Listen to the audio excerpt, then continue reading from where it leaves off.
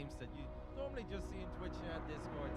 Everybody's already having a I heard you already played some paddle yesterday. Some people already had a great time here. So how does it work with paddle? Like, you went to Düsseldorf, right? Yes, so basically 20-minute car drive. I mean, they have seen me talk about it on stream, so I was like, let's do it. And I know a couple of the nerds already played before as well. So yeah, start off Thursday with a little bit of exercise before it's 3 days of sitting on a couch here and drinking beer and eating kebabs. And I think it was Pizza. a success. I mean, yes, a couple nerds fell over, ran into walls, but nobody broke anything, no injuries. So I think it was a good start of the weekend. That's amazing. We have 3 days of StarCraft 2. We have 24 players. We have tons of guests here live in Krefeld. We're going to have a great time. There's also the EM going on. I heard there's a great game, France against the Netherlands tonight. It's a little bit sad, right? Poor Todd and Clem are going to have a very sad Friday night over here. A couple of other Frenchies going to be in the house, but, you know, we are lovers here, Dan. We're going to give them a little love and support. It's not over yet after you lose tonight, guys.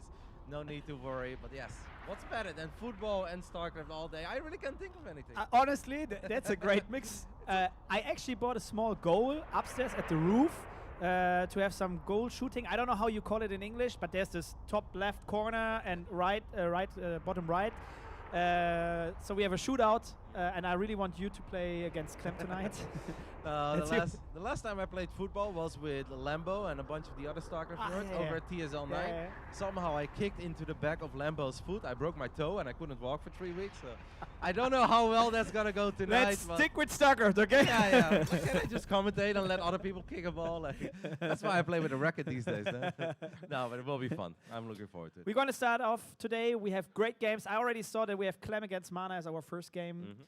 We brought Todd again here to our HomeStory Cup 25. I look forward to Todd being Todd over the weekend and A, provide great commentary, B, scold people at the poker table, because as soon as people don't play exactly the way that they should play, Todd can get a little heated. I've been in the Bellagio last week, and this is actually not allowed. Like, we're in Krefeld, mate. We're not in Vegas, but it's gonna be a great weekend then.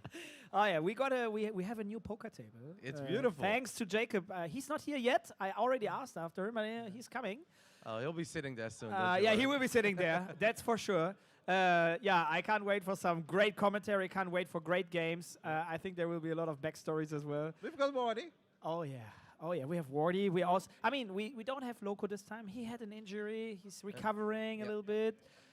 He had ear surgery, and the doctor told him that he has to take it easy. Obviously, it can get pretty loud over here, and when you're casting for a couple of days, there will be a lot of shouting. So, Loco, you'll be missed. I kind of got used to having Loco, because it's been like 6, 7 HomeStory Cups or something, right, that he's been here. But he became a real part of it, right? Yeah. Like, he was always so committed. So, yeah, I hope get well soon, mate.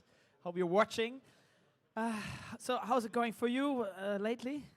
Good, mate. We are same as usual then. We stream a lot of StarCraft. We cast a lot of online tournaments.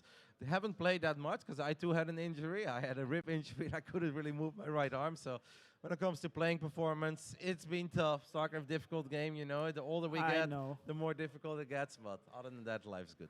Oh, yeah. I frankly speaking, when I started playing a little more lately, I was starting playing Warcraft because it's easier than StarCraft. Because I started playing StarCraft, it was like, man, it's so bad because I'm so bad. It was so hard to actually keep up the game and compete against better players. It hurt. Was looking forward to this weekend, you know, like we've obviously had a couple of the DreamHacks or the ESL Masters as they called right now. It was really fun, but those happened in America. It's very difficult for a lot of Europeans to make a casual trip. Some of the diehards do it, but it's really nice to have an event in Central Europe again. We see it with the Euros, how many people like to come over to Germany. Absolutely. How easy it is for all the football fans, but the same goes for HomeStory Cup, right? Yeah. It is a good location. It is easy to travel to, so it's awesome to be here. And it's always fun to walk into the building, see familiar faces, see the hype, the energy. Yeah. People just love spending time with each other, love watching StarCraft, and that's what it's all about. It's the 25th edition. We have crazy. a small theme, which is the anniversary, and there will be a few cool things happening throughout the show. Also, the last day before the finals, there will be some stuff kicking off. So keep up an eye on it. It will be amazing. You're going to give out awards, right? Is Yes, that a thing? we have awards, Okay. some amazing awards for amazing people. Let's wait for that. I can't wait. There will be some fun stuff as well, I guess. It will be a great weekend. I really can't wait. And guys, it's about to start our first matches. As I already said, I think Clem will be our first game against Mana. Mana, who has been here forever as well. He has been playing so many tournaments, also in the early times already. And Clem, who's, I guess for this HomeStory Cup, one of the absolute favorites, right? And that's a cool story. I mean, obviously, HomeStory Cup is about so much more than talking about the meta and who's going to win the entire tournament. But basically, Sarah and Rainer have won like the last 6 HomeStory Cups, I believe, together with them. Yeah. Rainer won 2, Sarah won 4, if not 5. So we're finally going to get a different champ since Rainer is still over in Korea. And Sarah obviously is busy fulfilling his mandatory military service. We're most likely going to get a new champ unless the captain goes back-to-back, you know. Sure, after 12 years, not quite back-to-back, but Arsem has won it before. But there is a good chance that we get a Clem champ or Gumio or Ryong, which obviously would be awesome. Like, as a German, I hope for you, Marine. Big Gabe. Possible. I hope so. Showtime is here. I mean, Gabe, if you can hear me, this is your chance. This is your chance. He's also providing a pizza again, by the way. Sick. For everyone being here, there will be some pizza provided to all of us. I can't wait. I think there's Todd already on. I really want to say couch. It's still in my head. It's not a couch. We have some seating prepared there. There's also Wardy being ready, and I think you're also going to cast the first game, right? Absolutely. Clem Mana, little PVT to start the weekend off with. Hell yeah. So you better stay here. Watch the HomeStory Cup 25 powered by Koro. Nice to have you here, and please make some noise for Wardy and Todd.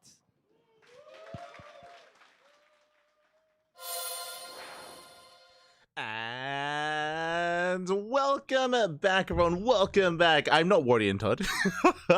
Welcome back to something different, something special. The HomeStory Cup 25, day number 1, group stage. The B stream. I'm, of course, your host, Live VIP. And with me, I'm joined by these amazing players, by the amazing mainstream as well. Shout out to Rodam, shout out to Take TV, shout out to Dennis. It's amazing, it's beautiful. Again, it's great that they are hosting this once again. An interesting theme as well. Shout out to Kuro for bringing together all these lovely overlays. We got the Kerrigan Oscars in the background. Ah, beautiful. And I hope you're all ready for a weekend full of StarCraft. This was a little bit last minute. This was last second. I mentioned before that we had planned to go over like DreamHack replay casts and some other events, but then we found out, oh, we can be the B stream for HomeStory Cup. Okay. Fair enough. So yeah, once we we very quickly got everything together, we are ready to go, ready to jump on in to some lovely StarCraft. Up first, we have Eon Blue versus Fiant, !B in the chat if you guys want to have a look at the bracket yourselves. The bracket is massive, it's insane. I say the bracket, the group stage is massive, insane. 24 players, 4 groups, and day 1, today we're covering 2 of those groups. Tomorrow will be another 2 groups. The day after that will be the playoffs. So it is a 3-day event. We'll be here for 2 of those days, for day 1 and day 2, for the group stage. That is the plan. Also, this is the B stream. This is also the Eon Blue stream. The Eon Blue stream, because we were assigned, basically the mainstream got main pick. They picked all their matches, and basically we have almost every single Eon Blue series. So if you wanted some Eon Blue action, we got Eon Blue versus Fiant, we got Eon Blue versus Mana, versus Clem, versus Hydra, versus everyone essentially. So yeah, welcome to the Eon Blue stream. Let's go. We do have permission to potentially cover some other matches if our series are a little bit faster, but otherwise this is where we will be focusing our attention on. Again, we can even just hop on over and quickly go over some of the group standings here as well, just to go over some of the format as we switch our scenes over. And oh, that's not what we're looking at. Beautiful.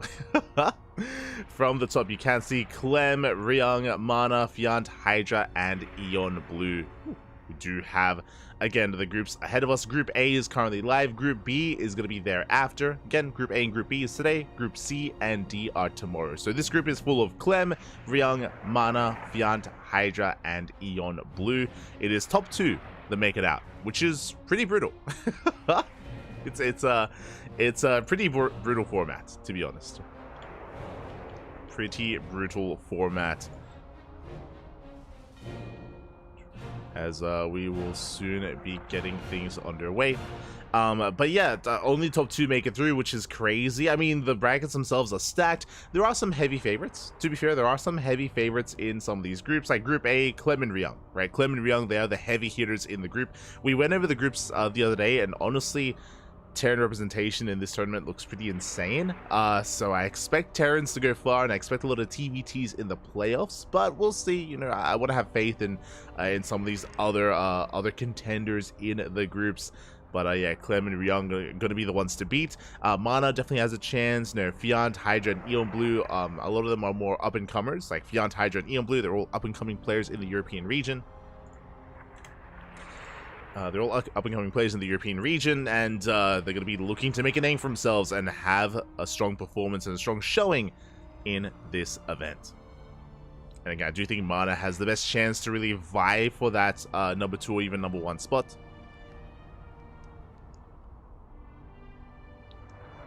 Get ready. Likewise, when it comes to some of the other groups, we have Gumiho, Skillus, Geralt, Thermal, Moja, and Sebestis. Let's go. Likewise, Gumiho and Skillus favored there, but I feel like Skillus and Geralt are pretty close in skill, no pun intended there. So that could go either way. I feel like it's going to be quite cutthroat. I feel like Group B is going to be maybe a little bit closer there. We have Group C with Showtime, Hearthstone, Kelazur, Forjumi, Cuckoo, Spazzy, Mazzy. Likewise, I feel like Hearthstone, Kelazur, and Showtime, like the disparity in skill between these 3 players isn't too high. So like I want to believe that that it's not set in stone who can and who won't make it out of Group C. I feel like Group C is going to be quite competitive. Forjumi can also cause some upsets. Forjumi can also take it to Kelazur and Hearthstone, and maybe even Showtime as well. Scrolling down, we have Group D. We have Hero Marine, Alaser, Trigger, Drogo, Mixu, and Holy Hit. Interesting. Likewise, this is going to be I feel like Group D might be the closest one, actually. I'm referring to Hero Marine, Alaser, and Trigger. I feel like on a good day, you can shift them up in any order. I would say maybe Hero Marine is like the more heavy favorite, but yeah, like Trigger has been on fire recently. He's the most recent SC2 Safe House champion. Likewise, Alaser has also been on point as well. So yeah, that's gonna be it's gonna be one to definitely keep an eye on as well coming into Group D. But for now, focusing on Group A. Again, our first match of the night is going to be Fiant versus Eon Blue. Once we get ready, once we can get things underway, then we'll jump in. We will soon jump in. Again, a shout out to the mainstream. Shout out to who is it? Wardy's there, Rotterdam's there, Todd is there, which is crazy. It's been a while since we've seen Todd cast StarCraft 2. I think the last time Todd casted SC2 was, I remember he was called in to help support the Oceanic Rest of Asia region, like in 2022 for ESL. I remember that did occur at one point. So yeah, it's it's crazy to see Todd back, taking a break from Warcraft 3. Love to see it. Eon Blue is so up and coming that he retired already. Exactly. It's crazy. But he has so much potential, man. So much potential. I mean, you know what I mean. Like, as in players that are, I mean, I say that. I would say that Fiant and Hydra have been players on the rise. I know that Hydra, I think he said that this might be his last season competing. I know that Hydra, just because after this season he might be focusing a lot more on his studies, but Hydra has a little bit more free time, and he wants to like commit, he wants to invest, he wants to make a go at it. Likewise, Fiant, you know, up and comer, young player as well. Eon Blue, he's a young boy, you know, he only recently debuted Kappa. So Eon Blue, he retired for a couple of years. I think the last time he competed was 2022, was it? It was a couple of years ago. It's been a while. I was talking to Eon Blue in the lead up to this tournament. I was like, Papi, all right, clearly you gotta let me in. You gotta let me know, you know, how many custom games are you doing, like how what's like the practice regimen, because obviously this is the beginning of your comeback, right, in your career, obviously. And yeah, Eon Blue's like, smooch. he's like, I'll do my best, Papi. I've got some builds ready, but we'll see. It's like, I want to believe in Eon Blue. I want to believe. Yeah, Blue. He's a great guy. That's not promising. Look, you're not a Zerg player if you're not smudging, okay? It's fine, it's fine. We're here for him, we're here for him. We got a lot of love for Eon Blue, we got a lot of love.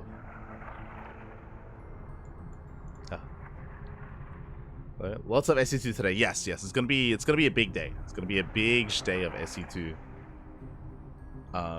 I'm ready to stay up for 12 hours. I think it's estimated for this to be like around a 10-hour cast. I'm hoping maybe a little bit less than that. But if you were here earlier, fun fact, I was laddering. I was doing a ladder stream this morning at 5 a.m. in the morning because I had to adjust. For those who don't know, I'm here in Australia. I'm living here in Australia, and obviously casting European tournaments is at an awful time for us. So I had to adjust. So this morning I was laddering, I was streaming, and I think I ended stream at like 9 a.m. in the morning, and I went to bed at around 10. So I went to bed at 10 a.m. We're here. It's 9 p.m. I'm ready to go all night long. Let's go. I've got my coffee. You know, I've got all the caffeine I would ever need. I just had some food. Ready all night long. Are you properly provisioned? For the most part, you know, I've got some ramen. Have ramen? Yeah. I got some ramen. Ready to go if I need to. I don't know if I'll have time to even make any food, but we'll be ready. We'll be ready. It's gonna be amazing. But for the time being, it looks like we're just waiting for the go-ahead. I think we're just waiting for the green light to start our matches before we begin. I think they're still doing stuff on the mainstream. Sorry. When they did their intro, when they switched over to the casting couch, I thought that was our green light to start our matches, but I think they're still going over some things. So yeah, we should have tried to hear them out, actually. Probably. What's going on? What's going on over on the mainstream?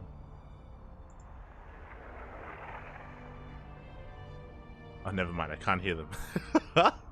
Never mind. But it sounds like they're going to be giving out Oscars, or they're going to be giving out Kerrigan Awards. Kerrigan Oscars? Kerrigans.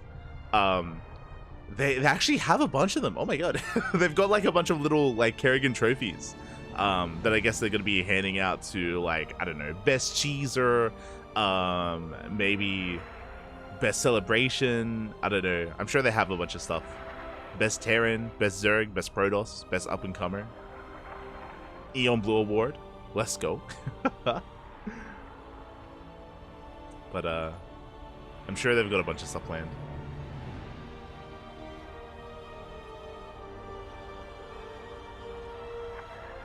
SC2 caster diet plan. Exactly. They have Twitch chat in the venue. Oh my god. Oh yeah, they have yeah. Let's go. Twitch chat award.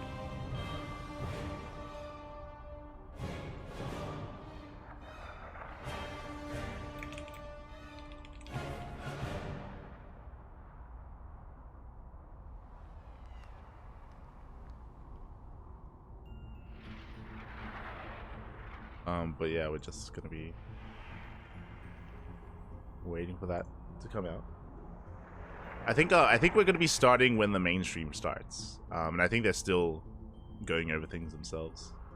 But yeah, one day we'll be a part of HomeStory Cup. It's so far away, Papi. It's so far away. It was a big momentous occasion when I think Maynard went 1 year. I think Maynard he ended up going 1 year. I imagine Pig has been 1 year as well, maybe. But yeah, flights to Europe are not easy. Not easy.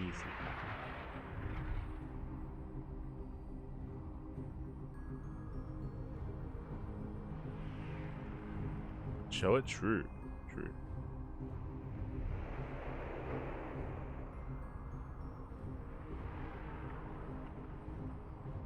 But yeah, you can see in front of Todd, he's got the trophies. You got Twitch chat in the background. I'm loving Wardy with his sunglasses. Looks amazing. Beautiful. I hope those HomeStory Cup balloons, I hope they stay inflated throughout the broadcast. Oh my god.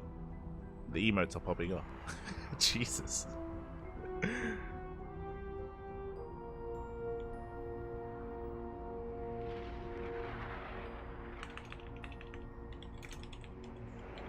But when it comes to our schedule, outside of covering Eon Blue's matches, we might be able to cover some of the others if we're a little bit faster, just because there are 3 matches happening at once.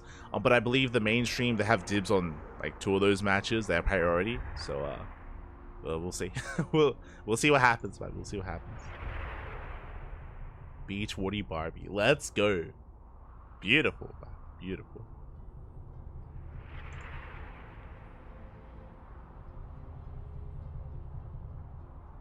Do love to see it. I just realized he's wearing 2 glasses at once. That's the way to do it. He's got double layered glasses.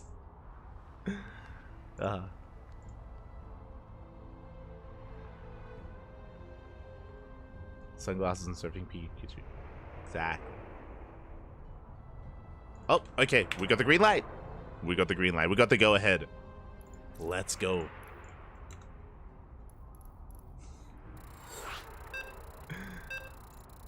We have our first series here. They're going to be getting into Clem versus Mana. Again, oh, insane match that's about to begin there.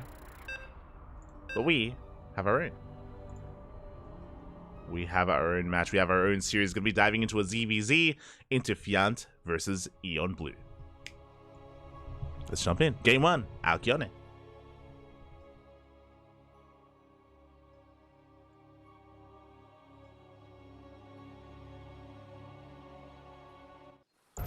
Mainstream forgot observer interface? No shot.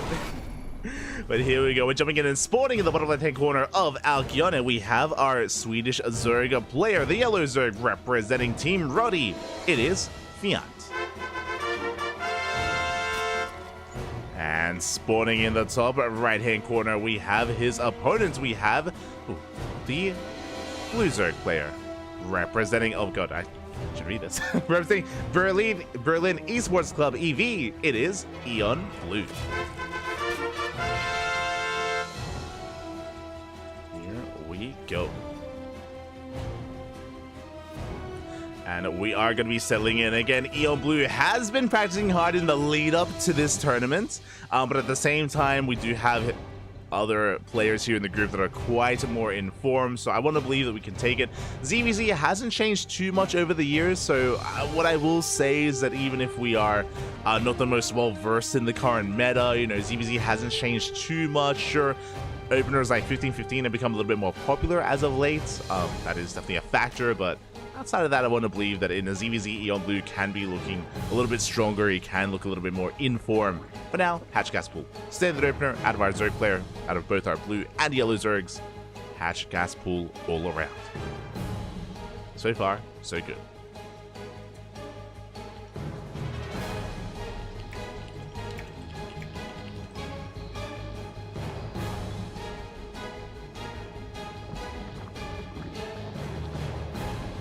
So far, so good, as we are going to be settling in. Likewise, from here, we can play there are a couple of different approaches we can take to this ZVZ as well. We can try to wall off, we can go 2-base Roach. Likewise, we can get into a more economic 3-base setup on a map like Alcyone. That's kind of what I imagine we're going to be seeing here between Eon Blue and Fiant. It's a more macro-oriented map, a little bit easier to stabilize on 3 bases, to take a 4th as well, to get into what we love, Roach v Roach. It's going to be beautiful, man. It's going to be amazing. But now Overlord Scout comes in, we confirm the timing of the hatcheries from both Fiant and Eon Blue. Again, we're aware that it's just going to be a hatch gas pool. No early pool timing, no early gases. No big signs yet. As we have pulled out, Link speed is on the way. Link's moving out for a scout. 3rd base is soon to be taken as well. So far, we are mirroring each other. So far, so good. Oh, we did see Eon Blue trying to trap those Lings. Alas, his scout is going to be a little bit delayed as a result. Moving out across the map. Fiant does confirm the 3rd, and does make his way into the main base again. So important here that we get a full scout, get eyes on any fast gases, any fast Evo chamber, for example. We get behind the mineral line, and we confirm that there is nothing being hidden. As Fiant goes for his own Baneling Nest at the wall. Baneling Nest has been thrown down. Blue likewise doing the same. A little bit later than his opponents, as if you saw Fiant, he only pulled 1 out of gas. I think he kept 2 in the entire time. So did have some extra gas to work with there, compared to Eon Blue. Likewise, Roach Warren on the way behind the mineral line. Okay, Eon Blue hiding that Roach Warren. And I imagine hiding an all-in. With this, we're going to be cutting workers, building up towards that Roach production. Initially, Eon Blue across the map, just applying some pressure. Keeping tabs on Fiant. Getting eyes on the third base.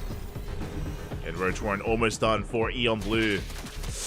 Does get caught here at the Zelnaga, taking a bit of a better trade. Oh, barely does escape. Gets out of the center of the map. Banelings are on the way. More Lings in production. Eon Blue cutting works at 31. Oh. Does cut workers. Meanwhile, Fiant is still droning. Fiant is still droning up. The Lings, they dive on the hatchery. Eon Blue going to be able to deflect them. Roach is still not yet to be revealed. But we do confirm the lack of saturation at the third. Lings are moving out. Roaches are on the way. Lings are spotted. Oh my gosh. Calm down. Eon Blue has to be careful here. Again, up against 2 Banelings. Heals off a couple of Lings. Roaches are making their way across the map. Eon Blue is completely all in. Fiant did drone, but not by too much. He's got 37 workers compared to the 31 of Eon Blue. But again, Eon Blue is completely all in. It's all or nothing for our blue Zerg player. Cycle is on the way. Oh my god! Cycle is on the way. We bait out 1 Baneling. Ooh, decent connection there from Fiant. Took out a chunk of Lings. Roaches have arrived. Queens are moving forward. Ooh, 2 Banelings get faded out. Good start. Nice target firing out of Fiant. The Baneling goes down. And the Lings, they come in for a surround. Eon Blue's Banelings are not quite done yet. He's slowly pushing through. Baneling zoning away the Lings of Fiant. 1 Baneling left. And 1 Baneling remaining. And it looks like, yeah, Fiant, he's going to be able to deflect this. Again, amazing target firing. He was able to shut down the Banelings earlier, maintain his own Ling count. And he forces Eon Blue back. And now we can chase this down. Eon Blue, he's in trouble. Gonna gets around and gonna bleed out Roaches. Down to 2. And Fiant can keep on pushing. He can turn this defense into an offense. Catches the final Roach. And back at home, what do we have? We have a Queen, a couple of workers. Baneling Nest just now starting. No Roaches already. Banelings are gonna be denied. Oh, we go for the surround. We catch the Queen. And here come the Roaches. Yeah, Fiant's coming in for the kill. Eon Blue hoping that maybe Fiant was a little bit greedier. Regardless, GG, well played. Fiant will take game number 1. GG. Solid game there out of Fiant. Again, I wasn't opposed to the build of choice by Eon Blue. We did take a rough Baneling connection earlier. It was also rough to see that we didn't quite have any Banelings to protect the Roaches. Or, I say that, we did have some Banelings to protect the Roaches, but they were targeted down. Very quickly, they were focused down by the Queens of Fiant. And without those Banelings, we saw that the higher Ling count that Fiant had was enough to keep up and even shut down the Roach push of his opponent, of Eon Blue. In the end, Fiant did shut it down, Fiant did hold, and Fiant takes the lead. Fiant does take a lead, but this is the best of 3. You know, we have the opportunity to bounce back here. We can bring things to the ace match. I'm curious as to where we land, as game 2 is going to be on Oceanborn. Let's go. We're loading into Oceanborn for that second game. And I want to believe that we can have more of a back and forth. We'll see.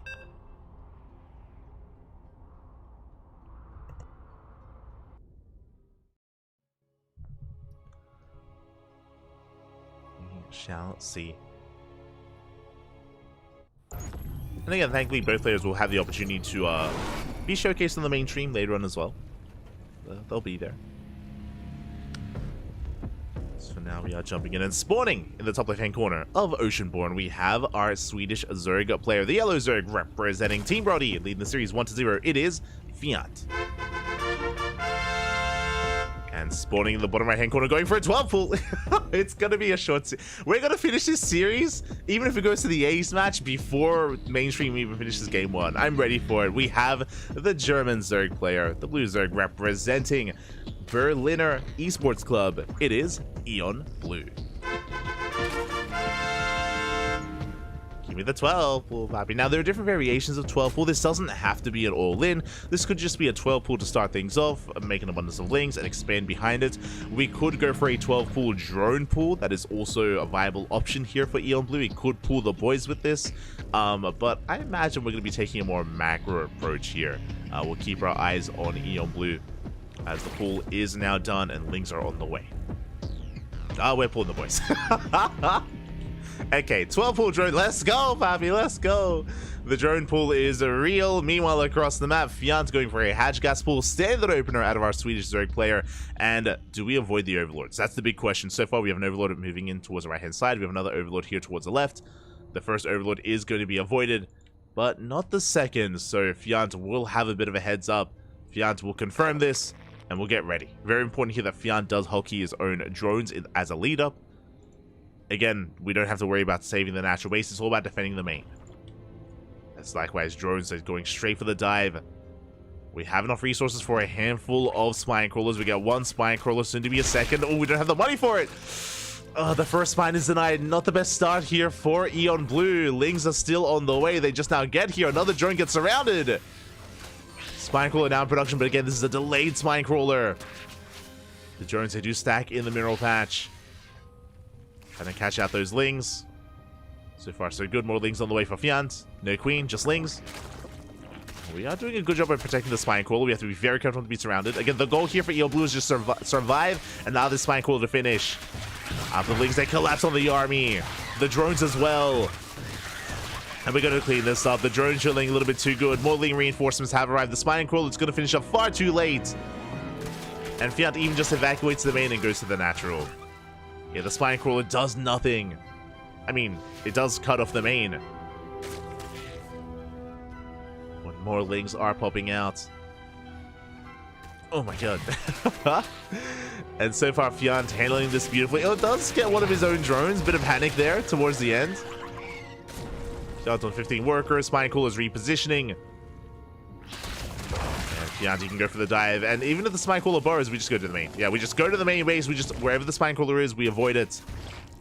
Does turn back around. We get on top of the spine. How many units do we have left? We're down to 4 drones. 4 drones and 6 lings. The spine, it's stuck. It can't burrow. It's off creep. Not like this. Yeah, we drone drill forward. We focus down the units. The spine crawler barely alive. 1 drone left, a handful of lings, and again, we can just avoid the spine. Get back into the main. We don't have any mining going on, which is a little bit concerning. Now we're going for the kill. Yeah, this time we're going for the kill. Spine crawler goes down. Doesn't get a single shot off. Oh my god. 2 lings left. I mean, Fiant didn't have any mining going on, but there we go. We clean this up. GG gets called, and Fiant will take the series 2-0. We'll get his first win of the day. GG. GG.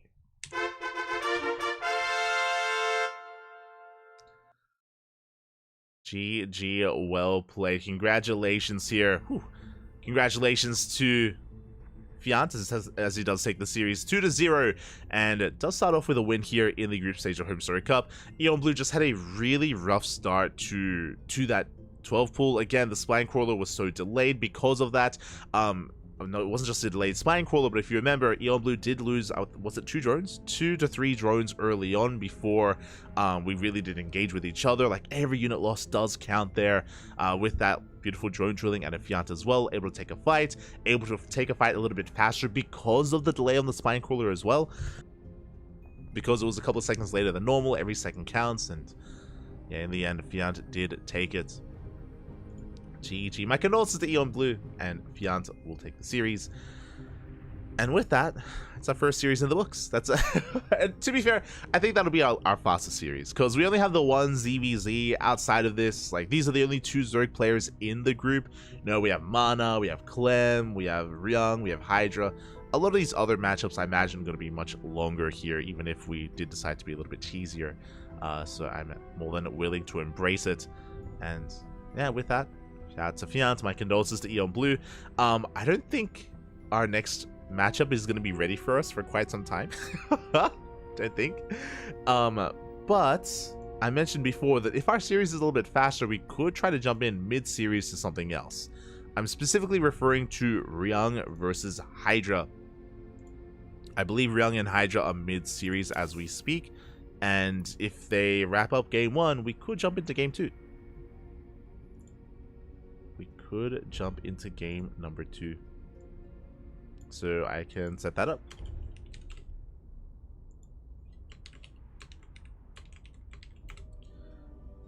We can set that up.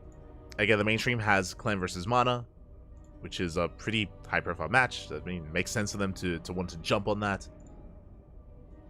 And I guess until then, until we have our next series, going to be going on a break. Again, up next on the channel should be either Ryung versus Hydra or Mana versus Eon Blue. Again, we can't cast Mana versus Eon Blue until Mana finishes his series against Clem, so we're reliant on that series to finish up first, which is why Ryung versus Hydra could be our next series, assuming they're not already in game 2. It's possible. It's possible that game 1 was hyper fast, like our series was, and they could already be in game 2. If that's the case, then we might go on an extended break.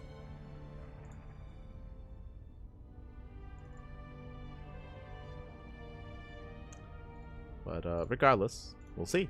We're going to be going in a short break. Until then, enjoy yourselves, get some snacks, get some water. This is merely the beginning of a weekend full of StarCraft. So, rest up and get ready for it. It's gonna be amazing. Until then, see you soon.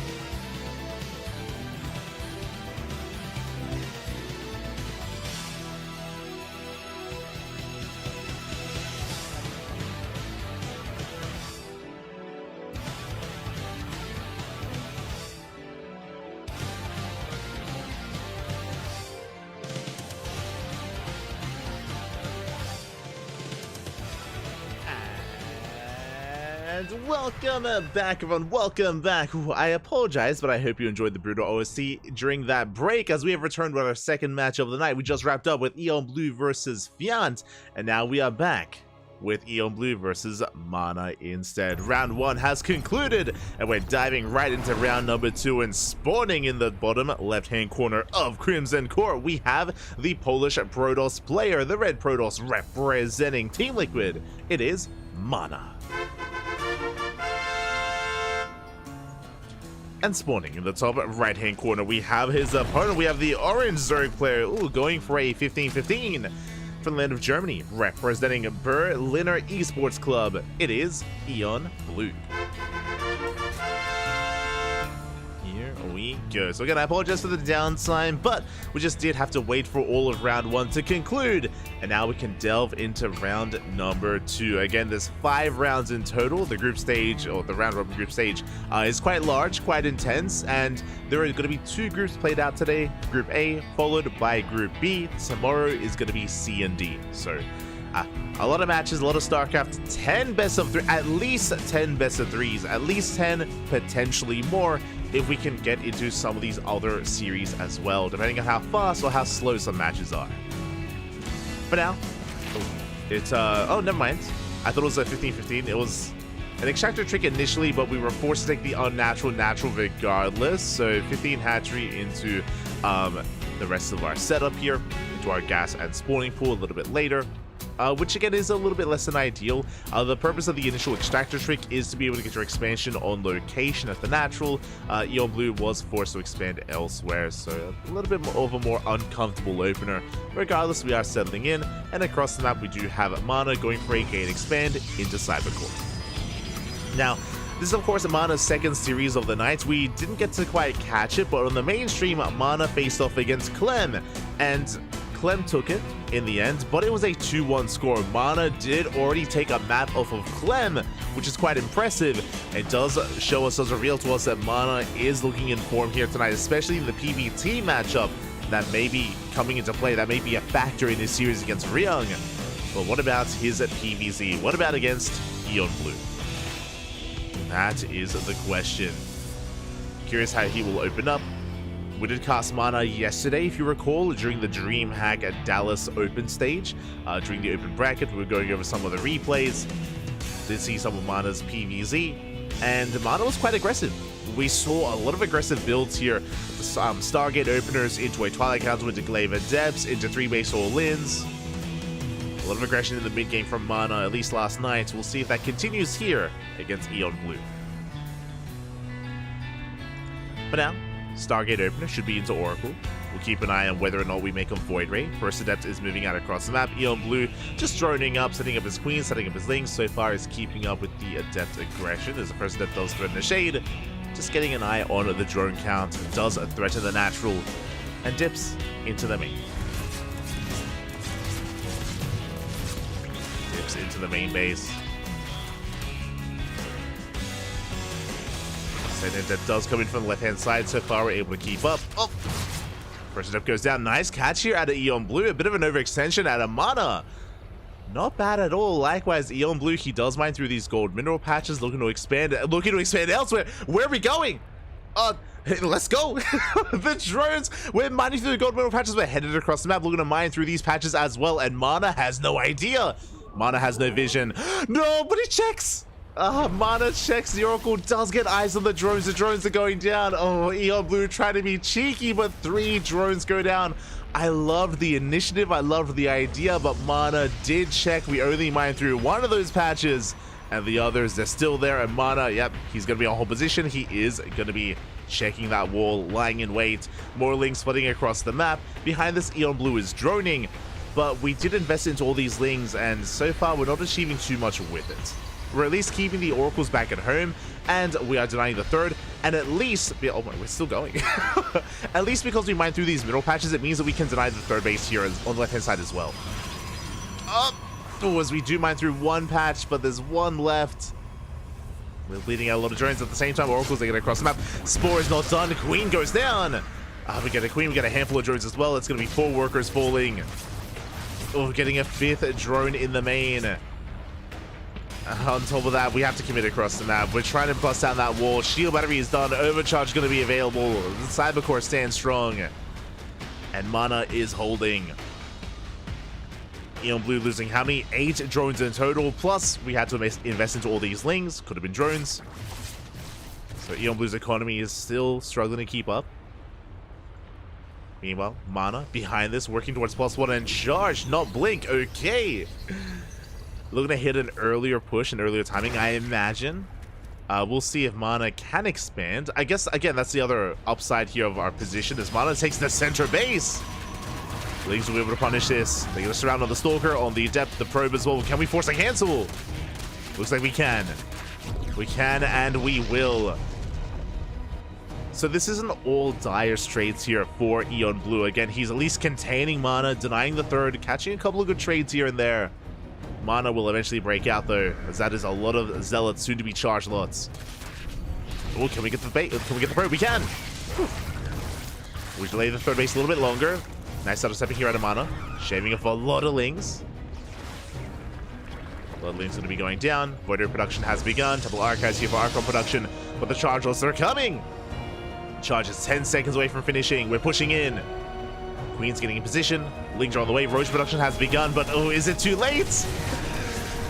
The Roaches are getting here just in time. I say that one Queen going to be going down. We need a little bit more time for transfuse. And more Chargels have arrived. Just a little bit too late here with these Roaches. The Queens are going down. But can we save the workers? We got 22 more lings in production. Charge also getting to the mineral line. They're going for the spine call at the same time. Eon Blue looking to deny the third base once again. And Eon Blue hasn't lost many drones at least. We have retained our worker count at the third. Spine crawler in the natural. Going for the hatch. Oh my god. I mean, we can pick what we want here. We're going for the base. Now going into the main. Across the map, we have kept our base alive. The Nexus does stand strong. And now we bust into the main. Eon Blue just barely has any gas to work with. Just the one gas, guys. We can't afford more Roaches. GG gets called. And Mana takes game number 1. Whew. GG. Mana does take the first game, but I appreciate the ingenuity there from Eon Blue. I have, despite these minerals being a thing, outside of the early days of the patch, I haven't actually seen many players try to go for an all-in like that, where they mine through those gold patches and they try to sneak out across the map. Not something we see too often, so I appreciated the effort there by Eon Blue. Unfortunately, it got scattered, it got found out, and Mana was able to shut it down before it really got going. Eon Blue got some damage done with the denial of the third, but we weren't able to minimize our losses back at home. The Oracles went ham, and unfortunately we only had the one gas, guys. We barely had any Roaches to build up towards. The charge counterattack was brutal. GG. GG, well played with that. Mana takes the first game, but I'm excited. I want to believe we can bring it back here as we get into game number 2. We're going to be loading into Alcyone. Let's go. Let us go.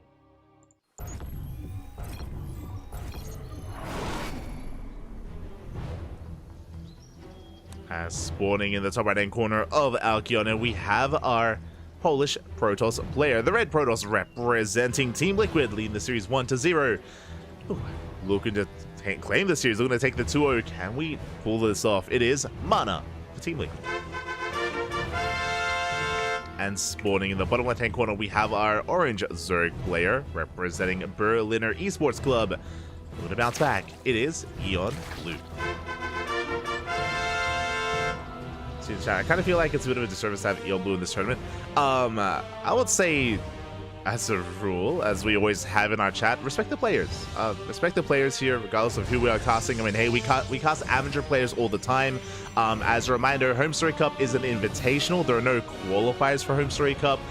They can invite who they choose. So, yeah, I would not say that whatsoever. Yeah, check yourself, man. Check yourself.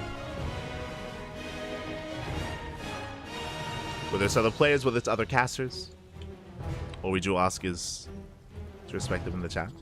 So now we're settling in. Going for our natural base. Going to be a hatch gas pool setup here from... Oh, no, never mind. My apologies. I just made an assumption. Going for a faster gas. So gas pool into a later hatchery here from Eon Blue, much more aggressive. The Probe Scout does confirm the earlier Gas Geyser. Mana is aware of the potential faster Link speed from Eon Blue. This could be for a faster Roach Warren as well. We'll see if we pull out of gas after initially Link speed. We have options. Eon Blue does have options here. Mana has confirmed the Mana should be getting ready back at home. Okay, as we do pull out. Okay, we pull out of gas. Link speed is on the way. We're not going towards Banelings, or we recheck. I was gonna say we're not going towards Banelings or a Roach Warren. Mana does confirm that there is no hidden tech. There's no structure behind the mineral line, and we pull back in. Okay, I see you, Eon Blue. So he pulls out, pulls back in, and now that the probe has gone down, now we throw down the tech structure. Show us what you got. It's gonna be the Roach Warren. So once again, some cheeky moves here out of Eon Blue. Do love to see it. And we'll see how Mana responds. Again, it's for all that Mana knows, it's just Link speed. First couple Links going to be slipping in for a full scout. It's going to be a Stargate opener out of Mana. This should be for Oracles. We could play things safe and go for a Void Ray opener. I'm curious if we go that far. But now should be an Oracle out of Mana. Additional Links that do slip in. Adept Shades across the map. We can go for the Pylon. Pylon under fire. Probes, a couple of them coming down to low ground 3. Now a second Pylon just in case. First one getting low. Nice control there out of Eon Blue. Ooh, bleeds out one of those Zerglings, and we barely do keep the Pylon alive. Behind this, we're all in. We're completely all in. We're cutting works at 17. We have not droned in quite some time. Nothing but Roaches and Links, and now we have confirmed. Yeah, we get eyes on the Roach Warren. Mana sees all he knows, all back at home. There's the Void Ray on the way that we spoke about. I mean, now we have good reason to make a Void Ray. Some Void Rays in production, Shield Battery, we have the second Pylon as well, just to be safe. Mana is preparing.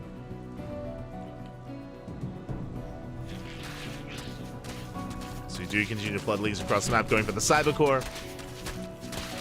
I mean, we have a backup Cybercore on the way, so Mana already thinking ahead here. Already willing to lose a Cybercore, is ready for it. Shield Battery is done. Yeah, Lings are going to be going down. Roaches as well. Against the Void Ray especially, we can't really do much here. Ay. Again, if only this wasn't scouted. If that were to occur, if Mana was a little bit greedier, then we maybe would have seen an Oracle instead. Not as much of a hard commitment into the defense. We do bust through, though. We're busting into the natural. Lings are flooding in. Going for the Stalker. Yeah, we have to go for the Shield Battery first. We have to deny that overcharge. The wall off is going to be denied. We break into the natural. Stalkers are going down to this as well, but it's all about the probe kills. How many workers can we get? As we just rush into the mineral line. Boys are being pulled. Not too many Lings left over. We wall off. Mana fully walls off. Yeah, and with that wall off, Eon Blue cannot break through. Is attempting to, but now we have a second wall off behind this. Another set of Pylons. And Eon Blue runs out of steam. GG, well played. Mana will take the series 2-0. Will get his first win of the night. GG. GG. GG, well played. Mana will take it. Again, I appreciate that Eon Blue was being very fluid with his build there. Unfortunately, Mana was playing safe anyway, right? Like, Mana, he maybe wasn't necessarily buying what he was scouting and just willing to, in a way, be a little bit less efficient and less economic just to be safe and secure against Eon Blue, which I think is a smart thing to do. Went for the second Pylon, right? Went for the Void Ray first. He went for the secondary scout. I say secondary scout. The Adept went straight into the main just to get eyes on any hidden tech structure. Did confirm. And Mana was able to respond quite nicely there. There was an opportunity for Eon Blue. It was a shame that one probe had survived on the low ground. If you remember, because that probe had survived, it meant that we were able to wall off while Eon Blue was busy in the main. That meant that reinforcements could not flood in. That meant that the workers were retained. The workers did survive. GG. GG, well played with that. That does wrap up our second series of the night. And once again, it means that we do have a little bit more downtime here. I believe we could potentially cover Clem versus Hydra. Clem versus Hydra is another series that is, I believe, in Game 1, potentially Game 2. If they're still in Game 1, we can cast it. We can jump into Clem versus Hydra.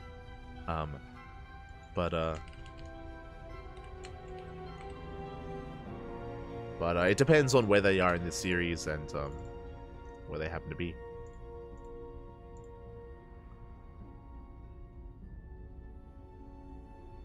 Oh, did I mess something up? I think I did. Okay. Yeah, so there we go. So we have potentially Clem versus Hydra up next.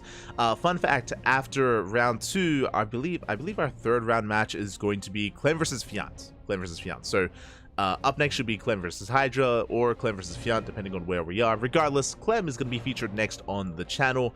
We're going to be taking a bit of a break from Eon Blue. I believe Eon Blue is going to be on potentially the mainstream. I think he's going to be playing against Ryung, if I'm not mistaken.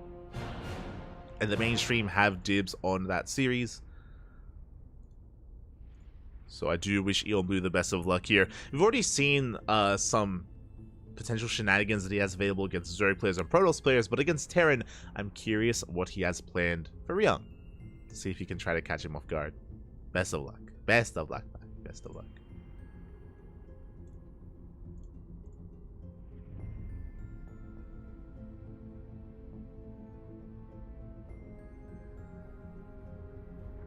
I'm just catching up. Eon Blue only played one professional match in 3 years. I'm pretty sure, didn't Stefano get invited last HomeStory Cup, even though he also hadn't competed in a couple of years? Like, didn't that just happen? I remember when we were casting, because we were also casting Stefano's matches. A lot of people were like, "Oh my God, Stefano is back! It's crazy!" And then they were like, "Wait, why is he playing in such a way?" And we're like, "He hasn't competed in years. Like he's back, to be a part of the celebration that is StarCraft 2 HomeStory Cup. Like, it is not uncommon for HomeStory Cup to invite players like that. I mean, just because it's more of a celebration, less so a serious tournament. Yeah, and I don't blame them for that. Whether it's inviting players like Stefano, players like Eon Blue. Shout out to Holy Hit. I saw Holy Hit in the chat earlier as well. Sebestes as well. Let's go. Hydra, Fiant. Like players that are not necessarily like the cream of the crop, not necessarily like the best players like Clem or Showtime or like Skillus or Hero Marine or Lambo. Like, yeah, I'm more than happy to feature like other players here other than like the best of the best. I mean, hey, that's why I love covering some of the more regional events, right? Like, that's why we love covering like the Oceanic region or the Latin American region. And again, HomeStory Cup was never only like there's a reason why, I don't know. We don't have to talk about like the GOAT Artosis shenanigans. But like there's a reason why, like if you remember Artosis, he would hand wave HomeStory Cup for his ranking there, just because it is an invitational and it's a little bit different. But at the same time, it also allows you to showcase some other like regional European players that otherwise won't have the opportunity to kind of get eyes on them and stuff like that. I appreciate it. As long as you know what HomeStory Cup is, like you can love it.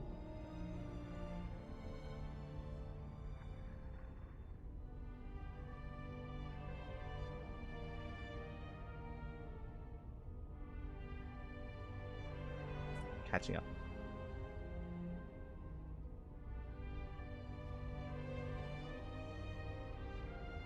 I watched Tech TV last week, and Bovo, the organizer of the players and such, said that he had a lot of people not being available. Yeah, I said this in the YouTube chat, but a lot of players weren't available just because... a lot of players weren't available just because of GSL. GSL was last night, so Koreans that were competing in GSL weren't available. Lambo, he's on vacation, right? Cyril's in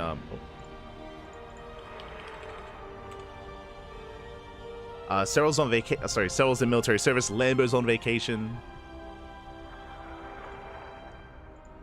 and there was another one that was going over. Lambo's on vacation. Oh, Rainer's in Korea.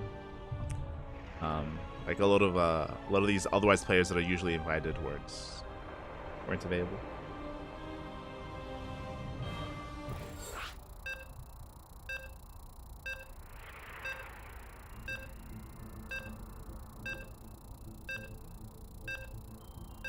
let's go. HomeStory Cup is really about Gabe's pizza. True, true. There you go.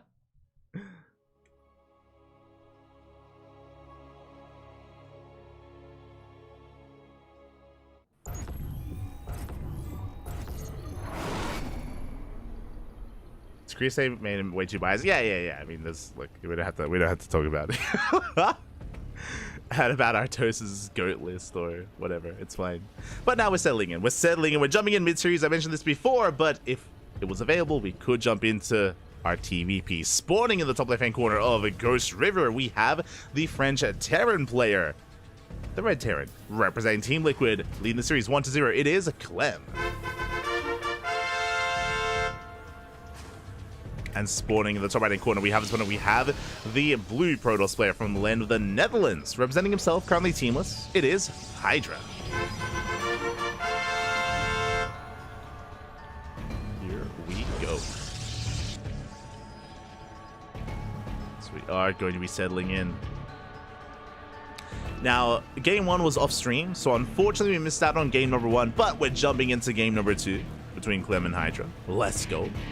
Hydra for a long time was on Team Roddy, and I was mentioning before that Hydra did want to like double down once again in 2024. I remember speaking to him about it, about how he did want to focus on improving and he wanted to have like one last chance. I believe after this season or after this year of StarCraft, he's going to be focusing on his studies. So like before that does occur, he's either focusing on his studies or he's graduating, one of the two. But he's going to have a little bit less time, from my understanding. So before he has less time to compete, he does want to focus on StarCraft, and Hydra has been improving. You know, we've been featuring Hydra in events like OSC King of the Hill, in some of these online tournaments, and now he's here at HomeStory Cup. Delays the expansion for a little bit. It's going to be an economic opener out of Clem, going for a Rax expand. Back at home, Hydra is settling in, going for a Gate Cyber expand. Back at home. Everything looking as it should.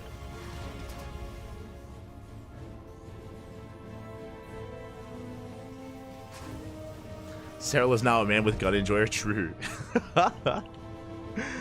He's turning into a Terran player, Bobby. Smooch. Not like this. As we are settling in. With our initial opener, we're going to be following this up with a factory, so we're not going for a 3-racks or anything crazy like that. We're loading into Ghost River, a much more aggressive map for more aggressive builds.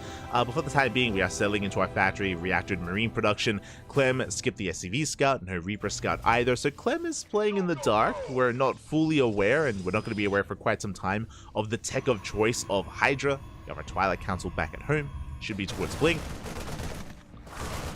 Now Clem is just building up back at home and bleeding out a marine. We'll get a couple of hits in. Adept does manage to escape, just barely. Does slip away. Clem is settling into his 1-1-1.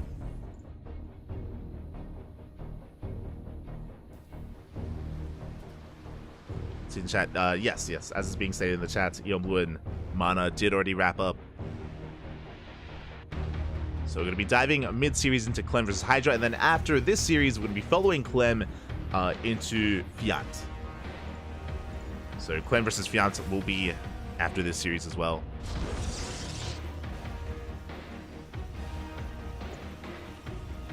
Now getting into our safety Cyclones. It does make sense, again, just because Clem is a little bit in the dark. In case it were to be something like a Stargate opener, we would have those Cyclones and plenty of Marines to defend for that anti-air. Second Cyclone on the way for a Cyclone drop. Meanwhile, back at home, we have our Blink and we have our gateways of choice. It's going to be 2-gate Blink out of Hydra working towards a third. So a much more economic opener as well. You could argue could be a little bit risky. Again, doesn't take too long at all to move out across the map because we're not moving out with just the Cyclones, moving out with the Marines as well.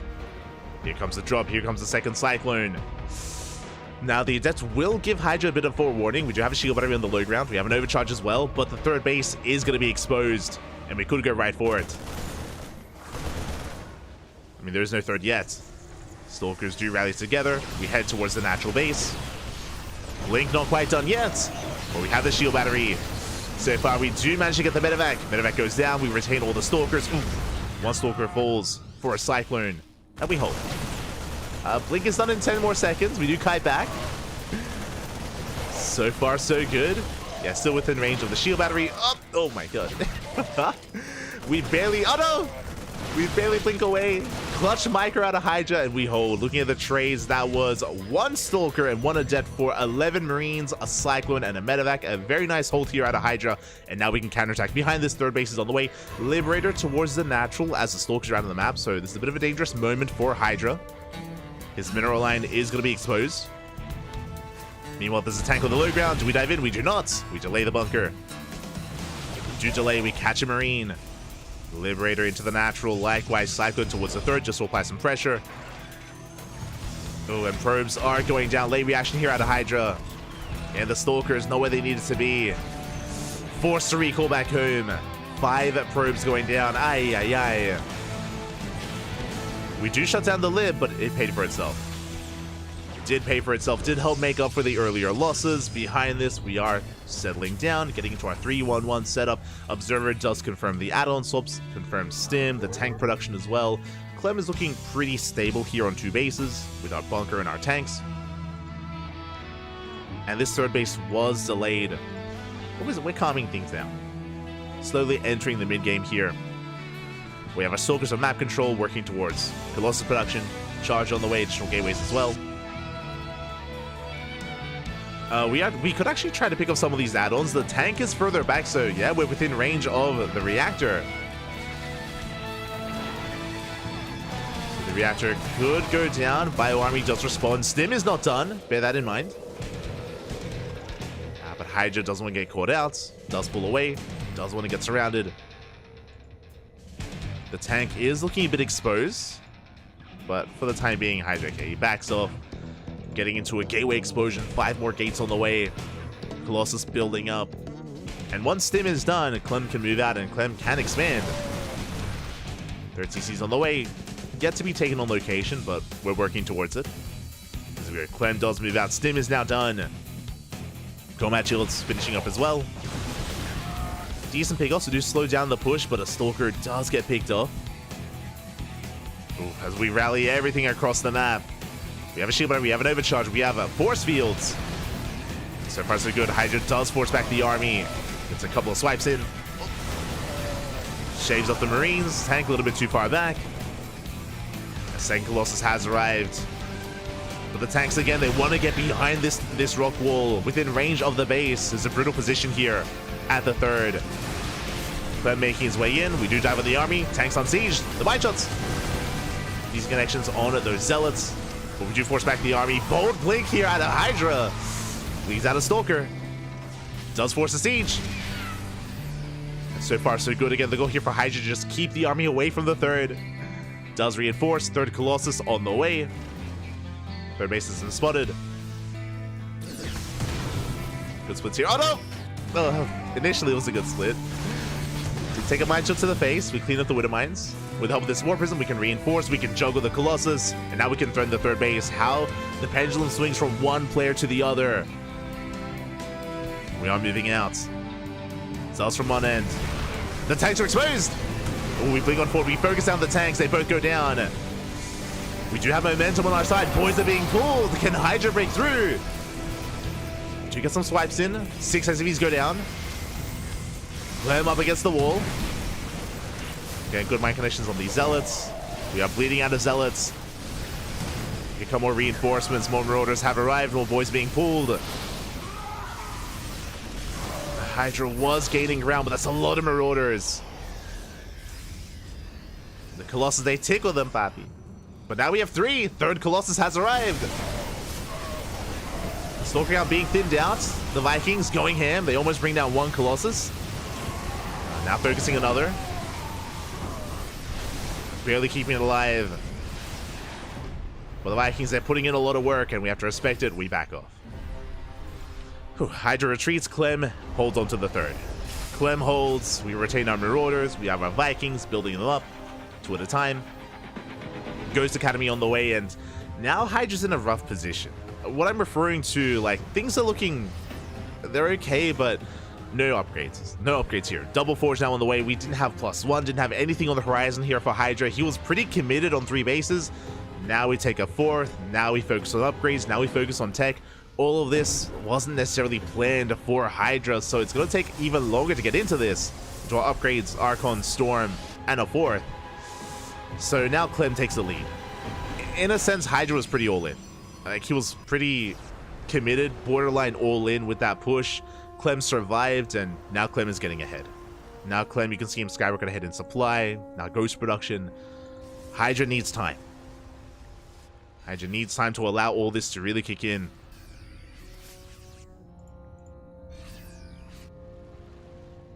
And Clem is being active.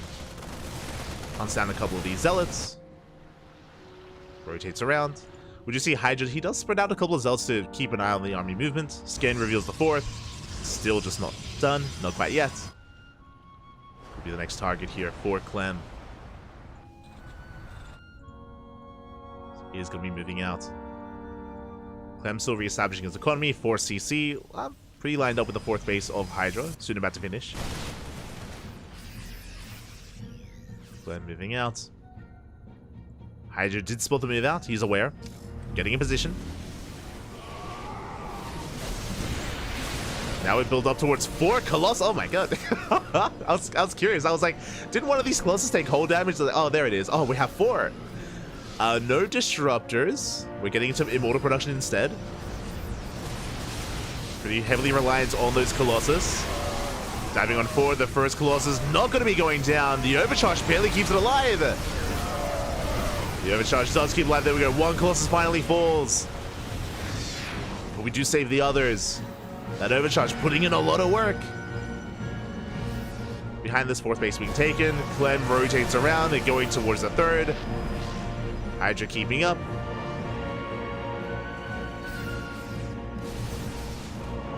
Is keeping up. And now we have our upgrades kicking in. The 4th base is kicking in as well. Big mine shot on the Prism. Prism survives, but the Prism is very vulnerable. It's very low. 1 volley from the Vikings is all we need. Hydra is holding his own.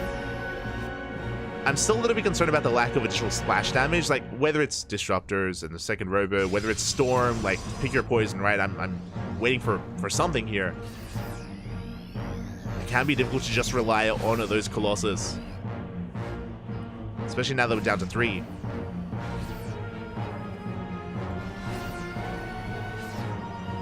Zealots warping in. 4th base fully saturated for Clem. There we go. Disruptor production has begun. 2nd Robo on the way. It's going to take a little bit for this to really get underway here, but at least the transition is there for Hydra, for those Disruptors. Well, we're getting there. 5th base being taken as well. Yet to take additional gases for Hydra, which would allow us to actually afford double row production. Okay. I was concerned about the SimCity here, but apparently there's a little bit of a gap, so it's all good. It's all good. Yeah, it's like Clem backs off. We're calming things down. Both players are maxing out. And the armies are missing each other a little bit here. Hydra thankfully pulls back, but not fully. And we're going to be pushing forward. And Nova goes off. Raise the army. Only 1 Nova. Yeah, only 1 disruptor. The EMPs are insane. And we just shut down the Colossus immediately. The Colossus fall. No more splash damage. Zealots are coming in. I'm going to be able to kite back and have his way with this army. Yeah, and again, 1 disruptor just is not enough. Not at this stage of the game. Nova goes off. Doesn't connect. And Hydra is getting bullied back. We have more disruptors in production, but before that does occur, Clem, he's sitting on forward. He's just melting the Gateway army. Yeah, Hydra was holding his own, but GG gets called, and Clem will take the 2-0. GG. Whew. GG, well played. Clem will take it, but a shout to Hydra because, again, he held his own. He even made Clem sweat a little bit, I'm sure, especially when he was pushing towards the 3rd base. We spoke about it. Relying on purely Colossus as the backbone of your army can be difficult. We saw the EMPs blanketed the army. The Vikings went to town. They shut down the Colossus instantly. And without the Colossus, like, there just was nothing left there to really support that main army or to hold it up. We were working towards double robot production, but we were lacking gases. We couldn't actually, I'm pretty sure we couldn't actually afford double robot production just because we were still on 4 gases. I could be mistaken there, but again, because we were warping in High Templar for Archons and warping in a couple of Sulkers, like we were a little bit strapped for gas there for Hydra, and yeah, Disruptors were something that he couldn't really rely upon towards the end. Only had the one with that. GG. GG, well played. Clem does take it, but a shout out to Hydra again. I don't think he looked too bad in that game whatsoever. I feel a little bit sad that we missed out on game 1. It would have been great to have seen it, but a shout out to Hydra in game number 2. As Clem does take it, and Clem is the favored player in the group. Like, Clem is expected to advance on, but we'll see if anyone can make him stumble on the way out. As up next, we have Clem versus Fiat. Here we go.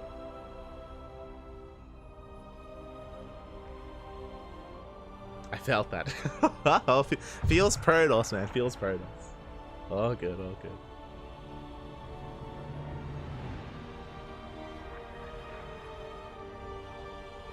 Clem actually has 4 arms and a keyboard for each foot. True, true.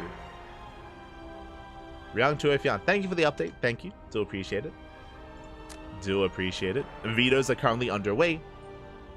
When they are done, we will have our first TVZ of the night. We'll have it. Supply don't lie. The supply did not lie in that game. Sometimes it does. Didn't lie this time. Hydra's playing really well versus Clem. He was. Like, I was really impressed. Really impressed. Have Hydra and Mana played yet? Like, if Hydra's looking... Sorry, Hydra and Ryang played yet. If Hydra's looking that good against Clem, I want to see him against Ryang. Have they played? They already played. Smurge. They already played. Only 2 Terran players in the group. Only 2 Terrans. But best of luck. Best of luck to Hydra. We might be able to catch him later. Maybe. We'll see. We have Hydra versus Eon Blue later on in the night. We'll be able to cover him later on.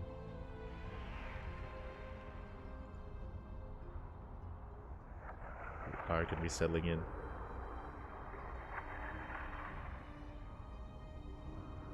And we might go on a short break. Here, just because we have some downtime waiting for our players to set up. Until then, a shout out to Kashim. Shema, papi, Shema. For 9 months. Oh my god, that's a lot of months. Thank you so much, Kashim, for the support. Thank you for the love. Gracias, papi, gracias. Shema. Hope you're doing well. Dzień dobry. Thank you so much for the support. And yeah, we're going to be going on a short break. When we return, we will have our next series, our next match. We'll have Clem versus Fiat. See you soon. Oh.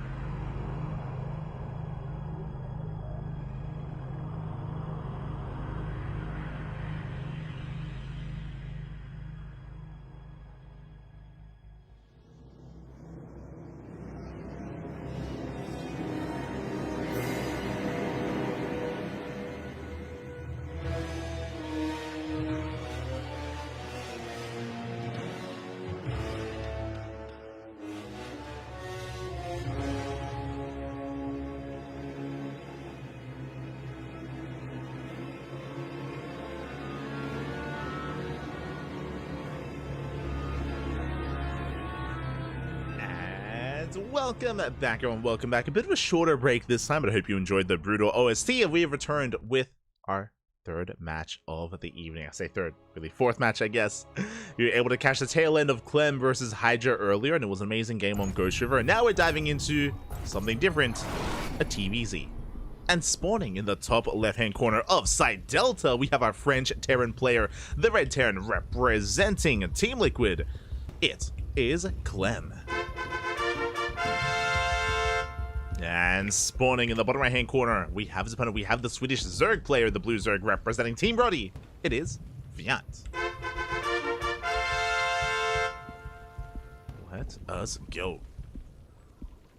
Again, we were able to feature Fiant earlier, but it was a ZVZ against Eon Blue. The ZVZ matchup can be very, very different, a little bit more chaotic and intense. And now we're going to be settling into this ZVT. I mean, ZVT can likewise be intense, especially leading into the mid-game. For the time being, ooh, Clem, hello. Going for the low ground racks. Okay. Already something a little bit different. Second SCV is moving down, and I believe there's going to be a 2-racks Reaper opener out of Clem. Does enjoy mixing it in from time to time, especially on a map like Side Delta, where you do have a stronger defensive setup here at your ramp, just because you have a ramp to begin with. For those that are curious, a ramp into the natural is a little bit more of a unique feature nowadays. It is a little bit less common than what it once was. Now it's only on maps like Side Delta, Post Youth, as well as Amphion. I think those are the 3 maps that have a ramp leading into the natural. And because of that, it's a little bit harder to be too aggressive. It does mean that you're a little bit safer going for an opener like this than you would be on other maps. So 2-racks Reaper here out of Clem. The goal of this build is to be aggressive, to contain your opponent to deny the 3rd base, ideally, and contain your opponent to 2 bases for as long as possible. There are 3-racks Reaper variations where you can go for a hidden 3rd racks, like behind the mineral line or further back in the main. Just try to keep it hidden and to catch your opponent off guard. But we can see 2-racks Reaper into an expand. This is not an all-in, just an aggressive opener. Reapers are moving out. Overlord will soon confirm the rack setup. Likewise, Fiant will also have to confirm whether or not there is a 3rd racks and the timing of the 3rd CC. And back at home, we do have to prioritize gas. There we go. Link speed is already on the way for Fiant. Queens are in production. Reaper does dip in. So far, good control. You have to try to minimize losses. Minimize Ling losses here at the natural. As Reaper does get 1 Ling. Oh, gets a 2nd Ling as well. Good pickups here from Clem. 2 Lings go down. It's going to mean Fiant is that much more vulnerable. Clem, he checks both 3rd base locations, confirms that there is no 3rd, and I'm sure he's content. I'm sure he's content already with his damage. We'll see if he can get anything else. Again, it's only going to be 3 Reapers. We're not making any additional Reapers. We get eyes on the drone. Drone goes down. And again, we're containing. That's the goal here. The Queen is getting low. Uh-oh. The Queen! No! Queen goes down. It's a massive pickup here. Ay, ay, ay. Back at home, Clem getting a 3rd CC. My apologies, Clem. Oh, yeah, getting a 3rd CC. Double expanding. Overextends for a moment, gets another Ling. Doesn't lose any Reapers, not yet. Fiant's bleeding out a lot here. Behind this, going for a fast Roach Warren. Rushing into the Roach Warren to try to get some kind of counter damage. Bearing in mind that because of this opener, we're going to have delayed factory production. Or, I mean, again, working towards a starport, working towards a 2-1-1 follow-up. Stim is on the way. Once again, the 3rd is denied. Oh my god. This is brutal. Ideally, you would have 3 queen. You'd have your additional queen. You can move out. You can zone away the Reapers. You can expand. But this is a little bit later here for Fiant. In total, that was 3 drone kills, a queen, and 7 Lings. Now finally we can expand. Clem going to apply some pressure. We should be able to save this. And back at home working on that sim timing. 16 Marines, double medevac. There's the auto swap. As those medevacs are on the horizon. So we can be active on the map. Even more active, I should say. Feels white hair, man. Oh no. Calm down, easy, Phil. Not like this. This is why I remind everyone that Fiant is like 13 years old. He's like, he's a little bit older. I think Fiant, he's like 18 now, right? Question mark? He's getting there. He's getting there. as we're going for the Nidus Worm. We're going all in. At this point, this makes sense. Basically, because Fiant lost so much, we have to go all in. Like, getting into a longer macro game against Clem, we're just already behind. Reaper's bust into the main. Roach is revealed, but here comes the Nidus into the main base. Clem doesn't have eyes on this, but he checks. He does get eyes on this. He checks. He confirms. He shuts down the Nidus. Boys are being pulled just in case. And the Nidus will not finish. You can throw down a backup Nidus here at the natural base. Reaper still being active. We get 8 drone kills. Fianti's getting pulled apart. Ay, ay, ay. Reapers go down. No backup Nidus. And now Fiant is droning, but we're down to 18 drones. Yeah, there's no droning. It's not possible. We can't macro out of this. It's just not possible at this point. Not anymore. Another Nidus Worm. It's not going to finish. Clem is all over this. Shuts it down time and time again. Go back of Nidus in between the bases. And we have to try to push it out. GG gets called. We cannot even try. And Clem takes game 1. GG. Very impressive stuff there out of Clem. Basically, because of how much damage he did early on, because he killed the queen, because he delayed the third base for as long as he did, Fiant was forced into an all-in. And Clem, with his Reaper scout in the main, he saw the roaches, he saw the lair timing, he did recognize that something was wrong, and he had the wherewithal to check for the Nidus, did shut it down. GG, well played. But winding it all back, it all came down to his initial Reaper control. Because he dealt so much damage, that's why, the dominoes started falling one after the other. Likewise, you could argue that maybe Fiant was just a little bit too overeager with that first queen. Losing the first queen was kind of the beginning there for the game going in Clem's favor. And with that, game 1 goes the way of Clem. But now we're settling into game number 2. We're settling into game number 2. Let's go.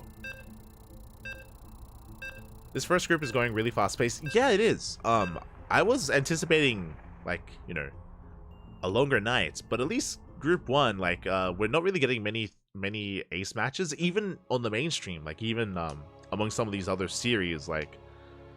And even if we're getting an ace match, like, I think Mana vs. Clem went to the ace match, but in general, was still a shorter series and shorter games.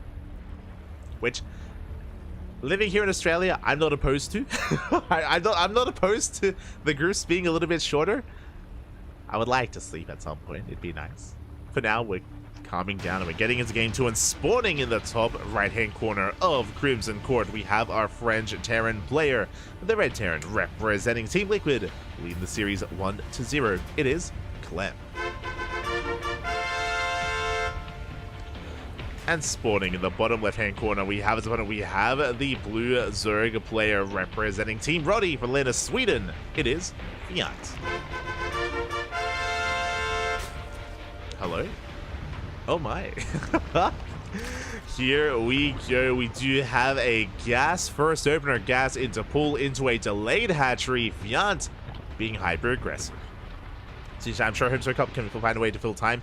I mean, if you remember, they do have a bunch of Kerrigan Oscars to award. Like, I'm sure they have some, like, I'm sure they have plenty of things to do. I think in most recent years, they have, like, out-of-game content a little bit less, but, like, they can have the players make some pizza, I'm sure they have other things to do. They have, like, Smash going on in the background. They can play Super Smash Bros. They can fill time. I wouldn't be surprised if they have like a show match planned for the SE Evo mod. Like, everyone's doing stuff with that. We're sending the drone across the map. We're going for a proxy. Let's go.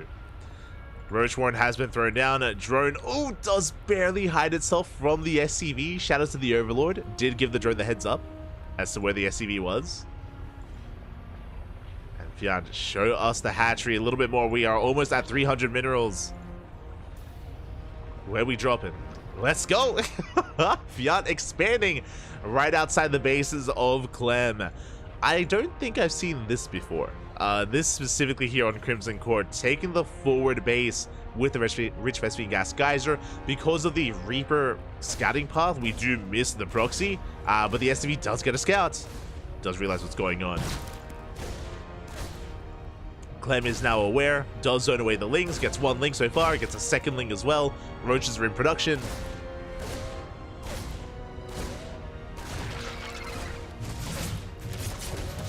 in production as we do get a third Ling. We get a fourth. Oh, we got all 4 Lings. 4 Lings go down, and I'm sure Clem can piece together what's going on. Behind this, bunker is ready on the low ground. Bunker on the high. I appreciate the bunker on the high ground. I imagine the low ground is going to be compromised, but we're already setting up here to fall back to a further back position, to a more defensive position. Psycho production has begun. Second racks as well. We delay the starport. I love this as well. Just hyper-fixated on army units. Marines on Cyclones. Ravagers are revealed. Clem is preparing. Third racks on the way. Oh my god. Just nothing but army.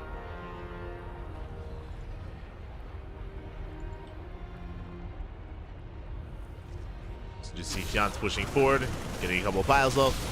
SV's a pull to repair. We focus on one of the Ravagers already goes down. First Ravager falls. We have 2 left. We have 2 left. Oh, another Roach will barely be able to escape. Fiance does keep it alive, denying the second bunker. But Clem is holding. Clem is holding on. This all-in so far has lost a lot of its teeth, has been forced back. But Fiant is completely all in. There is no turning back from this. Lings are flooding across the map. Third Ravager has completed. So anyway, the Cyclone going for the first bunker. The bunker will fall. There is a backup bunker. And now we're up to 2 Cyclones. Oof. And we can't break through this. It's not going to happen. With 2 Cyclones with a bunker, we are holding. And we focus on the Ravagers. The lock-ons are insane. We're down to 3 Ravagers. One of them barely alive. Yeah, Lings are bleeding out. More Lings are on the way, but the longer this goes on, the easier it becomes for Clem. As we have a tank on the way. Yeah, no transfuse available. No creep, of course. Queen goes down. Lings melt. Ravagers as well. And Clem, he's going to shut this down. There's almost nothing left. GG gets caught, and Clem will take game number 2 in the series, 2-0. GG.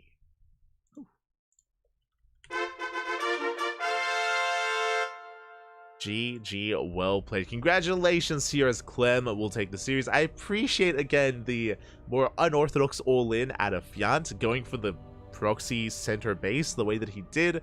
But Clem had a really strong start with the initial Reaper, shaved off not just 4 Lings, but also confirmed the proxy itself, confirmed the Ravager move out, was able to prepare back at home, got into additional Raxes, Cyclone production, just a really solid setup there for Clem, thanks to his scouting, of course.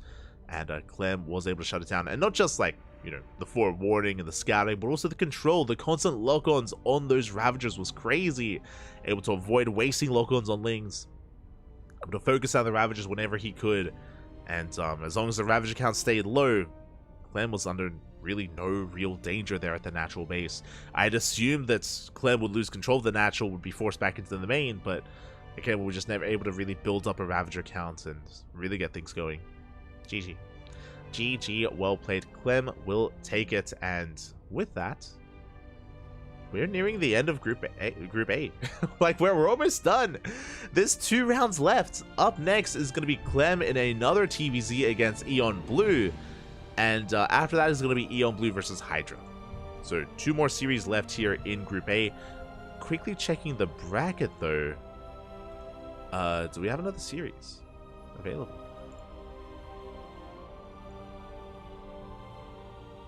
Quickly double checking here. Quickly double checking. Okay, Eon Blue versus Ryung, I believe, is currently mid-series. Yeah, hold on. I have this technology. We can just switch our scenes.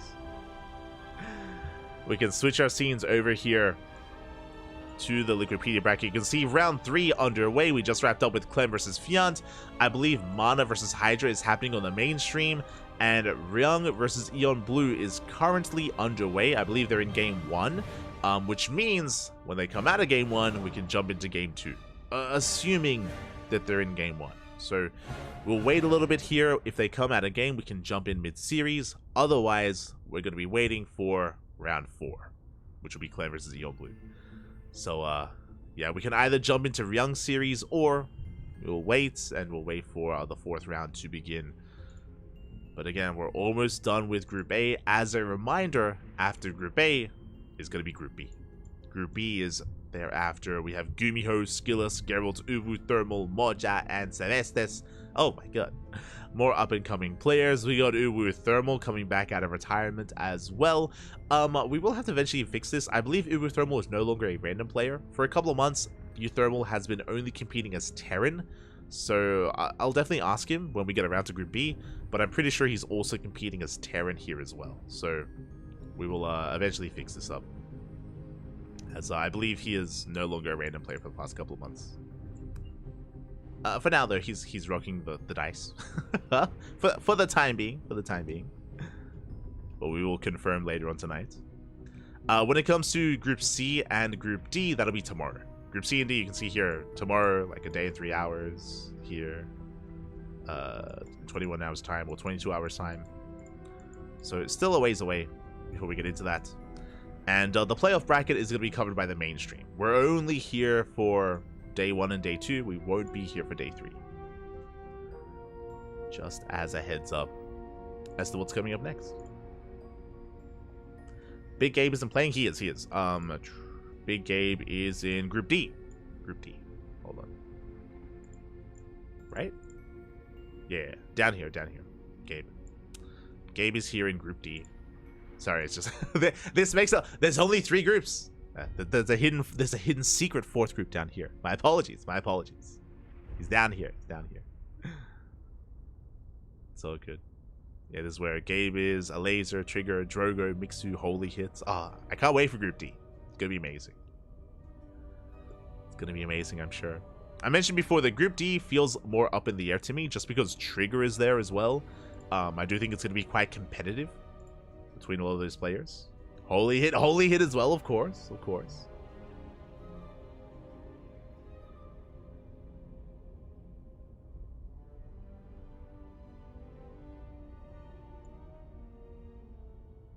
But until then, we're gonna be going on a all 4 groups playing today. No. To today, to tomorrow. For now, we're gonna be going on a short break. When we return, again, we'll either jump in mid-series into Eon Blue versus Ryung, or we will have Clem versus Eon Blue. Till then, enjoy the Brutal OST and enjoy the mainstream, as they have their own series underway. Till then, see you soon.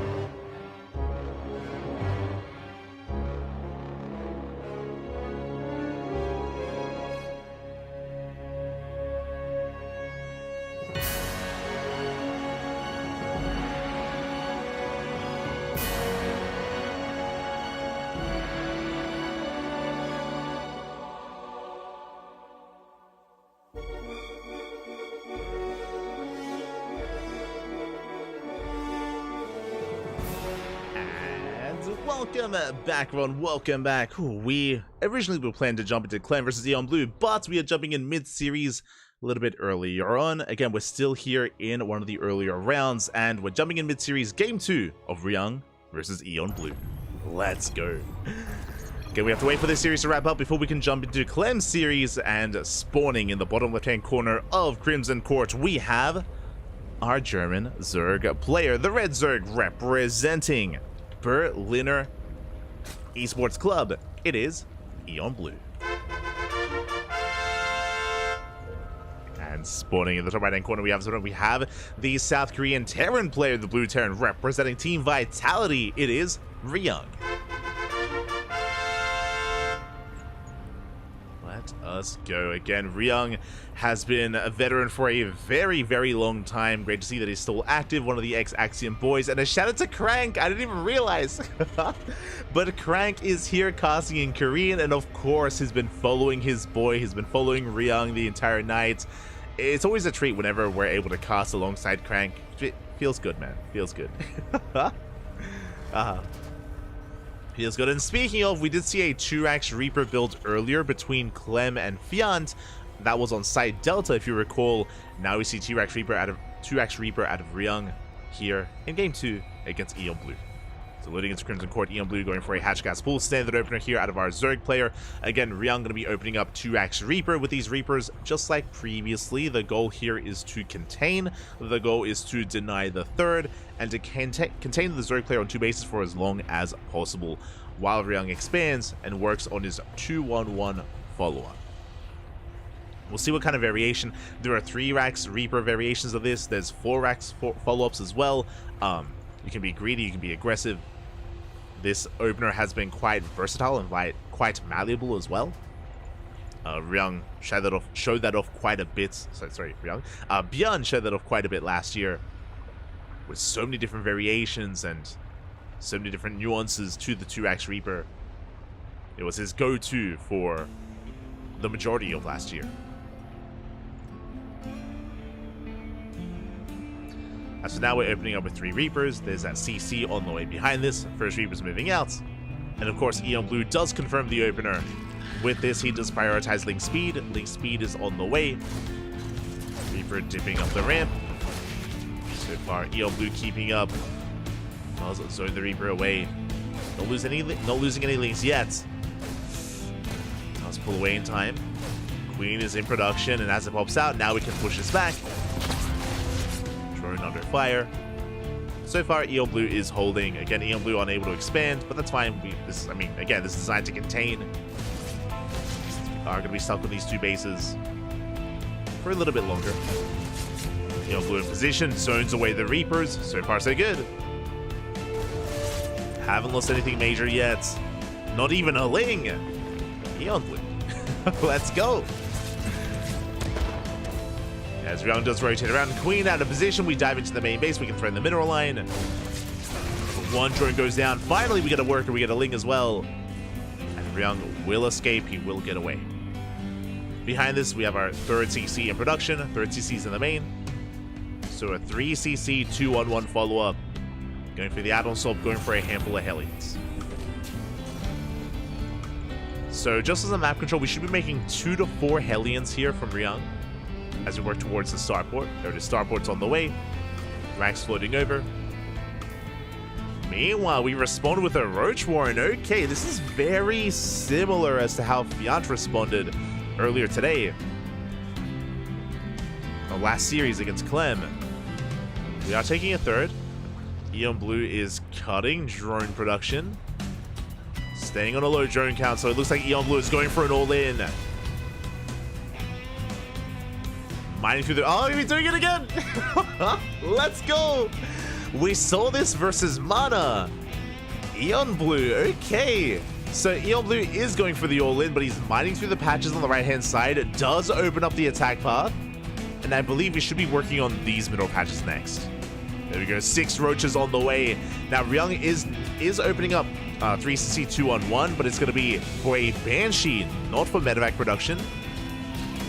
Banshees are on the way. Lings, they get across now. They force the Hellions back home. And here come those drones. Lings are being roasted. Ryung has yet to piece this all together, but now he's moving out across the map. No more Lings to really deter him. Drones are on the way. And can EonBlue pull this off? We can dive into a mineral line. Ryung, he is not aware yet about how vulnerable we are. Okay, the drones have arrived. Look at the vision. Ryung, he doesn't see anything yet. He has no vision. We get through the first patch. There's 2 left. Oh, the drone is late. No, we left the drone behind. We only get through 2 patches. We need 1 more drone. The drone was late, and now the Hellions are diving in. Oh. No, they don't commit. Okay, we can still pull this off. We can still pull this off. Ryung still doesn't know. And now we break through. We have broken through. It's go time. We're busting in. Lings, they flood into the natural base. Marines are exposed. We're under fire. We can deny stim. We can deny stim. We ignore it for now. We're going for the mineral line, going for the SCVs. Hellions do come back. But Lings, they bust into the main. So many SCVs going down, but the Banshees, they're shutting down the Roaches. Yeah, with the help of these Banshees, Roaches are going down one after the other. Lings going for the surround. But Solid kiting out of Ryung. He kites away, he swims away from the Lings. Cleans off the Roaches, then he will defend. It's going to cost him a lot though. That's 21 SCVs going down. And behind this, we're droning. Behind this, EonBlue, he's droning on up, saturating his bases. Ryung down to 29. EonBlue does take a worker lead. Now, there's a bit of a give and take here. On the one side, we killed a lot of workers, true. But on the other side of things, we have a 3rd CC. And we have mules. We have triple mule production, triple SV production here. Ryung can recover, and Ryung now has map control. Now we're moving out with our Banshees. The Spore isn't done! No! The Spore is not done!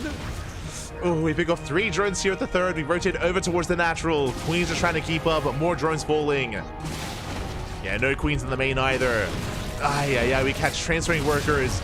8 drones fall. And now we're going for the Queens. Ooh. We catch a Banshee, not bad. Banshee goes down. See Ryung back at home, he's fully walling off with the depot. 8 drone kills for 1 Banshee, that's been well worth it. Bearing in mind that we also killed Roaches with that Banshee. 4th base is delayed. Back at home, Ryung looking to recover. Still down 20 workers. But again, mules are making up for that. Getting into our racks as well. There you can see here, the economy now in favor of Ryung. The mules and the kill drones, I mean, that does add up.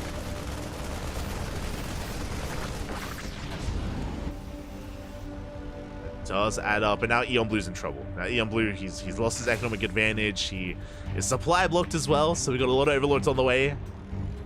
And now here comes Ryung with Stim. Stimmon's done. We have our tank. Armory's on the way for Hellbats and for 2-2. Jesus, Ryung, he's already got 1-1. Oh my god. The upgrades are insane. Now Ryung, he's going up for the kill. Going for the 3rd. 2nd tank has sieged. And what do we have to defend? We have a handful of Lings. We don't have any Roaches, no Ravagers, barely any Lings. EonBlue was droning. Is lacking an army. Roaches rallying in. But here come those Hellbats. Again, doing such a great job buffering for the tanks. 1 tank is going to be miles down, but only the 1 tank. As we still on forward. And with this bio army, we can just focus everything down. So we're down to 1 Ravager. And we're just rallying across the map. We just have reinforcements. The wave of Terran is just too much. We break the 3rd. GG. Well played. And Ryung will take game number 2 in the series 2-0. GG. Whew. GG. Well played. Ryung will take it. But a shout out to EonBlue because, hey, if you remember, we attempted this against Mana earlier in this group, and Mana was able to scatter ahead of time. He was able to shut it down before the mineral wall opened up. Here, EonBlue was able to actually break through into the natural, did kill 21 SCVs. Remember, if that 3rd drone had come along with the army, would have gotten in sooner. We may have even denied, like, if we had been able to get that damage plus denied stim as well, that would have been massive. That would have delayed the follow-up push. That would have given us some more breathing room and just given us some more time in general. Likewise, potentially we could have gotten more damage done, as I think at the time, if we had 3 drones instead of 2 when we first moved out across the map, We only had the one Banshee, so potentially even more damage dealt. Time was of the essence. Like, regardless, time was working against Eon Blue there. Longer it went on early on, the harder it would be, and in the end, Ryung was able to defend, Ryung was able to stabilize. Ryung did take the series. GG, well played. Whew. With that, that does wrap up our series, and we're going to be getting ready for our next one here. Vitas are underway. Clem versus Eon Blue. Coming up next, after the break. We're going on a short break here. Take this moment to hydrate your Hydras. Feed yourself. Get some food. Get some snacks. And we'll see you guys soon.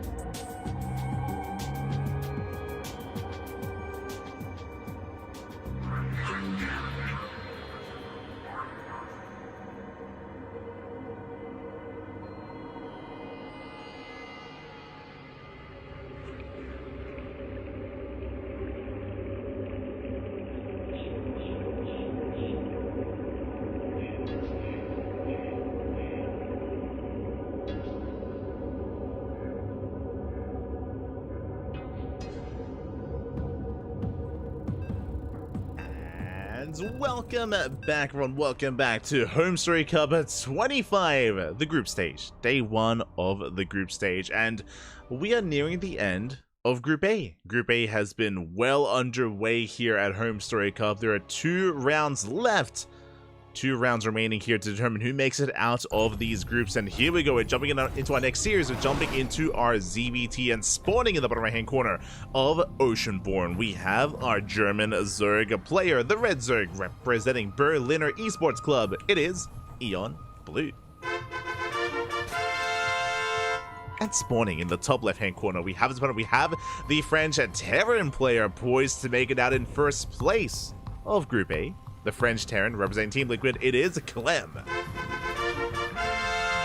best Terran player in all of Europe. Now, again, it's not set in stone. There's still other contenders out there. There's Ryung in the group stage. There's Mana as well. Mana took a game off of Clem. Ryung, likewise, is going to be facing off against Clem, I believe, in the last round. And here we have Eon Blue stepping up to the table as well.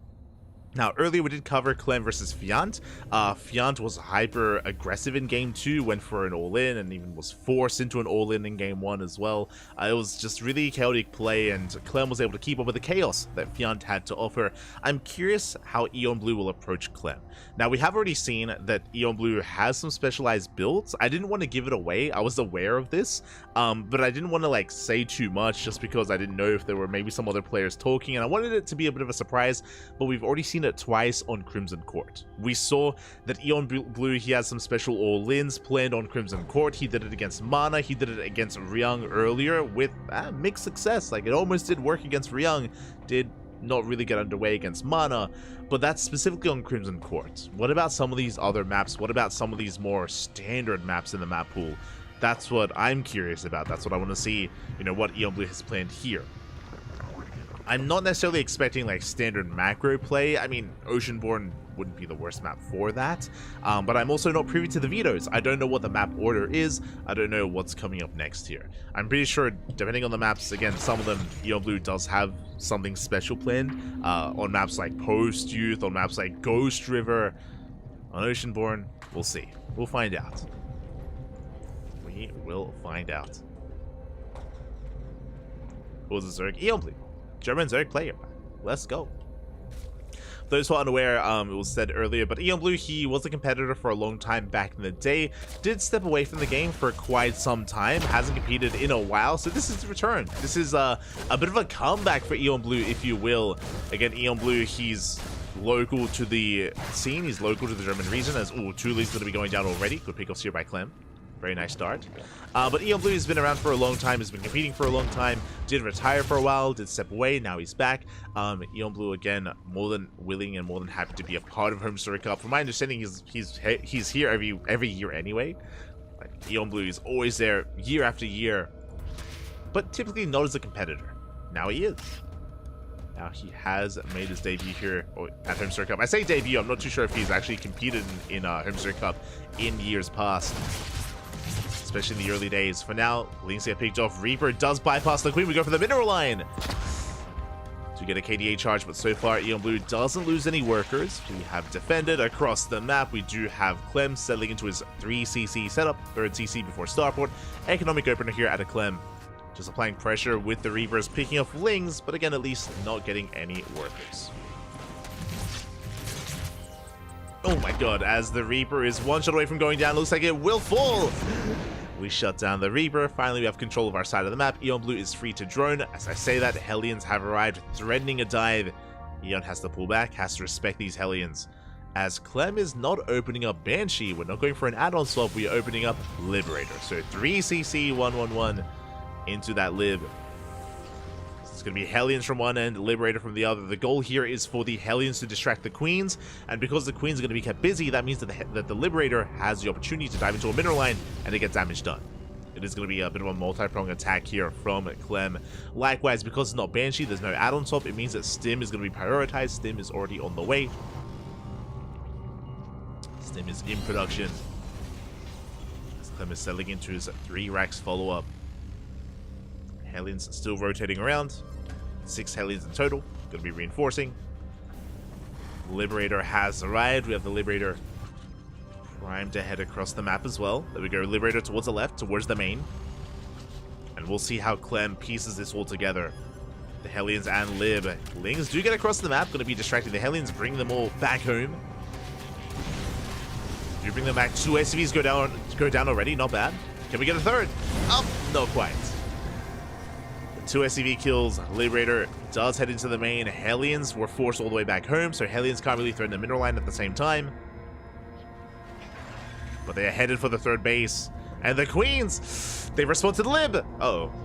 They're responding to the Lib at the same time. Lings head across the map. SCVs are going down. The Hellions have to race back home. Very nice counterattack here from Eon Blue. We got 3, 4 SCV kills. 6 SCVs. Oh my god. 6 SCVs be forced back to the army. At the same time, Liberator has been defended against. We do deny mining time, but not many drones have fallen. Do we transfuse? Oh! We do. The Queens, they stand strong. They shut down that Liberator, but we are still not done. Do we have Lings? Because here come those Hellions. They have cleaned up back at home. They shut down the Lings. Looking for a dive. We have 14 Lings in production, and Clem doesn't take the risk. He's just skirting around the edge of creep. He doesn't go for the mineral lines. Does respect the army here of Eon Blue. And these Lings have arrived. They have spawned in. Eon Blue defense. Whew, oh my god. This has been a very tense couple of minutes here between Clem and Eon Blue. I mean, the Liberator got 0 drone kills. Hellions, they find their way into the natural. We took our time, but we did make our way into the natural base. Drones are finally getting roasted. The barbecue was real. Oh, the Queen's out of position. Ling's having a hard time keeping up. 11 drones go down. Oh my god. Did I say 11, 13, 14, 15 drones? Can we get 16? Barely not.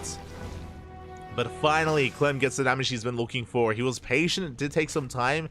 He was losing workers back at home, but did bust in. And just like that, Clem takes an economic lead. Eon Blue was doing so well up until that point. Unfortunately, just unable to keep up with those Hellions. One opening is all it takes. And now Clem is in control. Now he busts into the middle line. Drones are going down. Liberator from behind as well. 20 drones falling at the same time. Eon Blue going for a link counterattack. But we have defenses back at home. We have Lings. Sorry, we have Marines. We have tanks. We defend. We defend and we attack, and we're getting out of control. The Queens are falling one after the other. We have slow banes. We can micro against them. We can kite back. Oh. Yeah, we can kite back. Ooh, they focus on 3 Banelings already. Baneling speed kicks in. But there are not enough Lings. Every Baneling does fall. The Queens as well. And things are looking dire. Things are looking bleak here for Eon Blue. The base is going to go down. And we break the 4th. Everything just snowballing out of control. The Dominors, they fall one after another. Eon Blue desperately trying to hold on. And he will eventually. But remember, this was only a 16 Marine drop. A 16 Marine double medevac drop got so much done. 74 Lings falling throughout the course of this game. The Queens, the Banelings, and now here comes the main army. Momentum is on at Clem's side. And everything just falling apart too fast, too quickly here for Eon Blue to keep up with.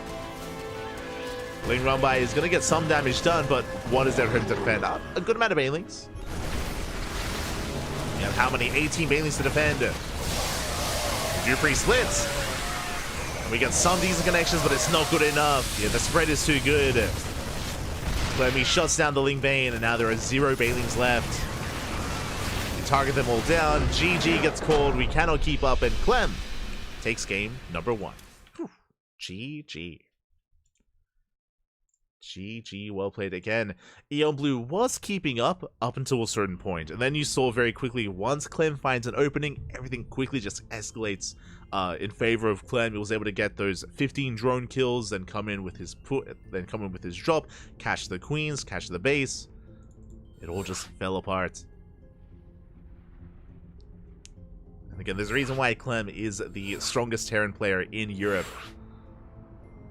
Does take the lead, but it's a best of 3. Best of 3. We can bounce back. We can bring things back here in game number 2. I want to believe.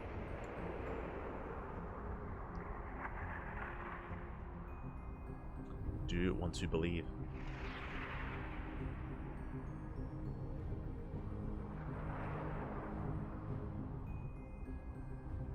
I was saying that Group D is a spicy group of death. I think Group D, let me just double check.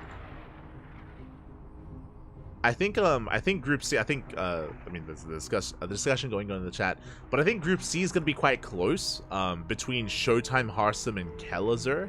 I think, you can definitely shuffle them in between each other, and either 2 of those 3 could make it through. I do think Forjumi can also threaten, those 3 players as well. So I don't think Group C is clear-cut. Likewise, Group D, I think Group D is going to be quite close as well between Hero Marine, Laser, and Trigger. You could make an argument that the skill level of the players in Group C are all closer than that of any other group. Because, like, Kuku and Spazzy Mazzy have potential as well. So I think I would say that. I think the skill level of Group C is a lot closer between them, so it's harder to call. Group D has a lot more higher tier players, but I think there's a bit of a gap between Hero Marine, Laser, and Trigger and the other 3 players potentially. I mean, sorry, I should say Hero Marine, Laser, Trigger, and Holy Hit, obviously, and the other players. But we'll see. I think Drogo is always a wild card because we don't really know the state of play that Drogo's in, just because Drogo is not the most active of players. Like, Drogo's not too active, so sometimes he can show up and he can look insane, other times less so. So I think he's a bit of a question mark. Mixu, I got a lot of love for Mixu, obviously. Holy Hit as well. I want to believe. Actually, the biggest thing that I'm looking forward to in Group D is Holy Hit's drip. No, I want to. Now the anticipation is real. He teased us with the blazer earlier. I'm already picturing the sunglasses, right? Picturing the sunglasses. The chinos. I'm ready. I'm ready for Holy Hit to walk the red carpet. Walk the red carpet for the fangirls to flaunt over Holy Hit. Let's go. I'm going to be keeping my eye on the player cams.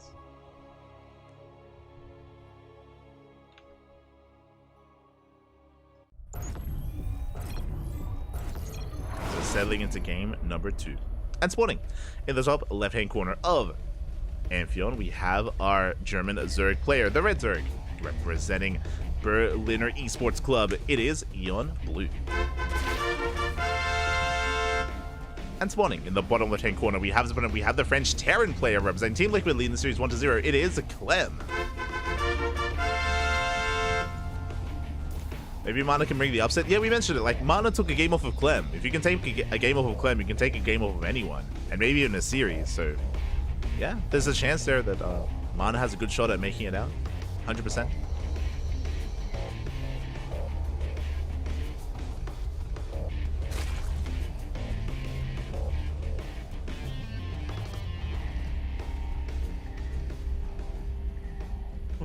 But here we go. But now we're going to be calming things down. Going to be settling in to game 2. is going to be Hatch first here from Eon Blue. Going to be loading into Amphion. Amphion, another one of these more somewhat unique maps. Like, we have some unique features in the sense that we can take a more defendable third base here as well, depending on the matchup. You can mine through these middle patches, make it a little bit harder to actually apply pressure here. This goes for both players. Won't stop drop play, but can it delay ground pushes. Likewise, a ramp leading into the natural. We can see Clem going for the racks right next to the Reaper Cliff, just so we can get across the map as quickly as possible. Just so we can zoom out.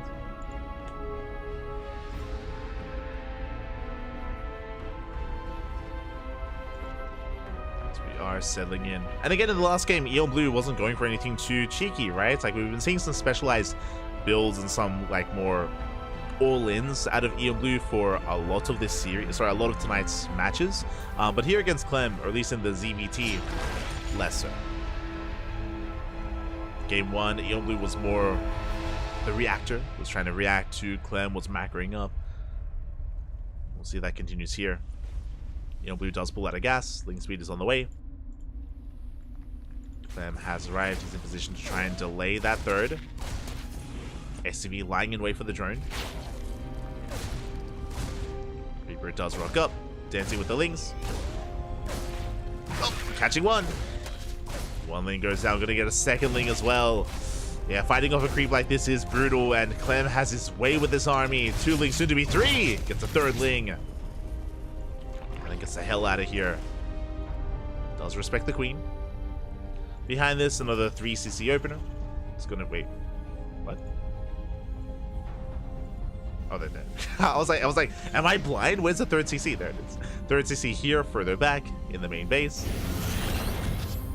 So economic opener at the gas geyser is denied. A drone goes down, and Eon Blue is contained. And how do we respond? Roach Warren. We're going for an all-in. We're going for a Roach Rush. I mean, I say all-in. You can macro out of this. We'll see how hard Eon Blue commits to the Roaches, as Roach Warren is halfway done. Hidden in the main. We'll see how hard we commit, as Eon Blue is mining through these middle patches. Interesting. I'm curious.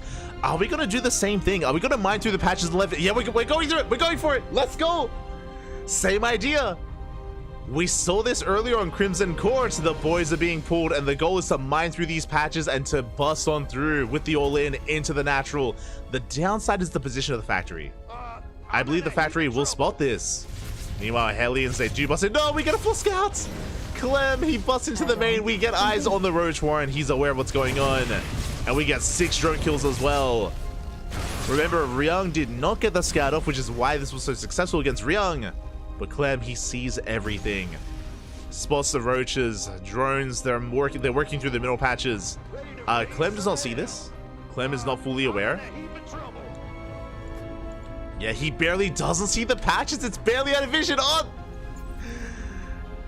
And here we go. We're flooding Lings and roaches across the map. Clem, he's out on the map. The Hellions. Do we turn back around? Do we go for the base trade? Do we go for more drone kills? As the Ling Roach floods into the natural. Clem caught with his pants down. Cloak is going to be shut down. The boys are being pulled, trying to keep this alive. Trying to pull off the repair. Oh, and we are trapped. The Banshee has made it. The wall goes down. Hellies, they race back home. We get a full surround, and there's no way out of this. The Roaches, they're being completely surrounded. They're being shut down. We get 13 SCV kills. GG gets called, and Clem holds. Clem survives, and Clem takes the series 2-0. GG. GG. Congratulations, champ, as Clem does take it in the end. Again, unlike Ryung, he was able to get eyes on it ahead of time, was able to at least prepare a little bit better back at home, was able to pull the boys. There was potential for Eon Blue, but again, he was just in a really rough position, just did not have enough to really sustain his Roach army there, as he did get completely surrounded, banishing him out in time as well. GG, well played. But yeah, like, I appreciate exploring these builds just because we haven't seen much of this. I remember seeing these kind of all-in variations at the start of the season when the map pool was fresh and new. I think there were some players experimenting, and then players very quickly kind of cast it aside and they veered away from it. But I feel like there's potential here, and yeah, Eon Blue's been having fun. I mean, we saw this a couple of days ago, if you remember in WTL, when we casted Rex versus Raynor on Post Youth, where Rex went for a 12 pool drone rush, where he mined through the minerals on Post Youth and, in all intents and purposes, should have killed Raynor. Like, Raynor went for the base trade and barely won at that. Like, that was such a clutch game. If you missed WTL last week, between Offside and Basilisk, I recommend it. It was a wild series, and like a similar kind of similar vibe or similar kind of outset there when it comes to working with the mineral patches in some of these maps. Just because mineral walls are so commonplace in a lot of these maps here, whether it's Amphion, whether it's Alcyone, whether it's Post Youth, and even on Crimson Court. So yeah, it's something worth exploring. And GG, well played. Clem will take the 2-0. With that, we are almost done. We are almost done with Group A. One round left. Up next is going to be Hydra versus Eon Blue. Now, quickly double checking here. Let's have a look at the brackets. One moment. Switching our scenes over. Oh, that's not what I'm looking. There we go. Having with the brackets, we just wrapped up with Clem versus Eon Blue. It looks like Mana versus Ryung are in game 2. It looks like Fiant versus Hydra are in game 2 as well. So if this series, if Fiant versus Hydra goes to the ace match, then we could cast this. We might be able to cast this ace match if it goes all the way. Otherwise, we are going to be jumping into here, Eon Blue versus Hydra. So if we have an ace match, then we can cast Fiant. If not, then we'll get into round 5. That is the plan.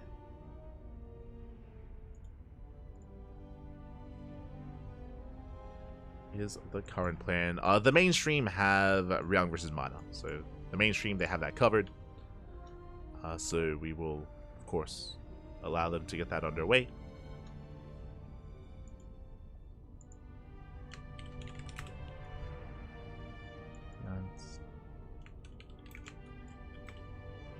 Team Brody.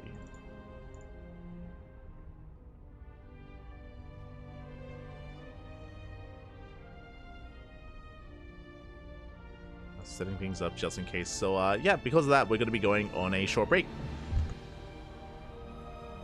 Going to be going on a short break here, waiting for our series to open up, and yeah, we'll either have a ZVP or a ZVP.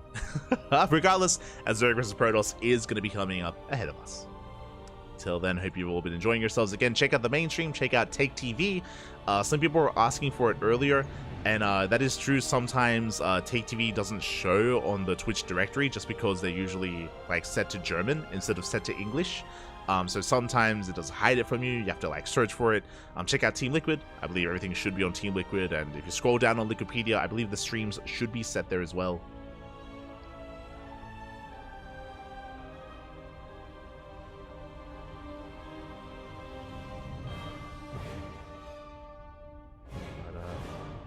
Yeah, with that, we're going to be going into a short break. So until then, thanks for watching, thanks for the support. We'll be back soon with some more StarCraft. Until then, get some rest, get some water, Poppy. Hydrate.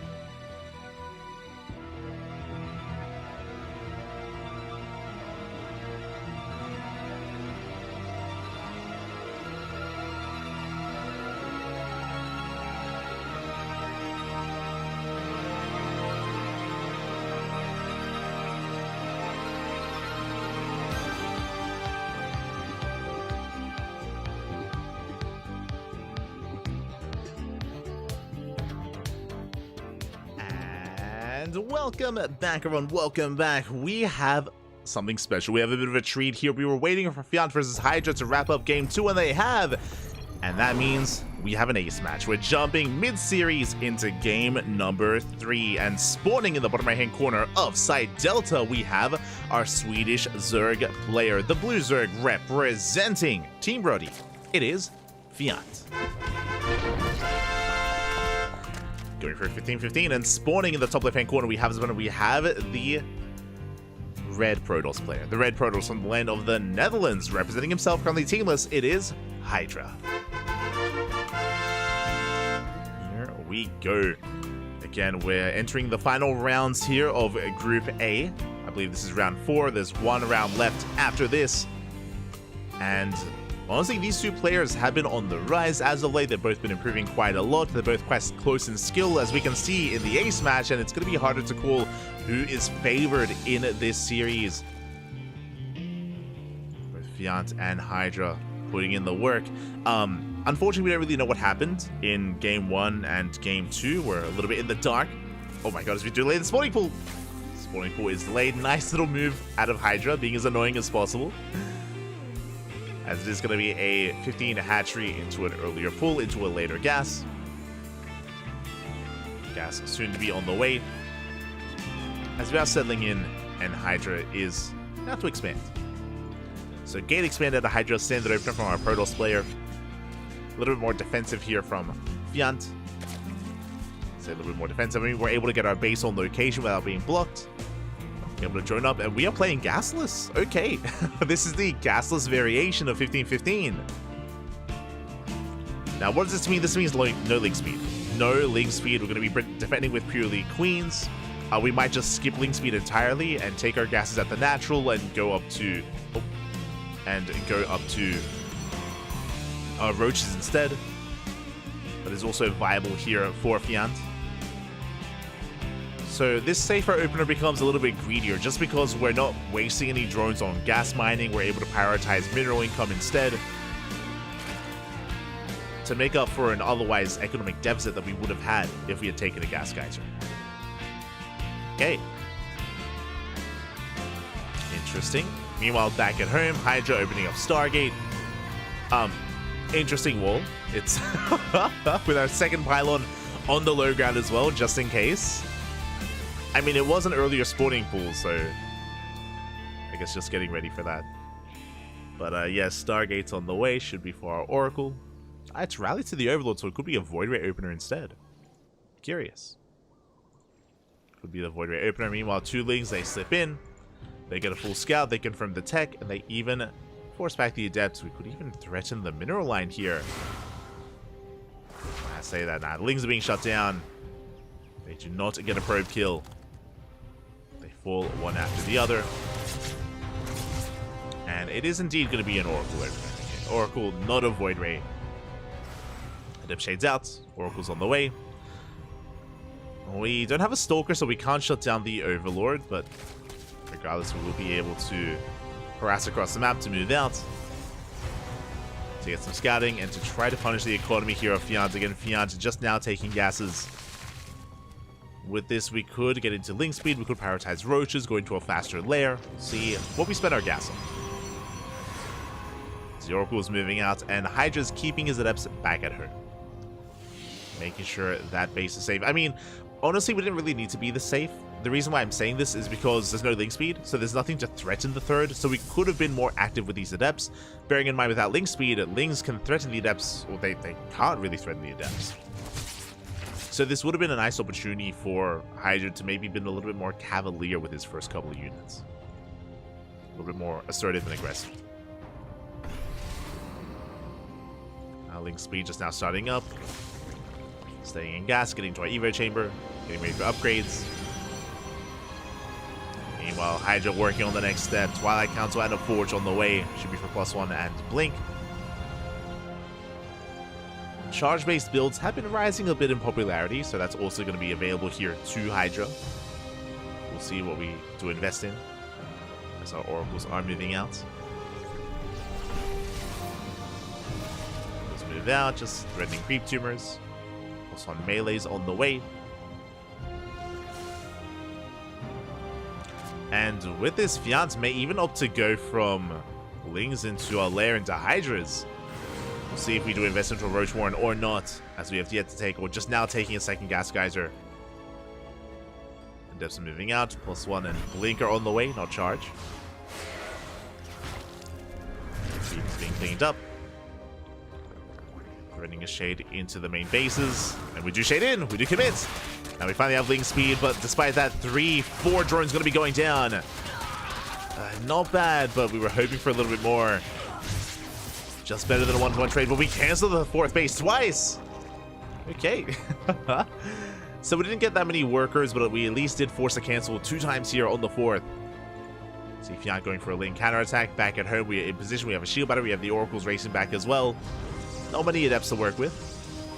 So we could try to focus on the shield battery. But the Oracles are in position. A massive gateway explosion behind this as well. Let's go. That's 6 gates on the way in addition to the 2 they already have. That's going to be an 8-gate setup. Gases have not been taken here at the 3rd. It looks like Hydra is setting up for a 3-base all-in. Yeah, Mass Stalker. Now, there is no proxy gateway set up yet, but I imagine we should be setting out a probe soon for a 9th proxy gateway. Remember, there's no Robo, no Warp Prism, no additional tech whatsoever. We're throwing down extra shield batteries, but I believe that is extra shield batteries and cannons, but that's just so we don't waste warpins defensively, so we have something at home to defend, and we can focus on the push. And Fiant, thankfully, has a Roach Warren. Roach speed is on the way. Fiant has drawn up to just over 3-base saturation, drawing up to 70 workers. But we're going to need Roaches. We're going to need an army. Lings are being cleaned up, and here comes the push. There's that probe that we spoke about. The probe is to throw down a pylon and set up a proxy gateway. Checking our production, we have 9 gates already. We're going for a proxy 10th gate. Before we can get into that, though, the Lings, they dive on top of the Stalkers. Yeah, Oracle's a bit out of position. The probe is still alive. Here comes that pylon.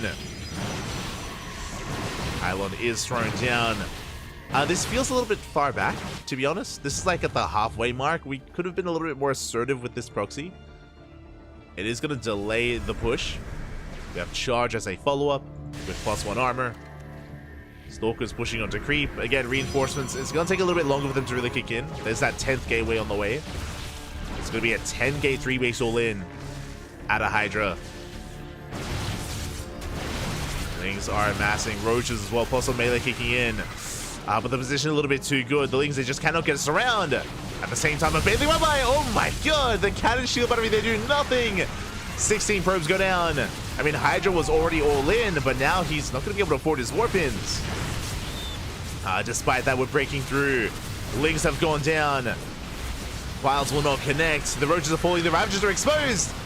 And we can dive with the army. We can blink forward. We can blink forward. Don't go for the dive. We don't go for the blink. Hydra playing it safe. Roaches are reinforcing, so are additional Stalkers. Wilds gonna be... Oh my god, 3 Stalkers go down to the Wilds. But it looks like... Yeah, so it looks like Hydra may just have too much. Now we dive to the army. The Lings, they pop off. Oh my god. Yeah, that was not the blink we were looking for. We punished that dive. Every Stalker goes down. Oof. Yeah, Hydra just misjudging that a little bit, and again, because of the denied mining time here, like, reinforcements take that much longer to get across the map. Or delayed economy, the reinforcement points far back, and we hold. We barely hold on, and Fiant, he's on 69, nice, but he's on 69 drones. Hydra has not made a single worker in quite some time. He's going to be main outing over. There's a bailing in position. Waddles past. The longer this goes on, the better it is for Fiant. Zealots are going down. Barely any Stalkers left. 6 probes fall as we go for a Ling run by. Yeah, Hydra, he's running out of steam. GG gets called. We survive. We hold, and Fiant takes the series 2-1, taking down Hydra. GG. GG, well played. Again, Hydra just misreading the game state a little bit there. He dove on the army. When he dove on those Ravagers, which was a little bit later, there were Ling reinforcements. They arrived just in time to punish those Stalkers to get the surround off. And basically, as soon as Hydra dove on the army, he sealed his fate. Hydra lost everything in that dive. And remember, he was all in. It was all or nothing for Hydra. Lost his army then and there. And with that, Fiant takes the series. GG. Congratulations here to Fiant, as he will claim the series in the end. And that means that we've wrapped up round 4, and there's 1 round left. 1 round remaining. We survive. It's just a, it's just a way to refer. Sometimes I say we hold, we survive, referring to certain players. I can mix and match. Just how we talk. I did it again. it's how we talk, Bobby. And here we go. We do have our bracket. Exclamation mark B in the chat if you guys want to refresh and have a look at the Wikipedia page. Ooh, we do have quite a lot of updates here, and it looks like we have confirmed in Group A that Fiant, Hydra, and Eon Blue, neither one of them is going to be advancing on. It is between Ryung, Clem, and Mana. For those that are curious, it's top 2. Top 2 make it out of Group A, or make it out of each of these groups, so it is very cutthroat here to make it into the playoffs. And even though neither one of these 3 players can make it out, they, again, played well for themselves, and we still have 1 series left between Hydra and Eon Blue. Looks like neither Hydra or Eon Blue have actually taken a series. Hydra's taken maps, but no series out of Hydra. Same can be said here for Eon Blue. And one of them will at least get a win. Which one? We're going to be here to find out. Meanwhile, I believe when it comes to round 5, wait, has round 4 finished? It looks like they're in the ace match. Okay, Ryung and Mana, they're in the ace match over on Take TV. And Clem versus Ryung is going to be on the main stream thereafter. That TVT is going to be at the very end of round 5 for the mainstream.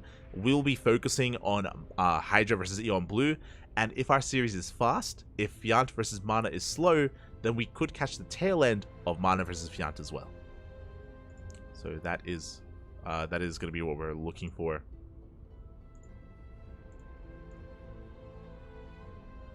I thought because he was a Zerg. No, I say we when I'm casting a Protoss or a Terran player as well. Like, it's, yeah. We mix and match, Pat. That's how we do.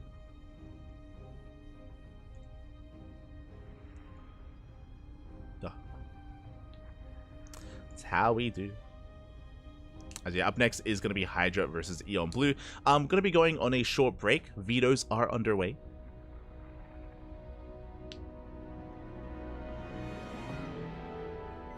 Did you sleep enough, by the way? I did.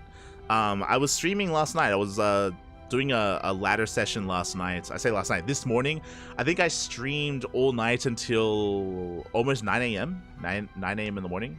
And I went to bed and I woke up at 7 p.m. Sorry, I went to bed at like 10 a.m. I finished streaming at 9. I woke up at around 7 p.m. just in time for this stream. And now it's midnight. Now it is midnight, but I'm on that EU sleep schedule. I'm on it.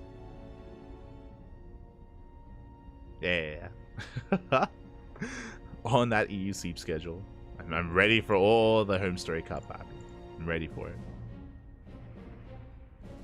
Yeah. And this is going to be the final match of Group A. Well, this is the final round of Group A. After this is going to be Group B, so we're still nearing the halfway mark. We're still just encroaching the halfway mark of the broadcast. Then we'll be able to dive into Group B, featuring players like Gumiho, Skillus, Geralt, Euthermal, Moja, and Sebestus. Until then, going to be going on a short break. When we return, we will have our next series. See you soon.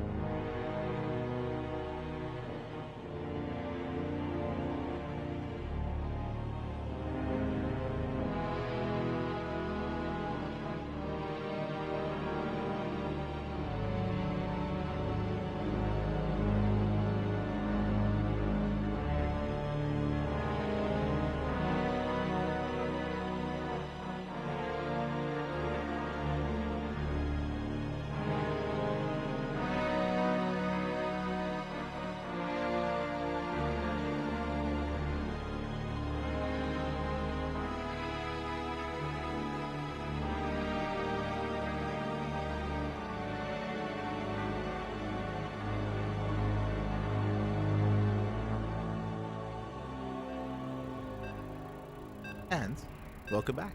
Welcome back, everyone, to round 5 of HomeStory Cup 25, the group stage, day number 1. We're nearing the end here of Group A. For the most part, a lot of these players are locked in, and a lot of these players won't be able to advance on out of the group into the playoffs, but we still have one series left here. We're jumping into a ZVP between these two amazing players. As spawning in the bottom right hand corner of Oceanborn, we have the red Protoss player from land of the Netherlands. Representing himself, currently teamless, it is Hydra. And spawning in the top left hand corner, we have his opponent. We have the blue Zerg player from land of Germany, representing Berlin Esports Club. It is Eon Blue. Here we go. Now, again, we're entering the final stages of the group, and unfortunately, neither Eon Blue or Hydra have been able to take a series so far. Hydra did force Fiant to the ace match, but we saw just previously that Hydra just wasn't able to pull off the 3-base all-in. Alas, he was caught off guard. A Bailing Run By had crippled his third, and because of that did impact his reinforcements, that impacted his ability to execute the all-in, and did eventually just peter out. Fiant held, Fiant took the series. As a result, again, Hydra still yet to put a point on the board. Has maps, but not a series. Likewise, same can be said for Eon Blue. And we'll see how they compare to each other. See how they can compare. But now, Hatch Ass Pool, standard opener out of Eon Blue. Forsake the unnatural natural. Meanwhile, Hydra back at home, going for a gate expand setup. Everything looking pretty normal early on. We have seen Eon Blue flex some all-ins over the course of tonight's broadcast, but a lot of them were very map-specific. On a map like Oceanborn, if we were to go for an all-in, I would imagine it's going to be a 3-base based all-in, not off of 1 or 2 bases, so we should be entering like a much more standard setup here in the early game. We'll see there. We're here to find out. But now, again, we are just settling in. I believe the mainstream is still covering Mana versus Ryung. Again, only 2 streams going on. The 2 main streams. There are plenty of other streams ongoing as well. For other languages, you know, CranKy is casting in Korean. You have Funka casting in French. We've got a Swedish stream. We've got a Polish stream with Indie, and many others, I'm sure. And they're following their own respective players, which means some of these matches that haven't been casted on English channels may have even been casted on some of the other language channels instead. They have the option to go for those matches if they so choose to, and they have been. They have been. I know that India has been religiously following Mana throughout this group stage. I know Crank has been following Ryung. And I believe... Oh god, I don't think I've ever said his name out loud, but there's a Swedish caster that's been following Fiant. So, again, they've been casting all of their games, regardless of whether they're in the mainstream or not. So if there are some other matches that maybe you're looking for, like some of the other language streams, they got you covered. They got you. The Swedish caster, it's Robski. That's it, Robski. I don't know if that's how you pronounce it in Swedish, but I'll stick with Robski. Or Robski? Robski? Oh no. For now, Stargate opener into a Void Ray. Okay, it's going to be a Void Ray first here from Hydra. With this, we're going to be hunting down the Overlords. We're going to be keeping Eon Blue in the dark. And where do we go from here is the question. Where do we go from here? Do we hide some tech? Do we just expand and go for a Forged Twilight Council into Blink? Do we go for a Twilight Council before expansion into Glaive Adepts? Do we go for a second Stargate and Sky Toss? We got options. For now, Lings, they will threaten a dive. They're going for the probe. And so far, nice control that a Hydra does keep the probe alive. Does rotate around those Adepts. Third base is being thrown down. Meanwhile, across the map, Void Ray hunting down those Overlords. We got one. We got one so far. The others are out on the map. Trying to avoid the prying eyes of that Void Ray. So far, they're escaping.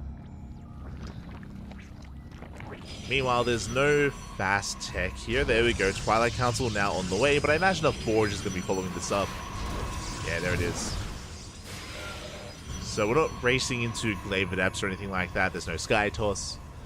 The Void Ray does keep Eon Blue guessing, but again, we're not really hiding anything too crazy. So we get 2 drone kills at the 3rd. So far, Eon Blue not losing too much, just a couple of Lings, an Overlord, a handful of Workers. Nothing else. As behind this, Eon Blue working towards slightly faster Roach Warren. Actually, this was around a 4-minute 30 Roach Warren, a little bit earlier than we would expect. But again, I think this was just a bit of a safer Roach Warren timing because of the Void Ray. Like, for all Eon Blue knew, there could have been Glaive Adepts on the way, so Eon Blue preparing for the worst.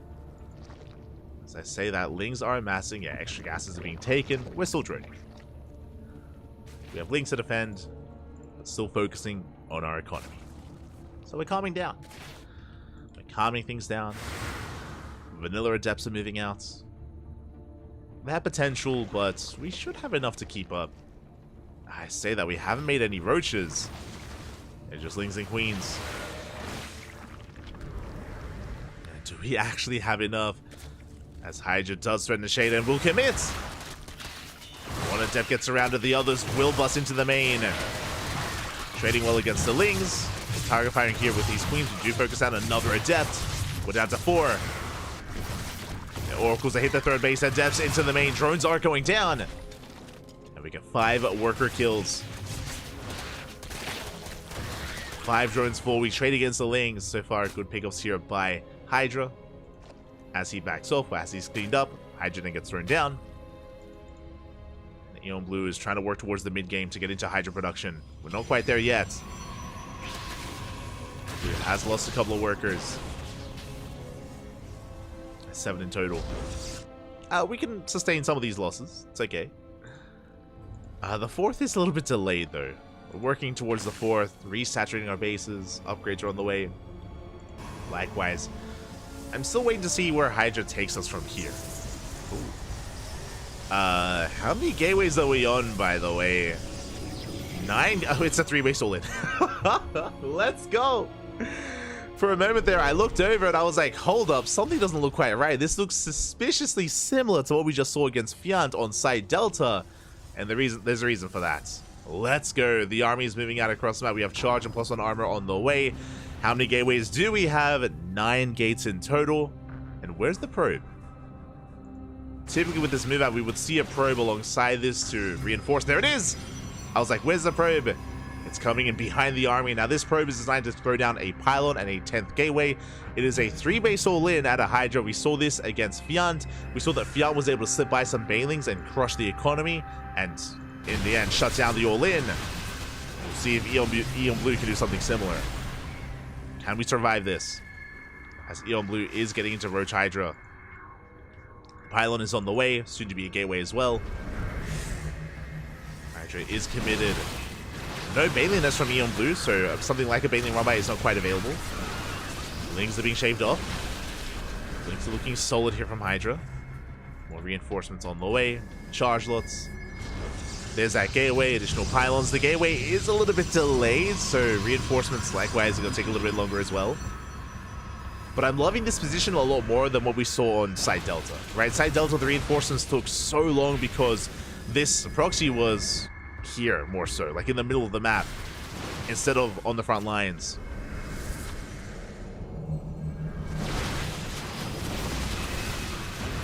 So that much more pressure here on Eon Blue.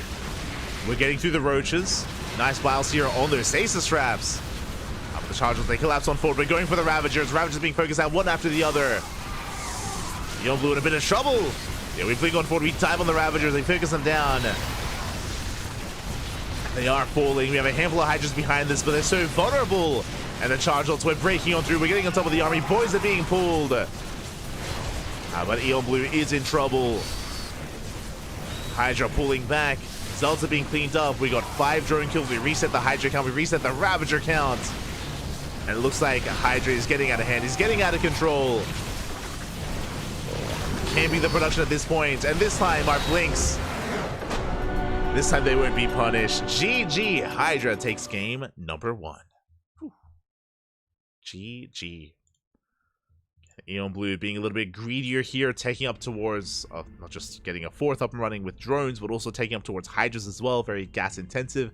We had minimal Lings to work with. What does that mean? That means a minimal buffer zone to work with here for the army. With that, Eon Blue was that much more vulnerable.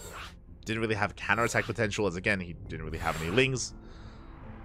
And Hydra was able to execute his 3-base all-in much more effectively here against Eon Blue. Again, it wasn't just Eon Blue's setup, it was also like Hydra just being that much more in the face of Eon Blue as well. With his reinforcements, with his push, with his timing. GG. Things very quickly did escalate out of hand there. And now Hydra is 1 game away from taking the series. Eon Blue has to fight back here and now to force the ace match. And I want to believe, what are we loading into? Crimson Court. And if you've been watching the broadcast here tonight, you would know that Eon Blue has been spicing things up quite a bit here on this map. I wonder if Hydra was watching. I wonder if Hydra was watching the B stream. I wonder if he was watching Eon Blue's matches, because Eon Blue has been flexing and flaunting a very specialized build and all-in on this map against Protoss and against Terran. Oh boy. And will it finally work? I mean, it got close. It got close against Ryung. Did get close. We shall see. As spawning in the top right-hand corner of Crimson Core, we have our red Protoss player from land of the Netherlands, currently teamless, but leading the series 1-0. It is Hydra. And spawning in the bottom left-hand corner, we have as opponent, we have the German Zerg player, the blue Zerg representing Berlin Esports Club, or Berliner Esports Club. It is Eon Blue.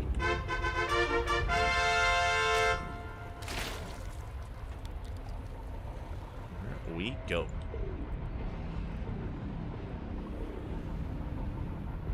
Probe does move out, will force the unnatural natural out of Eon Blue. Now, the build that we're speaking of specifically is a 2-base all-in, where Eon Blue mines through these minerals here with 3 drones, and he also does mine through these minerals here across the map, and he does slip past the wall, he sneaks in, he goes for the all-in, he commits with Lings, with Roaches, and again, he tried to do it against Mana. Unfortunately, Mana, his Oracle rally was poised to go south towards across the map towards the main base of Eon Blue, and the Oracle did get eyes on the drones, and because of that, the Oracle focused out all the drones before they were able to mine through, and Eon Blue's all-in was shut down before it could really get going, as Eon Blue was unable to mine through these mineral patches. Against Clem and against Ryung, Eon Blue did mine through, but against Clem he got shut down. Against Ryung he did get 21 SCV kills, but he was not able to deny any of the tech and was vulnerable to the counterattack as a result, as Ryung was able to stabilize after his initial defense. Here we'll see if even Eon Blue does embrace that same build. And I'm getting ahead of myself here. Just because we've seen Eon Blue do the same build on this map every time doesn't mean he'll do it again. We'll keep an eye on him.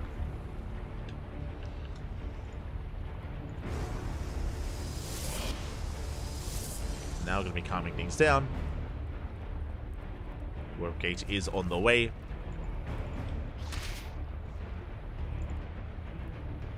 And interesting. Okay, so Hydra is going for a Twilight Council opener. Now, if Eon Blue was planning to go for the same build, well, he's going to have to react. We're going to have to scout him, going to have to react, because Hydra is going to be the aggressor here. Twilight Council on the way should be for, I mean, I say should be. This could be Glaives, or it could even be a Dark Shrine opener. We have yet to pull out a gas, so we'll keep an eye on these gas mining probes. If we pull out, then if we pull out at least a little bit, it could be 4-gate Glaives. If we don't pull out, it could be a Dark Shrine instead. Lings do slip in. Oh my god, Eon Blue with a free scout. He slips into the main base. He does get eyes on the Twilight Council, does confirm the mining, does confirm the gas income. Robo's on the way, and this should be for a Dark Shrine. If we go for Glaives, then this could be Glaive Depths plus a Dark Shrine. Oh, there we go. Glaives on the way. Interesting. So, with the additional gas income here, this could be 6-gate Glaive Adepts, or it could be 4-gate Glaives alongside a Dark Shrine as well. We have options here with how we want to spend our gas, and how we want to bring this all together. Meanwhile, oh, we're still doing it. we're still going for the... We're still mining through these middle patches, and Hydra has no idea. Let's go. For now, 3 more gates on the way. It's going to be a 4-gate setup here from Hydra. We'll see what else we invest into. And Lings, they flood in. Lings, they're already here. Glaives is only halfway done. Eon Blue hits first. Lings, they get into the natural. They bust in towards the main base as well. There's 2 Adepts, 1 Stalker. And we go for the surround. Before Hydra can even get into his build, the Lings are here. GG gets called, and Eon Blue will tie up the series 1-1. GG. GG, well played. I was focusing on Hydra. I was like, yo, Eon Blue's gonna have to respond to this, you know, throw down a Roach Warren. Did notice that we were just making Lings. Eon Blue just, let's go. GG, we do tie up the series 1-1. Eon Blue, he bounces back on Crimson Court. Let's go. He just messaged me, no longer 0-14. Let's go. Neon, we're rising up.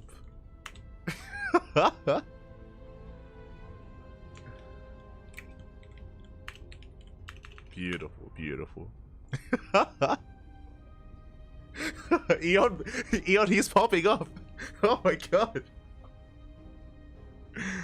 He's like, it worked. We got him. And now we're getting to the ace match. It all comes down to this. It all comes down to game 3. As a reminder, neither Hydra or Eon Blue have taken a series here tonight. Neither one has been able to take a series. One of them will. Who's it going to be? Going to be Hydra or Eon? Let's go.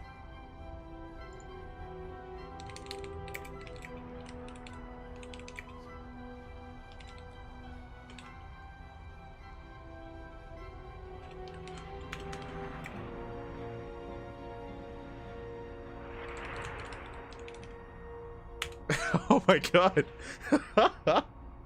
I didn't realize this. Eon Blue, he just told me. He's like, Papi, you don't understand. I just broke the curse. I'm like, what are you talking about? What curse?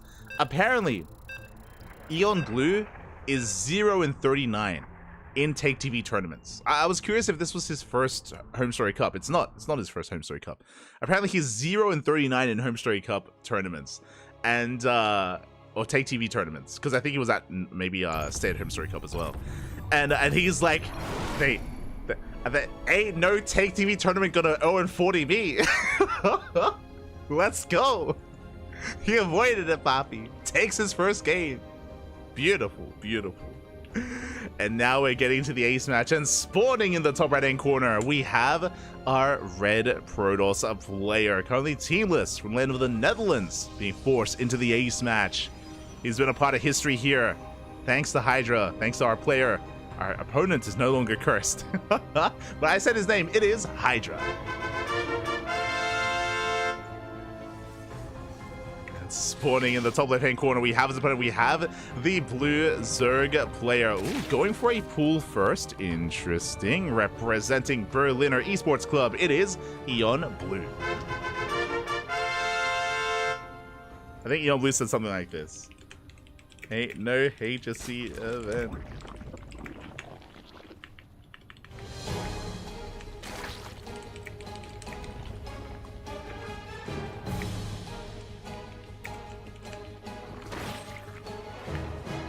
I'll post in the chat.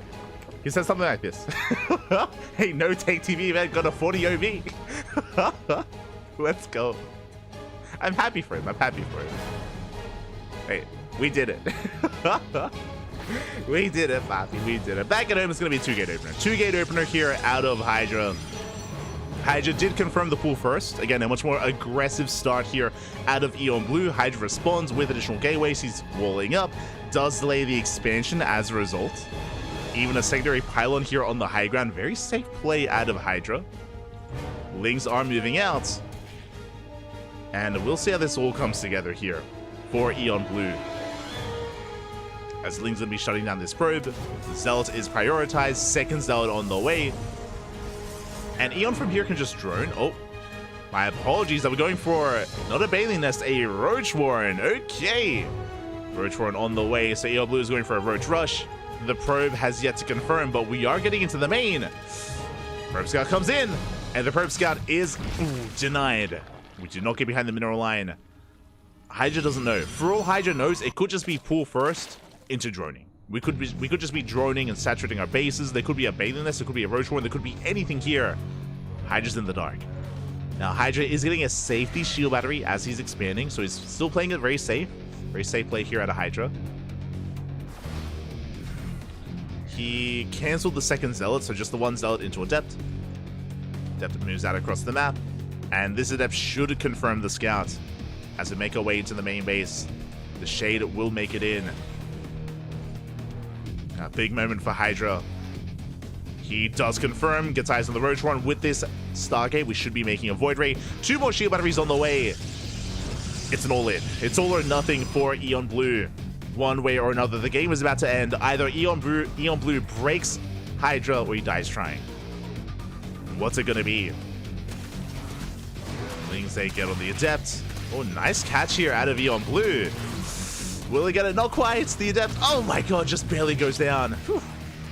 We catch the Adept. Stargate is done. There, here comes the Void Ray. Uh-oh. Again, nothing shoots up. Nothing shoots up quite. Yeah, we do almost get this around. We get within range of the shield battery. Overcharge is going to be available as well. Yeah, we drag the Zealot out of position. Zealot goes down. There's one Adept left. We're knocking down the wall. What are we going for? The Cyber Core or the Gateway? We're going for the Gateway. Gateway's under fire. Wasting energy on the Adept. Void Ray is about to spawn in. And we need to get economic damage done. The Void Ray will clean everything up eventually. The first Gateway falls. Overcharge is popped. And do we keep it alive? Oh, we barely don't. We bust in. Now we're going for probes. We're going for probe kills. Secondary wall behind this. Probes are going down, but we have fully walled off. We need to get more done. We do get the Adept. Do at least get the Adept. The wall is under fire. Void Ray busy. We get 6 probe kills. The wall falls. That's a kill, not a cancel. Oh, how many probes left? 18. 18 probes left. Oh, they do fight within range of all the shield batteries. Ideal position here for Hydra. Yeah, the 3 shield batteries, they come in clutch. And we're holding. We are holding. Second Void Ray has arrived. And we're running out of steam. We're running out of Lings. Hydra, he survives with 17 workers. And back at home, there's nothing. There's nothing here for Eon Blue. But it's okay, because you know what? We won a game, and that's more than we have done in years. That's all that matters. GG, well played, Hydra. We'll take the series 2-1. We'll take his first win of HomeStory Cup 25. GG, well played. But a shout out to Eon Blue because, hey, he won his first game in all of HomeStory Cup history. GG.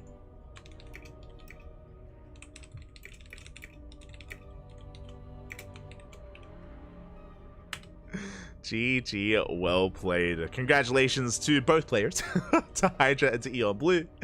As it looks like we are going to be wrapping up Group A. GG, well played. Quickly just going to be refreshing. Exclamation mark B in the chat, and we can catch up on the bracket. But it was no Take TV tournament is going to beat me 40 games in a row. Beautiful, beautiful. As we switch our scenes over and catch up on the bracket. Here we go. So, have we wrapped up round 4? We did. Mana beat Ryung. Let's go. Mana took down Ryung 2-1. That's a big win for Mana.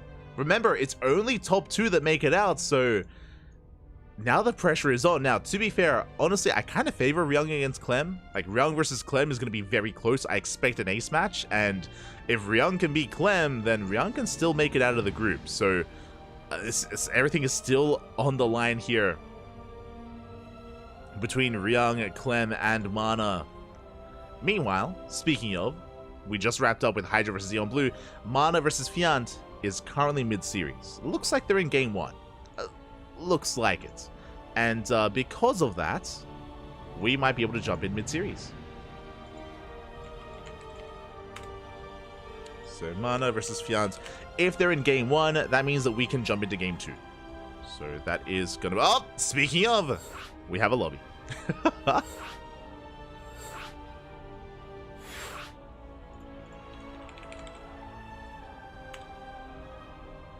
We do have a lobby. I have very little time to set up. Oh, they... but they haven't even started.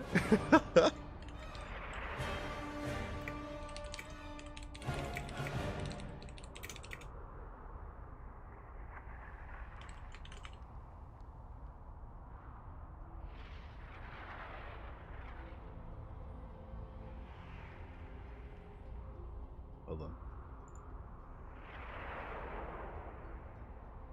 As beautiful, beautiful. And so we are gonna be able to catch up here. Okay, it's gonna be a fresh series. Oh my god.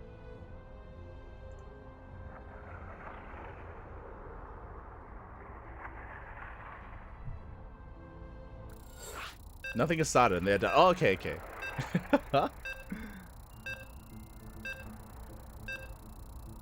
Okay, so shout out to Fiant. He was letting us know in the chat that they haven't started yet. We're getting in. We're jumping in, Papi. We're jumping in.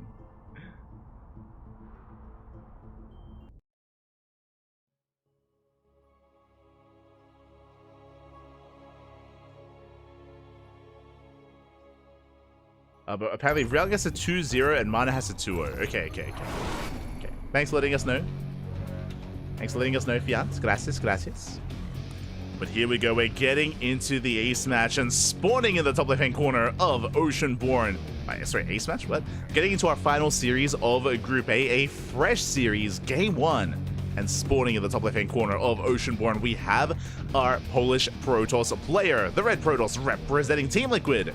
It is Mana. And spawning in the bottom right-hand corner, we have the Swedish Zerg player, the Blue Zerg representing Team Roddy. It is Fiant. Now, as was stated earlier, for Mana to make it out of this group, he needs to 2-0 Fiant. Not just that, he needs to 2-0 Fiant, and Ryung has to 2-0 Clem. So it's going to come down to the wire. Map score is going to be very important here for Mana, for Ryung, for both Mana and Ryung, to determine who makes it out and who doesn't. Oh boy, the pressure is on. The pressure is on. Likewise, of course, Fiant cannot make it out of the group, but Fiant can deny Mana. That's the thing here. Like, Fiant, he can't make it out of the group, but he can bring Mana down with him. He's like, I'm not making it out, but you're coming down with me, Papi. I'm bringing you down. So, yeah, there's that much more pressure on Mana here. Definitely. But now going for a gate expand. Fiant going for a hatch gas pool. Let's go. Eon is my winner of hearts. Let's go.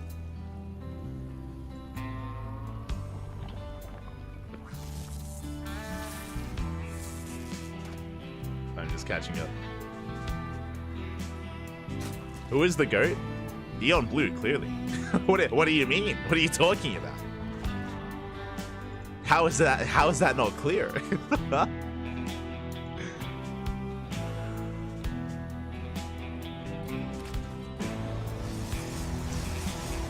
We are settling into our builds. Again, Fiant just going to be joining up back at home, settling into a handful of links.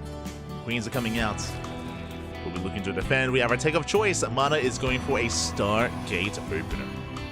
Let's go. Going to be a Stargate opener. This should be for Oracles, but as we saw in the previous series, Void Ray openers are not unheard of. If you have not Void Ray, you can hunt down these Overlords. You can keep your follow-up build hidden. You can force the Zerg opponent to play things safe. And it may be a little bit inefficient as a result. We'll see what Mana does embrace. For the time being, going to be delaying the expansion. Pylon gets thrown down. Adept is making his way across the map. But the Pylon is going to be cancelled. We get a second Pylon, and the goal here is to buy time for the Adept. It's on the way. G-Force 1 cancel, but it looks like the Adept does get here in time, and the drone has to evacuate. Very nice setup here by Mana, containing Fiant to 2 bases. Yeah, big delay in the third. Pylon is cancelled, but the Adept just has to park itself here. Just make sure that no drone can expand. Ay, ay, ay. You're just bullying back these lings. Tumor does survive. Second Adept has made it. Now, with the help of Link Speed, we can force this back. Going for this round, we do catch one of the Adepts. We barely catch one. And now, finally, the third base can be taken, but a very delayed third. So, a very nice start here for Mana. Hasn't killed drones, but does impact the economy nonetheless. Behind this, the first Oracle has arrived. Second is on the way. Ooh, and this is interesting. That is a Forge and a Twilight Council before the third base. Very fast tech. A very fast tech here from Mana. As he does move out. And he will hit the third. Queens are in position. We do get 2 drone kills. Nothing else in the main. At the same time, Lings, they do check the third. They won't be able to deny it, but they do get eyes on it. I'm curious if we're going for a charge. I'm curious, like, what initial upgrade we go for on the Twilight Council. Do we go for Blink or Charge? Regardless, the upgrade is going to be quite fast.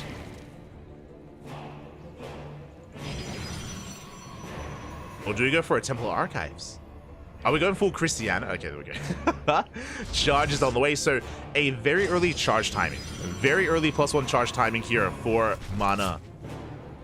And this can hit like a truck. This can catch many Zerg players off guard if they don't know what's coming their way, if they happen to be droning at the time, if they don't have any roaches. This charge timing can be devastating as we have 4 more gates on the way, 6 gates in total. Lings catching out the Adept. Oh, going for the surround. But the Oracles are here. Adept goes down. Lings back off. Back at home, we're still droning. Back at home, we do not have a Roach Warren. No Roach Warren, no Baneliness yet. For now, it's still okay. But I'm concerned that we may be cutting too many corners. Like, we're already at the 5-minute 30 mark and still no tech. Okay, there we go. Roach Warren now on the way. This Roach Warren is a little bit delayed at the 540 mark. So it is a later Roach Warren. But will we have our army in time? As you can see, we're backing up Zealots. I imagine waiting for one more wave of reinforcements. There we go. 6 more on the way. 5, soon to be 6. And we are moving out. Fianta's droning. Oh. Fianta's droning up as we speak. Roach Warren is not done. And we're caught out. These Zealots, they have so much potential. Oracle gets caught. Not a bad pickoff. But there's nothing here. There's just nothing at the third. There's nothing to defend. We still made more drones. Roach production has just begun. It's too late. 7 drones go down already, and we're not done. Nowhere close. We're going for the queens. We have limited transfuses available. 1 queen goes down. Soon to be a 2nd queen as well. We are buying time here at the ramp. Good position. Good positioning here. But again, we have 1 transfuse left. Roaches do arrive just in time. But we get another queen. We're getting on top of the roaches. This is still an efficient trade for Mana. Oh, taking down so many roaches. And another queen. And we're still looking to break through. The Oracle comes in to support to tank some shots. Oh god, we're down to 1 queen left. Down to 1. Oh, can we get it? We can. The final queen goes down. We get 2 more drones. We will clean this up, but we have Stalkers rocking up, getting an Overlord. Forced to recall back home. Bit of an overextension here out of Mana. And let's look at the trades. For 17 Zealots, which is mainly minerals and an Oracle, I guess, we got 11 drones, 6 queens, 10 roaches. How many queens do we have left? 0. 0 queens remaining. Every queen went down, which means no injects, no additional creep spreading. The macro is going to be affected. And back at home, Mana, he's up in workers. He has the economic advantage. 65 workers, 4th base on the way. Mana has +1, and Blink is about to finish up. Mana, he's going for the kill. He's moving out now with a Blink-based army. And Fianta's barely holding on. Again, Fianta, unfortunately, he was just too greedy. He was cutting too many corners. We spoke about how late his Roach Warren was. The Roach Warren wasn't even done when the Zealots arrived. Like, it finished up, or we made the first wave of roaches after the Zealots had hit the 3rd. And these are expensive losses. Roaches are going down, one after the other. Zealots coming to reinforce. And yeah, the number's just not in favor of Fiant. GG gets called. Mana takes game number 1. GG. Very solid timing there out of Mana. As a reminder, Mana went for the Twilight Council in the Forge before expanding, before the third base. Unfortunately, Fiant was not able to confirm that, was not able to get eyes on that. On top of that, it wasn't just a lack of scouting, but Fiant was delaying his Roach Warren. Like, typically we would see a Roach Warren around the 5-minute mark. We saw it much later for Fiant. He was just cutting corners. He was trying to be greedy against Mana, and he was punished for that greed. As again, he just didn't have an army when the Zealots arrived. Because you don't expect that kind of push, right? Like in a standard game, you don't expect that much commitment from the Protoss player. So it was a risky move out of Mana. That's on the other side of things. It was risky to go for that kind of earlier timing from Mana. If he gets scouted and if his opponent's playing safe, then it can be shut down. But Mana did get away with it. And with that, Mana takes a lead.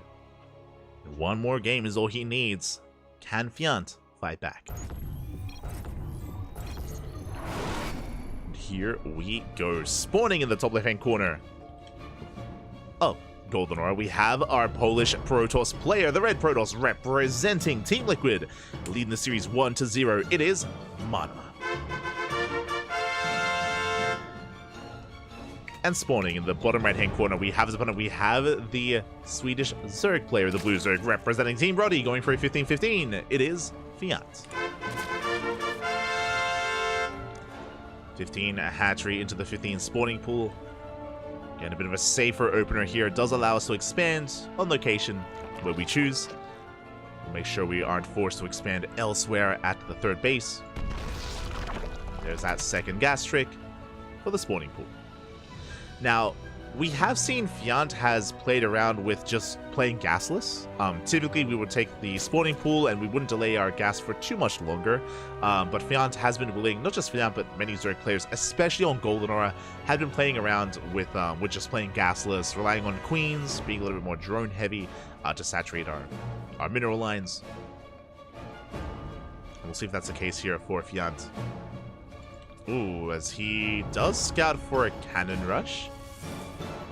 I'm curious. I'm curious if Mana does that.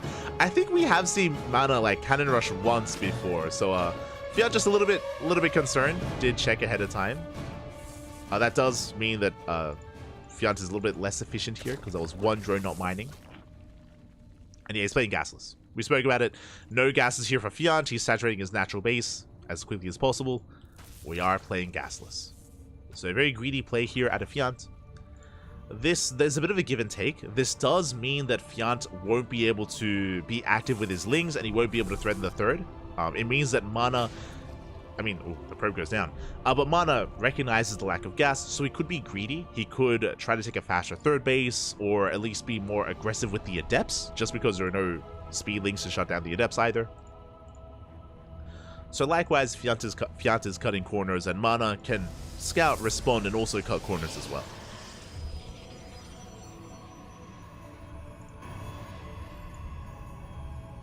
As Mana is going to be going for a Stargate opener into Oracles. Again, we'll see how Mana responds. Now Lings are moving out. Gas now being taken at almost a 3-minute mark, at around 240. Now taking his third. Fiant is going in with his own scout. Does spot the opening. And we'll get eyes on the tech of choice and the unit of choice as well.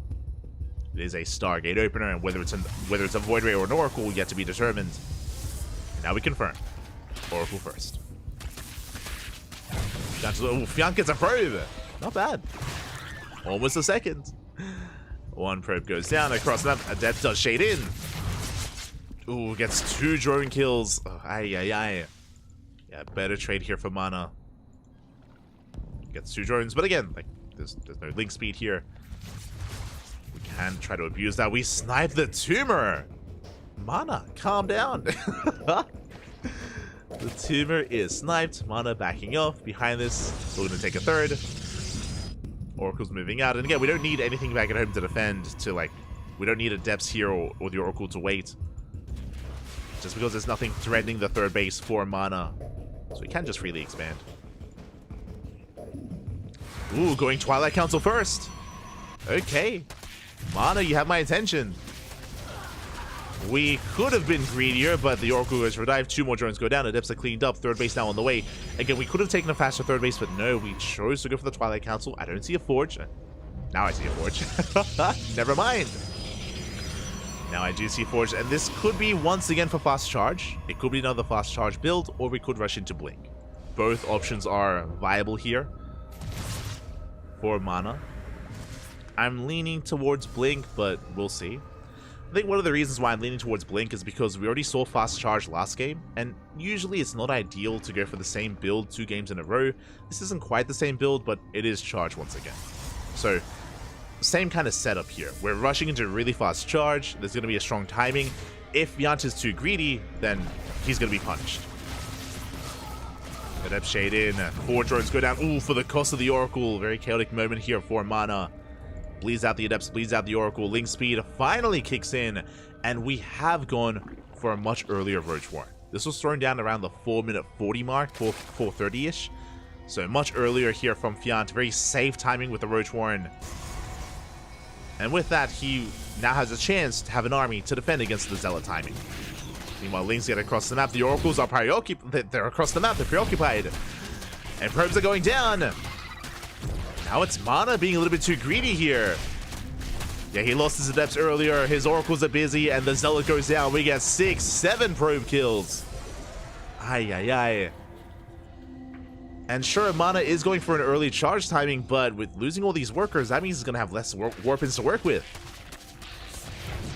Yeah, 6 gateways. But his economy is going to be impacted. His bank is going to be impacted. Cannon does finish. But I would say that Vyant is in a much better position this time. And we even have Roaches already. Let's go. Again, Vyant playing safe. He's got Roaches. He didn't even scout the main. He doesn't know what's going on, but he just doesn't want to die. He doesn't want to suddenly die again out of nowhere. He's ready. Now, Mana, I believe, has not seen the Roaches. If you saw Mana, he was on the edge of the gases here, and he was dancing with the queens. Checking Mana's vision, he did see the Roach Warren as it was thrown down, so he should be aware that this push isn't going to be as successful as it was in Game 1. And yeah, we're ready. We even have a spy. Oh my god, we even have a spy crawler. We even have the spine on the high ground. You could argue that this is a little bit overkill. This is maybe an overreaction here out of Vyant, but you know, again, he's just playing safe. I don't blame him. Clearly, he's a little bit scarred after Game 1. Zealots do dive in. 3 drones go down at the same time. Bit of a link counterattack. Gets 2 probes. Vyant survives, and from here we can drone. From here we can drone up. Then we got 3 drones on the way. Roach speed plus 1 range. Now we can actually have a back and forth.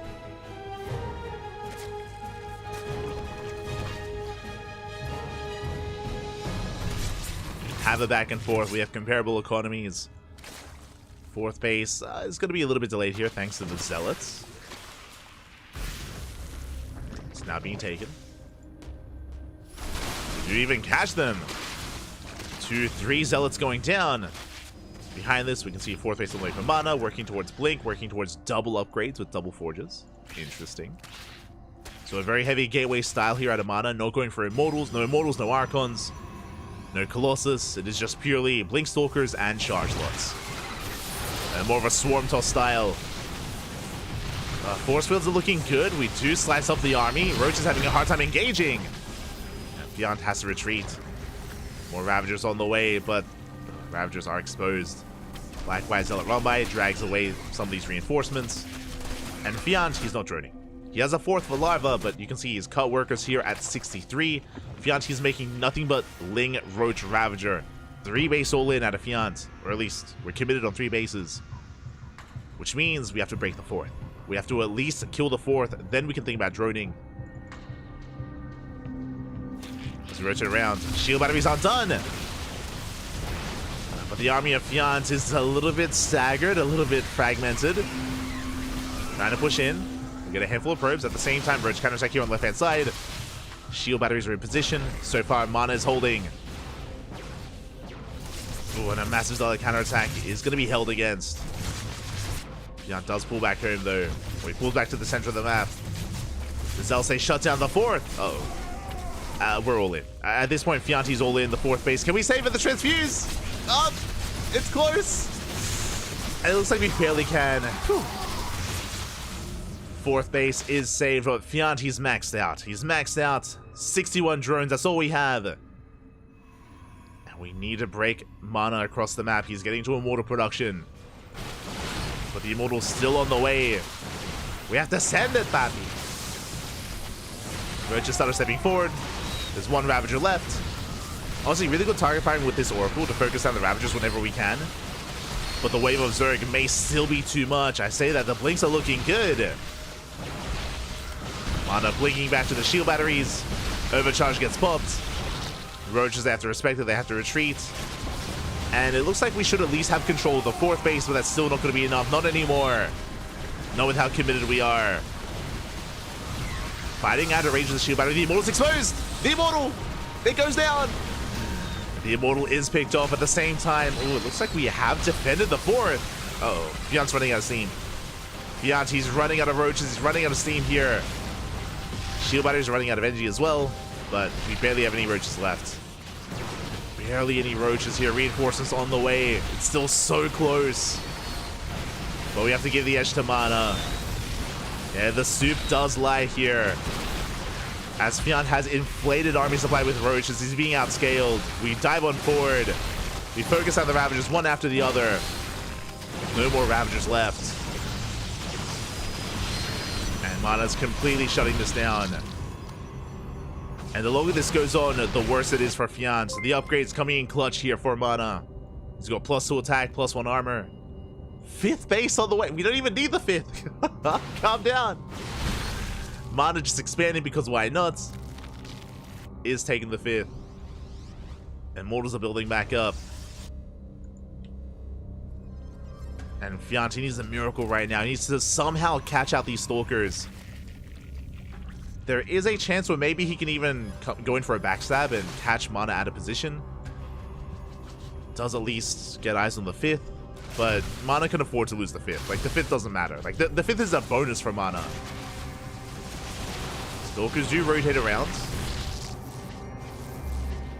Oh, and Mana's even going to save the fifth.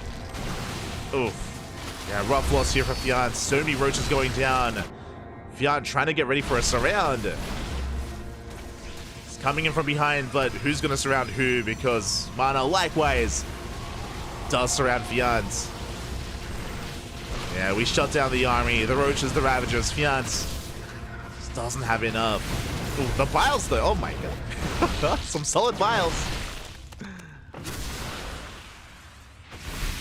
This time, not quite connecting. Still around my left-hand side. Fiant has not been droning the entire time. This fourth base is saturated, but that's only because we're running out of mineral patches. We're just running out of money. Running out of patches. Zelrama goes for the base. This time, it's going to be a kill on the hatchery. The transfuse keeps alive a little bit longer, but the base goes down. We catch the roaches.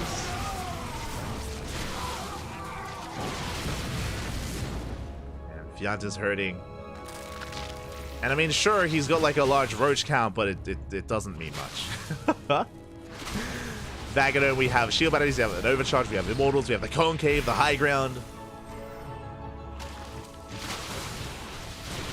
Now trying to force his way in.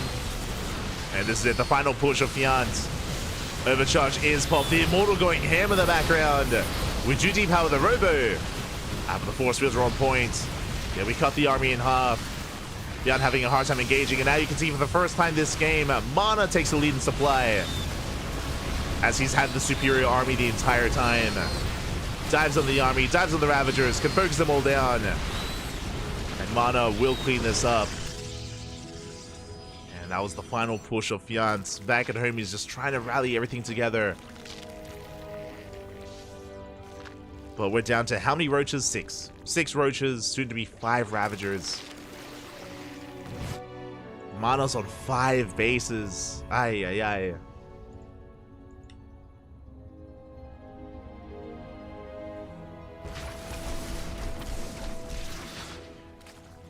And we're just waiting for Mana to be the one to push out.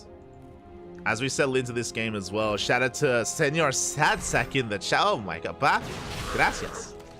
Thank you so much for the raid. Hope you had a great stream. Hope you had a great ladder session. Welcome everyone. Welcome to HomeStory Cup. Welcome to the B stream of HomeStory Cup.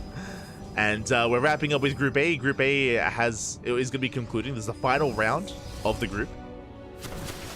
But after Group A, we have Group B. Group B is on the horizon. Yeah, we just dive on what little is left. We focus on the Ravagers. There's one remaining.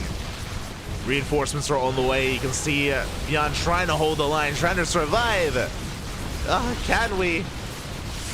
I'm not sure we can. GG, yeah, we're not going to be able to here. We don't deflect the army. Mana will take it 2-0. And Mana, I believe this confirms that Mana is coming out of group in second place? Question mark?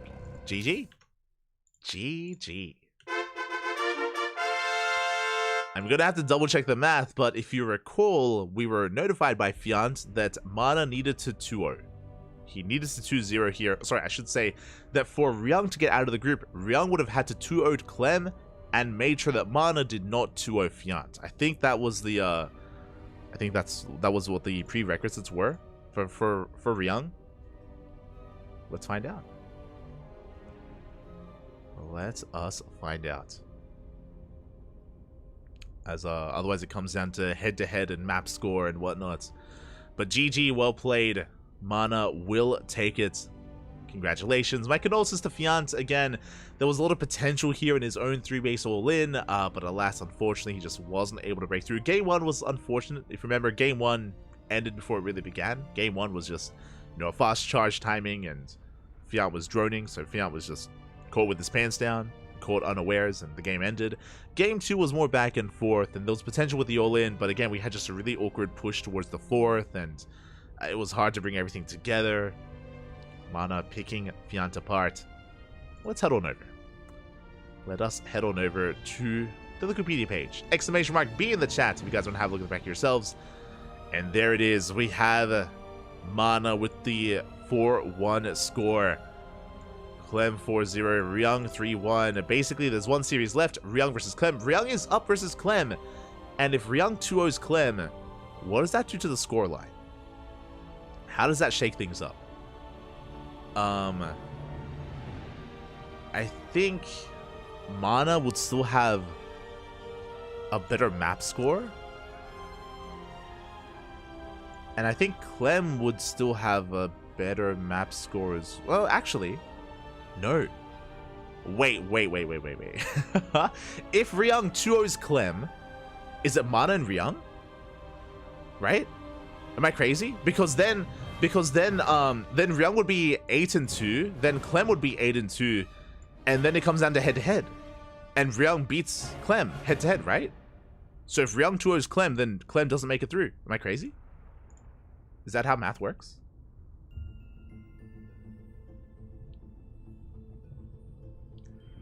If Clem Ryung 2-1 is 3-way tie, Ryung 2-0 Clem will be out. Yeah. I thought so.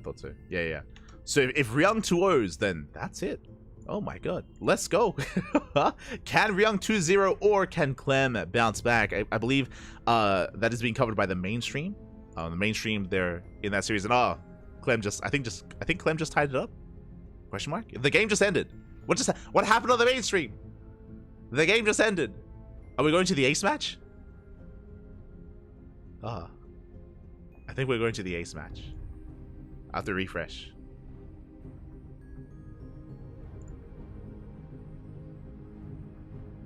It's 1-1. 1-1. Ooh, okay. Wait, so what happens if it's 2-1? 3-way tie.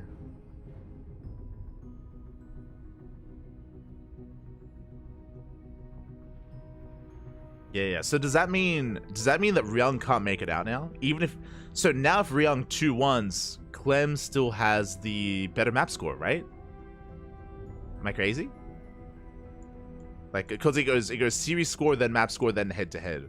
And I think Clem will still have a better scoreline over Ryung. But then how would he compare to Mana? Then I think it's Clem and Mana, right? I don't know. Am I crazy? regardless, tune into the main stream to find out the conclusion of Ryung versus Clem and what does occur in the overall group. Not hard math. It's not hard math. It's not hard. But it is math on stream. Everyone knows. Don't do math on stream. After Group A, we're going to be jumping into Group B, as we mentioned before. And Group B is, I believe, on an accelerated schedule. I think there's going to be a break between Group A and Group B regardless, just because the players of Group they have limited PCs. It's not like all these players have their own PCs. I believe the PC setup is limited, so as Group A players like kind of rotate out, Group B players rotate in. So it may take a little bit of time for the Group B players to, you know, set up their hotkeys and their settings and all that stuff. So yeah, we might have a bit of a longer break. I know that on Wikipedia it says 1 hour and 23 minutes. I don't think it's gonna be that long. It's not gonna be that long, but I think there's gonna be a break nonetheless. So just as a heads up.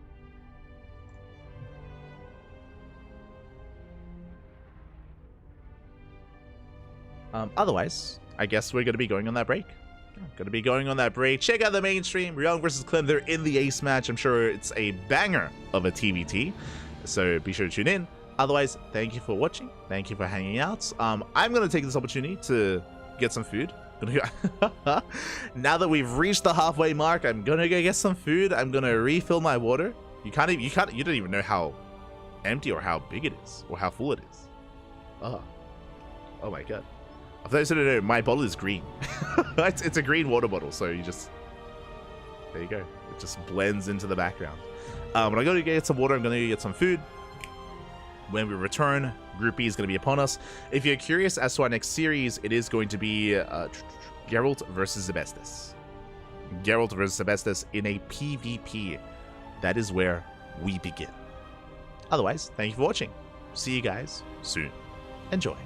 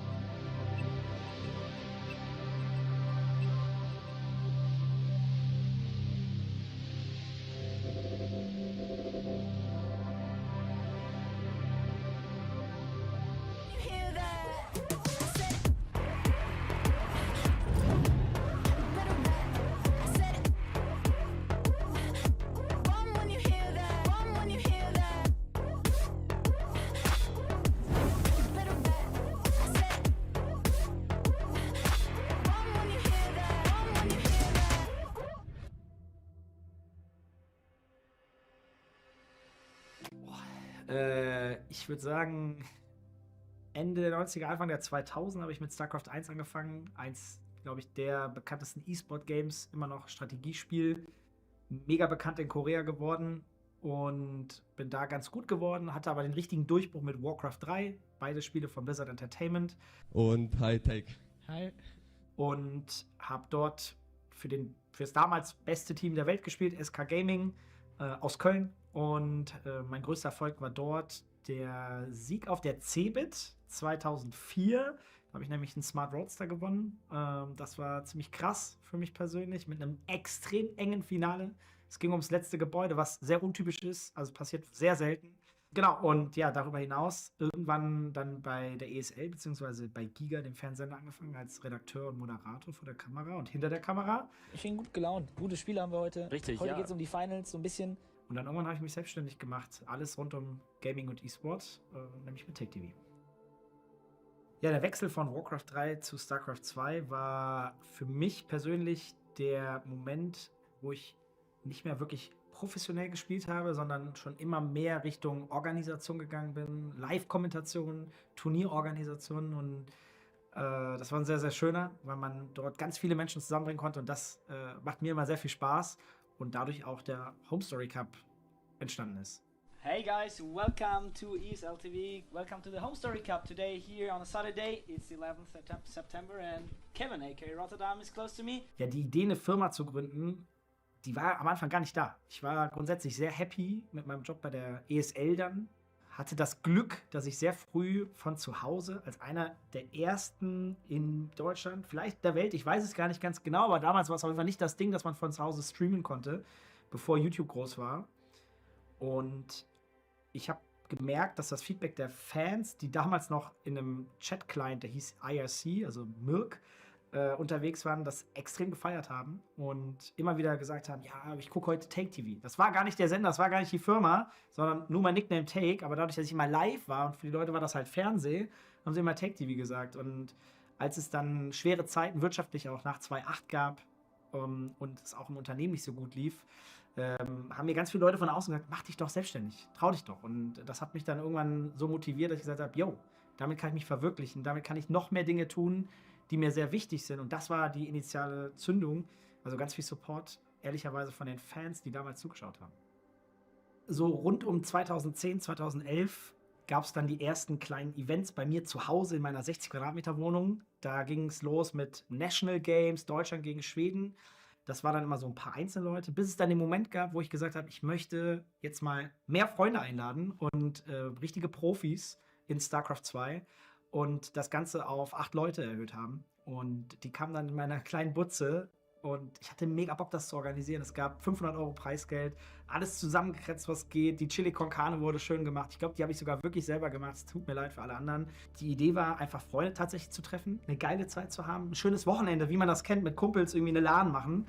Und genau das war es dann letzten Endes, nur dass eine Kamera oder Webcams drauf waren und Leute zuschauen konnten und mit kommentieren konnten, was wir gemacht haben. Das haben die Leute einfach gefeiert, weil es extrem authentisch war. Es sind Dinge passiert, wie sie halt im echten Leben passieren. Man trinkt vielleicht auch mal ein Bierchen oder was anderes. Und es sind auch die Dinge passiert, die auf einer guten Party immer passieren. Irgendjemand ist am Ende zu voll und alle hatten eine Menge Spaß. Ja, es gab dann einen Wechsel von einer kleinen 60 Quadratmeter Wohnung in 175 mit so einem Atrium mittendrin, drumherum alles verglast mit Scheiben. Und das war meine Wohnung und gleichzeitig aber auch mein Studio. Immer wenn wir umgezogen sind, wir sind ja zweimal umgezogen, hatten die Leute Sorge, dass der Charme verloren geht. Dieses Persönliche. Und bei der 175 Quadratmeter großen Wohnung war das Wohnzimmer der Chill-Out-Bereich, wo die Spiele abgehangen haben. Das Schlafzimmer war die Regie. Ja, die Küche war halt die Küche für alle. Ne? Der Gaming-Raum war mein Spielplatz, aber gleichzeitig auch der Spielplatz für alle Spieler. Und der Flur war eigentlich das Studio, mehr oder weniger, also der Mittelraum. Und das Besondere war dort, und noch besonderer, wir konnten einfach mehr Leute in den Raum reinbringen. Das war das Coole, weil du hast einfach geile Menschen in einem Raum gehabt, verschiedenste Nationen, extrem viele Leute, die einfach Passion hatten für das Thema und gerne geholfen haben. Kleine Anekdote, da kam jemand zum HomeStory Cup 3 mit einem 2 DX Racer Stühlen damals, diese Gaming Stühle, null etabliert in Deutschland, kannte so gut wie niemand. Der Typ hat die aus England bestellt, hat die nach Hamburg schiffen lassen, ist mit dem A6 mit dem Auto, der hatte zum Glück einen großen Kofferraum, mit 2 Stühlen hergekommen, hat die aufgebaut und die uns donated als Geschenk. Und kleine Geschichte, daraus ist Need for Speed entstanden. Dass sie heute da sind, wo sie sind und so bekannt sind, kommt wirklich daher. Und ja, der Charme war genau das, diese kleinen Geschichten, ganz viel Storytelling und immer gepiekt mit authentischem Miteinander, sage ich mal. Ne? Und unten konnten tatsächlich zum ersten Mal Fans in einem Irish Pub sein. Wir waren in der ersten Etage und im Erdgeschoss war eine richtig und ist immer noch eine richtig ein cooles Pub. Und die waren so cool. Liebe Grüße an Josie gehen raus, die Besitzerin. Und wir konnten mit denen richtig geile Sachen machen. Ja, also was total krass war, wie schnell das Projekt gewachsen ist, wie viele Zuschauer sich das damals angeschaut haben. Wir reden jetzt ja von der Zeit so startend Mitte 2011, das erste Mal in der größeren Wohnung. Und auf einmal hat das Event schon 30.000, 40.000 Leute gleichzeitig, knapp irgendwie 1 Million unterschiedliche Menschen, die sich das über 4 Tage anschauen. Wir reden jetzt 13 Jahre zurück. Das ist eine andere Zeit. Das sind selbst für heutige Verhältnisse immer noch gute Zahlen, wo der Markt viel größer geworden ist.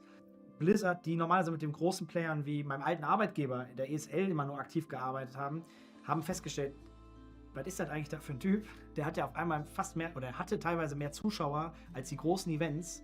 Wir waren oft das meistgeschauteste Event weltweit, also auf damals noch On3D, Justin TV, also vor Twitch, waren ganz oft, eigentlich immer das meistgeschauteste Event zu dem Zeitpunkt und waren der große Peak auf dem Livestreaming-Server, was natürlich auch nochmal richtig cool war und das hat die Leute natürlich auch begeistert und Leute haben gemerkt, da passiert was Besonderes. Ne? Und ja, und dadurch, es wurde internationaler, die Leute haben es auf allen Ebenen unterstützt. Wir hatten Spieler aus Korea, ganz viele auch, weil das ist das Mekka von StarCraft. Das hat auch kulturell einfach also ganz besondere Momente geschaffen. Ganz früher war es eben so, dass die Koris ganz oft noch nicht so gutes Englisch gesprochen haben und auch eher vielleicht ein bisschen schüchterner waren. Bei uns hat sich das alles so ein bisschen gelöst und gab sehr lustige Momente auf der Couch, die besagte Couch, wo die Spiele immer kommentiert worden sind, wo da nicht nur Profi-Kommentatoren waren, sondern auch die Spieler kommentiert haben. Es gab mal ein Full Korean Lineup auf der Couch. Das ist bis heute legendär, es ist total lustig. Marine King Prime, MC und der Reis, der, ich glaube, gebürtiger Koreaner ist, aber auch in Deutschland aufgewachsen ist, dementsprechend dann auch übersetzen konnte. Auf Englisch dann, das war ja alles auf Englisch, war sehr besondere Momente.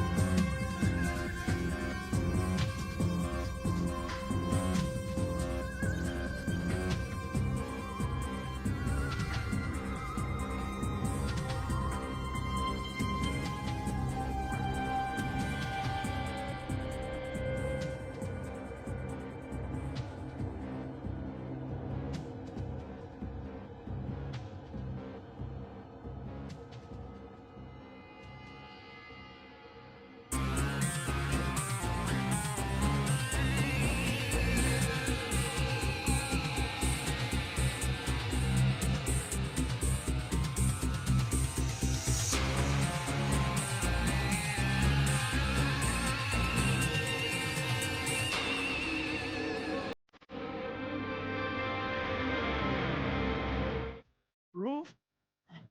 Oh, yeah. For you, Miss playing for Austria today. and Eliza, Mr. Poland. That's the next game. It's actually starting at 6 p.m., right? It's in 30 minutes.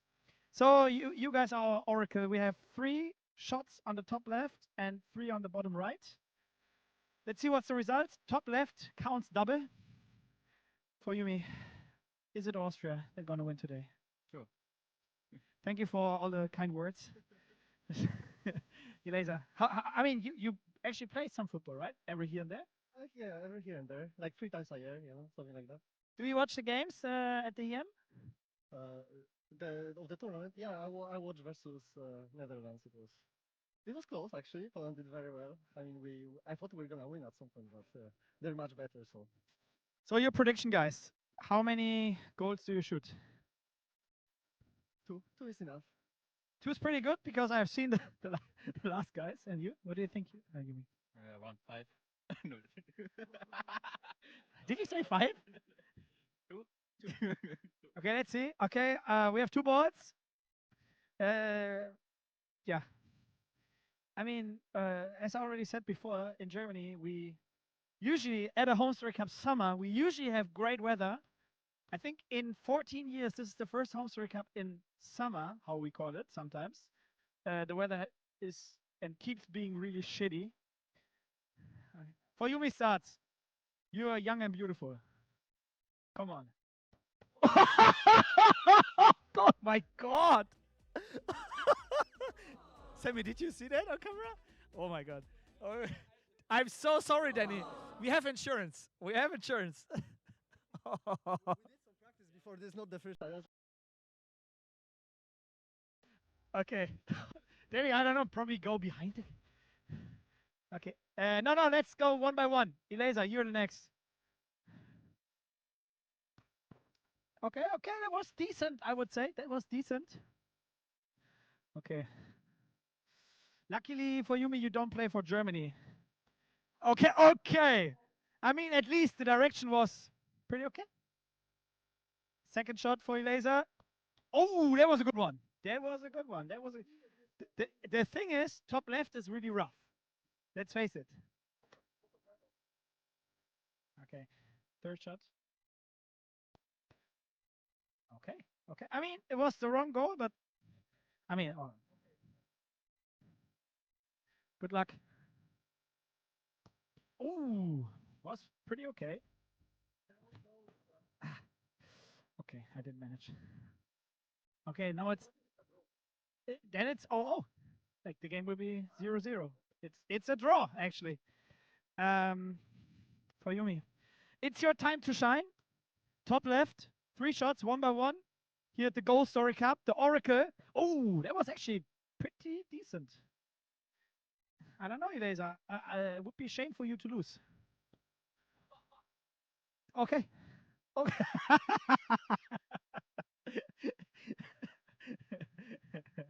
It escalated quick. Okay, here we go. Oh. Let's do it. We can. Who's next? Oh, okay, I go away. All the best, Yumi. Okay. I mean, the direction actually pretty good. It doesn't look like you are aiming there, but at least it goes the right way. Yeah, I honestly, I have a feeling. Laser just said he's afraid that he actually hits the last one. Oh! Oi, oi, oi, oi, oi, oi, oi. That was a great shot. That was actually a great shot. 2-0. Is it the last shot already? You have one more. Okay. Yumi, take your time. Take your time. It's an important game here. Yeah. Come on, Yumi. Come on, Yumi. Okay. Nice try. Nice try. No, it's about one last question. 2-0 or 4-0? Whoa, 2-0. Thank you so much, guys. It's nice having you here at HomeStory Cup. GG. GG, Poland wins 2-0. Thank you, Austria. This is the Goal Story Cup for you. We have one more match tonight. It will be Roddy, and the other one, he doesn't know it yet. It's Clem facing Roddy. He tends to not play football, so let's see what's going on. We're going downstairs to the next games. Enjoy the HomeStory Cup 25 powered by Coro.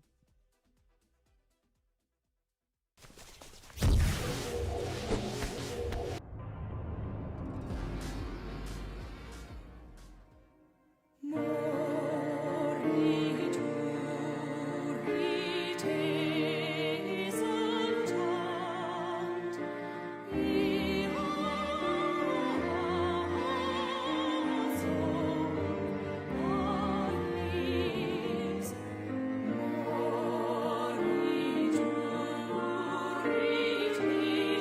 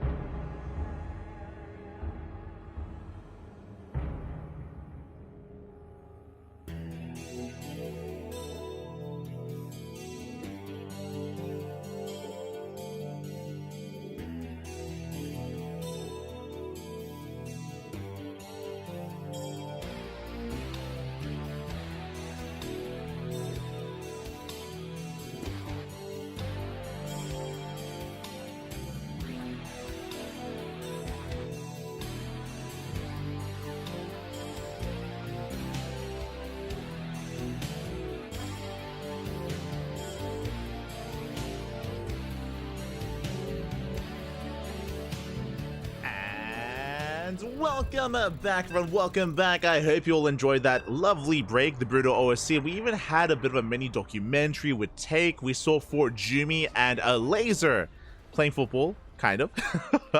Playing a bit of football and of course having fun on the rooftop of it.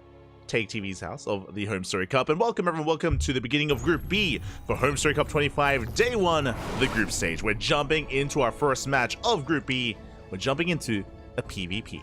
And spawning in the top left-hand corner of Golden Aura, we have our Polish Protoss player, the Blue Protoss representing Storm Gaming. It is Geralt. And spawning, we have his opponent, we have the Yellow Protoss from land of Czechia representing Team Roddy. It is Sebestes. Let's go. The PvP has begun and I'm ready. I'm excited. We are halfway through the night. We just wrapped up with Group A. Group A has concluded, and I should have actually wrapped this up a little bit, but the players making it out of Group A was Clem and Mana. Clem and Mana have made it out of Group A. Ryung did not. Ryung did fall to Clem. It went all the way to the ace match, went all the way to Game 3, but Clem did bring Ryung down. It did occur over on the main stream.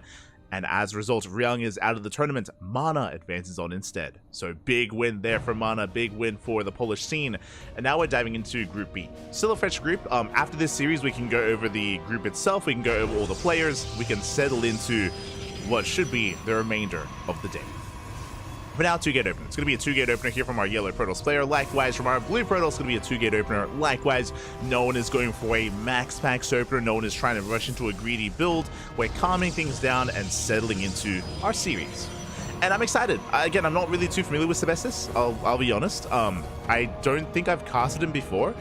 For those that may be tuning in for the first time, here on the CranKy Ducklings, we mainly focus on the Korean scene, on the Southeast Asian and Oceanic regions, the Latin American regions, and a bit of the Americas region as well. We don't often cast many European-centric events. That has been changing over the past couple of years. We have been covering events like Polish-only tournaments, like the House Galactic Battle, the House Open Cups, ESL Open Cup Europe from time to time as well. So we have branched out here and there, but we have to sleep at some point. I'm not sleeping here. Like, for those that are curious, it is 2:20 a.m. in the morning here in Australia.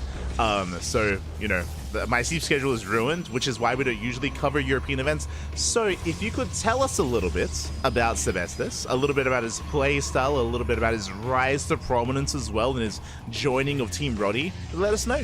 You know, if you have some fun facts about our lovely player here, let us know. We are a lot more familiar with Geralt, just because, again, we cover a lot of Polish events, like LAN events and online weeklies and stuff like that. So we cover a lot of Geralt. He also is a regular in our tournaments. We cover less of Sebestes. So again, let us know, as I'm unfamiliar with the player. But now we're settling in. It's going to be a double adept opener here out of Sebestes. The pylon block will delay the expansion. Cybercore as well, so a big delay here for Sebestes. Geralt back at home should be looking to expand himself. Is just waiting for a couple of extra minerals, a couple of extra resources. Hallucination Scout moving out. Geralt going for a very standard economic opener with a Stalker into Sentry. Hallucination moving in for a Scout, and we will eventually expand. It's just going to be a bit delayed here as we're working through that Cybercore. So big delays. Hallucination dives in. We do confirm the Stargate opener. It's going to be an Oracle out of our Yellow Protoss player. The Oracle's going to be moving out across the map. Pylon goes down, and finally the Cybercore up. Ooh, we do not cancel. No cancel on the Cybercore. It's going to be a kill, so that is quite a bit of resources down the drain, but we're chasing the Oracle, hoping to shut it down. We're getting in position. Shield battery in the main base, and likewise, Geralt has a massive lead with his own Nexus. Now, what does Sebestes have? What does our Yellow Protoss have? We have a bit of a ground army. We have 2 Stalkers, 2 Adepts, we have the Oracle as well.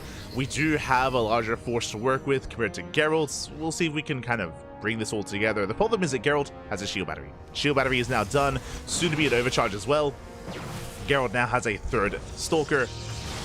Going to be able to pick away the army. We get within range of the shield battery. Oh, we can focus on the first Adept, and Sebestes has to back off. At the same time, that first Oracle turns into double Oracle. With this, we can one-shot workers. A shield battery is not going to be good enough. We can get economic damage done in the main base. Alas, we have units in position, and we don't quite go for any damage. We don't activate the Pulsar Beam. Sebestes does retreat, does back away. Doesn't waste any energy yet. There was maybe an opportunity as all the Stalkers, they come in. No! They're coming from behind, and the first Orca goes down. Massive pickoff. We get the first and second will escape, but that's already a big loss for Sebestis. Behind this, we're settling in. It's going to be a Twilight Council into Blink as a follow-up, but again, our base is delayed. Our tech of choice didn't pay for itself. We have yet to get any probe damage, and that means we are falling behind economically. In a mirror matchup, that's massive. That is a big lead here for Geralt. He's fanning out his Stalkers, he's looking for the eventual Oracle. He does miss it. The Oracle will come in from behind, does hit the natural, and we're going to get a couple probes. Not bad. 2 probes go down. 2 probes will fall. We can maybe get a third up. Oh, we barely will not get the third worker. As Sebestis will back off. Likewise, we can see Geralt trying to cut off that Oracle. Coming in for a flank, and will Geralt catch it? Looks like we should barely escape. And we do get away. The Oracle does get away. Back at home, we're still working with 2 gateways. I say that we have a robo on the way, Sebestis building up, but alas, Sebestis does have some catching up to do at the moment, as the Oracle's going to be found. No! We found it! The Oracle will fall. Nice catch here by Geralt. He shuts down the Oracle, is expanding, taking a third base. The Stargate opener of our Protoss player, our Yellow Protoss, has yet to really, did not end up paying for itself.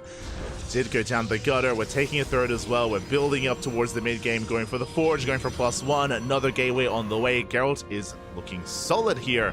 Sebestis, likewise behind this, catching up with his own third base, building up with its own Stalkers. What I will say, settling into the mid game, even though Geralt does have a lead, with Blink Stalkers you can outposition.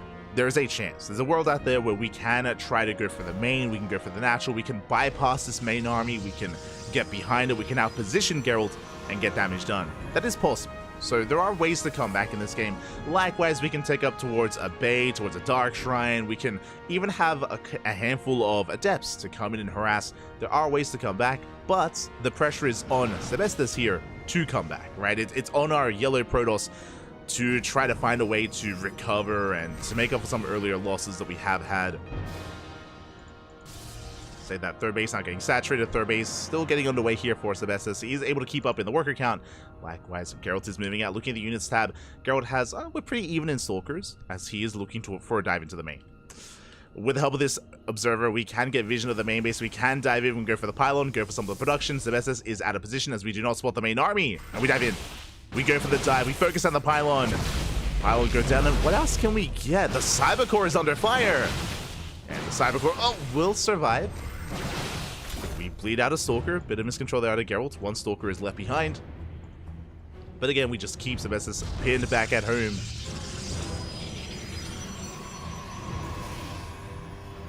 Keep him pinned, will keep him back. Behind this, Geralt settling in, building up towards his 3-base economy, working towards a gateway explosion, charge on the way, +1, immortal production as well. Meanwhile, our Yellow Protoss, as we come back in, and we're going for the pylon, we're going for the Cyber Core. Now, 1 more shot, it will go down. Big pickup. The last time will delay Stalker Warpins, it'll delay Adept Warpins, and we're going for Glaives. We're going for a very committed build here. Building up on 3 bases, building up Immortals, and working towards a Glaive Adept push. But that is going to be delayed. As Geralt rotates around, he gets up the shield battery, will fall. This time, not bleeding off a Stalker. Geralt taking a 4. And Sebestis, with these Glaive Adepts, there's a lot of potential, not just to dive on an army with massive death, but also to harass across the map, get into mineral lines, whether it's the main, the natural, the third base. Our Yellow Protoss will have potential here to counterattack with those Adepts, but we'll see if we can get there. And now Glaives is still in production, +2 as well. Upgrades are pretty neck and neck at least between both of our players. And when it comes to the Immortal counts, we are keeping up. We're keeping up with Geralt. The Immortal counts are looking solid between the 2 players. Big difference here is the divergence between charge and Adept play. So we are taking our 4th. Geralt's being active. We have plenty of charge-outs already. Charge-outs that do amazingly when it comes to just buffering for Stalkers and Immortals. As they close the distance, they allow your army to get so much more damage in. And we're rotating over towards the 4th. Sebestis is in position. The shield battery is now done. And it's going to be targeted down. And shield battery will fall. Geralt does bleed out a couple of Stalkers, though, in the process. But that's a massive warp in. 4 more Stalkers, 5 more Zealots. And we're collapsing on the 4th. And this time there is no shield battery. Even with the base finishing up, there's not going to be an overcharge either. We dive forward, we focus out the Archons, we get one. And we're going to get the second. And that means the Zealots can reign free on the army. Yeah, we collapse on Sebestes. He just is struggling to keep up. The Immortals are exposed to going down one after the other. And Geralt just coming in for the kill. Has to back up, but here come reinforcements. And more Zealots coming in. And it will cost us 12 probes here at the 4th. GG, Geralt will take game number 1. GG, well played. A solid game there out of Geralt. He, for the most part, was in control of the game. There were definitely some moments for Sebestes, but yeah, it was just a really rough start opening up Oracle. Big delay in the natural, behind at the 3rd, and yeah, it was these small little increments here and there in favor of Geralt that he was able to just capitalize on. Whew. And now we're going to be selling into game number 2. Now, what I will say, if I'm not mistaken, I'm going to be catching up in the chat. I could be wrong, but is this the first offline event that Sebestes is going into? Looking at the initial Oracle harass, it did feel like a bit of a mistake there to not get some probe kills. If you remember, it was when he dove into the main base mineral line and the pulsar beam didn't activate, and the Oracle were just kind of flying over. It did feel like a bit of a slip up there, and I assume that some of this might be, whether it's nerves, whether it's again being at an event like this for the first time. Let us know. First international event ever. So that is a factor. I don't want to bring that up too much, and I don't want to, say like, oh, nerves all the time, but especially in the beginning of game 1, it did feel like that. Now, what I will say is that over the course of the group and over the course of these matches, that's where you gain experience. That's where you get comfortable in this otherwise like foreign setup, right? Where you're not playing at home, you're not playing at your PC. And it is something that you need to get experience with, and that you get more comfortable with over the course of your career, over the course of all these games, over the course of these matches. And it did feel like a bit of a factor there in game 1, but we're settling into game 2. And spawning in the top left-hand corner of Oceanborn, we have our Polish Protoss player, the Blue Protoss representing Psystorm Gaming, leading the series 1-0. It is Geralt. And spawning in the bottom right-hand corner, we have his opponent. We have the yellow Protoss player from the land of Czechia, representing Team Roddy. It is Sebestes. Well, let's go. Alright, I'll catch up in the chat, Matthew. I'll catch up. Because I know he's got a lot of fans in the chat. Oh, Lorimbo's in the chat as well. Let's go. Este Rainbow. When are you coming back to StarCraft, Papi? I haven't seen you in so long. Maybe it's better though. Maybe it's better. Maybe we're not smoging as much anymore. Always a good thing. Este Rainbow.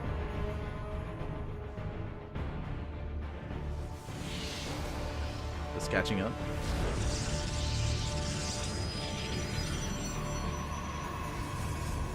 As we do have our 2-gate opener here out of Sebestes, likewise 2-gate opener out of Geralt.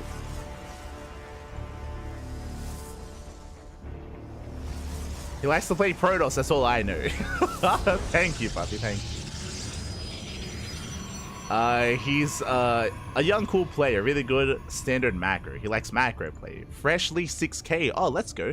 Yeah, I do know that Rotterdam with Team Roddy, I think I heard him talking about it a couple of days ago, where his goal is to rotate players and to keep the roster fresh. And from my understanding, Rotterdam, his goal is to keep an eye out for up-and-coming players and talent and try to support them as best he can. I mean, he's been supporting Fiant for quite some time, and a lot of these other younger players, like I think Cuckoo and Baby Marine, I think they had their own stints in Team Roddy as well. And yeah, recently I believe Sebestes did join Roddy as well. I know Hydra was a part of Team Roddy for a while. So from my understanding, the goal of that team is to find some upcoming talent to support them as best they can. It's really cool to see that Sebestes was noticed and even has the opportunity to compete here in HomeStory Cup.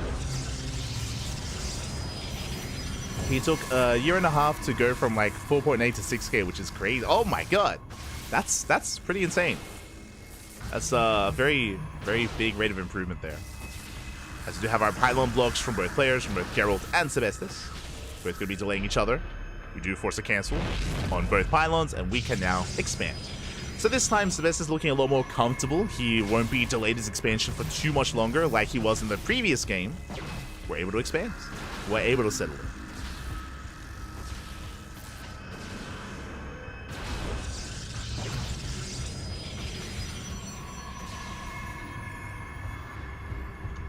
Yeah, I'm just catching it. Imagine improving at StarCraft. Oh, it's the Chase. What are you doing awake right now?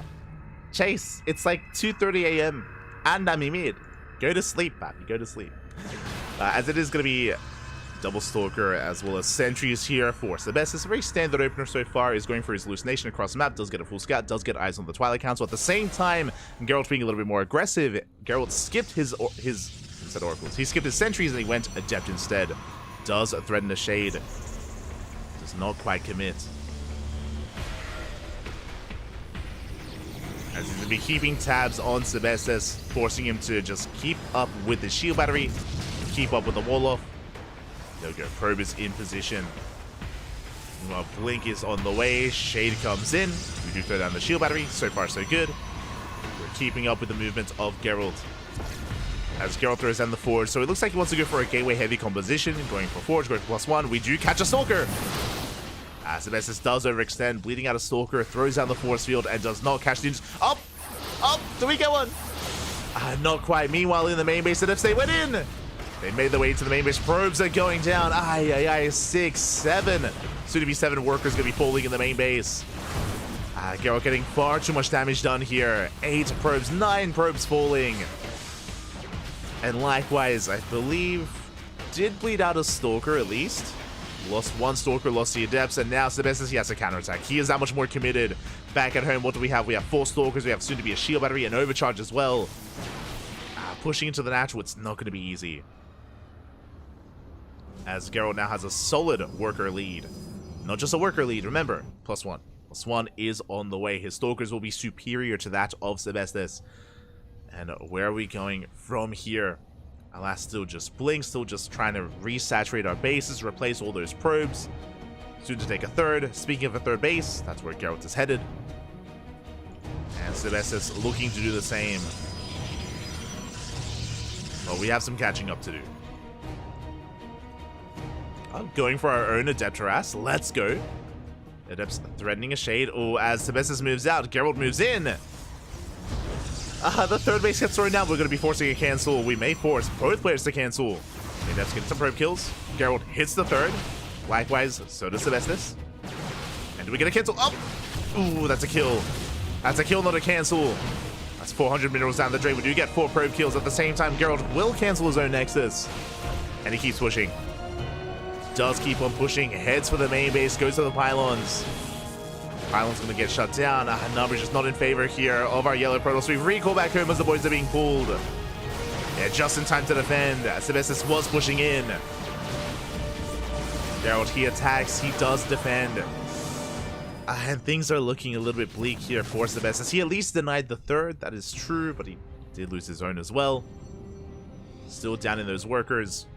And +1 is about to kick in. Again, that's going to be a big upgrade here for Geralt when it comes to those Stalker trades. And the Stalker fights. Once again, we're in a position where the pressure is on our yellow Protoss to get across the map, to slip into a mineral line, whether it's with the depths, whether it's outpositioning the army of Geralt. We need to get some damage done. Sebestes picking away at the army, does confirm its location. I'm sure Sebestes was maybe hoping that the third base was more vulnerable, but we back off. Back at home, settling in towards 2 more gates, towards a robo. Should be for immortal production. Sebestes does have the high ground, but does pull back. Geralt moving out. Oh, Adepts once again, they make their way to the natural. At the same time, Geralt pushing in towards the third. Once again, that multi-prong attack here from Geralt. Probes are going down, getting 5 worker kills. Getting a 6th probe, 7th probe in the main. And Geralt, now he's going for the third base once again. GG, as it just becomes too much to handle, and Geralt will take the series 2-0, starting things off with a win here at HomeStory Cup. GG. GG, well played. A strong showing there by Geralt. But again, Geralt is a very powerful Protoss player in the European region. When I think of the best players in Poland, sorry, the best players in Europe, the best Protoss players in Europe, I think of course, your Max Packs, your Showtime, your Skillus. They are, I would say, securely in top 3, but just under them, you have players like Geralt, Christianer, and Hearthstone. You know, you could maybe you can shuffle them around depending on the day, depending on their form, but they are right under them. They're still definitely in the upper echelons of European Protoss. They're very strong players, and they're on the rise as well. And yeah, they're not easy opponents. They're definitely looking to make it into the playoffs, and definitely want to keep an eye on here in the group stage. Shout out to Sebestis. This was, from my understanding, his first series at an offline event, or maybe his first series at this kind of this tier of offline event, and it's going to be a long day.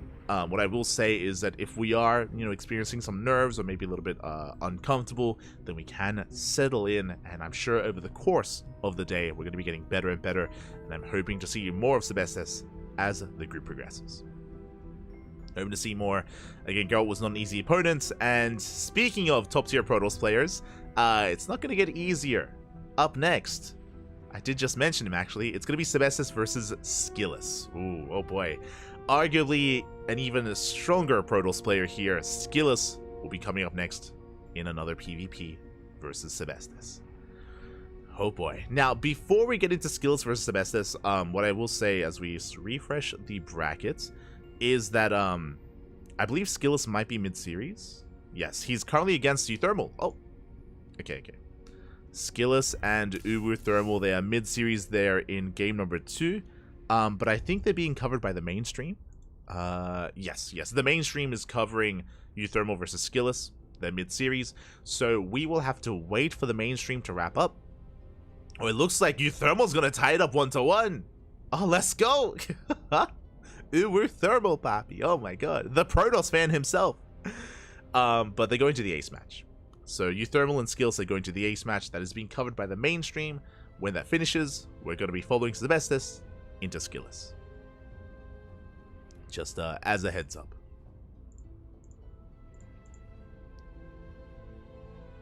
As a heads up here. That is going to be coming up next on the channel. For those curious as well. Actually, you know what? Let's have a look at the group. Let us have a look. From the top. I did see someone in the YouTube chat ask about Ryung. Ryung, he is out of the tournament. It was close. It was very close here between Ryung, Mana, and Clem. It came down to the wire between Ryung and Clem here in round 5. Clem did win. Ryung is out of the tournament. And scrolling across, we have Group B. We have Gumiho, Geralt, Skillus, Uthermal, Moja, and Sebestis. Likewise, if we'll get there, but I'm unfamiliar with Moja. I'm unfamiliar with him. I believe I've never cast. We cast a lot on the channel. We've been casting like every day for like the past 4 or 5 years. But I'm unfamiliar with Moja. So likewise, if you have any information about him, I would love to know. Love to be made aware. And of course Sebestis as well. And that was merely game, or the first series. It is round robin. It is a round robin stage. We'll have round 2, round 3, and so on ahead of us. Everyone will play against everyone. And coming into this group, I would say that Gumiho and Skillus are the favorite players. I say that. Geralt is also a very strong opponent as well and can also contend. Likewise, Uwu Thermal is no longer random. Again, hopefully, do we switch it? Yeah, we fix it up here. By default, Uthermal is listed as random on Wikipedia, but Uthermal, he hasn't competed as random for quite some time and has been a Terran for a couple of months. He is now just focusing on Terran, and Uthermal's been looking good. I would not say that he's at his peak like he was, you know, a couple of years ago, but Uthermal has been improving, and he's definitely another contender here. I mean, he's in the ace match against Skillus. Like, that's impressive. That's impressive already. So, yeah, these 4 are big tyrants. When it comes to Moja and Sebestis, again, I'm unfamiliar with them too much, and really more than anything, I'm sure that they're hoping for more experience and exposure and the opportunity to play against these bigger names and of course the opportunity to improve as well. So I'm always excited to see up and coming players and how they compare to some of the old guard.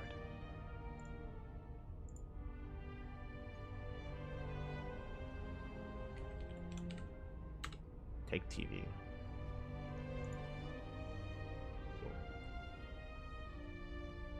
Just catching up. So yeah, that's the current plan. So we're going to be going on a short break. Going to be going on a break, and we won't be back until Skillus and Euthermal finish their series. And as a reminder, they're going to be they're competing over on Take's channel. I don't know if Take is on. I don't know if he's on YouTube. I know he has a YouTube channel, but he's currently streaming on Twitch. So hold on. Let's see if I can post everywhere. Yeah. So Take TV is the mainstream. I believe they have Todd. They have Todd casting. They have Wardy and Rotterdam. And the best thing about HomeStory Cup, is that sure they have a couple of casters there to help support. But the best thing about HomeStory Cup is when the players cast. You know, they bring. We may even see Sebestus. I think they had Zane earlier. Zane, the UK Protoss player. I think Zane was casting. Who else did they have on the couch? It wasn't Droger. They had Harston. They had Harston there. But the best thing about it is they bring the players on. They let them cast. They ask them questions. They can introduce themselves. I'm sure Sebestus will be featured on screen at some point, even if his games aren't featured on the mainstream. I'm sure he's going to be on the couch at some point. Same with Moja. Same with everyone else. They're always happy to bring people on. So yeah, it's always a great community event. A HomeStory Cup is. You got some top tier StarCraft, but likewise, it's also a great way to kind of bring everyone together and then have this more wholesome feeling as well. It's always a great time. Otherwise, with that, going to be going on a break. So take this moment to get some snacks, get some water, and we'll be back in a couple of minutes with our next series. Again, going to be an extended break. Enjoy Skillus versus Euthermal on the mainstream. Until then, see you soon. Cut.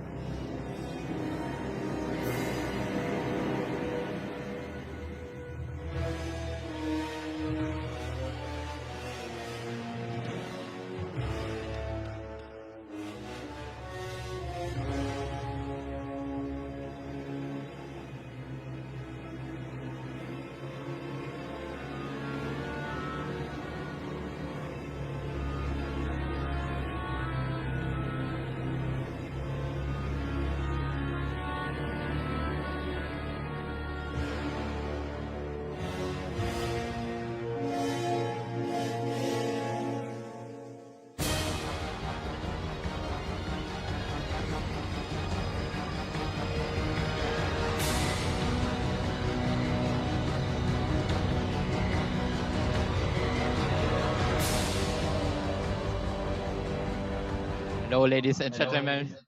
Welcome here. I interview Mr. Enzo. What's the experience so far on HomeStory Cup? It's amazing. Like always, I really enjoy the event. I like the atmosphere. It's a great tournament. If anything else to say, to your fans. To my fans, I love all my fans, and I have an important message to the Blizzard Council, Balance Council. Think about nerfing Protoss. Thank you. Okay, thanks for your very kind words. Let's go to the next person who we can find. Oh, I see a player here. Hello, Hydra. Who will win HomeStory Cup and why is it Eon Blue? Because he's the GOAT. Okay. You were the only one who lost a map to him. Any thoughts? No comment. Okay. Okay. Let's go next. Where you from? Yeah. Where you from? USA. Okay. How you like so far? It's your first one HomeStory Cup? This is my third HomeStory Cup. Yeah.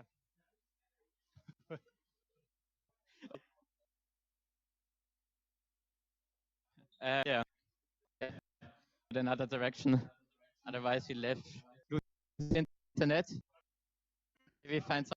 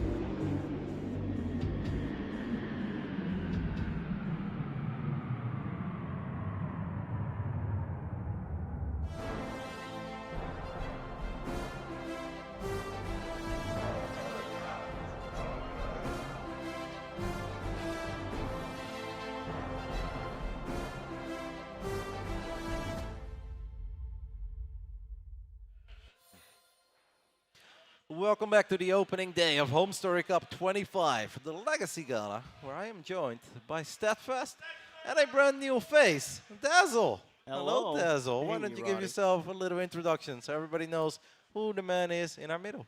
The man, the myth, the legend. My name is Dazzle. Well, that's my tag. I'm a dadcaster. I've been a long time playing this game since it came out. And I'm casting some games not knowing most of the meta because I don't have time for that with a little kid running around in the house.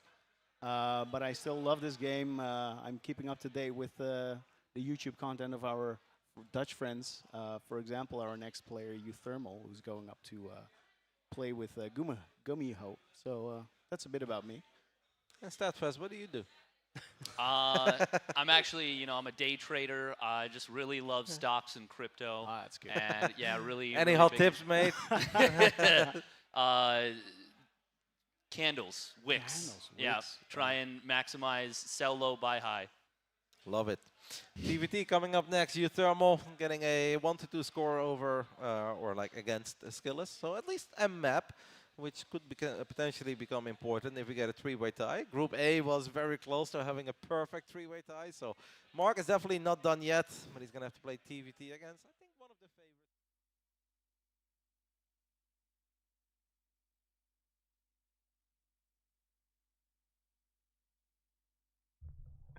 And welcome back, everyone. Welcome back. I apologize for that. So we were told that there was gonna be like a segment. So I was ready to just like cut to the clean feed and see what was going on, but never mind. Never. I think the segment that they were referring to was the 4Jumi cam. I don't know if you saw, but they had like a 4Jumi cam going on there. With Jumi like going around and like I guess interviewing people off the cuff, off the fly, and then they like lost connection. they lost for Jumi. He's out there in Germany somewhere. He's lost in the Take TV bar. Hopefully they can find him in time for his matches tomorrow. Best of luck. But yeah, it was really cool. We got to briefly see Hydra there, and for Jumi like having a bit of a tour of the venue, and hopefully they can fix that. Like hopefully any connection issues can be fixed, and maybe we can have another kind of like live tour or something, go around, talk to all the players. That's always the great thing about this event, is that all the players are there, everyone's casual, everyone's friends with each other, and yeah, it's just a really good opportunity to kind of get to know a lot of these players a lot better as well. It's kind of one of the best things about HomeStory Cup is that more familiarity and becoming known to these personalities that are out there. Otherwise, we're getting ready for our next series. We're getting ready for our PvP. We just wrapped up with Sebestis versus Geralt, and up next we have Skillis versus Sebestis. Oh boy, the vetoes are done. Lobby has been made. We are just waiting for the green light before we jump in. I think we're just kind of waiting to clear everything up, and I think the goal is to start up all the matches at the same time. I think the goal is for everything to start at once, then we can just get things underway and get things going. So I do apologize for some of the downtime here, but I'm pretty sure we're ahead of schedule. Pretty sure regardless we are ahead of schedule, and things are looking good here, as we are just soon going to be jumping into game.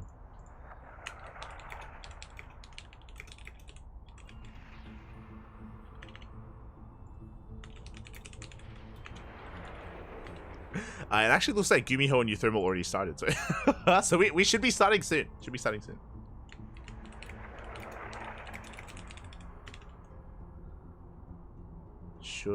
starting soon. Otherwise, hope everyone's been enjoying themselves. Again, it's still the early hours of the day of HomeStory Cup. Today is day 1. Tomorrow is going to be Group C and D, and day 3 is going to be the playoffs. So if you're maybe not able to catch if we're maybe not able to catch all of day 1 or all of day 2, the group stage, it's all leading into day 3, just make sure you have at least day 3 free for yourself. Make sure you're able to jump into it, into the playoffs, as it all comes together there. It's all going to be amazing. It's all going to be beautiful. We have the green light. We can begin. We can start.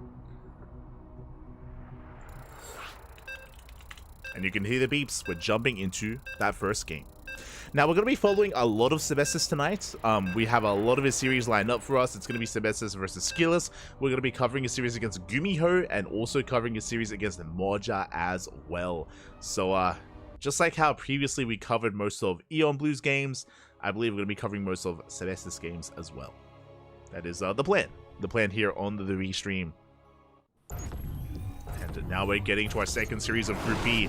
And spawning in the top right-hand corner of Ghost River, we have our blue Protoss player representing Team Liquid, one of the favorites for this group.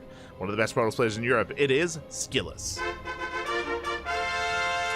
Here we go. And spawning in the top left-hand corner, we have his opponent. We have the red Protoss player representing Team Roddy. From Czechia, it is Sebestis. Let's go. Let us go. Now, hopefully we're a little bit warmed up. We, of course, just wrapped up Sebestis versus Geralt, and Geralt was looking very informed. He was very in control of that series, but we mentioned at the time, this is the kind of first big event of Sebestis' career. He is a newer, younger up-and-comer. He's still on the rise and still looking to make a name for himself, still looking to gain experience in a lot of these events, as this is his first HomeStory Cup and his first big event of this size. So I'm here to see his rise. We're here to kind of embrace that and to have eyes on some new, fresh talent in StarCraft. But now, 2-gate opener. 2-gate opener here at Sebestis, likewise 2-gate opener at Skillous. So far, nothing too crazy, but we are loading into Ghost River. Ghost River, of course, is a very small map, very congested. It doesn't take long at all to go from side to side, from base to base. As a result, we've seen a lot of aggression on this map, a lot of all-ins, and we'll see if either player does embrace an all-in. We just had an interview with Skillous. Skillous, he was on the casting couch earlier. He, after his series versus Euthermal, did win the series, and he was interviewed. He was asked about, how he feels about his group and whether he's even afraid of anyone in the group. He said no. He said no one in the group is one that he's really too concerned about. So he's very confident. He's coming off very confident. Skillous, is coming off very confident in this group stage for good reason, but we'll see if he can be tripped up. We'll see if we can slow him down.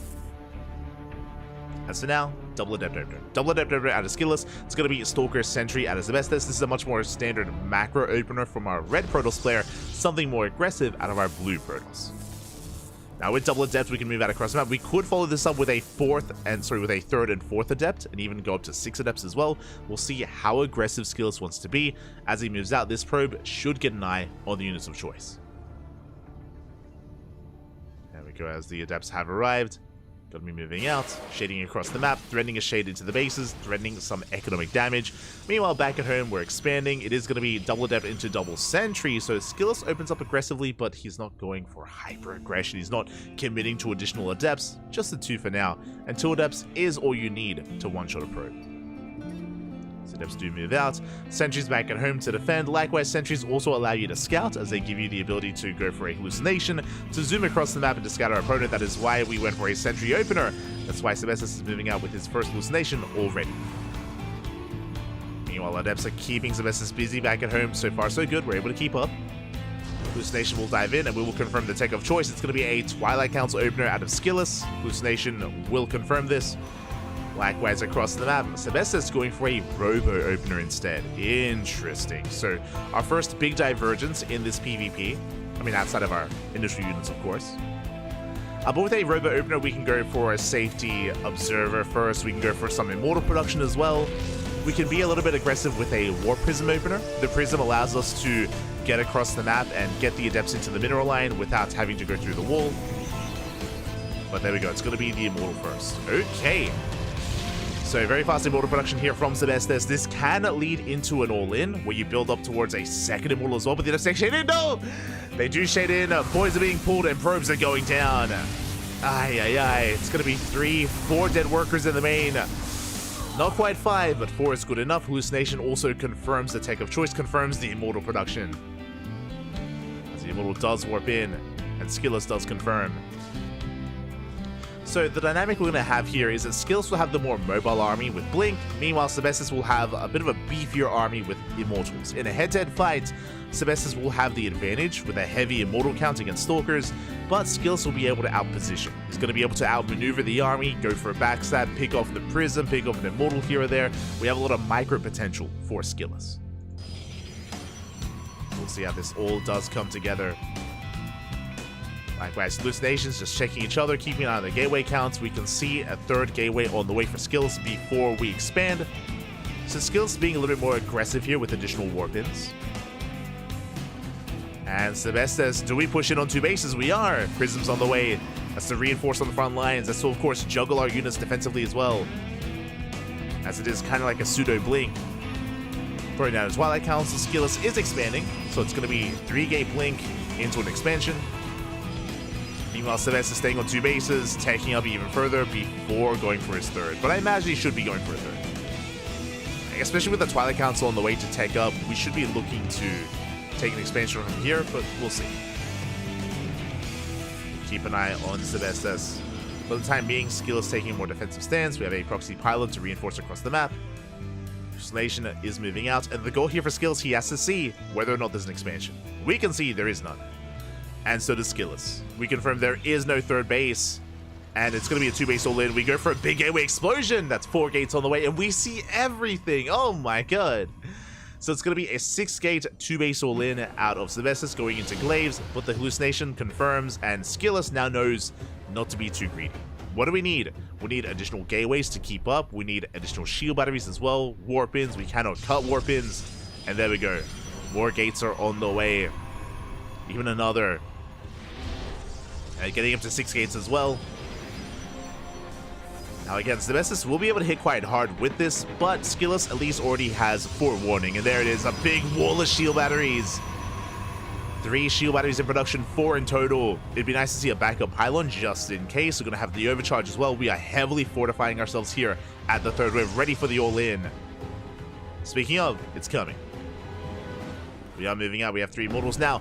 With all these sentries, we have a lot of force field potential, so we can slice up the army, zone some of the army away, and get on top of these shield batteries, but it is still not going to be easy against Skillus. He already saw it coming, and he's ready. Even more shield battery. Oh my god. We have a 2nd pylon. We're getting a 5th and a 6th shield battery here at the 3rd. Adepts is shading in. While Sebestes says, what do we have to work with? We are up to 4 immortals. Adepts take it into the mineral line. Probes are going down. We're forcing the all-in. Force fields do catch some sentries. And it goes both ways. Good juggling here from Sebestes. He does evacuate some adepts. Does evacuate, but time is on Skillus' side. The longer this goes on, the better it is for Skillus. So we do try to isolate some of these stalkers. We blink back. First shield battery going to be going down. Skillus coming in from behind, going for the prism. He does come in from behind. The prism is going to be sniped. It's going to go down. We deny any warp-ins, any reinforcements. A couple of boys are being pulled. Immortals are being targeted down. Not bad. We do catch 2 immortals, but we dive on the immortals on Sebestes. And again, he has no reinforcements. He's being targeted down. We're down to 3, down to 2. Down to 2 immortals. We do force the army back. 7 pros went down. Here come the reinforcements. More adepts moving out. Another immortal has arrived. And now we're down to 1 immortal. And now down to 0. Yeah, zero immortals left here for Sebestes, but he's still trying to break through, shading in towards the natural. Can we make it in? Up, up. We're forcing our way in. We're going for the probes. Workers are going down. And adepts, they just keep on coming. We're shading into the main, and we get into the mineral line. Oh god. 7 probes, 8 probes going down, and suddenly Sebestes, he takes an economic lead. Does take a worker lead. Rallying across the map towards the 4th base as well. Pulling Skillus apart, going for the pylon. That's not Toast's pylon. There's like 6 Stargates, 6 warp gates here. Shield batteries even. Powered by 1 pylon. But we do save it. Pylon does survive. Army gets forced back, shading towards that natural base. Probes are caught out. And 3 more probes falling. We are running out of adepts, but we have done a decent amount of damage. What I will say though is Skillus has a 3rd. He can reproduce 3 probes at a time. He can sustain some of these losses, but not too many. Meanwhile, across the map, likewise Skillus in the main base, also getting economic damage done.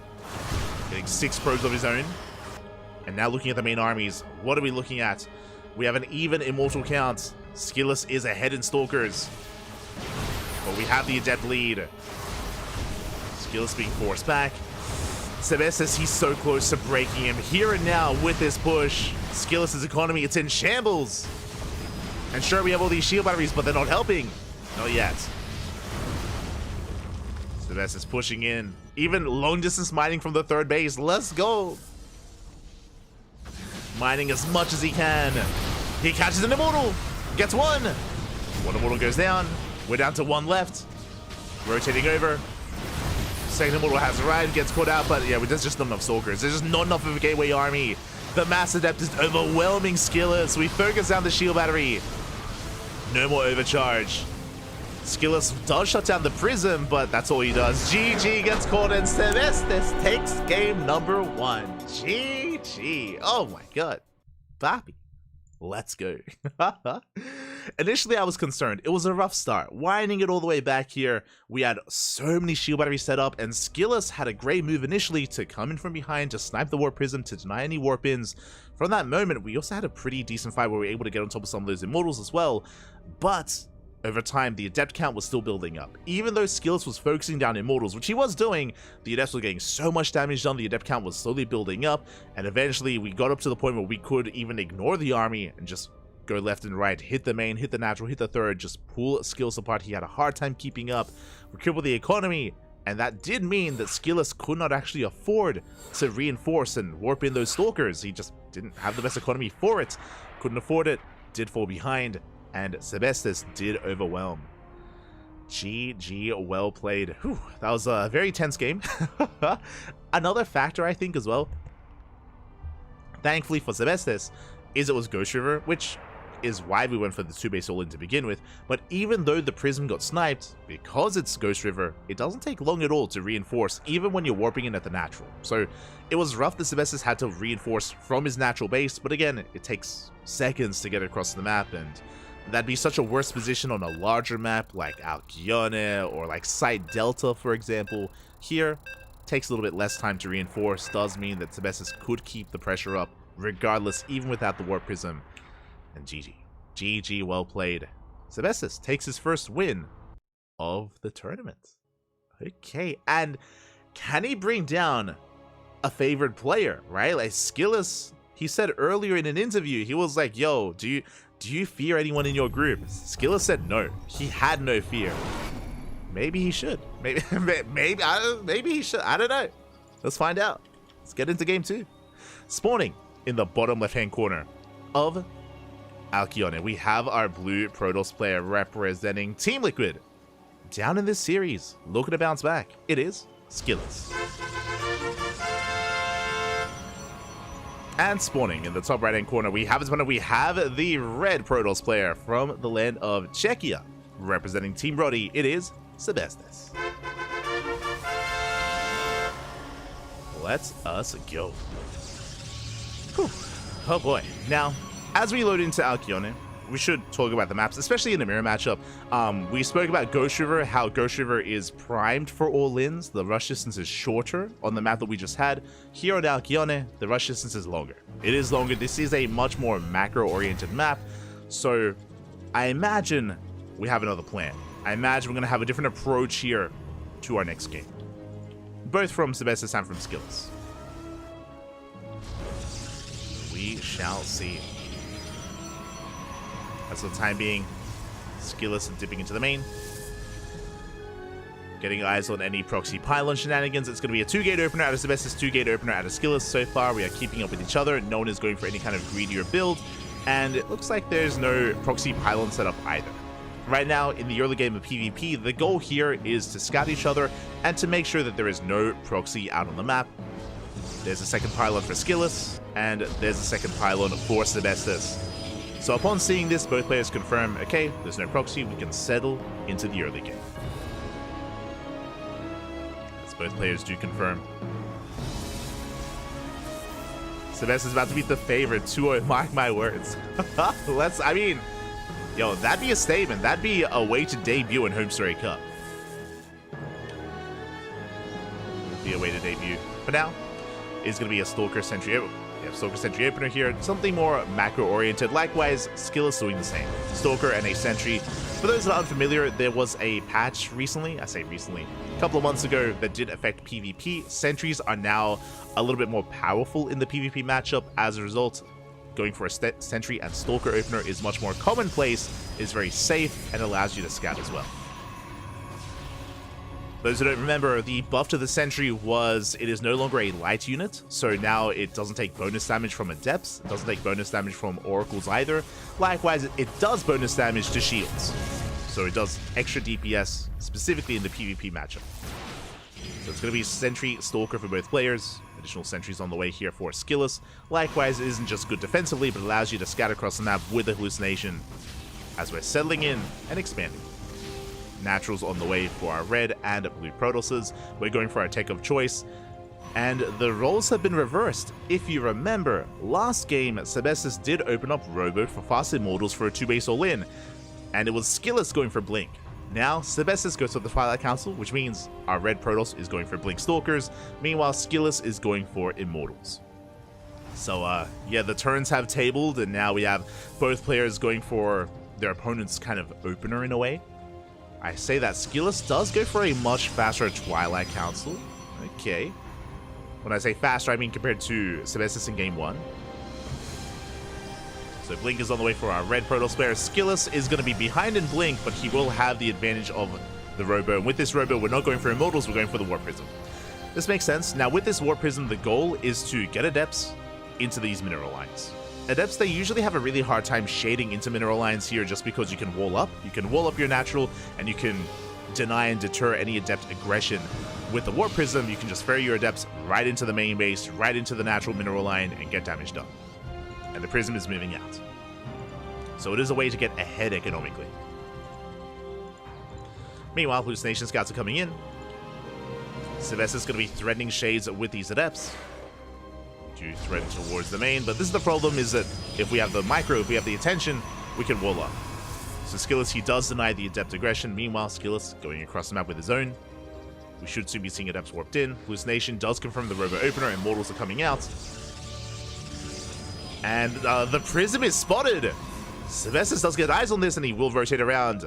Adepts are warping in, but Sebestis is in position. Yeah, the Prism is denied. We get some hits and some hull damage even. Up, up. Oh my god. The Adepts, they do manage to shade across the map. They shade into the natural. Damage is still being done, and the Prism survives. It was a nice scout from Sebestis, but Skillus still got in. Got 2 probes. Will be shut down, as one Adept barely does escape. But at least we zone away the Prism. You know, this could have been a lot worse. This could have been so much more damage. Sebestis does defend. Third base is now on the way. It's halfway done. And it really is the same build. Remember last game how Sebestis went for a 2-base all-in? Skillus is going for a 2-base all-in. Okay. You know what? Maybe Skillus liked it. Maybe he saw the last game. He's like, you know what? I can do this. I can. So we're massing Immortals. We have 4 gates on the way. It's going to be a 6-gate setup. Immortals and Adepts. And now Sebestis has to be the defender. Now we have to defend. Now we have to survive. And I'm a little bit concerned because we have not seen the gateway explosion. The Prism! Ooh, Prism goes down. Big pick up. Nice catch there from Sebestis, but likewise, he also bleeds out some Stalkers. There's 1 shield battery at the 3rd base. Hallucination going in. Wait, go in, Papi, go in! Hallucination doesn't quite confirm, and Sebestis, because he doesn't see, we need shield batteries, and he doesn't know. He hasn't confirmed the gateway explosion. Skillus rotating around. Reinforcements are on the way. Reinforcements are delayed because of the Warp Prism being sniped. But the Warp Prism is being rebuilt. We catch the Immortal. The Force Field. Oh my god, we catch 1. We catch the 2nd Immortal as well. A very good start here for Sebestis. The Immortal will go down. Gets a couple of extra hits in. We pull back to the shield battery. We have an overcharge available. Immortals go down. Ooh, but we can shade into the natural base. And where is the shield battery? We're not prepared. Sebestis, he's not ready for this. 5 probes go down at the same time. We hit the 3rd. Shield battery falls. 0 shield batteries between the natural and the 3rd. And Sebestis is getting pulled apart. Probes are going down left and right. We're shading into the main base as well. Again, unfortunately, Sebestis, he didn't know how committed this was. He didn't see the gateways. GG gets caught, and Skillus takes game number 2, tying us up 1-1. GG. GG, well played. We are going to the ace match. Unfortunately, Sebestis, again, he was just lacking some crucial information there to let him know to wall up, to let him know to throw down shield batteries, to warp in more defensively, to, you know, think of a more defensive outlook of that game. He just wasn't aware of how aggressive Skillus was going to be, and last we were woefully underprepared. With that, we're going to the ace match. We're going all the way to game 3 already, though. To have an ace match against Skillus is still very impressive, and we can still bring it back. As we're getting ready for game 3, going to be on Oceanborn. Jumping into Oceanborn here. Let's go.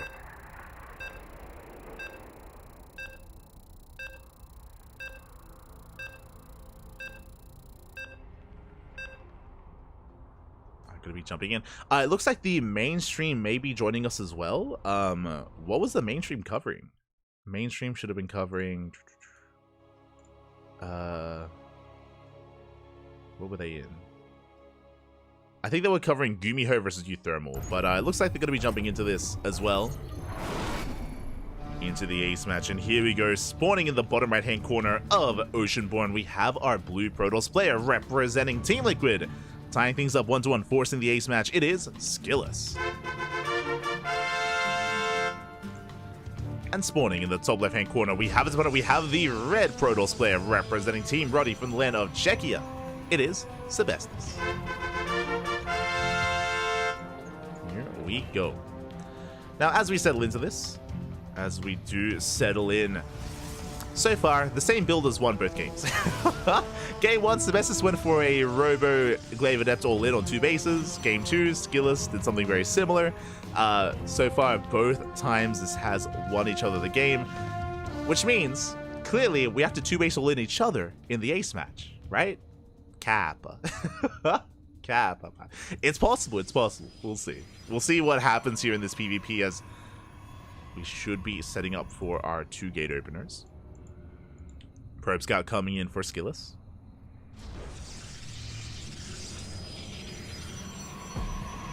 Mainstream were doing a segment for their main sponsor called Koro, and I kept hearing it as Kuro. Yeah, shout out to Koro. I think they're like a coffee company, question mark. I did see that they're a new sponsor, and yeah, I hope the Mainstream is having fun with that. But yeah, I think they're a coffee company, if I'm not mistaken. Oh, as we are going for a proxy pylon. Okay, so a couple of important things. Skillus comes in with a Probe Scout, and I mentioned this at the start of game 2, how early on you're looking for your pylon. And Skillus knows, hold up, where is your second pylon? The second pylon should be in the main, it isn't. So he knows it should be somewhere, and we can see this is a fake proxy pylon. It is not real, it's just out on the map, there's no actual proxy with this. So Sebestis is trying to get into the head of Skillus and force him to overreact. Skillus does get out of the main. Sebestis still being active with that probe on the right hand side. We could actually commit to a real proxy pylon here, so I'm curious what is done with this. The pylon is hidden. Back at home, it's going to be a double Stalker opener out of Skillus. This means we have a lot of DPS, we have a lot of firepower. This makes sense as a response. This also means that we won't have hallucination to scout. Sebestis does come in. He should get eyes, yep, on the second pylon and on the third pylon as well. So Sebestis knows that there is no proxy that he has to be concerned about. He's expanding back at home. He's just chilling, freely expanding, and will have a slight economic lead. Skillus now expands, but again, it's going to be slightly later than the expansion of Sebestis. By a couple of seconds. You can see Skillus, he has found the pylon. I believe he was being active with the probe, which is why he expanded. But looking at the vision, Skillus, he did end up finding the pylon on the left-hand side, which is why he can freely expand. And now we can move out. So he's now aware of what's been going on. He won't overreact. He's going to be pushing. Back at home, Sebestis is ready with the shield battery. Shield battery is done. Overcharge will soon be available. Even though Skillus has more DPS, Sebestis has more sustain. So he does hold. Hallucination diving in. It is going to be another Robo opener for both players. Remember earlier we were like, yo, it's been like 2 base all-ins that have been winning games for both Sebestis and Skillus. Do we open up Robo into Immortal into Glaive Adepts again? Like, is that happening? Twilight Council's on the way. War Prism here from Skillus. Prism from Sebestis. Do we go for mirrored builds? Well, the pylon gets shut down. Sebestis does back off. Destination diving in. Now, it's a little bit too early to call, but we'll keep an eye on the gateway count. We'll keep an eye on the Twilight Council timing. Twilight Council's almost done. We'll see if Skillus goes for Glaives or Blink. I'm leaning towards Glaives again. We're already working on Immortals. Show us what you got. Show us what you got. There it is. Glaives on the way. We should be seeing a Gateway Explosion. This is the beginnings of a 2-base all-in from Skillus. Same build 2 games in a row. Meanwhile, Twilight Council is a little bit later for Sebestis. He's working towards it. Has at least the prison to be active on the map. But Skillus will be able to hit a little bit faster, a little bit sooner. Oh boy. We are setting up defensively. There's the Gateway Explosion. 2 gates already done, 3 more gates on the way. It's going to be a 5-gate 2-base all-in. I think we go up to 6 gateways if I remember correctly. Yep, 6 gates. 6 gates on 2 bases. That's how much we can afford. That's how much we can sustain. And it's just a 2-base all-in out of Skillus. Sebestis back at home. Will we prepare? Will we get ready for this? Additional gateways on the way. Show us the Glaives. Show us, man. there it is. So, it is a similar variation of the same build. Obviously, Skillus is a lot faster. It does prioritize Glaives. Sebestis is later. Any kind of big variations here. Skillus, he's up in Immortals. Sebestis has a higher probe count, is taking an extra gas geyser. It looks like Sebestis' variation hits a little bit later with extra gases and with the later timing. Skillus is already pushing. Skillus, he's already moving out. Sebestis does confirm, but can he stop it? Again, Force Field's going to be key. Force Field's going to be so important here. Likewise, there's at least 1 shield battery. There's going to be an overcharge. 2 base versus 2 base. Can Sebestis hold on? He does have the defender's advantage. That means he reinforces with Immortals that much faster. But he's down in Immortal. Force Fields are baited out. Again, Force Fields are a resource that we're working with. And Skillus, he's diving into the main. Yeah, Immortals into the main base. Adepts, likewise, towards the main as well. Shield battery finish. Oh, he's barely cancelled. Just in time. We're going for the pylon. We do threaten the pylon at the same time. Adepts towards the natural. Can Sebestis hold on? Can he split up his army? Boys are being pulled. Skillus pushing in from both sides, from both angles. He's getting damage done. Yeah, probes are falling. A probes go down. Adepts, they shade into the main. We bust into the main base. Sebestis trying to keep up. 10 workers go down. Glaives is done for our Red Protoss player. The Robo is depowered. Another big warp in into the main. Gateways to depower, which means we can't reinforce anywhere near as hard. We are forcing this back, though. The Immortals putting in a lot of work. Good juggling here from Skillus. Meanwhile, we just shade towards the natural. More probes going down. Skillus, his goal here was economic damage, and he gets 19 probe kills. 19-20 probe kills. The Force Fields, they zone the army, stuck in the main base. GG gets called. Sebestis is pulled apart, and Skillus takes the series 2-1. GG. GG, well played. Interesting series. It was just 2 base all in versus 2 base all in versus 2 base all in here all around.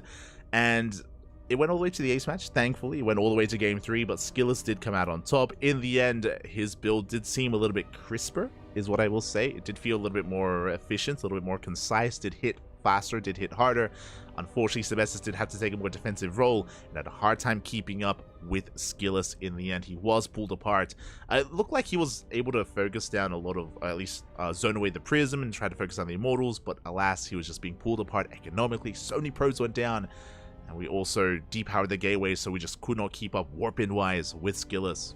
GG, well played. Skillus takes it. But a shout out to Sebestis for his first win of the group against Skillus of all players. Not too bad. Not a bad start there for Sebestis, as we are going to be following Skillus into his next series. I do need a moment, though, to have a look at the bracket to keep up and catch up with what has been going on. Exclamation mark B in the chat if you guys want to have a link to the bracket yourselves. Again, Group A has concluded, and I believe we are getting into group or round two. So looks like Gumiho did take down Euthermal 2-0. That was on the mainstream. Meanwhile, Skillus took down Sebestis 2-1. Likewise, up here we still have Moja versus Geralt. Wait, Moja took A1? Moja, who are you? Took A1 versus Geralt is very impressive. Okay, that I was not expecting. Just double check here. I was not expecting that. I mentioned earlier that I'm not too familiar with this, with our German Terran player here, Moja. He's teamless, from my understanding, and if you're maybe a little bit more in the know, I would love to hear about him. I'm not too familiar with him as a player, so let us know, as he's leading against Geralt, and they're in game 2. Now, if this goes to the ace match, if this series here goes to the ace match, we will cast it. We will cast it because up next on the channel is supposed to be Skillus versus Moja. So that's up next on the channel, but because we have to wait for Moja to finish, we will be jumping into this series up here first if it goes to the ace match. So that's the plan on the B stream. Just as a heads up. So I need a moment to prepare. Geralt versus Moja, Storm Gaming. Beautiful. And Moja is leading the series. So yeah, that's just kind of where we're headed here for the B stream. The main stream, they have their own schedule.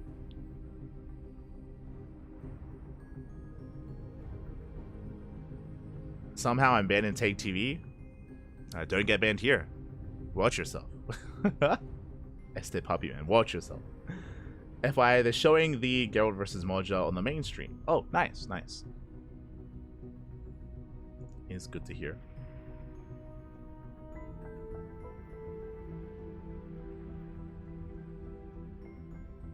Scrolling up. Sebestis performed really well. He did perform really well. Did very well, considering he was up against Skillus of all players. Did well for himself.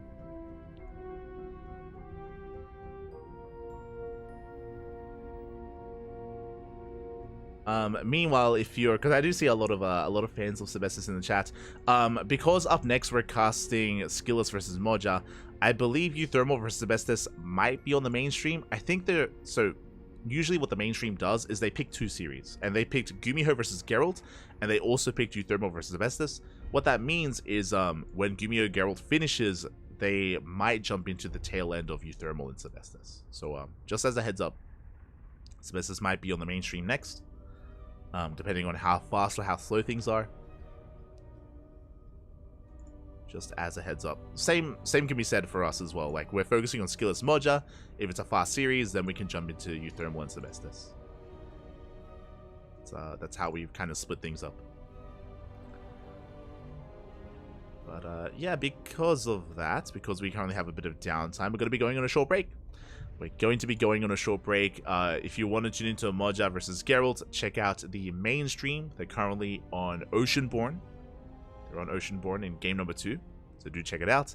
Otherwise, we're going to be going on a short break. And when we return, we will have either the ace match of Moja versus Geralt, or we'll have Moja versus Skillus. Till then, thanks for watching. Get some snacks, get some food. We'll see you soon.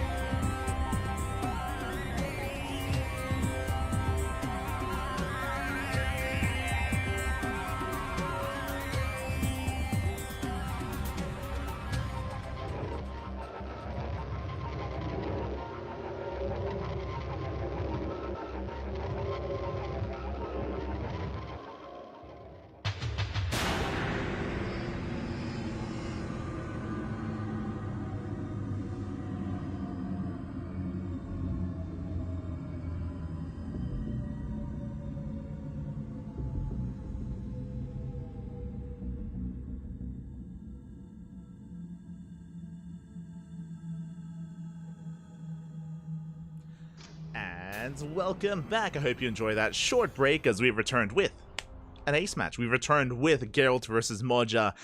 Game 1 and Game 2, I believe at least Game 2 was on the main stream. I'm not too sure about Game 1, but we are jumping in mid-series into the ace match. They're tied up 1-1. And spawning in the top right-hand corner of Ghost River, we have our Polish Protoss player, the Blue Protoss, representing Psystorm Gaming. It is Geralt. And spawning in the top left-hand corner, we have the German Terran player, the Red Terran, currently teamless. It is Moja. Now, I'll be honest, never seen him play. I'm very unfamiliar with Moja, similar to Sylvester, so I'm curious if he's a newer player. Quickly checking, he is a little bit younger, but it looks like maybe he's been competing for a number of years, mainly in online European-centric events. Again, we don't cover a lot of European online tournaments, so we're a little bit unfamiliar with some of these players. Like, again, this is my first time casting Zevestis. Likewise, my first time casting Moja as well. I'm a little bit more familiar with the OSC players. Players like Shark Ripper, like another German Terran player.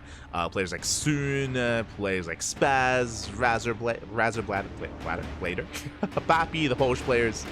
Papi, Cristiano, Geralt, Rodzin, Jomek, you know, all those guys. But yeah, I haven't had the luxury of casting Moja before. I'm actually curious if he's currently an active player, and it looks like he is. Looks like he was actually competing in Big Brain bouts relatively recently. So looks like he's still an active player, and for him to take Geralt to the ace match is impressive. Like, I'm a little bit in shock here. It's showing us that at least Group B is looking a little bit more competitive, where even some of the favorites are dropping maps to some of these otherwise lower tier players, or even, you know, less experienced players, which is always a treat. Does mean that this group is a lot more competitive, and there's a lot more variance now suddenly with who can make it out and who can't. Geralt taking a loss to Moja would be huge, and it would impact his ability to even make it out of the group, bearing in mind that it's only top 2 as we are sending out an SCV. Okay, so it's going to be a Rax Expand economic opener initially, but it looks like we have the reactor on the way, factory as well. It looks like an add-on swap for a proxy starport. So we'll keep an eye on that SCV. Show us the starport. I imagine going to be on the way shortly. Reaver dips in, getting eyes on the opener, on the setup. Just a gate timer expand, standard setup here out of Geralt, and we're waiting for this SCV to throw down a structure. Factory is now done, and show us what you got. There it is, a proxy starport. Now, as this all comes together, this should be reactored Hellion into a Hellion drop with a proxy medevac. This could also be Hellions with a Liberator, as that is a Cyclone. Wait, what? That is a Hellion Cyclone opener. Okay. I mean, that will help against these gateway units. We do see the Zeldin Adept already here, knocking down the front door. Hellion has a ride, which will tickle the army. SCV is being forced back. So far, we have not really lost too much. Only one SCV did go down. Oh, we scout. Meanwhile, the Adept does confirm. Massive moment here for Geralt. He does scout the proxy, is aware of the potential of a medevac drop. And we're forced to lift. Oh, this is not the best start here for our Terran player. Adept tries to shade in, forced to recall. Moja can now expand, and the starport is floating back home. The jig is up. I mean, we attempt to float. Okay, it's a bit of a fake out. We do land, still going for the drop. And Geralt is getting ready. Blink is on the way. Shield battery in both mineral lines. Geralt did see the starport floating away, so he may just think that now there's no drop play, but the possibility of it landing and making this medevac should be in the back of Geralt's mind. And you can see, yeah, he's getting ready. He's getting in position for the drop. So Geralt playing it very safe. Even though he saw it lift, he knows that it could have landed again. And Geralt doesn't want to take that risk. We go Hellion drop towards the main base. Likewise, Reaper Cyclone towards the natural. And can we pull Geralt apart? We're boosting in. We do boost in, we do force a reaction. We recall, we warp in back at home. Hellions, 3 Hellions do one-shot probes. They are lining up. 6 probes go down for 1 Hellion. Good trade. Good trade so far. And we're not done. We're dropping at the natural. Getting some extra volleys. Oh, barely picking up. So far, only 6 probes. Back at home, settling into Bio. 3rd CC's on the way. Double eBays, double upgrades. All of our axes. A little bit greedy here, but yeah, we're just taking out, throwing down all of our production. We have very little to defend. Like, our army for Moja is 1 tank at home, 1 tank and 2 marines. It's barely an army. Uh-oh. And Geralt can punish this. Geralt can punish this. We shut down the Cyclone. Moving out across the map, we have the bare minimum to defend. A bunker will finish up in time. And do we have high ground vision? The answer is no. Not yet, as the Hellions, they go back into the main. Only 1 Hellion survives. Medevac gets shut down. Geralt does move out. Hellion shouldn't get much more done, as it is cleaned up. Adepts, they threaten a shade into the main. Do we lift? No! The Adepts, they do give high ground vision. We can blink into the main. We go for the tank. The tank will be targeted. Tank goes down. What else is in the main base? We have 2 Marauders. 1 Marine and 1 Reaper. Okay, we do force out the army. That was a very good pickoff from Geralt. Shut down the tank. Back at home, we're expanding, taking a 3rd base. +1 is on the way. Immortal production as well.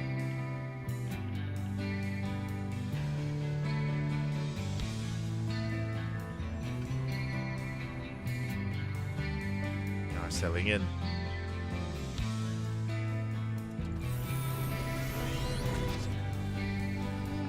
And from here, Geralt, he's just happily, freely mining from his 3rd base, and he's containing his opponents. Sure, Moja has a 3rd CC, but not safe to expand. Not yet. Stim is done. With the help of Stim, we can break out.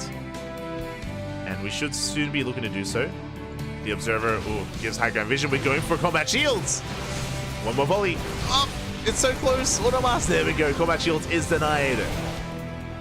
Very nice pick off from Geralt. Denies combat shields. Would have been better if it was Stim, but regardless, it was worth it in the end.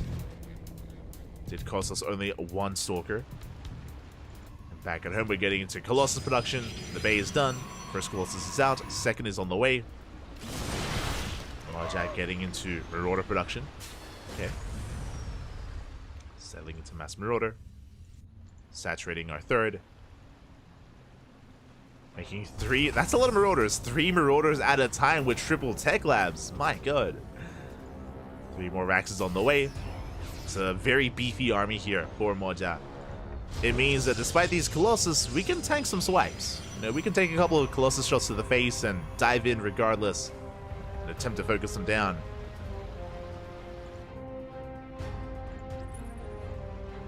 Meanwhile, we can see Geralt looking to refine his army and diversify his splash damage. Sure, we have Colossus, but with the Temple Archives, we can work towards Storm, Archons. We can incorporate that Storm instead, or as well. 4th base has been thrown down. Moja is being active, moving out with a double drop. Likewise, pushing through the center as well, going for a split push. As he moves out on the right-hand side, he is spotted. Medevac's under fire. Ooh. 1 Medevac almost goes down.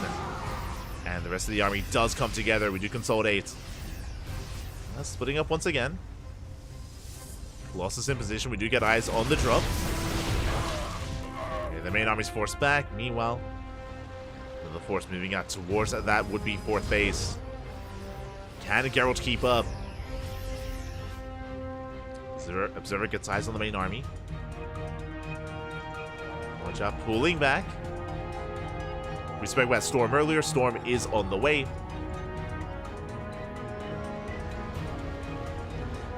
Storm is in production.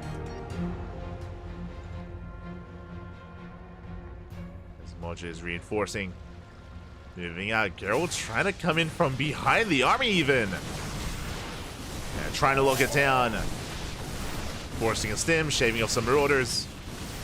Not quite catching the Medevac. Oh, ooh, gets 1. 1 Medevac goes down.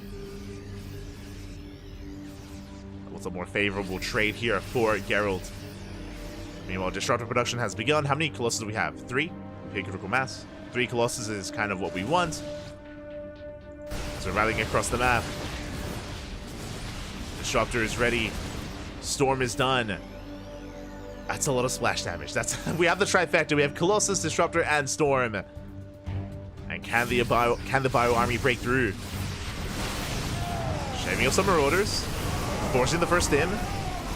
Likewise, Zealots are going down. See, we're holding onto the Storm. We don't want to waste it. First Storm, we split. Not bad. We avoid the Storm. Flanking Nova. Oh my god. Doesn't quite connect. Good reaction, but here come the massive storms on the army. That was the only Nova that we had. Concave in favor of Moja. More Disruptors coming in to reinforce. Massive connection. And can Moja break through this? It's looking close. The Colossus, they do so much DPS in the back line. No Vikings. The Colossus, they reign supreme. And they take down every single Marine, every single Marauder. The Bio Army crumbles, and the Colossus, they stand strong. It did cost Geralt a lot of his Gateway army, but we retain the Colossus. And we're reinforcing with more High Templar, more Disruptors. As Moja barely didn't have enough. And now we invest into Vikings. Vikings, they could have helped us earlier. We have plenty of Metamax, but now Viking production has begun. Now we understand the necessity of them. They're on the way. Moja did try to just brute force his way through.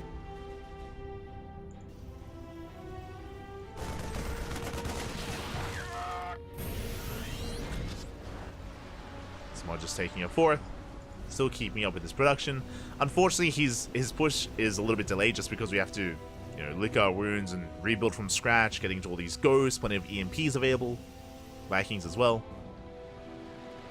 Likewise, we have Geralt getting to a 2nd robo for double Disruptor production. How many Disruptors do we have? 3. That's not too bad. 3 Disruptors available here to Geralt.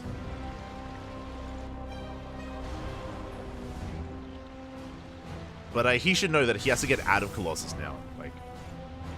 They've done well for themselves. The time is running out. Nice EMP on the sentries. Never goes off. Ooh, big connection on the Marauders. Big connection, likewise, once again, taking down even more Marauders. Does Colossus and Disruptor at the same time. The big Zealot counterattack here into the natural base. Storm did connect. And this time, with the help of the Vikings, we are chasing down these Colossus one after the other. The Colossus are finally going down. But doesn't matter because we have Zealots at the natural, pushing into the main. And we'll even add to the 4th. At the 4th, they were cleaned up, but we get 23 SV kills and we race back home. Ay, ay, ay. Moja, he turns back around. And by the time he cleans this up, how much is he going to have left? As we get 30 SCV kills. Moja's economy has been crippled. He's down to 37 workers. Geralt still has a standing army. Oh, there goes. EMP. Stalkers do blink back. Behind this, there it is. Then we can make 2 Disruptors at a time. The Vikings, they do nothing versus the Disruptors, or at least they don't support as well as they otherwise could.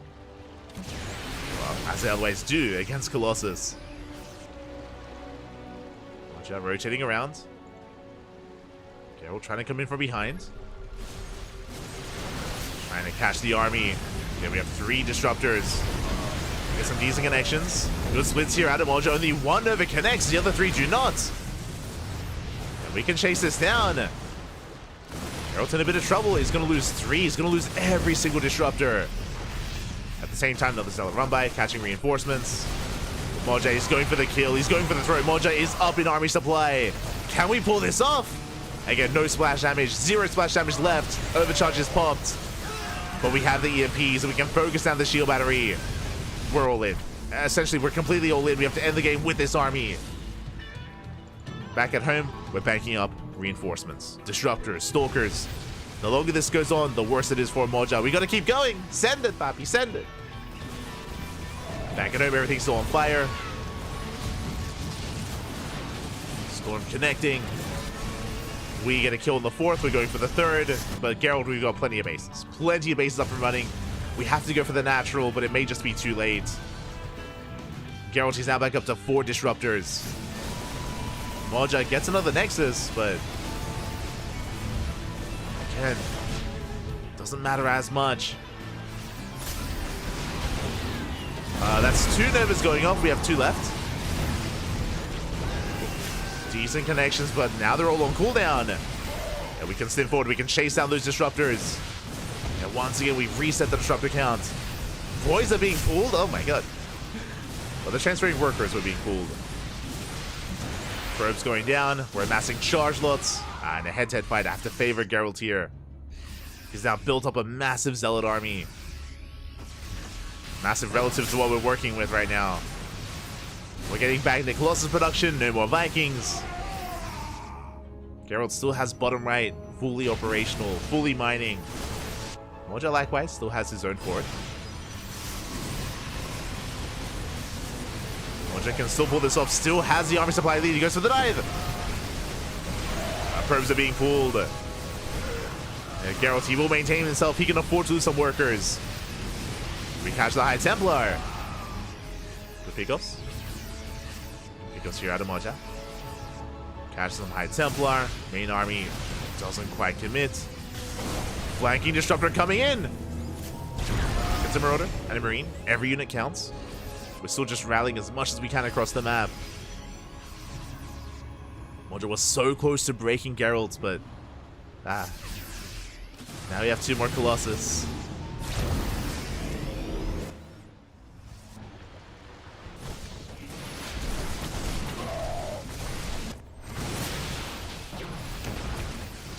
We have 2 more Colossus coming in, zoning away the army. Moja will be able to consolidate his army, does reinforce. But pushing up a ramp into disruptors, it's just not going to happen. Oh. Oh. Oh my god. So tense between these armies. We threaten a dive. Once again, Zealot counterattack across the map. Moja rotating around, lands an EMP, denies the storm. Very nice last second split, but still bleeds out Marauders. Does catch the disruptors. And he does finally find the last mining base. Base is under attack. Well, the most important mining base. Yeah, Geralt forced a recall. Nexus goes down. He does split up. Storm is coming in for Geralt. Show us the storm. Up. It doesn't go for it. Focuses down the Medivacs instead. It catches most of the army. Moja forced to evacuate. Get the hell out of there. Now Geralt, he is down to half a mining base. So his economy is quite limited. Meanwhile, Moja, freely mining from the planetary, has the better economy. Like, Moja might be down in workers, but he's mining efficiently. And Geralt is long distance mining instead. So the suit does lie. As it often does. Suit does lie here, as Moja still has a very comparable army. Has a more efficient army as well. He could catch the Disruptors, could catch a Colossus. Still very tense. Still very close. The base is soon to finish though, halfway done. Another Zealot run by. Oh my god. Catch a Marauder. Another Nova zones away the army. Ooh, catches another Marauder. Good pickoffs. Base about to finish. Moja rotating around. Zealot run by once again catching reinforcements.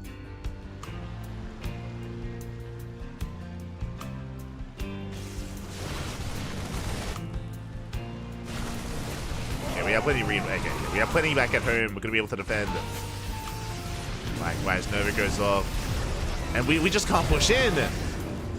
Oh my god. Better and better connections here from Geralt. Like, Disruptors defensively are so good. As you can see, whenever we try to sim forward, we have to back off. Time and time again. Again, Moji's rotating around. He's trying to find just a better angle of attack, a better engage. It's not happening.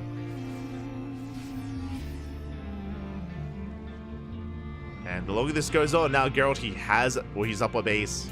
He has bottom right. Has a base mining.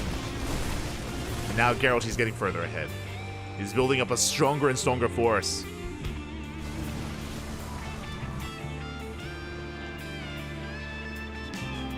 That army lead that Moja had, it's not as large as it once was.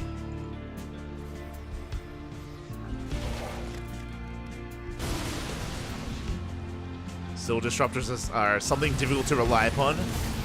Once again, Nova's anyway. The army catching some free units. Marauders going down. The splits! Oh my god, we avoid most of them. Now we can dive in. Pick up the storms. See, the moment there's no disruptors, we have storms available. The army is so low, so red, so overstimmed. Oh, another storm connects. He just wants to fight. He just wants to push, Pappy. He just wants to A move. But he can't. Being denied time and time again. It's like, fight me. Geralt, no. He says no. He responds with a Nova to the face. Just too many balls, Pappy. Too many. Moja can't handle them. Flanking storms. Oh, big connection. Juicy connection on the army.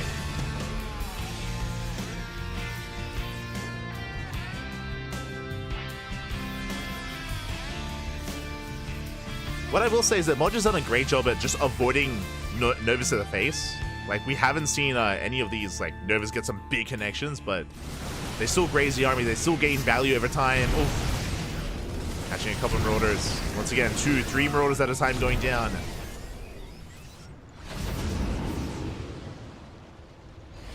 Now we're expanding. We're taking more bases. Another Zealot run by. And another. Headed towards the main and towards the 4th base. Meanwhile, Geralt hoping to catch part of the army. As Moja is split up. Yeah, this is a fight that Geralt can take. Once we bring everything together. Geralt backing off. Whew. Now we're getting back into upgrades. +3 armor on the way for Geralt. Another base. Resaturating. Mining out of his 3rd.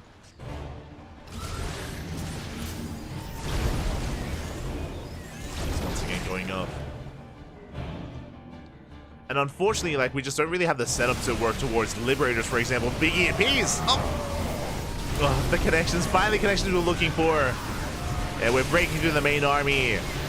There's just not enough. The storms, the Novas. The bio army crumbles. And Geralt able to take a more decisive fight here. I mean, some of the Marauders do escape. But Geralt, he's had enough waiting. He's now pushing. You know, his momentum is now on his side.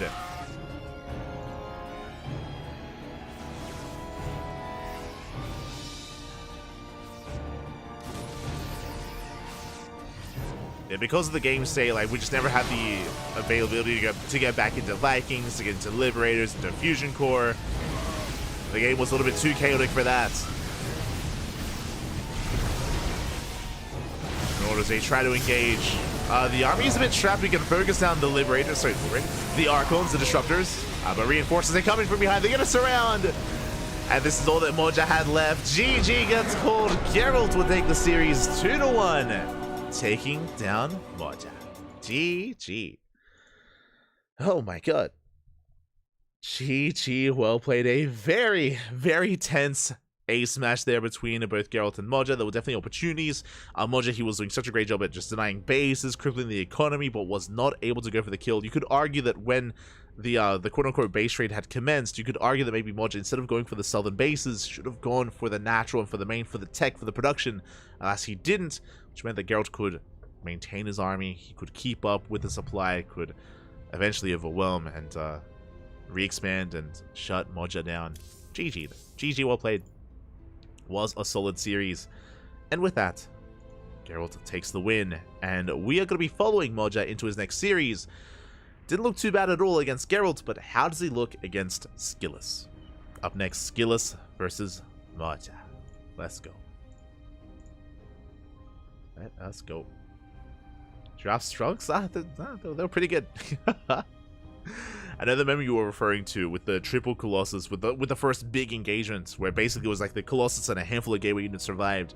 It was very close, very tense. I mean, the game went on longer than that, so it was very back and forth. Regardless, GG, well played. We are going to be going on a short break. We're going to be going on a short break. When we return, another PVT is on the horizon. See you soon. See you soon.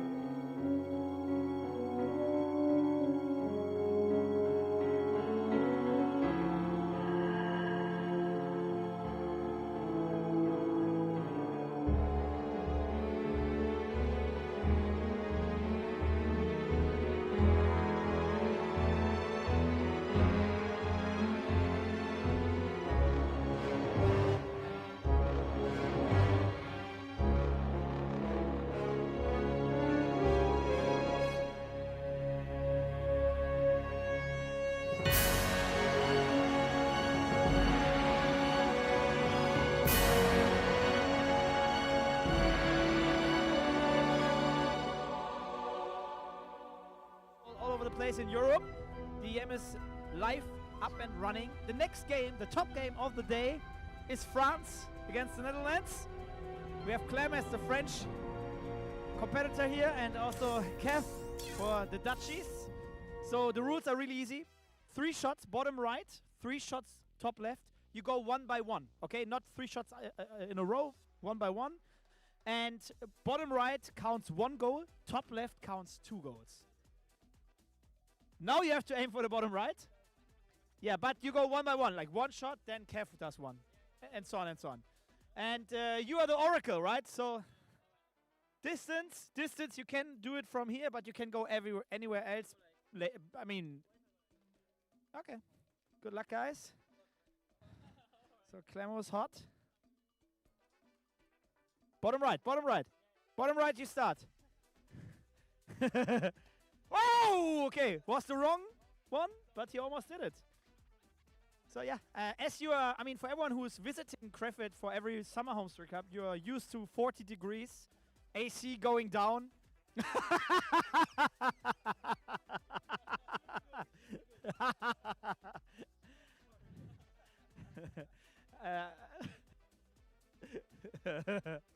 Okay, second shot. You can put it wherever you want. Yeah, yeah. Okay, here we go. Here we go. There. Okay, was close. So yeah, this is the Gold Story Cup. This is the Oracle for the next game happening at 9 p.m. I don't know what happened there. Did you see that? So we had 3 shots already, bottom right. Okay, then you have 1 more.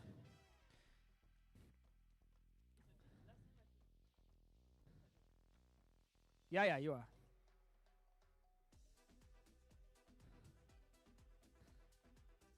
Here we go. This is. Oh, okay. It's still 0-0. The match is still live. And here we go. Okay. But as it looks like. So now it's 3 shots, top left. Yeah, Clem starts, right? Oh, okay, Kev. They take it serious. Okay. So a little more from the distance, as you can see, as they feel more comfortable actually, and think they have better chances shooting from the distance. Yeah, Clem did a 6 shot before the camera was live. It looked like Mbappe. Whoa! Okay.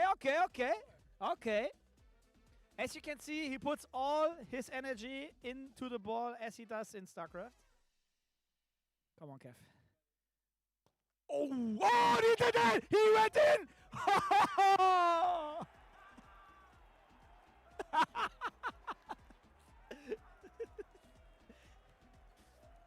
This is the Netherlands! Okay, Des. Clem was way better in the warm-up than I was, so this is pure luck, but I'll take it. Do I have 2 more? Yeah. Go on, Clem. You are a champion.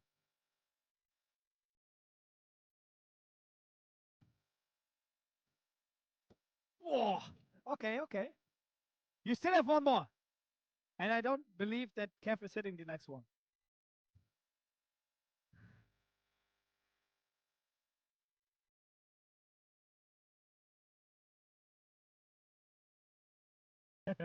Okay, I'm here with the camera guy, Sammy. Oh, okay. This hit is. Come closer. Okay, last shot for Clem. It counts 2 as you hits. Yeah, you can go for a draw. This is what you can do.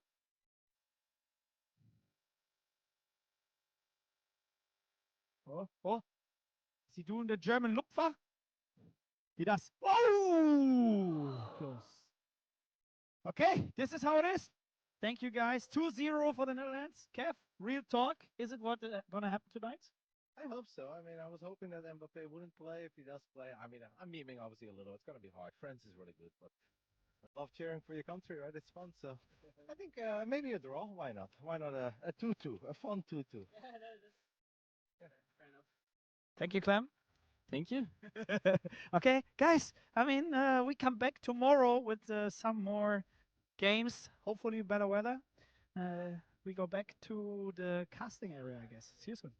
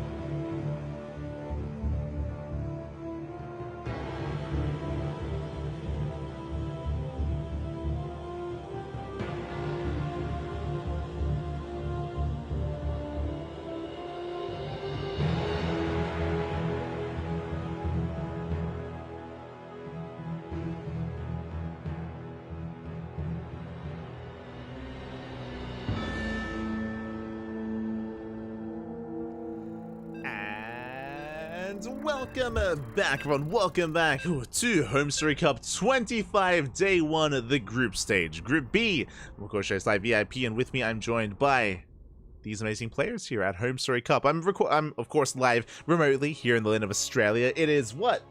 Almost 5 a.m. in the morning, but we have returned. I apologize for the extended delays, but I believe the players, they were eating, they were getting some food, they were resting up and getting ready for the remainder of the group as we're getting into our TVP. And spawning in the bottom left-hand corner of Alkione, we have our German Terran player, the Blue Terran, representing himself. He's gone the teamless, but it is Moja. I heard them calling him Moja on the mainstream, so I don't know if it's Moja or Moja. It's fine. And spawning in the top right-hand corner, we have the red Protoss representing Team Liquid. It is Skillus. So again, I apologize for the extended delays, but we just needed a moment to get all the players well fed, get them rested, get them ready for a long weekend of StarCraft. Shout out to HomeStory Cup. Of course, they even have a kitchen stream, I believe. They have like a kitchen cam set up that you can switch to during the break, so you can see the people cooking in the kitchen and getting everything ready. Do appreciate it. Hello, Monsieur. As the SCV is going to be sent out across the map, headed towards for an E-Way block, I believe, at the natural base. We'll be delaying the expansion of Skillus, so a nice cheeky move here out of Moja. Meanwhile, across the map, Probe is coming in for its own scout. To get an eye on the opener, it's going to be a Rax expand, but because of the investment into this eBay, I believe this should be a Rax into Factory, into a delayed expansion, as the eBay is thrown down, and the eBay will get quite a bit of regression on it. Let's go. So the way this works is you do want to pull out of the eBay just before it finishes. So the pull-out game has to be strong here for Moja. Does manage to do so. And with this, we can, of course, cancel it. We force the unnatural natural. Skill is forced to expand elsewhere here at the linear third base instead. Nexus is going to be thrown down, and this means that Skillus is more vulnerable, he's more exposed. You can harass the natural, you can harass the main. It's going to be a little bit more difficult for Skillus to split up between the bases, and that means that Moja could even be a little bit more aggressive as well. We'll see. There's that factory that we spoke about. This often leads into Cyclone production, and with your Cyclones, you can try to overwhelm and overpower the defending Protoss player. So we could just hyper-commit on one base. We'll see if that's what we go for. For the time being, SCV's racing back home. Again, Reactor is finishing up. I'm curious if this is for an add-on swap or not. So we're getting ready for, I imagine, CC. Yep, there it is. Command Center on the high ground. Reactor finishing up. Behind this, Skillus going for his own proxy. Okay, I'm liking this. Turning a defense into an offense. A pylon across the map, I imagine, for a gateway so we can reinforce. Are going for our initial adept. With a second gate, and soon to be, I imagine, a third gate. Yeah, there it is. Third gateway on the way. So it's going to be a 3-gate opener here at a Skillus, who will have an abundance of gateway units to work with. Meanwhile, we spoke about the add-on swap. There it is. Add-on swap with Reactor on the factory and double Cyclone production underway. This is a way to overwhelm these early gateway units. Adepts and Stalkers early on in low numbers can be just torn apart by Cyclones.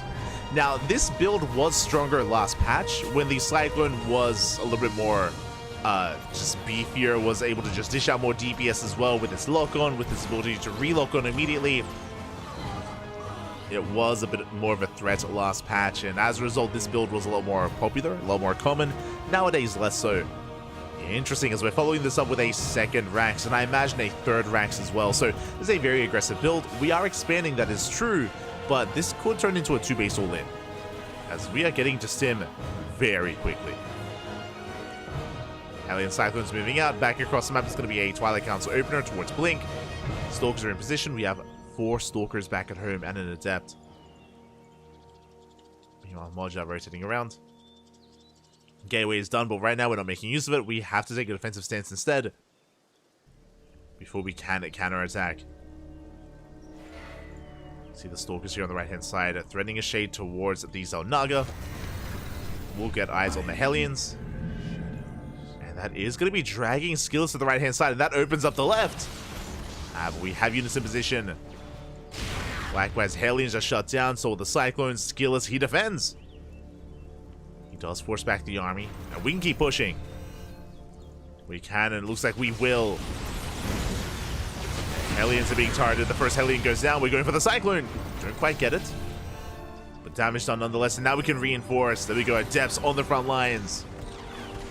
We are pushing towards the natural. What do we have at home to defend? We have Marines amassing. Stim is almost done. Combat shields as well, but almost is not good enough. Yeah, boys are being pulled to repair. And with this army, we can focus on those Cyclones. We're looking to. Yeah, more boys have to be pulled. Additional Stalkers have arrived, and we're snowballing out of control. Moja is in a lot of trouble. SCVs are falling, and so are the Cyclones. We're down to 2 Hellions and a handful of Marines.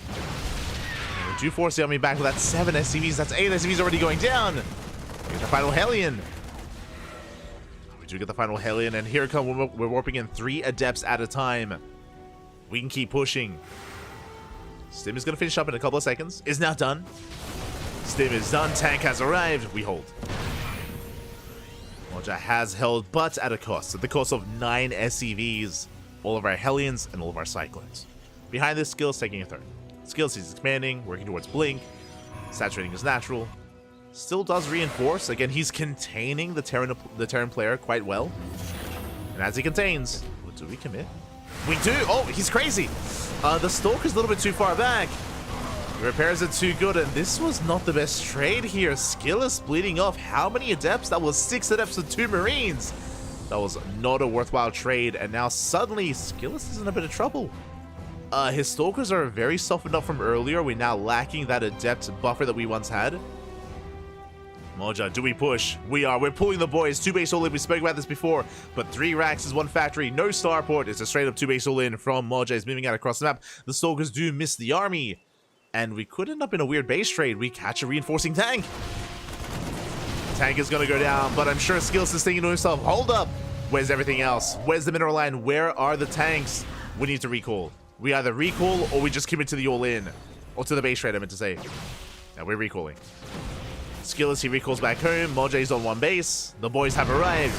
And we're already within range of the Nexus. Second tank is pushing forward. Only 2 tanks. Remember, the 3rd tank was sniped. So only 2 tanks with the shield. We have the overcharge. But the Nexus is going to fall. Skillis will give it up. Bearing in mind, we can afford to lose this base. Remember, Moja's on 1 base. He's on 1 base economy. The 3rd base doesn't matter. Do give it up. Skillis rotating around, trying to catch reinforcements, trying to punish the army. Oh, going for the tank. Doesn't quite get it. Trying to come in from behind. He's spotted. Tank does siege. Very careful control here out of Moja. As he does rotate around, more reinforcements all the way. We catch another tank. Another tank goes down.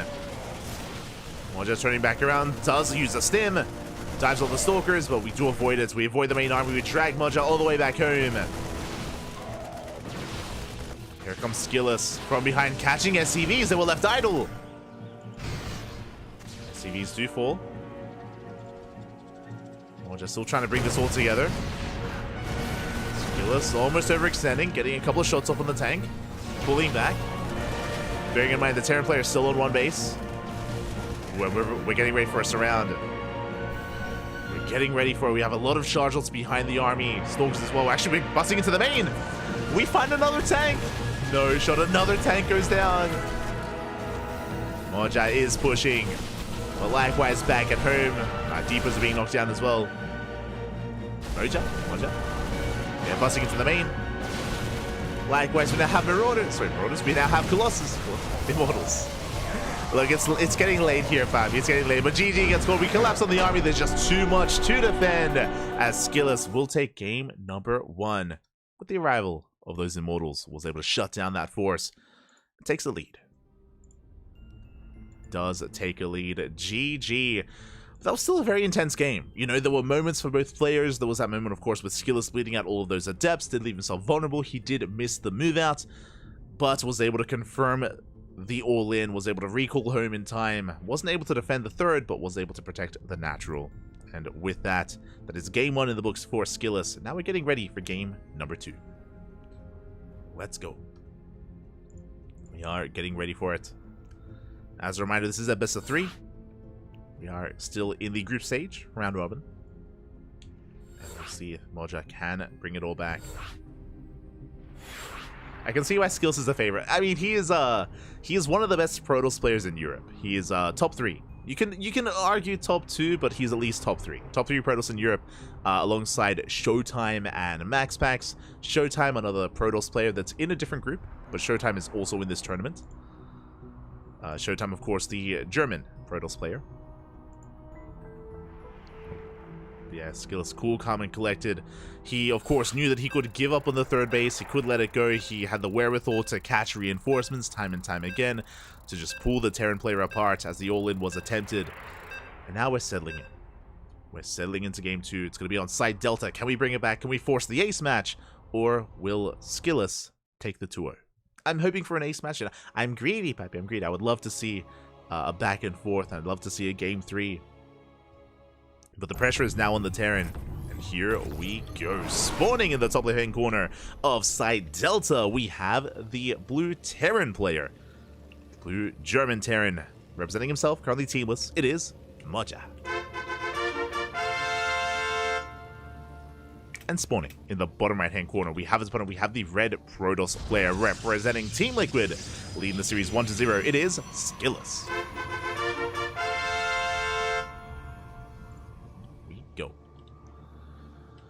It was a cheeky start from Moja in game 1. Remember, we were able to get our eBay up and running. We were able to delay the expansion and force it elsewhere to have a bit of a shakier start from Skillus. Skillus handled the situation quite nicely, but it looks like we're going for something similar. Once again, the SCV does avoid the main scouting pattern. So the probe will miss the SCV. SCV comes in from behind, and we are going for the eBay block once again. Just like the last game, the goal here is to throw down the eBay, is to not finish it, but make it close enough to have enough HP to force the Protoss player to expand elsewhere. So very similar dynamic to game number 1. eBay is on the way. Likewise, Skillus does come in with a probe scout. We'll get eyes on the racks. Only one gas back at home, but this should be following up with a factory once again. A factory, and with a Cyclone setup. There's that eBay. Does not finish probe, forced to expand elsewhere. SCV comes in for the scouts. Gets eyes on the Cybercore. And Skillus is going to be expanding at the triangular third location. Not the linear third, like we saw previously. Is going to be expanding here on the left-hand side. And we'll see what Moja's response is going to be. Last game, he went for a reactor with a factory. This time, interesting, we're going for a faster command center. The last game, we went factory before CC. This time, CC before factory. So more economic. This time, much more economic. This time, less aggressive. And we'll see where this leads us. That means that now the likelihood of this being a 2-base all-in is a little bit lower. Still early to tell. Oh my god, as we are going for what looks to be a 3-rack setup. We don't see this too often, just every now and then. Second Rax is on the way. We should be seeing a third. Yeah, we pulled out of gas. We pulled out of gas. We should be seeing a third Rax thereafter as well. Reaper is forced back. And Moja is setting up for a stim timing. Basically, what this is just mass bio. Mass Marine working on stim, working on combat shields, eventually even mixing in some Marauders if need be. Yep, and oh, never mind. Never mind. I assumed that this is going to be a 3-racks, but no, this is a 2-racks into a third CC. Very greedy here by Moja. Okay, okay. Yeah, my attention. I think it's going to be 3CC 3-racks. Like if we're staying on such a low gas count, this would make sense. But a very economic variation of 3-racks, assuming that a third racks is thrown down. This is a build that has been a little bit rising in popularity this year specifically. Over the past couple of months, I would say post-Katowice. First I am Katowice. As we do chase down one of these adepts, adept gets shut down. Second adept should also be targeted as well. And we can soon expand. And natural base now soon to be taken. Stim is on the way. We may nodding over towards that natural. Skillus will threaten the shade. Ooh, does get under the CC. Does delay the landing for a little bit. Meanwhile, back home, it's going to be a Blink-based opener. We have Blink. We have a third gateway on the way, so it's going to be 3-gate Blink out of Skillus. And we spoke about it earlier. Yep, 3CC into 3 racks. There's a third racks on the way. Now into a factory as well, into a starport. So we should be building up towards a 16 Marine kind of medevac push. I would imagine. We should be building up towards that. E-base on the way for our upgrades. Yeah, just a really interesting setup here from Moja. Again, very economic because of the fast third, very bio-heavy. The downside of this build, as you can imagine, we have no map presence. Like, Moja has not done much across the map outside of the Reaper harass. Like, Moja has no Hellions, no Cyclones, no medevacs, no drop play. Like, this Reaper is all we're relying on to scout. And we do confirm the third. So the Reaper confirms that Skillus is expanding. So Moja should be feeling pretty safe. Moja can take a bunker, get set up, settling in. There's that starport on the way. Should be for, again, eventually medevac production. And I imagine we should be seeing a reactor. Yep, there it is. Reactor's on the way. So this is for an add-on swap for double medevac production here for Moja. Once the medevacs come out, then we can push. Then we can be active. Now, Skillus, likewise, he gets a full scout. He gets a full scout of the main base observer. We dive in. We dive into the main. Moja is supply blocks. Oh, now is not the time. Tech Lab's under fire. We pick up a couple of Marines. So not a bad pickoff here from Skillus. Looking at the trades, that was 3 Marines for nothing. Skillus did not lose the Stalker. Very nice trade. Rotating back in. Once again, Observer does give him some high ground vision.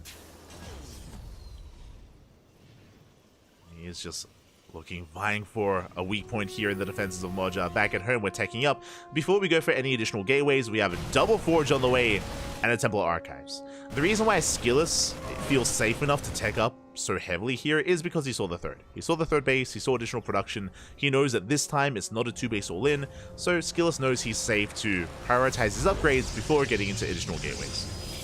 And now we have the gateway explosion.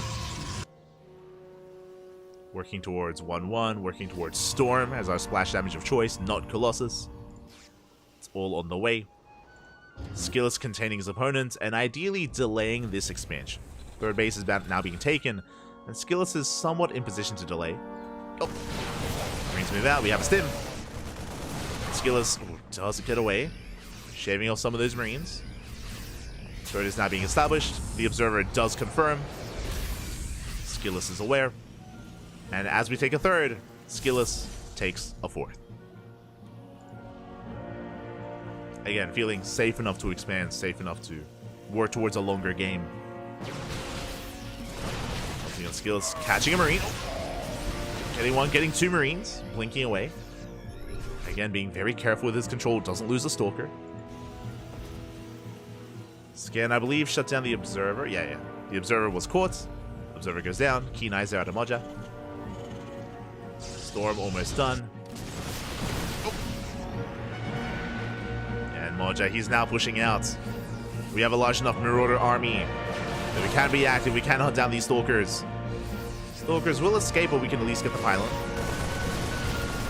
As Skillus has pylons scattered throughout the map, just scouting information to get eyes on any drop play, any army movement. Likewise, an Observer in the center as well. And now Skillus has built up. Now we have 1-1 upgrades. We have 3 High Templar in that War Prism. Storm is done, so that's 3 Storms available. Looking for the main army. There's a lot of potential here in this Prism. Likewise, it's also a little bit vulnerable as well. We have to be careful. Very careful control here out of Skillus. Does find the army. Pick up the Storms. Not quite yet. Did you hold them back? Up. And there they are. Massive Storm on the by. Oof. A lot of damage on the Marines.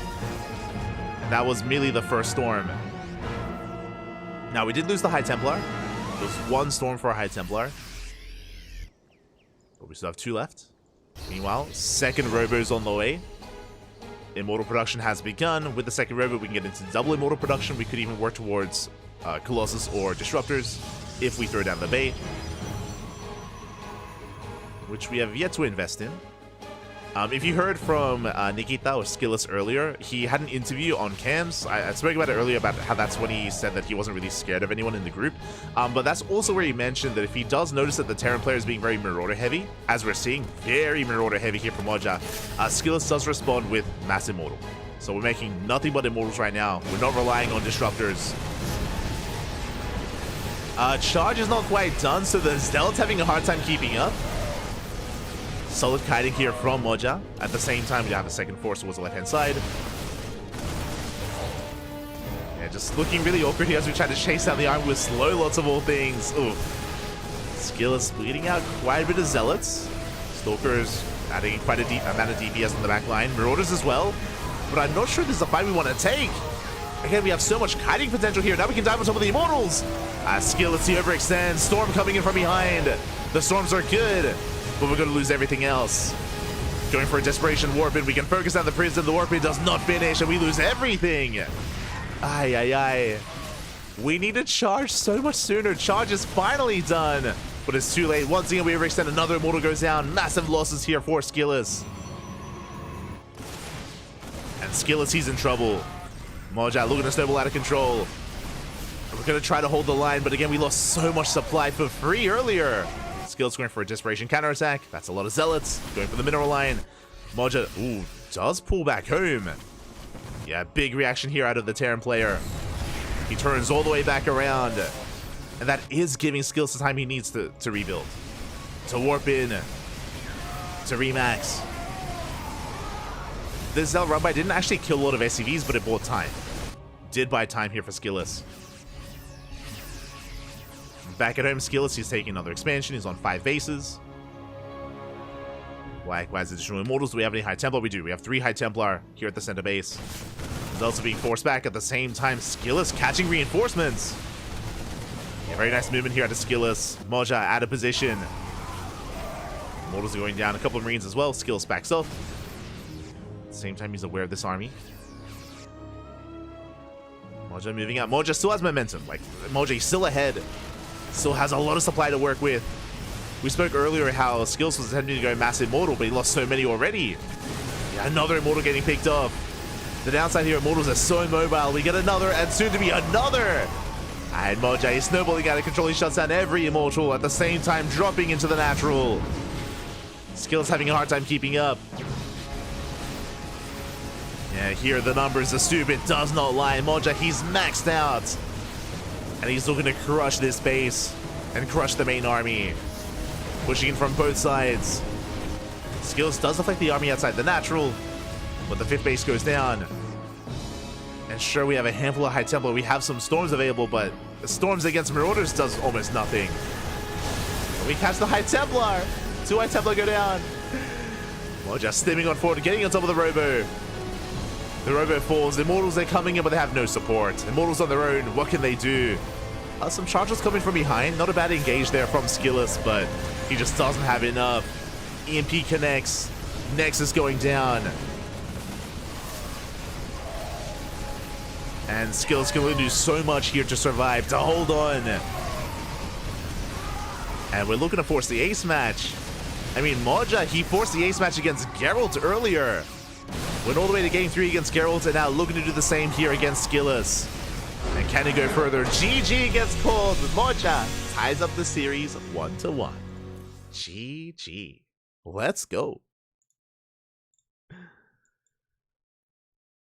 GG, well played. Ooh, we are going all the way to the ace match, and Skillus feeling the heat here again. He did overextend earlier. It all just snowballed out of control when Skillus moved out on the right hand side. Remember when we were following the Slow Lot army, how he was out in the center of the map and he was just being kited to death, and Skillus refused to turn around. He committed to the fight. He lost the Zealots, he lost all the Immortals, he lost his High Templar, the Warp Prism. Just everything went south very quickly for Skillus. And from that moment, Moja, he had control of the game and he was able to maintain it. Skillus had a couple of moments, if you remember, with the Zealot run by, with some Storms as well, but just wasn't enough to recover from his earlier losses. And with that, comes down to this. Comes down to the final game on Oceanborn. Let's go. Let us go. Oh. So we're getting into that final game. And I believe Moja has yet to take a series here in this group. Has yet to win a series. Has taken maps. But he is now one step closer to taking his first series in a HomeStory Cup. Here he is, the German Terran player, forcing the ace match against Skillus, baby. Here he is, Moja. Let's go. And spawning in the top left-hand corner, we have his opponent. We have the red Protoss player representing Team Liquid being forced into Game 3. Can he bounce back? It is Skillous. We go. Again, Skillous maybe being a little bit overconfident in that last game. Being active on the map, being caught out. And Moja once again moving out with an SCV. We saw both in Game 1 and Game 2, he went for an eBay block. Here in Game 3, oh, we might be setting up for a proxy. At the same time, Skillous is on the hunt. He's looking for any stray SCV and checking his vision. Oh, he barely misses. He barely does miss the SCV. Okay, it's going to be a proxy Rax from Moja. We have one at home and one proxied. Skillous was looking, but again, just one step to the left, he would have found it. Now, with a proxy 2 Rax, I'm curious. This Rax is pretty far back. This could just be proxy Reaper, or we could be looking for something more. So we have the one gas back at home. Probe is being forced away. Curious what direction we do take this in. Skill's going to be able to finally expand where he so chooses. Finally expanding at the natural location. Again, based on what Skillous saw, he's looking for an expansion. Alas is being forced away. You have Reapers on the way for Moja. Meanwhile, yeah, Reaper's being proxied. So it's going to be 2 Rax Reaper here at Moja. With this, we're going to be able to apply some pressure, able to pick away at probes. But I'm curious as to this SCV. I guess we should be going in for a bunker. But I feel like we should already be moving at the SCV if that was the case. Do have my eyes on our Terran player to see if we double down. No expansion yet. Yep, there it is. Factory. That's what I was waiting for. I was curious. I was like, what is this SCV doing? We're not moving forward for a bunker. What is the plan? Factory. Okay, 1 base all in. Moja, he's going for a 1 base all in. He is doubling down. First Reaper is being zoned away. Second Reaper moving out as well, just for some map control, ideally. Skillous with a Robo Opener. Very safe play. Very safe play out of Skillous. But it's curious, as a Protoss player in PvT, you have kind of 3 tech paths. You can go Twilight Council, you can go Robo, or you can go Stargate. Robo is usually the more defensive option as it gives you access to safety Immortals early on. Just really early Immortal production here for Skillous.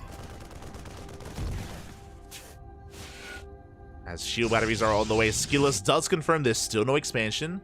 Doesn't see much across the map, doesn't see an add-on. And it's going to be a 2-1-1 setup. Tech Lab is on the way. Are we going for a proxy tank? That's what it looks like. Looking like early tank production here. Okay. Who proxies the tank? Yeah, there it is. Who proxies the tank? Moja does, maybe. Moja, let's go. Meanwhile, it's going to be a Prism first. With this, we basically have early Blink. We have defensive Blink available now for Skillous. Of course, we can reinforce and harass across the map. Skillous has yet to really determine what's going on. He's still in the dark. We have a Liberator on the way as well. We can see a second pylon for Skillous, just to keep everything powered. 2 more gates. It's going to be a 3-gate setup here. Prism moves out. Observer behind this. And with this Prism, we can harass. But alas, we still are in the dark as to what's happening. Ooh, Bay is on the way. That's going to be for fast Colossus production. That means we might be skipping our Immortal.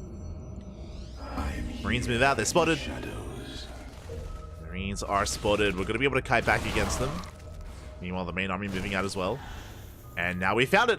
Oh, did we catch the Prism? Not quite. But we recall back home. Immediately Immortal production. Immediately Immortals. It's on the way. Soon to be a 2nd and a 3rd shield battery as well. Big reaction out of Skillous, but is it too late? Focus down a Reaper. The Prism has made it back home with that recall. Observer over the army. Observer is over the army. The Immortal is going to be able to pop in. Liberator has arrived. Maybe sieging up. And we're slowly leapfrogging forward. The tanks are within range of the shield batteries. Yeah, we force a cancel on one. The other is within range. It's going to be killed. You can see Skillous trying to come in from behind. Or even catch reinforcements. Yeah, good pickups. Dragging away the army. A couple of Marines are going down. Solid juggling here from Skillus, pulling back. But at the same time, Gateway falls. We're down to 2 gateways. Backup gateways are on the way. We're only warping 2 units at a time. Skillus can't be the production. And Adepts, do we commit? Oh, I don't think we should. Oh, yeah, a bit of a mistake there. All the Adepts go down. Skillus bleeding off Adepts. Not worth it. Second Liberator has arrived. Skillus, he's up against the wall. A third tank has arrived. Meanwhile, we shut down the factory.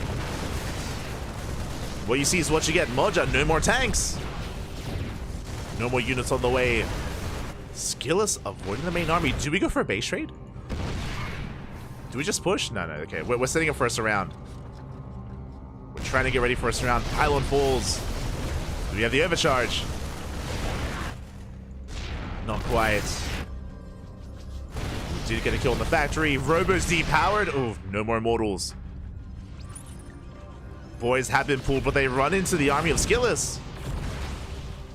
And Moja is now aware. Once again, slowly pushing forward. Liberator repositioning to defend from behind. And Skillus may have to pull the boys. May just have to pull the boys here. Bunkers on the way. Viking going for the Prism. Okay, Prism survives.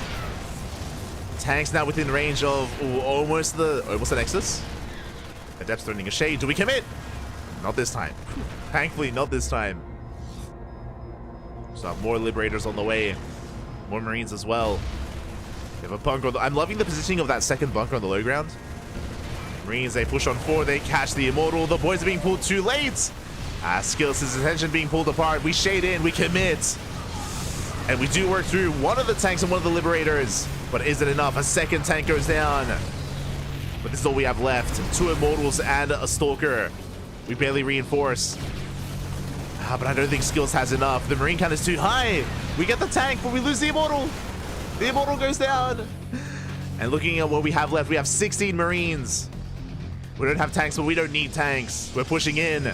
Skillus in a lot of trouble. Does force field the ramp just in time.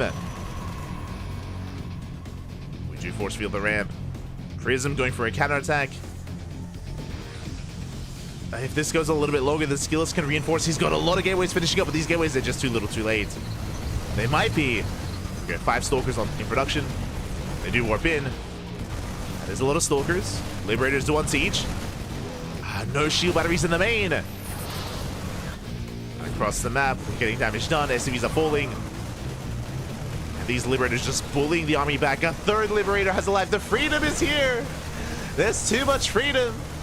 We deny mining. We force the recall to the natural to get out of this, to get out of the corner. Does break out, but the Liberators, they reposition. We're just zoned out of the main. We cannot push up, not anymore. And Moja, it looks like he's done it. He has done it. He may be losing a lot of workers across the map, but he will get a kill of everything in the main. Can we evacuate with any of these probes? We should be able to evacuate with a handful of them. It looks like in the end, 8 probes will survive. They do break out. Okay, so let's just look at the unit stat. There's nothing in production. There's nothing left in production here. No economy for Moja. Skillus does save some probes, but does not have enough for a Nexus. Skillus cannot afford a Nexus. He can afford a pylon. He can afford pylons, gateways. Remember, he doesn't have blink. Takes off a couple of Marines, not bad. Marines are going down. The orbital is floating away. Remember, we have mules. Orbitals, they do have mules available. We can reassemble our economy, potentially. Probes are fanning out. Marauder still in the main, going ham. I don't know if this is the best place for the I keep calling it Marauder. I don't know if this is the best place for the Immortal. I'll be honest. I feel like the Immortal should be with the Prism, but regardless, we're still pushing in. Stalkers on the hunt. Okay, so we're only leaving 4 Stalkers because we can micro with the Prism, of course. We can micro with the Prism. We can juggle back. We have micro potential. Yeah, we're going in. Meanwhile, all the other units with Skillus are hunting down buildings. They're all hunting down buildings. We get 4 Stalkers to micro with. Oh my god. Shaving off Marines. Good pickoffs so far. Good control. It's 14 Marines. We had 16. Now we're down to 14. Tech Lab is done. Ooh, the Prism under fire from the Liberators. You don't see Liberator anti-air do much often, but they're going for the Prism. They're going to hunt it down. Stalkers can take down one Lib at least. Oh my god, we barely get away. But the Prism has fallen, which means we can't micro anymore. We have limited micro potential. The rest of the army is rocking up. Down to 13 Marines. 3 Libs. Immortal has arrived. You can see Skills just rallying his army together. Still plenty of buildings in the main. Has probes in the main base of his opponent. Just in case. Still has a Nexus. He's mining! Oh, the Reaper! No, the Reaper in the main! Oh, good. So be very careful with our movement here. The Reaper in the main goes down. We can mine! Skillus! He's mining! He's mining, Bobby! He can make units. He can break out of the supply block. Let's go! Meanwhile, the orbital is still floated. It's still in the air. Still no saturation, but here we go. It's looking to land. You see Skillus on the hunt. We had 13 Marines. Now we're down to 9. 9 Marines left. And with these liberation zones, we can land. Now we can get back to mining as well. The economy is restarting. Let's go. Stim is on the way. He's crazy. Oh, that's going to be massive. I mean, it's a give and take, right? Stim is a huge upgrade. At the same time, there's no medevacs. So every Stim is going to be hurting and killing Moja. But he can surprise Skillus. Stim is done in a couple of seconds, and Skillus won't be expecting it. If timed correctly, we can reveal Stim at the opportune moment, and we can shut down the Stalkers. Like, we just have to be very careful with Stim. We don't want to waste it as we bleed out more Marines. Too many Marines! Oh my god, down to 6! 6 Marines left. I don't think Stim is going to be enough anymore. 6 Marines? Like, Man with a gun is good, but is it that good? Is it that good? Skillus, he's no longer supply blocked. Oh my god. Finding a way in. He's within range of the Lib. There's Stim! Liberator goes down, but we catch the Stalkers. 1 Stalker goes down. Oh, but it's going to cost us every Marine. Oh my god, all the Marines fall. All we have left is 2 Liberators, and we've done it! Skillus! He just microed his way out of this. He kills everything. That's it. That's it. As long as we don't miscontrol against the freedom zones, we can just have position. We can rotate around. Oh my god, Skillus, he's crazy. This game was over. I mean, it was looking over. It was a wild setup here. 2 Marines left. We have some mining going on. But again, 2 Liberators is not enough to cover the base. It's not enough. The CC under fire. We're going for the kill. We forced the lift. No more mining. We have another Marine making its way across the map. And yeah, we can get on top of the racks. It's gonna fall. Aye, aye, aye. Skillus. He's done it. At this point, he's done it. We force field. We catch a Lib. There's 1 Liberator left. 1 Marine left as well. GG gets called, and Skillus takes the game and the series 2-1. GG. Oh my god. He's crazy.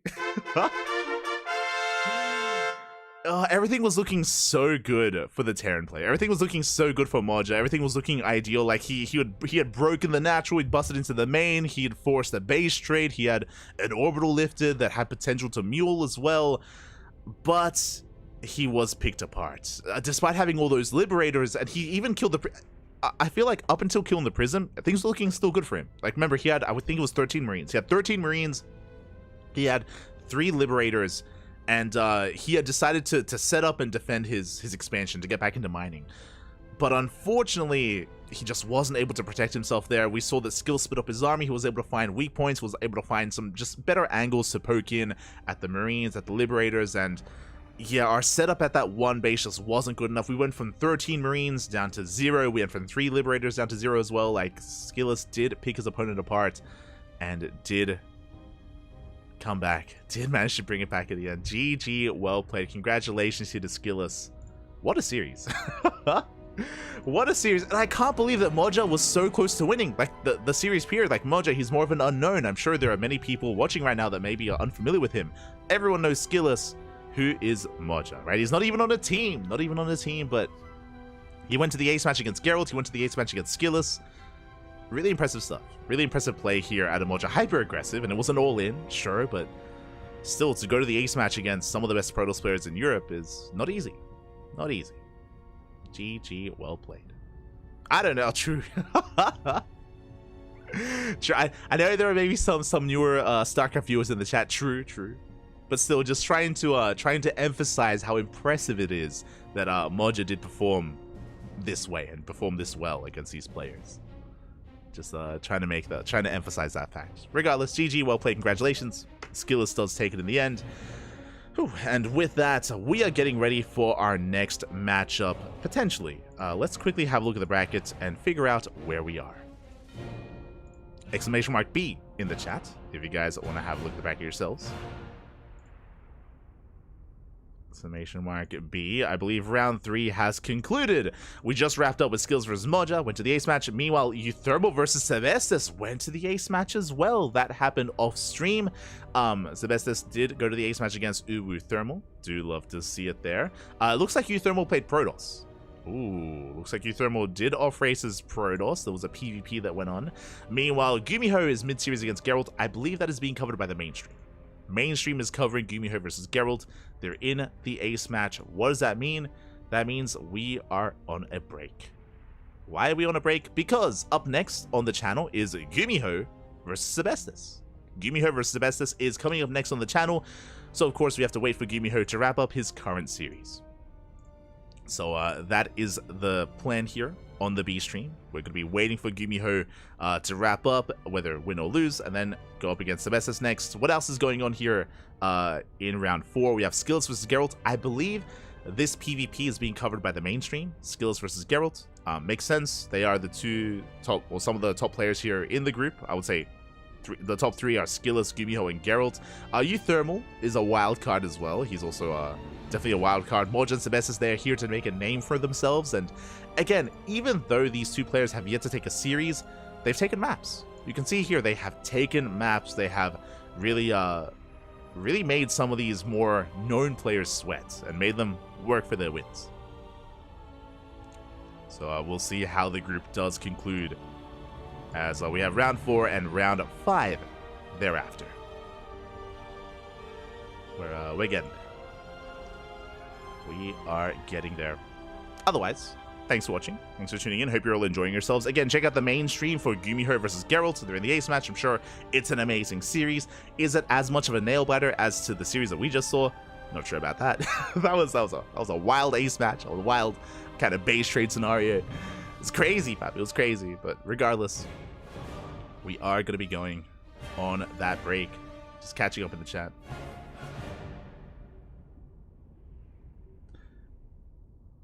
Does that mean they went 1-1 and Euthermal stayed Protoss and won? Potentially. I don't know if Euthermal, if he race switched and if he was playing Terran and Protoss or purely Protoss. I'm uncertain as to that. So I'm uncertain about that.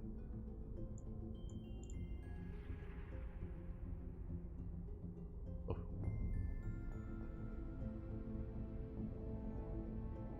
Just catching up.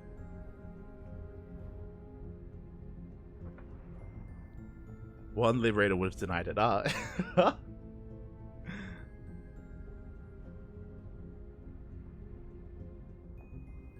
But for now, we're going to be going on a short break. So again, when we return, it's going to be in the aftermath of Gumiho's series, and we'll be jumping on Gumiho versus Sebestus. Until then, see you soon. Enjoy the break. Enjoy the mainstream. Get some food. Get some rest. Get ready for some more StarCraft. We're nearing the end of today's broadcast. Only 2 series left.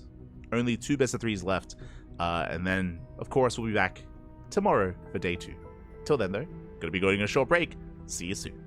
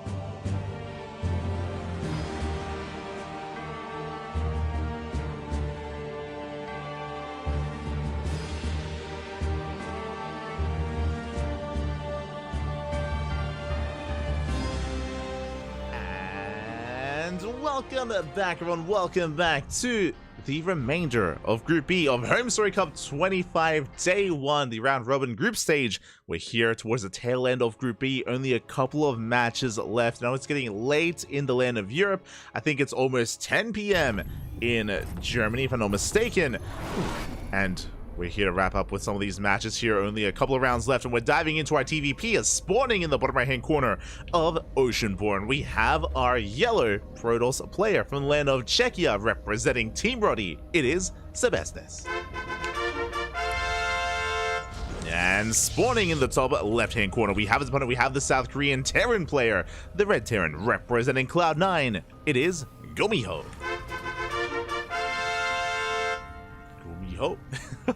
Here we go. Of course, Gumiho coming in as one of the few Korean players invited to the event. And, oh boy, Gumiho is a wild one. Bear that in mind. Gumiho is one of the most unpredictable and chaotic Terran players in the world, not just in South Korea. And Gumiho does things his own way. Gumiho even plays mech against Protoss. He did it against Showtime at Stars War 11. And likewise did so recently in ESL, in the ESL Open Cups as well. So Gumiho is willing to mix it up. He can play Bio, he can play mech. He does his own thing and starts off with a proxy right outside the main. And the question becomes, is this just proxy Reaper, or do we try to float into the main and go proxy Marauder, which Gumiho has done in the past? That's the question. That is the question. Of course, Sebestes, this is his first big offline event of this size, of this caliber. Sebestes has been doing quite well for himself. He's been taking maps, and we're putting in. We're going for the Marauder. We're going for the Marauders. It is barely out of range. It's something you can do on this map. It is barely big enough where the main Nexus does not have enough vision. Show us the Tech Lab. Tech Lab is on the way. Proxy Marauder is upon us. Now, the way this works, you want to build up your Marauders, build up towards 2-3 Marauders in the corner of the base, and then you pull the trigger. Then you go for the minerals. You go for the workers. Meanwhile, across the map, Probe Scout comes in, and the probe confirms the Rax is missing. The Rax is not where it needs to be. The problem in this matchup, well, the problem is that in this matchup, you can go for a proxy Rax at the natural. Sorry, you can go for a fake proxy Rax at the natural. You can throw it down to your third base. You can throw it down further back in your main. It is not uncommon to go for a fake proxy, so Sebestes still has the pieces together. Sebestes still has a scout, and so far has yet to confirm. Oh boy, Sebestes still not yet aware of what's going on. Adept will check the ramp. Oh, sorry, we'll check the cliff face here. The Reaper cliff is going to head out for a scout, but does not check the main. Ay. We're checking the low ground. This is where a proxy would be, and it was there, but no longer. No longer as it did float into the main base. Sebestes is checking. We're checking here towards the left-hand side, looking for a proxy Rax or even a proxy factory location. We're checking the fourth base locations. We're checking the thirds. But we did not check the main. We already have 2 Marauders. Concussive Shell is done. Soon to be a 3rd Marauder in the main base. I mean, we're looking. We know it's somewhere. Up. And we're on patrol. We're on patrol. We're looking. We're checking. We have a shield battery at the natural, but no shield battery in the main. The Marauders, they reveal themselves. Probes are going down. Voids are being pulled. And how many probe kills can we get? So far, 4, 5, 6. Soon to be 7 probe kills already. And that's the goal for this proxy, is to get as many probes as possible. It's going to be 9, 12, oh my god, 12 workers, and the Hellion gets into the main. 14, 15 probes go down. Ay. We will clean this up, but this is game-ending damage. This is just a wild start here from Gumiho. Proxy Marauder in the main base. You don't often see this, and Sebestes knew that there was a proxy, knew that the Rax was somewhere. We were checking desperately at every other location. Alas, it was in his main, the last place he checked, and with that, Gumiho has a massive lead. Gumiho is expanding back at home, even makes 1 more Marauder, going for the Stalker. One of us, and does not get it, thankfully. Stalker does survive. This proxy will eventually be shut down, but again, back at home, we're getting into our 1-1-1 setup. We're getting into Reactor to Cyclone production, Starport on the way. Cyclones are rattling across the map. Rax is forced to float up. Gumiho is just rallying on over. Again, barely any Koreans in. We'll talk about it after the match. I was gonna go on a bit of a tirade about the groups and about the players that are, of course, arriving and where Gumiho falls between them, or where he stands amongst them. But we kicked off with the proxy, so we had to just get into it. We couldn't talk about the players. Couldn't do it. As we just continue to rally Cyclones across the map, but Liberator as well. Hyper aggression here from Gumiho. And back across the map. Unfortunately, Sebestis is still stabilizing. He's still trying to stabilize, trying to resaturate his bases. Does have the shield battery at least. Blink is almost done in 10 seconds. Blink is almost done. And how many Cyclones do we have? We have 4 Cyclones and a Liberator. Cyclones against a low gateway count can really deal with and can really snowball against these Stalkers, these Adepts. We'll see how Gumiho pieces this all together. Liberator towards the main. And we've built up to 6 Cyclones here outside of the natural. Here we go. We're pulling the trigger. Liberator making its way in. Sebestis is in position. Sebestis will shut this down. At the same time, here come the Cyclones going for the third. And we're going to force a cancel. That's going to be a cancel on the next. It's going to be just barely a cancel in time, thankfully. We do get the cancel. Meanwhile, Liberator got shot down in the main, didn't get much damage done. So far, good defense here by Sebestis, but he is denied the third. Will now expand. Across the map, Adept shades in, and we do deny some mining time. We can get potentially a worker kill, but it does take 3 shots. We get 1 SCV across the map. Cyclones, they do race back home, built up towards 8 Cyclones. Behind this, getting into bioplay. Tank production, 3-rack setup. Sebestis is moving out. Sebestis has potential with Blink. Has potential to shut down some of these Cyclones. But pushing up the ramp is not going to be easy. We have the Concave, and we have to back off. You have to respect the positioning there of Gumiho. Behind this, just 2-gate Blink. Third on the way. Immortal production as well. Okay, there is still micro potential here with Sebestis' main army, and we do chip away at the Cyclones. Not losing anything yet. But we catch the Observer. Observer goes down. We're building up our bio count. Medevac, Stim is done. Combat shield's on the way. Stim, not prioritized. Not yet. As Gumiho makes his way towards the third. Stalker's trying to keep up. Oh, the locals are real! Oh, we catch the Stalkers. 2 Stalkers go down. Did I say 2? 4 Stalkers go down. And the Cyclones, they go toe-to-toe with those Stalkers. Another Stalker gets picked off. The Immortal has arrived. Sebestis is going to be able to force back the army. Gumiho does retreat. There was 5 Stalkers for 2 Cyclones. A worthwhile trade here for Gumiho. Very worthwhile. He backs off. He can repair. He can just repair. Heal up his Cyclones. Tank on the high ground. Oof. We'll hold the line. Behind this, Sebestis getting to his third base is getting saturated and is catching up in workers. The problem is that we're spending so much money rebuilding probes that our army and our tech is suffering as a result. But we do get on top of the CC. Not a bad cancel. Not a bad cancel on the third. Meanwhile, Gumiho on sieges moves out. Cyclones have been topped up for the most part. For the most part, they are topped up. Moving out once again. This army designed to kill the third. Stalkers attempting to catch reinforcements. They catch a Marine. They do manage to get a Marine, but the army just keeps on pushing. Shield batteries are not ready. Shield batteries are just barely not ready in time. We're getting within range. Tanks, they siege up. We have Cyclones to defend the flank. We have Marines to push forward to the third. Even without Stim. GG gets called. It's just too much to handle, and Gumiho takes game number 1. GG. Again, a very, very solid game 1 there at a Gumiho. Oh, but very quickly, I do have to set up for game number 2. 1 moment. So I'm just making the lobbies. But yeah, it was an unfortunate stuff for Sebestis. It was a proxy Marauder in the main base, and we knew that something was wrong. We knew that something was amiss.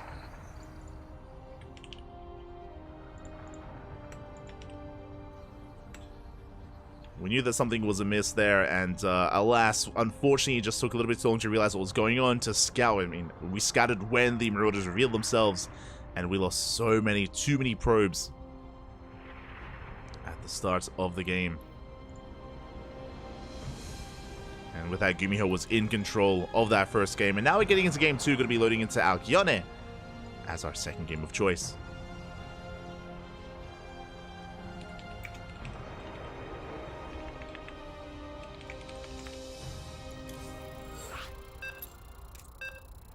Here we go. You can hear the beeps. We're getting into that second game. Can we bounce back and force the ace smash, or will Gumiho take it all and claim it all? Again, I was going to refer to the players here, but yeah, very few Koreans. Very few Koreans in this event. Only 2 were invited. It was Gumiho and Ryung. Ryung had a very, very strong showing in Group A, but did end up falling to Clem and Mana, so Ryung is out of the tournament. There's only 1 Korean left, and that is Gumiho. Korea usually just a set of people or set of players that really do dominate the scene and dominate the region, but alas, only a handful of them have ventured over to HomeStory Cup, only 2, and now there's only 1 left. On the other side of the map, as we're getting into Alkyone and spawning in the bottom left-hand corner of Alkyone, we have our yellow Protoss. Our yellow Protoss player representing Team Roddy from the land of Czechia. It is Sebestis. And spawning in the top right-hand corner, we have as opponent, we have the South Korean Terran player, the Red Terran representing Cloud9. It is Gumiho. I would say that Gumiho is one of the favorites to win the entire tournament. He is up there alongside, I would say, Clem and Showtime and Skillus. They would be kind of the top players here in the event to win it all. A lot of the other would-be top Zerg players are not available here for this event, unfortunately. For those that are curious, Rainer's in Korea, Seryl's in the military, Lambo's on vacation. A lot of the Korean players were busy with GSL. For those who don't know, GSL was last night. So the Korean players competing in GSL obviously wouldn't be able to travel to Europe and to Germany and also compete in GSL at the same time. So I'm sure a lot of the players that would have otherwise been invited were unavailable. So I know that earlier there was some people asking about, yo, where are some of these other Koreans? We're used to seeing, at least a handful more Koreans in this event. Well, they're not quite here. Fortunately, not available, but an interesting opener. Gumiho going for a single gas opener, but into a Rax factory. Okay, you have my attention. Meanwhile, Sebestis going for a Gate Cyber Expand. Standard setup here at a Sebestis. But my eyes are on Gumiho. Marine gaining map control, shuts down the probe, moves out towards that Zelnaga. And the SCV moves out as well. Are we going for a proxy starport? Factory is done. Show us the add-on. No add-on. Hellion is on the way. As this isn't quite the same proxy that we had in game 1, but a proxy nonetheless. Yeah, proxy starport coming out from Gumiho. Now, I'm curious, is this going to be for a medevac to drop into the main or a liberator to harass and try to harass the main base and the natural at the same time? Adept moves out. Gumiho in position. Does get a lot of hits in here against that Adept, avoiding some shots as well. The Adept does get into that Fog of War. Oh my god. Summit chaotic micro there, but Gumiho does shut down the Adept. Did have control of the Zelnaga, does move out. Meanwhile, behind this, additional Hellions are on the way. Starport is finishing. And show us what you got. Is it the Lib or is it the Medevac? What do you have for us? How many Hellions do we have? 2. Soon to be 3. 3 Hellions is going to be enough. Yeah, we're still waiting for our first unit of choice. Meanwhile, with the Twilight Council opener, I assumed it was going to be for Blink, but no, it's going to be a Dark Shrine. Sebestis spicing things up.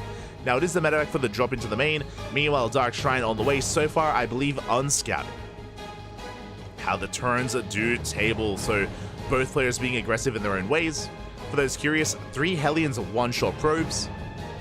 So, 4 Hellions are ideal in case you lose one.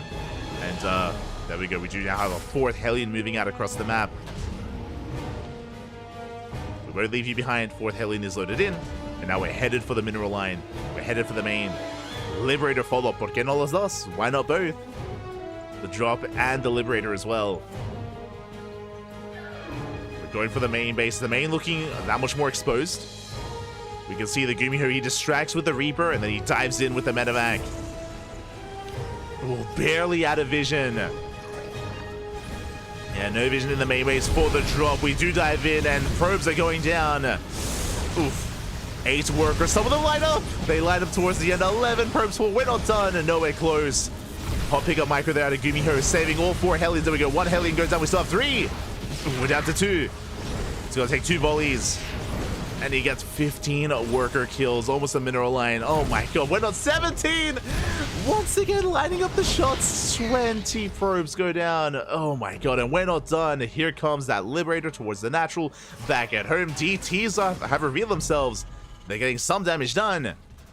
A mule goes down, busting into the main. Do we have a scan? There we go. Do have the DT counterattack, but we have a scan in the main. The DT escapes. Oh, barely. Barely DT. Oh my god. Oh my no. Calm down. Okay, DT's on hold position. Does escape. We have a DT at the natural, DT in the main base. Only a one base saturated, one base mining at a Gumiho. And we are getting SCV kills.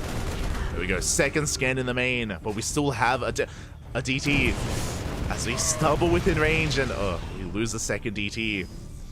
But here comes the third. And a prism. So we can be a little bit more cavalier. The missile turret has completed. So the DT has to respect that turret. Meanwhile, across the map, looks like the Liberator was dealt with. And I would say Gumiho still has the edge, still has a lead. It's supply blocked. Ooh, a pretty big supply block here for Gumiho. Cannot make anything. Add-ons under fire. Another turret on the way to leapfrog forward. We have a scan. Clean up the DT. And as the dust settles, we have Sebestes still down in workers. Gumiho can now maynard over towards the natural base. Make additional turrets. But still stuck on one base. But the main army, I mean, Stim is almost done. We have 2 tanks, we have Bio. Meanwhile, back at home, what are we working with? Very little. This is our army. 1 Adept and 1 Stalker. Taking a bit of a risk here. We're taking a third. We're expanding. We're cutting corners. We need to catch up. DT waddles in. Does spot the move out. Oh! Scan does not catch the Dark Templar. We're back off in time. Head towards the main. Remember, there is a second turret in the main base. But a third turret has finished. The Dark Templar goes down. And here comes the drop across the map. We have 2 tanks. And we have Marines. Full medevac Marine coming in.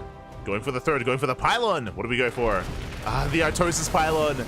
Not like this. Just the one pylon in the main. And GG gets called. We just don't have an army. We don't have an answer for this push. And Gumiho will take the series 2-0. GG. GG, well played. Sebestes up against Gumiho. Gumiho, of course, being one of the favorites for the entire tournament, is a very strong heavy hitter here in Group B. It was not going to be an easy one, and it was a very chaotic series. It was a very Gumiho series. Like, Gumiho, he's not the most standard of players. He can play standard. He can. He often doesn't. He often does proxy and cheese, and he comes up with his own builds. He comes up with his own play styles as well. That's why we love Gumiho, right? Gumiho, he's always a lot of fun to watch because he does his own thing, right? He does approach things in his own way. So we got a lot of love for Gumiho, but GG, well played. Sebestes does bow out here, but we still have another round ahead of us. Let's find out where exactly we are. Let us find out. !B in the chat if you guys want a link to the Wikipedia page yourself. We do have the command in the chat. And catching up here, we do have Gumiho taking down Sebestes 2-0. The other series that we have available to us is Uthermal. Ubu Thermal versus Moja is potentially underway.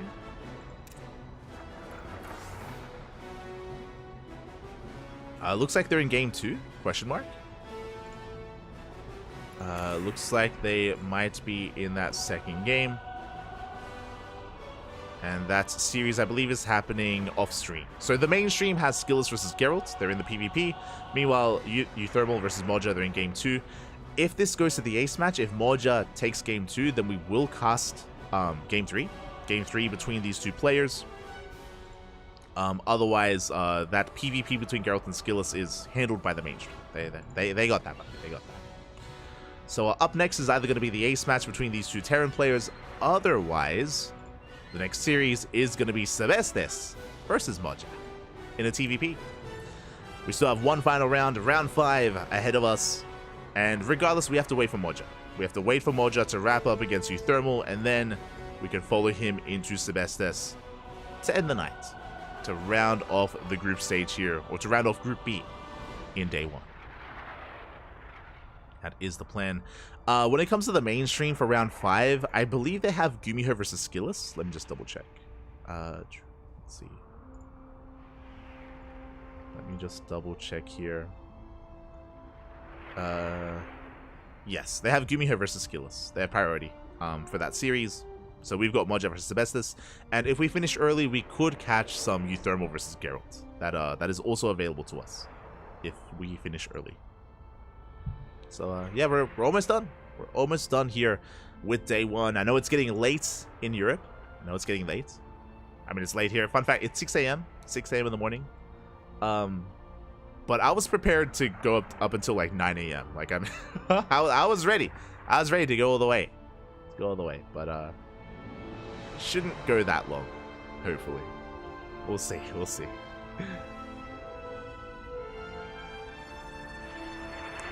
Shall see. Euthermal must be random? No, he's playing Terran for the most part. Euthermal is playing Terran. I believe the admins are updating this as the matches are progressing, which is why earlier we had Protoss as the chosen here. Earlier here we had Protoss for Euthermal, oh no, I see what you're saying. Here there is no race. I see. So you're right. He could actually be playing random here. It's either he's playing random here or we don't know yet. But the admin has been keeping up. So we see Protoss here. Euthermal played Terran against Gumiho.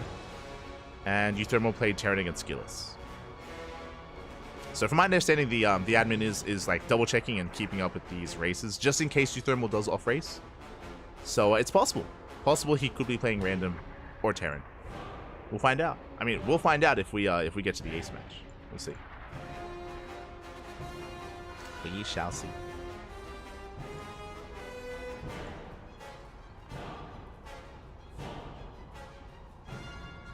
I'm just catching up. Artosis cursed Czechia. Ah, no.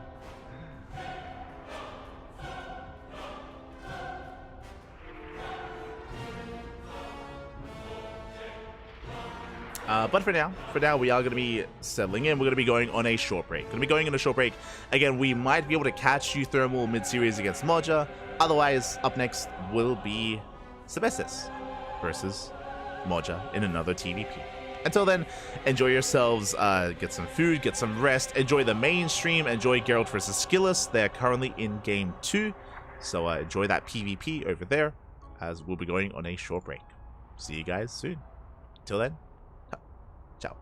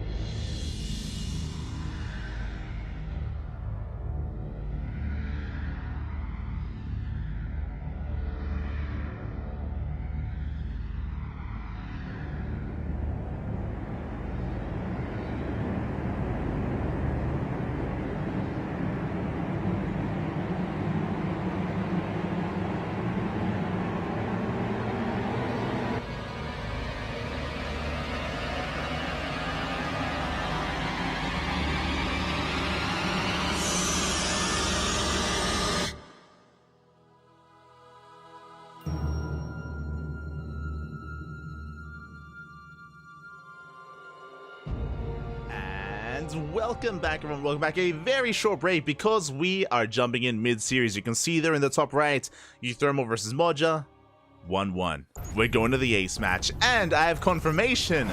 Euthermal did not play random. He picked his race, at least for this game. I'll get into it. Spawning in the bottom left-hand corner of Alkione, we have our German Terran player, our teamless Terran. Bit of an underdog here in today's tournament. It is Moja. And spawning in the top right-hand corner, we have his opponent. We have the Protoss fan himself, the red Protoss player from the land of the Netherlands, usually playing Terran, but off-racing as Protoss. It is Uwu Thermal. Let's go. I will fix up the overlay just to make sure. Oh, actually, I don't have that set up. Never mind. But yes, we do have a PVT. Now, what I meant earlier with my comments, Euthermal did not pick random. He did pick Protoss for Game 3, but from my understanding, in Game 1 and Game 2, he played Zerg. I did ask him, I was like, yo, what race did you play? He said Zerg so far, and then he picked Protoss. So he is switching races in between these maps, and I believe for the first time picking Protoss against Moja. Let's go. Let us go. So another I was hoping I could cast a Zerg player maybe in this group. Nope. No. I'm denied the Zerg. Euthermal only playing Zerg off stream and now playing Protoss.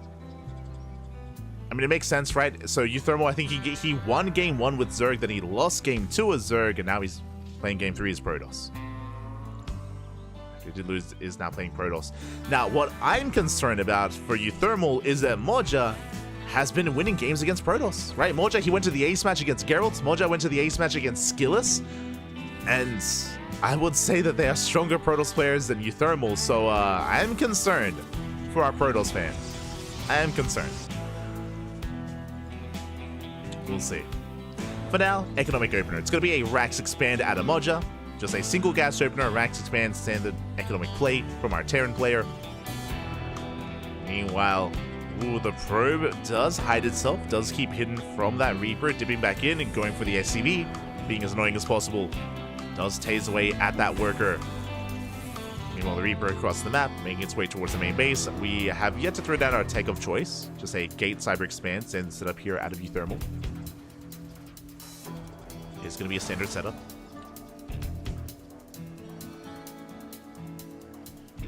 Soon to throw down our tech. It's going to be a Twilight Council. Blink on the way for Euthermal.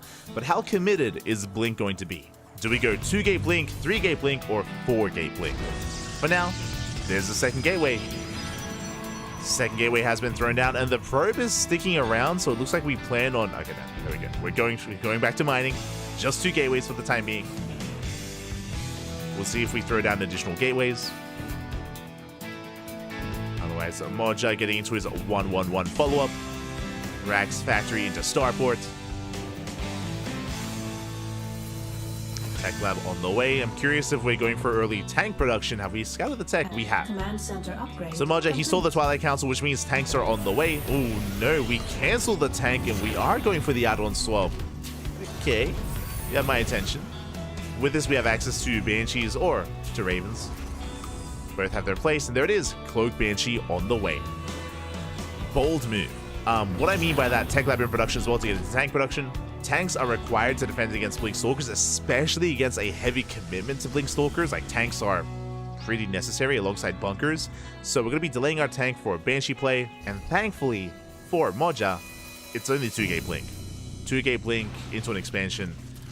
It's an economic opener out of Euthermal. So Moja won't be under any pressure anytime soon. I mean, there are some Stalkers, yes, but not too many as there's the third. As we mentioned, only 2 gateways leads into a faster third base. So economic play out of Euthermal. He's threatening with an Adept. But last Euthermal has yet to scout and has no idea what's going on and no idea to be ready for Cloak Banshees. Robo is now on the way. That will give us access to some detection. Detection going to be required here against those Banshees. Otherwise, damage is going to be done. Thermal pulling back. Reaper did get eyes on the Adept.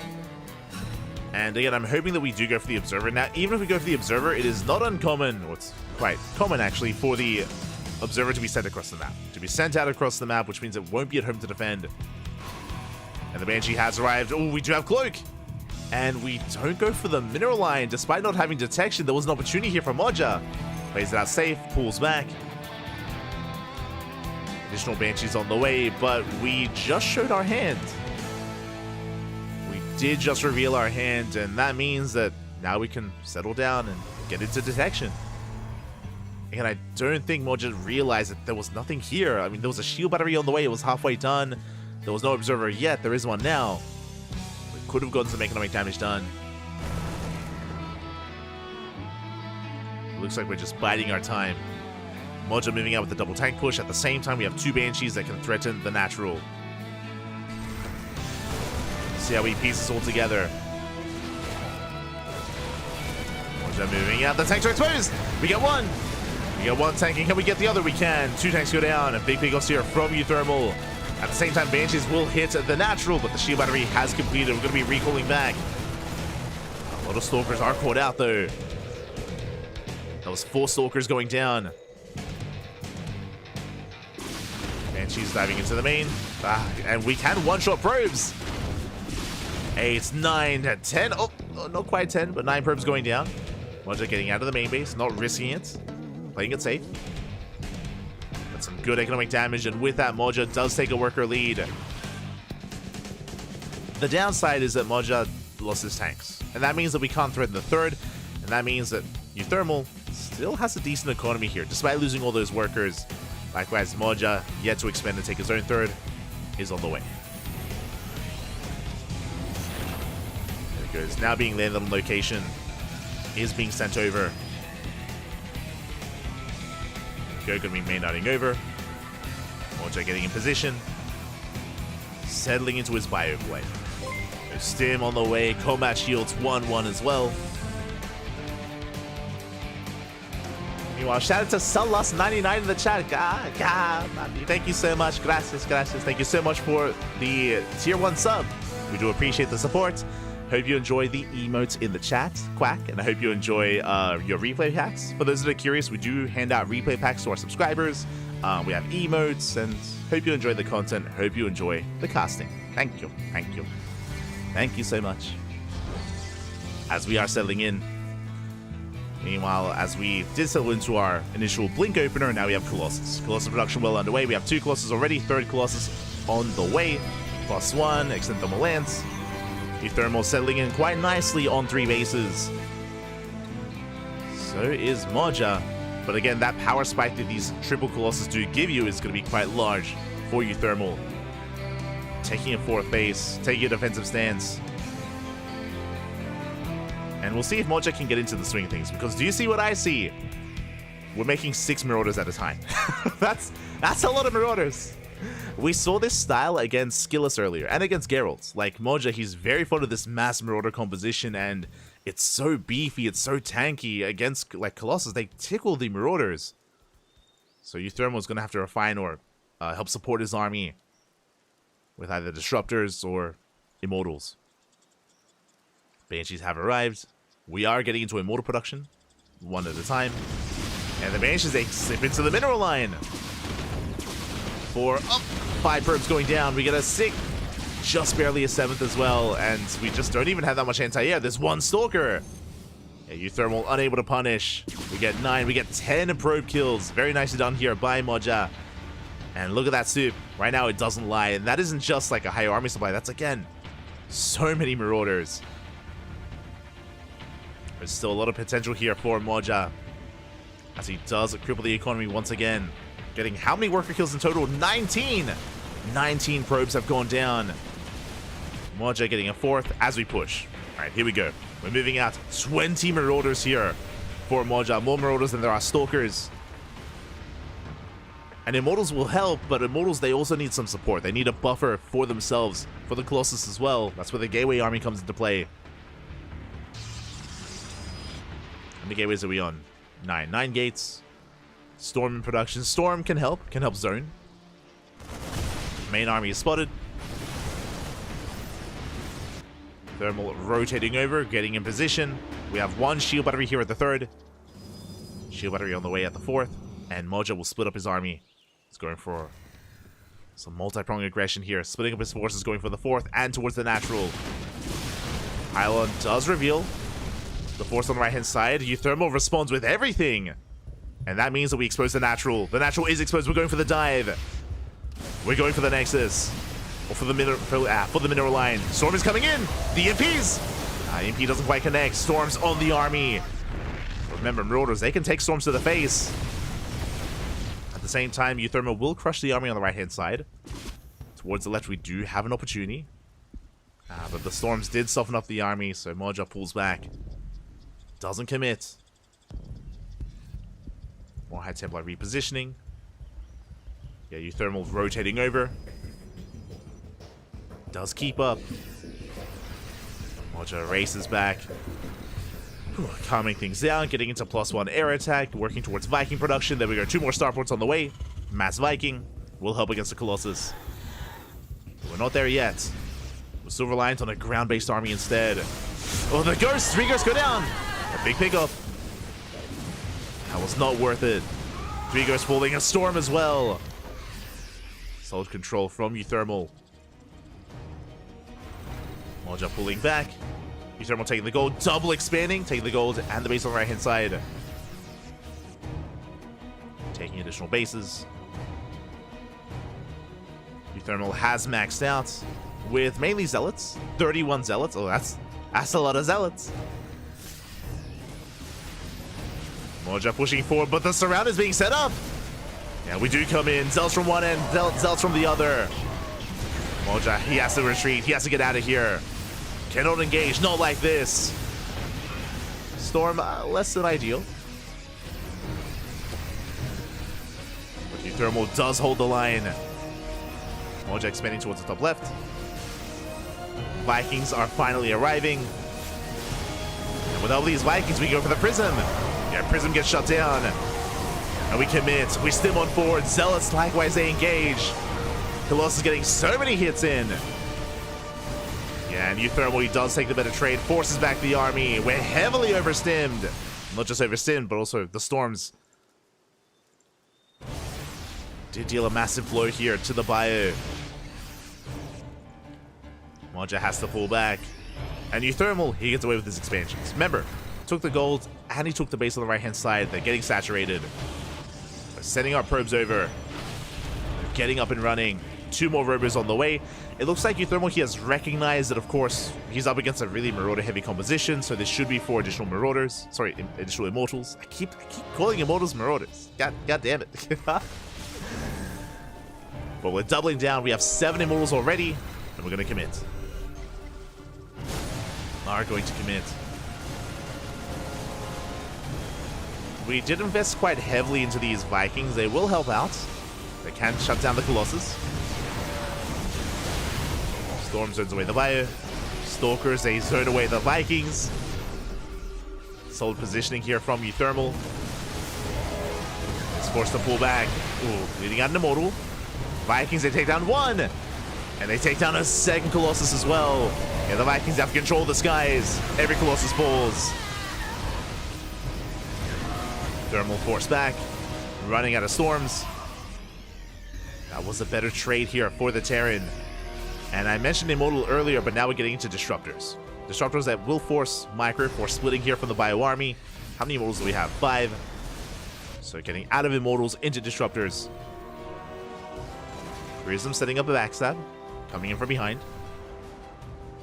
Prism making its way towards that 4th base. Thermal going for the Sensor Tower. Doesn't quite get it.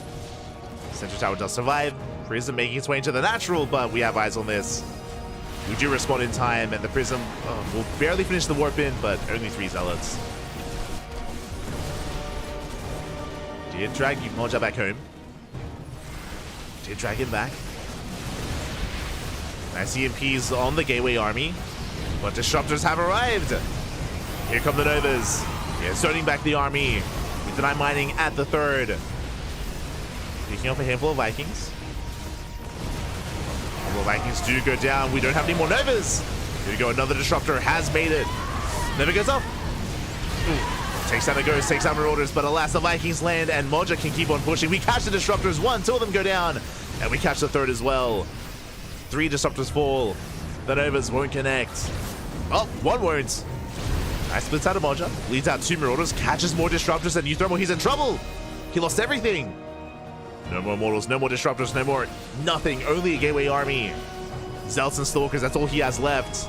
Disruptors are coming out of the Robos just in time. A little bit premature there by Uthermal. Yes, 2 disruptors left, or 2 Novas off cooldown are available.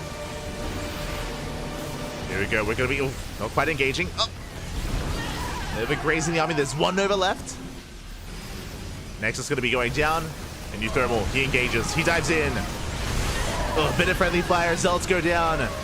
Another Nova will not connect. And it looks like Moja, he has too much. He's breaking through.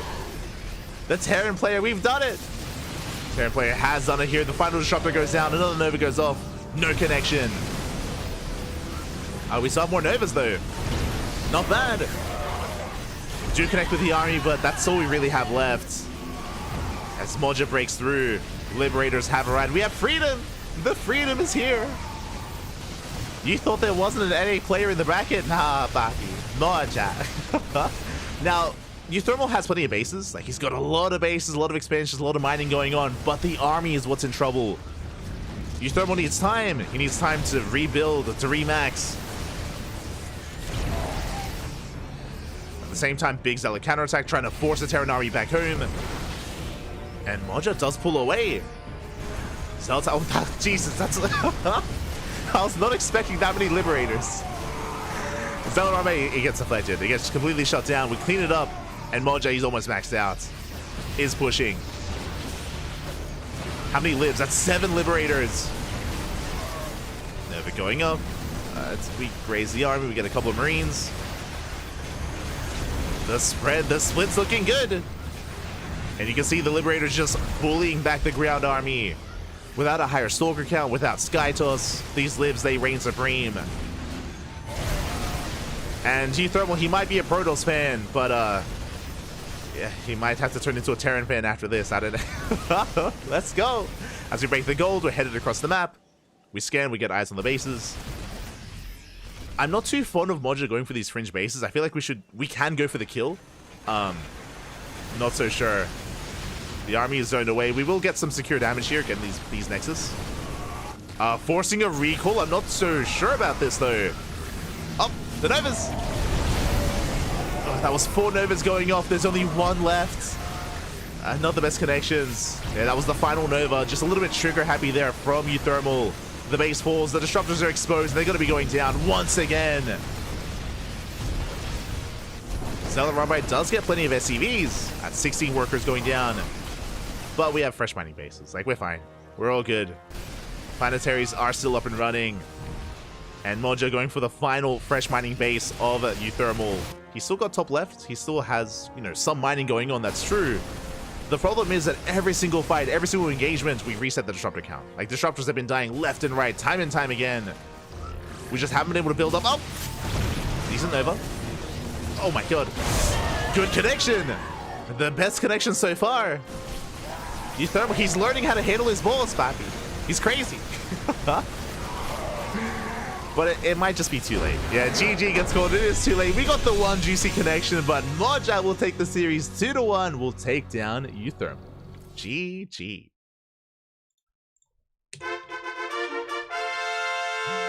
GG, well played. Congratulations here. Moja will take it in the end. Uthermal, of course, we could argue that he wasn't quite playing his main race. That's true, but Uthermal also made that decision. He chose not to play his main race, maybe a little bit overconfident. Uthermal has some killer TBT. Flexed his Protoss here, and Moja was able to break through, was able to snowball out of control again. Just a really aggressive style out of Moja. We saw this against Geralt, we saw this against Skillus. If you weren't here for it, Moja did take maps off of both Geralt and Skillus, as well as now Uthermal as well. He's got some really entertaining TVP. Some really solid TVP here out of Moja. Just a really active style. Very bio-heavy. Not going for like a more slower kind of like tank-based composition or even Widowmine-based composition. It's very Marauder heavy. GG. GG, well played. Moja does take it. And with that, we're getting ready for our final series. We are getting ready for what comes next. It is going to be Sebestes versus Moja in another PvT. I was hoping I could have casted some Zerg earlier with Euthermal playing Zerg, but no, played Protoss. I mean, he's not a Zerg fan, he's a Protoss fan. True. Is who Euthermal be. Terran fan greater than Protoss fan? Confirmed. Gracias, papi, gracias. Thank you. Do appreciate it, Nitro or Nitro. Thank you. But yes, this is going to be our final series of Sebestes vs Moja. Let us catch up on the bracket though. Let's catch up on what has been going on.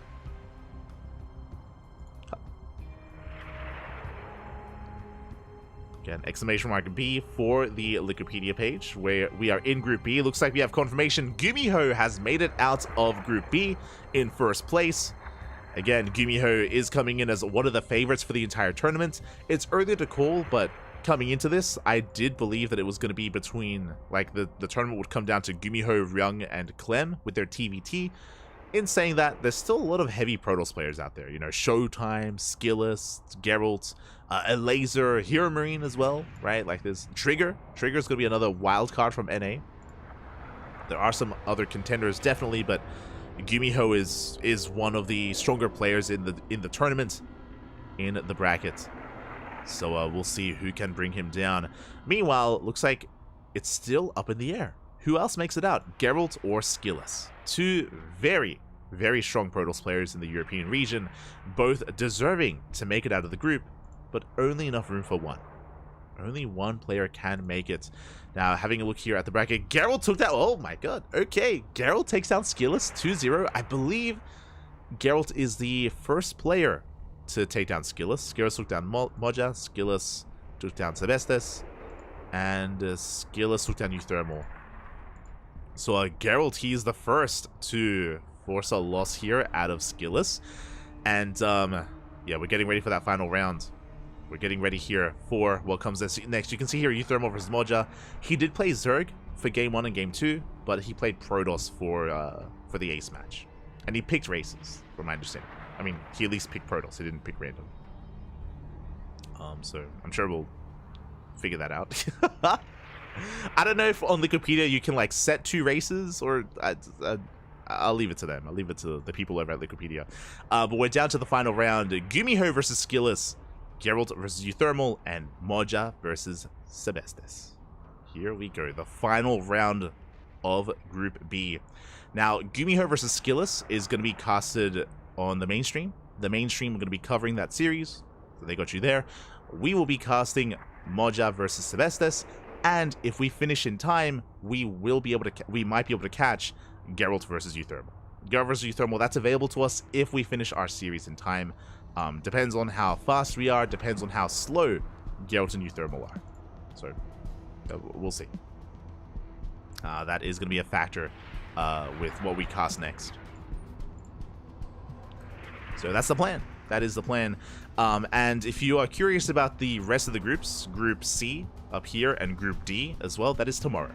Tomorrow is Group C and D, and then on Sunday, that is the playoff bracket. You can see there top eight players facing off in the bracket stage in the quarterfinals. That'll be on the final day of HomeStory Cup, and we won't be casting the final day. We're just doing we're just doing day 1 and day 2. Just the first 2 days here on the CranKy Ducklings. Day 3 will be purely on the mainstream. Just as a heads up. Otherwise, we're going on a short break. We will be going on a break while waiting for our players to connect their vetoes. Oh, hello, Pecoeta, hello.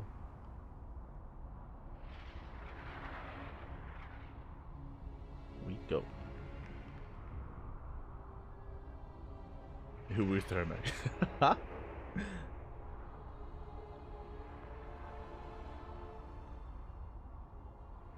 Yes, but for now, we're going to be going on a short break. When we return, we'll have potentially our final series of the night. Again, potentially.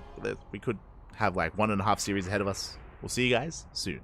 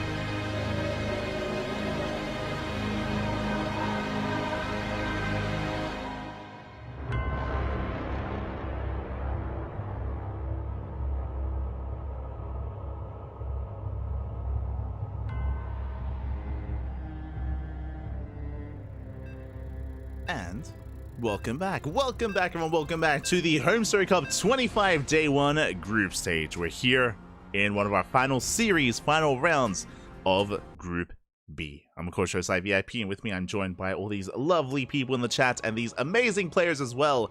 As we are diving into our next series, you can see there on the top right, Sebestes versus Moja coming up next. And here we go, spawning in the top left-hand corner of Oceanborn. We have our blue Terran player from the land of Germany, representing himself, currently teamless, but looking on fire, especially in this matchup, in this group. It is Moja. And spawning in the bottom right-hand corner, we have his opponent. We have the yellow Protoss player from the land of Czechia, representing Team Roddy. It is Sebestes. Here we go again. Moja earlier was able to flex his TVP and bring down Euthermal. It was a more chaotic series. Euthermal was playing as Zerg and against Protoss. In the end, Moja brought him down. Likewise, Moja was able to bring both Geralt and Skillus to the ace match, so he has clearly shown his prowess in this matchup. Sebestes, likewise, has also been able to take maps during the group stage. Was able to take it against Skillus earlier in the group. Likewise, Sebestes had a bit of a rougher showing. He was able to bring Euthermal to the ace match as well, but did fall to Gumiho. And it was just a really unfortunate showing because Gumiho is not the most standard of players. So personally, I feel like we didn't really get to experience and really get to see what Sebestes has to offer. Like, the Gumiho series was very chaotic and very short. If you remember, Game 1, Gumiho went for a proxy right into the main base of Sebestes. Game 2, Gumiho went for a proxy starport with a Hellion drop and got a bunch of worker damage. And again, both games, Gumiho started off by getting like 15 plus probe kills, and Gumiho was able to flex from there and maintain his lead. So Sebestes just wasn't able to get into his game. Here against Moja, I believe that he will. I believe that we can have a more back and forth, and we're able to sink our teeth into Sebestes' PvT and see what he has to offer. So I'm ready, I'm excited. For now, economic opener. Rax expand out of Moja. We have a single gas here back at home, so again, just a Rax into CC on the low ground. Economic start by our German Terran player. Meanwhile, Sebestes back at home, just going gate, cyber, expand, standard opener as well. Okay, we get the SB. Oh! One more shot away. Alas, it does not go down. A probe has to be sent away. And Moja is forced to bring down another SCV. Will eventually shoo away this pesky probe. And Moja can now expand. Back at home, we have our take of choice, a Twilight Council opener out of Sebestes. Interesting location, opting not to throw down the Twilight Council here in the main, but throws it down at the natural instead. This is something that Classic does. The Korean Protoss player, he often does throw down his tech at the natural. It's an interesting choice as we bring down both Marines for the Adept. But it's an interesting choice. It does mean it's a little bit more difficult to scout as you have to check both locations. It's very common for the Terran player to just check the main and not quite check the natural, so you can hide it as a result. Likewise, suddenly this pylon is not necessarily an Artosis pylon, as otherwise everything would be powered by the one pylon and your tech is more exposed in certain aspects. Instead, we do spread it out. And we have extra gates on the way. Okay, we have one gateway in the main. We have two gateways on the low ground. It's going to be a 3-gate blink opener here from Sebestes. Something a little bit more aggressive. We saw in Euthermal's game, he opened up 2-gate blink into a third. And I'm not saying this is an all-in, but with the third gateway, we have extra warp-ins, we have more map control, we can be more assertive here from the side of Sebestes. We'll eventually take a third base, don't get me wrong. We'll eventually expand, but can be a little bit more assertive as Moja is sending everything across the map. We have Marines, we have Hellions that we fully wall off. With a full wall off, that means the Hellions cannot break through. The Hellions that would have loved to have gone into a mineral line, but alas, we hold the line. Sebestes, realizing how much danger he was in, fully walls off, and we hold. Cancel the gateway, shield whatever he does finish. Robo in the main is going to be for the Warp Prism or the Observer, either or. They both give us high ground vision. And there it is, the Prism is on the way so we can reinforce across the map. Sebestes is getting ready for his third base and will soon be pushing out. Meanwhile, across the map, we've been focusing a lot on our Protoss player, but Moja has gone for a 1-1-1. And we saw this earlier against Euthermal. He is getting into earlier Banshee production into tanks. So it's going to be Tank Banshee here from Moja. Has a little potential to harass. We do have a Robo for detection, but for the time being, we have no Observer. Not yet. but we have access to one. As the first Banshee is moving out, has a lot of potential in these mineral lines. At the same time, Sylvester does catch the Hellions. One Hellion goes down, not just one. With these blinks, we can shut down the second Hellion as well. At the same time, we thread the needle. The Banshee does avoid the Stalkers and avoids the Prism and heads for the bases. Does head for the bases. We do have an Observer, but no Stalkers back at home. The Banshee has arrived, does reveal itself, and we do force the defensive warp in. We have Blink. Oh, get a couple of hits in. The Banshee takes a lot of damage, only one probe goes down. Hellion's being shut down, and once we can clean up this Hellion, we can push. We can move out with our army. Prism does... Ooh, barely not quite catch the additional Banshee. There's a tank in the main. Second tank has arrived. Bunker on the low ground. We do have a decent defensive setup, but the main base is still quite exposed. And here come the Stalkers. Here comes the push. Second Banshee does race back home. We could try to pick off a tank or maybe try to pick away at the production. Stalkers do test the waters. Tank on the high ground is revealed. We have another warp in. More Stalkers moving out. And the Prism will give vision of the tank. We don't commit. Okay. Yeah, two tanks are set up here. We can cover each other. Sylvester backs off. And from here, we're expanding. We're expanding, we're taking. The goal now becomes, it's not about breaking the Terran player on two bases, it's about contain. It's about containing the Terran player, delay the third for as long as we can, and expand. So third base getting saturated, taking up towards charge. We have the Bay on the way for Colossus production. All we have to do is just make sure that no drop moves out, and no Banshees move out either. Speaking of, here come those Banshees. They skirt around the edge of the map, making their way towards the main. The Banshees do escape. Ooh, bold move. Sylvester's not losing any Stalkers, does force a bit of friendly fire, and gets a couple of Marines. Sylvester's backing off, going for additional gateways. He will have a defensive warp in. He does have an Observer back at home. Thankfully, because Sylvester knows that he didn't kill the Banshees, he keeps the Observer back at home. He has detection available. He has the tools to defend. But two Banshees, one-shot probes. We get one, we get two, we get three. Three probes going down. We get a fourth probe and barely a fifth. Stalkers do rotate around, but we're not done. We get 6, 7 probes. 7 probes full. At the same time, we're pushing. The main army does move out, and Sylvester, do we react in time? We do. Pull away. Oh, that's going to be 10 probe kills across the map. 10 probes for 2 Banshees. Pretty worthwhile trade here for Moja. Catching some Stalkers as well. And Sylvester, he's in a bit of trouble. Does reinforce. Charge does finish in time. And with the help of the charge lots, we can take this fight. Depending on how we engage. Oh, one Stalker goes down. We dive on top of the tanks. The medevac. Medevac does survive. Tanks fall back. And Sylvester has to be very careful to overextend. We can see Sylvester setting up a surround. He's trying to come in from behind. Zealots. They do wrap around, but do we have enough? The tanks are still standing strong. Oh, the Colossus looking exposed, and the Colossus will fall. A bit of an overextension here from Sylvester's. Massive pick-off. I say that. Oh my god. Sylvester's calm down. Saves it. I heard the Prism, but I couldn't believe it. We save the Colossus. We do recall back home. Whew. Big save here from Sylvester. Does recall. Second Colossus has arrived. But still, very tense situation here for the Protoss player. As we did bleed out a lot of gateway units. The tanks are sieging. The Prism overextends. Prism goes down. That means we can't juggle anymore. We can't try to micro back our units. Tanks not really within range of much, within range of a gateway. Fourth base on the way. But again, we need warp-ins. We need an army. We just don't have it. We have a Disruptor in production. The Disruptor will help. Third Colossus as well. Trying to set up a flank.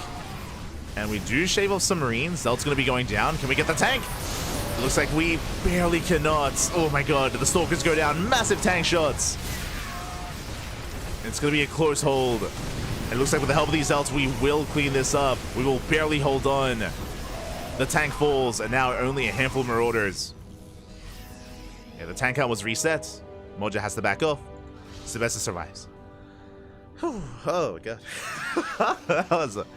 That was a very close hold and not an easy one, bearing in mind that Moja still has momentum. May have lost the tanks, may have lost a bunch of the Bio Army, may have lost Marines and Marauders, But the medevacs, they stand strong. We still have plenty of production kicking in. Third base is up and running. Moja still has the supply lead. And Sebestis is barely holding on. Storm is on the way. Storm is going to be a big moment here for Sebestis, where even though he has less army supply, he can take some better trades, depending on how well we can connect with these storms. Fourth base also got up and running. Our economy is still looking strong here for our Protoss player. We just need time. We just need time to warp in. Speaking of, Moja should not be giving Sebestis too much more time. Ghosts, Marines, Vikings are on the way. Once we get our first wave of Ghosts out, that's when we move out. That's when we push. That is when Moja does push. 4 CC in production. Plenty of SCVs soon to Maynard over. Saturate the 4th. Both players just, after a very chaotic early game, are backing off. They're letting each other breathe. We're calming things down for a moment. For a second. Mortal production has begun. How many disruptors do we have? One. Just the one disruptor. Moja fanning out his Marines, getting guys on any move outs. Likewise, same can be said for Sebestis. The army is spotted. Moja pulling back. Sebestis makes his way over towards the 3rd. Does confirm location of the main army. Zella trying to drag Moja out of position. We're pushing in towards the 3rd, but we're here. We're here in time. We do respond in time. Oh, risky move. Doesn't connect. Sebestis trying to be cheeky, but calm down. Never doesn't quite connect. And can we punish this? Moja moving out. How many Vikings do we have? 14. Oh, that's a lot of Vikings. 14 Vikings. These Colossus are not long for this world. The Vikings should have their way with this. Nice storm, though. EMP likewise does connect. Sebestis getting in position. First Colossus goes down. Again, one volley is all we need. Second Colossus falls. Massive storm on the Vikings. Nova doesn't quite connect. We have 2 more storms left. Viking count did plummet. Disruptor coming in from a flank. Sebestis holds. He holds on. We spoke about it, how Storms did give a lot of opportunity here to Sebestis. He does hold on, does survive. Did lose all of his Colossus in the process. Likewise, went from 14 Vikings down to 5. With a lower Viking count, that means we can actually go back into Colossus production. It's the ebb and flow of TVP. As the Viking count goes down, Colossus can go back up. Vikings go up, Colossus go down. Yeah, they is. As for now, Moja is focusing on his bio production, has not gone back into Vikings, not yet. Likewise, Sebestis is focusing on disruptors. Dark Shrine on the way. Sebestis taking a 5th, taking the center base. Likewise, Moja expanding, taking his 4th at the center of the map as well. A bit of a Hail Mary Nova. Doesn't quite catch the army. I appreciate the initiative there from Sebestis. As Moja's working on 3-3, splitting up his forces. Does split up his forces. Rotating over. And we're not quite in position. We missed this movement. And Moja going straight for the Nexus. Likewise, Sebestis pulling back. Does recall back home. Does recall, does defend. Likewise here on the right-hand side, we don't have an army, but we have plenty of static defense. That's a wall of cannons and shield batteries. And a high tempo with Storm. So we are set up. So far, so good. Both armies are maxing out. But you can see Sebestis, he's reading a rotation here towards the right-hand side, but really we're focusing on the left. Sebestis not in position, and we just recalled. Did leave an army, has 1 disruptor. Big storm. Nova goes off. A very nice connection. But again, the rest of the army has to rotate around. We're not where we need to be. Nova is popped. Storm's not quite connecting yet. Does Sebestis have enough? Decent Nova. High Templar coming in. We have storms. Plenty of them. Oh my god. At the same time, Zealot counterattack. Only a handful of Zealots, only 2.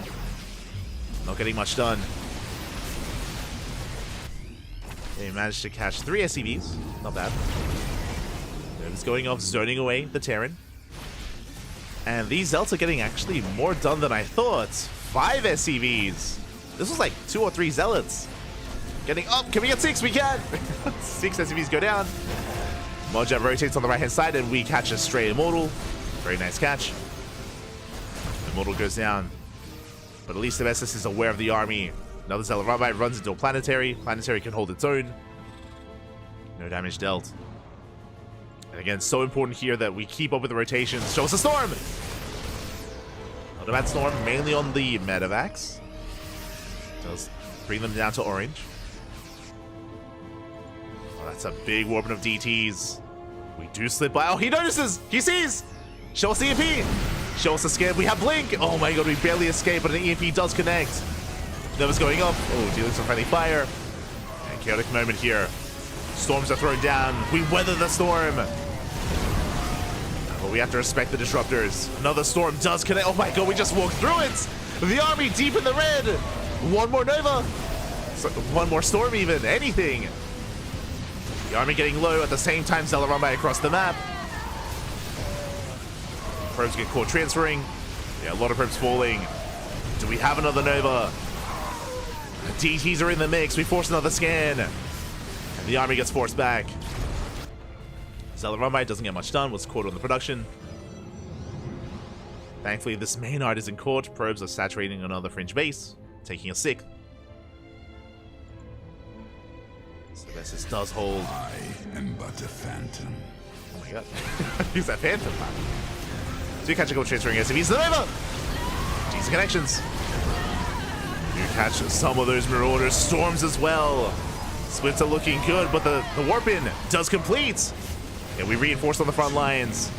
Sylvester takes the fight. The army heavily overstimmed or just softened up from everything. The stims, the storms. But Moja is sneaking out of base. I believe Sylvester did catch wind of it. Yeah, he's aware.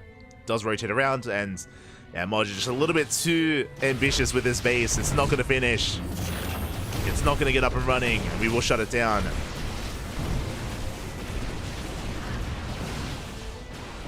And 9 SCV kills. The base itself should fall.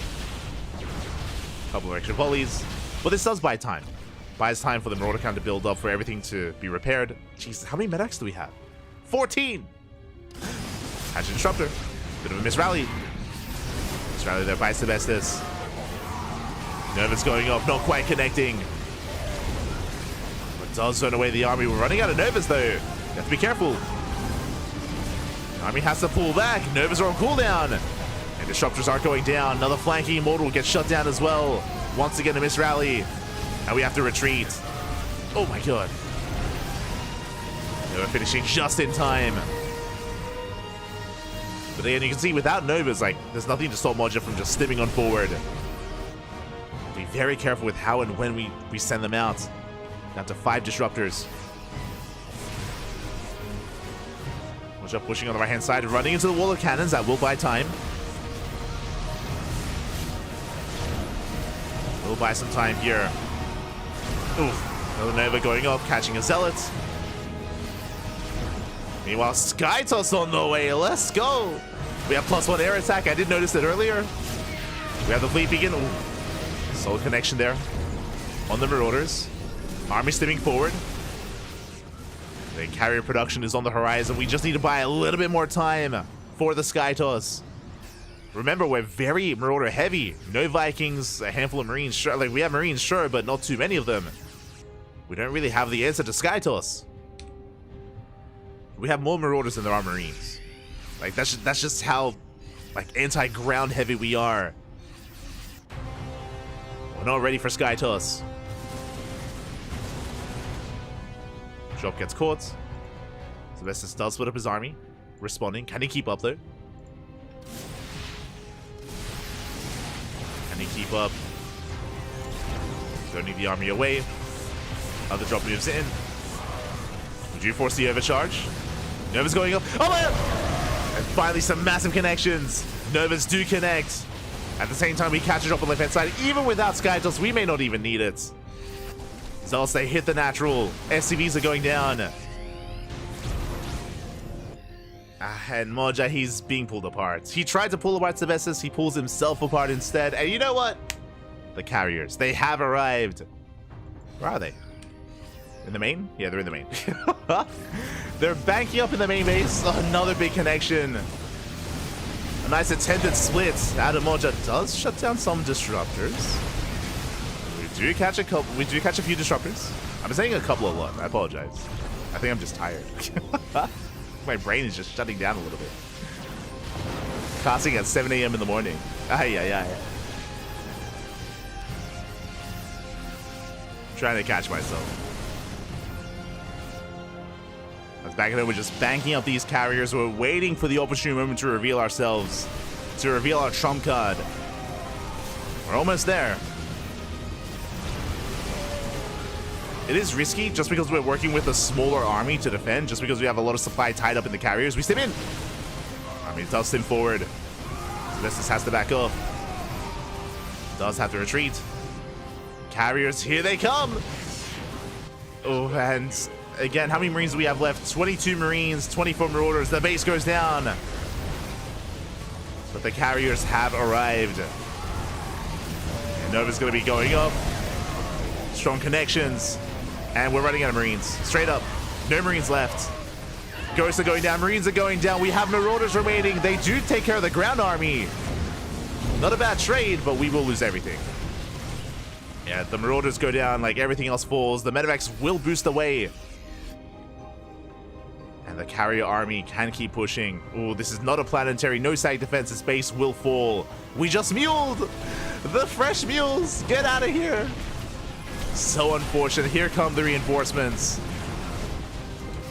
Moja avoiding the sky toss. Going for a counterattack. A desperation move here. Towards the natural base of Sebestos. Ideally going straight for the main. Came to the production. It's the only move that Moja has left. Just send it all right down mid. A Hail Mary play. Bases are falling left and right. Carriers have arrived. Well, we have two of them at least. Not with too many interceptors. We can focus them down. We can try to catch them. And the question becomes, okay, we recall. I was going to say, do we come back home? The answer is yes. We do recall back home. Now this move out does kill the third. Does kill a base. That's all we've gotten so far. He wants the best as he has top right.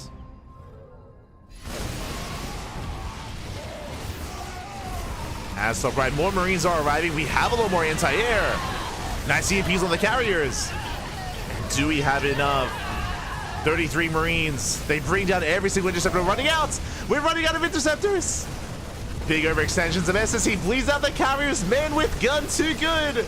We stim forward. We bring down 1, 2, 3, 4 carriers go down. We need time to rebuild, and we just don't have it. Carriers do back up. How many was that? That was 4. 4 carriers going down, but they do make it back in time to the safety of the shield battery. Again, we ran out of interceptors. Colossus has arrived. CMP. And Moja making a game out of this. If you look at the army supplies, Moja is up. He's up in army supply. Down in overall, Moja, he has 17 SCVs. Barely an economy. But that's why we need to break the main. We need to break the main base somehow, some way. Catching this Nexus doesn't matter because we have top rights. Like, Sebestos still has some solid mining going on. Moja running out of resources, down to 1 base himself. Less than 1 base saturation. Does get 19 SCVs. Do we have a storm? We do! Storm coming in! Massive, oh my god, massive storm! The Marines, they melt! Ay, ay, ay. That was how many? 67 Marines. I mean, this trade has been crazy. This is just how long the fight's been going, back and forth. Showing the disruptions that were caught earlier. Army rotating around. But you saw the army supply plummet there for Moja. Do we have another storm? Just the one High Templar. Needs more time to build up. Taking another base. Our mining bases right next to each other. Moja making 10 Marines. It's just pure Marine. it's just pure Marine out of Moja. What does that mean? That means that like 1 or 2 good storms and this army crumbles. Like the army is so susceptible to storm. Now it's turned into almost purely Marine. Whether it's Storm, whether it's Colossus. Speaking of, we're getting back into Colossus as well. I would love to see a Warband of High Templar. Do we have any? We have two. We have 2 High Templar.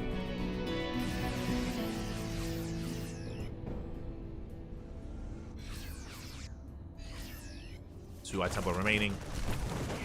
0 Ghost for Moja. Oh, that's concerning. I have a hard time seeing a world where Moja can take a fight without EMPs, without Ghosts. Potentially he can, as he catches some Zealots. At the same time, the High Templar are going to be going down. No Storm! The High Templar and the Colossus as well. Best case scenario for Moja. As the best as he pleads out Colossus and High Templar for free. That was 2 Colossus and 2 High Templar. We have 1 High Templar left. Doesn't have Storm. Uh-oh. The Interceptors, they're running out. The army sims on forward. Interceptors falling one after the other. We do have a Colossus. Very tense. Moja, he has a chance. He can win this. He can pull this off. We have to respect the overcharge. Overcharge is popped. But that's kind of the situation that Moja's hoping for. He's hoping for, if he can catch the Colossus on their own, the High Templar on their own, if we catch Sebestus exposed like that, then Mass Marine can win.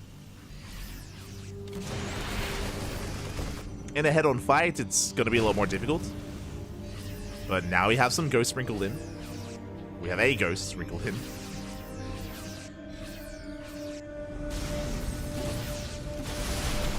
But now we're getting up to a second Colossus. Ay, ay, ay. Interceptors are getting picked up. Army rotates around. Towards the 4th. And Marines trying to catch a flank, but we bleed off a lot of Marines. Yeah, the Colossus, they're just going ham. And we have a Storm! We get into the mineral line. SCVs are going down. And the Storm will shut down the army. GG gets called. Sebestus takes game number 1. GG. Oh my god. What a crazy game 1. GG, well played. Sebestus does take it. It was a very close back and forth. There were so many layers in that game. Where Sebestus initially was working with Colossus, getting into Disruptors, was trying to keep up with the movement of his opponents, eventually worked towards Sky Toss, and even then, like, it was not clear cut.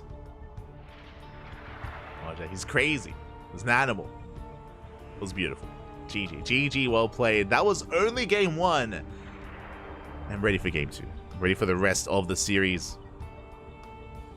And that was like almost 30 minutes. It's a half-hour game. Ay, ay, ay. Meanwhile, it looks like the mainstream has wrapped up Skillus versus Gumiho. Oh, Skillus brings down Gumiho. Papi. And because the mainstream have wrapped up with Skillus versus Gumiho, it looks like they might join us. Looks like they might join us, or they might be jumping into Geralt versus Euthermal.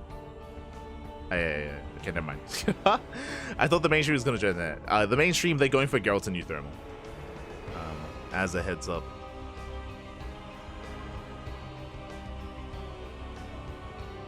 It's okay. We got our stream. We got our series. We like it. We like it. We're here for it. Let's go.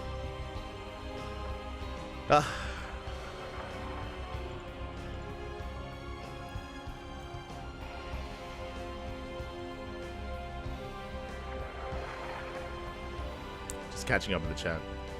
It looks like the mainstream, they're picking. They're deciding.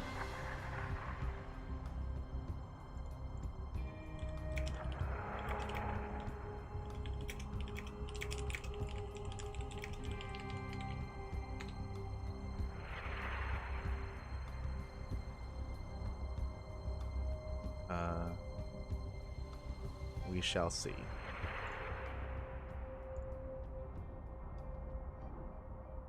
Soon to figure out. But yeah, just catching up in the chat.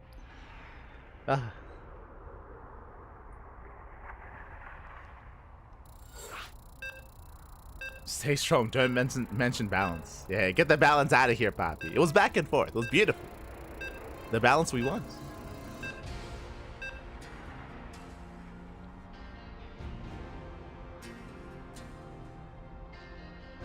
That was intense. Very good game. It was. It was a very good game. It's what we want out of TVP. And here we go. We're getting into game 2. We're going to be loading into Alkyone as our second game. Let's go. Let us go. And spawning in the top right-hand corner of Alkyone, we have our German Terran player, the Blue Terran, representing himself, currently teamless, but again, he is a beast in this matchup. It is Moja.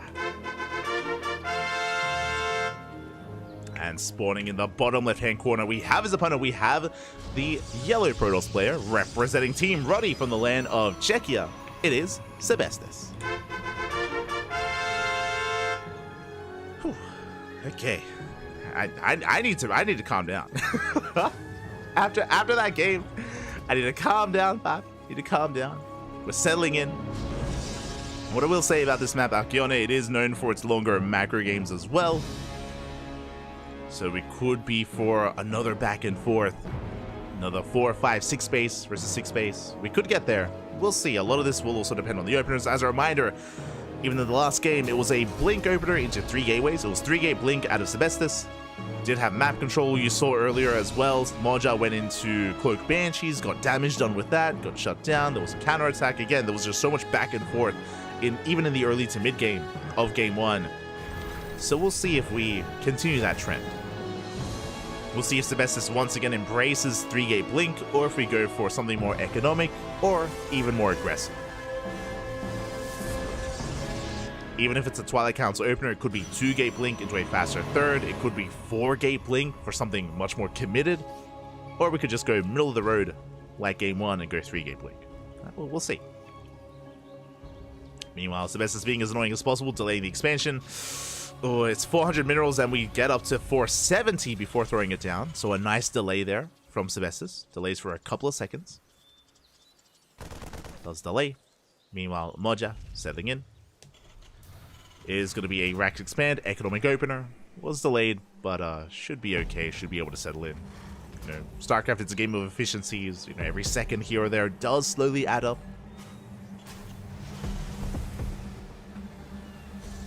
As back at home, Sebestis is going for a gate cyber expand. And soon going for his tech of choice. As a reminder, in game 1, we threw down the Twilight Council at the natural. Once again, Twilight Council thrown down at the natural pilot. So we should be seeing blink out of Sebestis.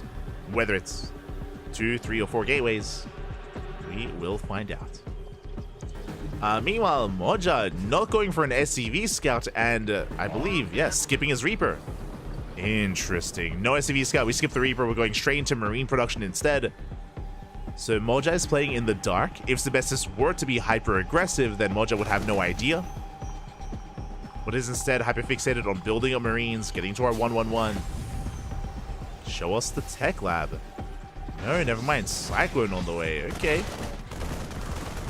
So it looks like it won't be a Banshee opener. Otherwise, we would see a tech lab and then like an add-on swap. But there is no tech lab here, so it looks like we're going for something very different. We shall see. Additional gateways on the way. We have 1 gateway in the main. We have 1 gateway on the low ground, so it looks like 2-gate blink out of Sebestis, something more economic. So we're building up that Marine counts. And I imagine going for a medevac for a drop play. Yep, there we go. Medevac is on the way. So it looks like we're going for a much earlier drop here. With Marines, with our Cyclones. Assuming that we make a second Cyclone as well.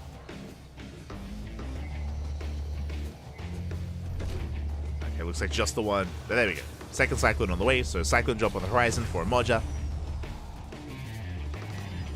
And Sebestis does throw down the 3rd gateway. So just like the previous game, 3-gate blink. 3-gate blink will allow us to have map control and also allow us to counterattack as well and apply pressure to the Terran player. What I'm concerned by is the lack of tanks. Tech Lab is on the way here on the starport. Here comes our initial Cyclone drop. But because we're making Cyclones here, this is going to be delaying tanks, and we'll see how long it takes us for us to really build that up. Going for a Raven. There we go. Now we get the Tech Lab on the factory. 3rd CC in the main base. Quite greedy. Very fast 3rd base out of Moja. is moving out. And this means that if Moja loses control of the center of the map, if he does lose his army, then he's going to be vulnerable back at home. We don't have much to work with. And Moja, he backs off. He does retreat. He sees the Stalker army. He respects it. And Moja is taking a more defensive stance. Meanwhile, as Sebestis is moving out with high ground vision, with the arrival of...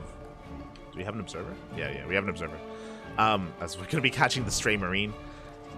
Sebestis is a little bit distracted. With this high ground, though, we can dive into the main. We can try and delay the expansion, but we're off to the side here, and it looks like we're not being too aggressive. Stalkers are staying back at home, building up towards a bay, third base, and Colossus. So this is a bit of a shame. The observer does arrive, and now we see how greedy we've been. Third base is almost done. And I think at this point it's too late to punish. There's potential, but Stalkers aren't quite here. We even catch the observer. What's the auto turret? Up. The Viking comes in. Observer goes down. And Sebestis will just be building up back at home. Has map control, but... And we'll be able to delay the third at least a little bit. Going to be able to apply pressure here outside the natural, but won't be able to commit and won't be able to get any major pickoffs. Moja is building up. Second tank has arrived. Back at home, Sebestis is prioritizing Colossus production. So a much more macro-oriented approach this time out of Sebestis. Was 3-gate blink, but didn't make a warp prism, right? Didn't push out. Under control. Raven escapes. Cyclones are saved. Third base is spotted, and we can expand. Sebestis just can't do much about it here. He gets 2 Marines, and thankfully doesn't lose a Stalker. But Moja does take the third, and is keeping and is on par with the third base of Sebestis, which is better for the Terran. For those curious, the Protoss player wants to be upper base. They want to constantly be upper base compared to the Terran player to keep up. And Sebestis is working on the fourth, but Moja will take the economic lead. As we're pretty even on workers, and we have mules on top of that.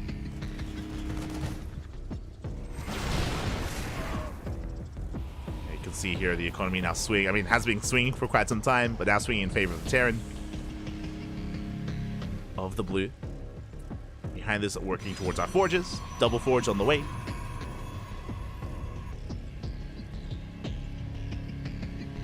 Forge for our upgrades. We're just maintaining map control, and we're taking up. We're just taking up, getting a fourth base, knocking down rocks. We're taking a more macro approach, which is what we expect out of Alcyone. This is also why Moja felt the ability to be able to get into a faster third base as well, and get away with it. As this map is known for its longer and later games. Same time, auto target towards the left hand side. We do catch a Stalker. Stalker goes down. We do deny mining time. Not too bad. The auto starts will force down just because Stalkers are in position, but at least the Raven survives. The Raven does live. Ghost Academy on the way, +1 ship weapons. Just building up even further, taking up towards that late game, towards Ghost by a Viking. Likewise, now we've reached, how many Colossus? 3? We're making a 4th Colossus, okay. Getting up towards 4 Colossus, and we should soon be throwing down another form of splash damage, whether it's Storm or a second Robo for Disruptors. Once we take extra gases, we can afford that. So we're taking an extra gas here at the 4th. And there we go, there's the second Robo, and we're working towards Disruptors. So not Storm yet, just Colossus into Disruptor. Disruptors are soon to be on the way. Likewise, Sebestis does force back the Bio Army. But we have to be careful to overextend. We cannot chase this into tank range, as Vikings have arrived. That's going to be how many? 5 Vikings here for Moja. Speaking of Sebestis pushing in. Not so sure about this. EMP is going to be connecting. 1 tank goes down, but this is not the fight to take. Colossus is going to be falling in the retreat, and we can punish this. Sebestis at the same time going for a Zealot run-by, but the main army is going to fall. There's big overextension here from the Protoss. Every Colossus going down, and This could even just snowball into a win. We can just keep pushing. Despite the 4th base, despite the setup that we had for a longer game, it doesn't matter. Not anymore. Sometimes one bad fight can just snowball into a win. Ay. We got 11 SCVs, which is great and all, but again, we are just stuck with a gateway army. Moja does back off. He does retreat. But what do we have left? We have 2 disruptors soon. We're soon to have 2 disruptors. We're scanning. We're looking for bases. Moja is taking his time. He's waiting for reinforcements. This is giving Sebestis the opportunity to actually get into disruptor production. Which means, even though Moja has a lead, and he does. Like, Moja, he's ahead. Straight up. He has map control. He has a solid lead. But if we can connect, like, 1 or 2 good Novas, we can potentially take a fight. Not going to be easy. It's not going to be easy here for Sebestis, but he could try to take one. Nexus is denied. Moja rotating over, he scans, he sees the disruptors.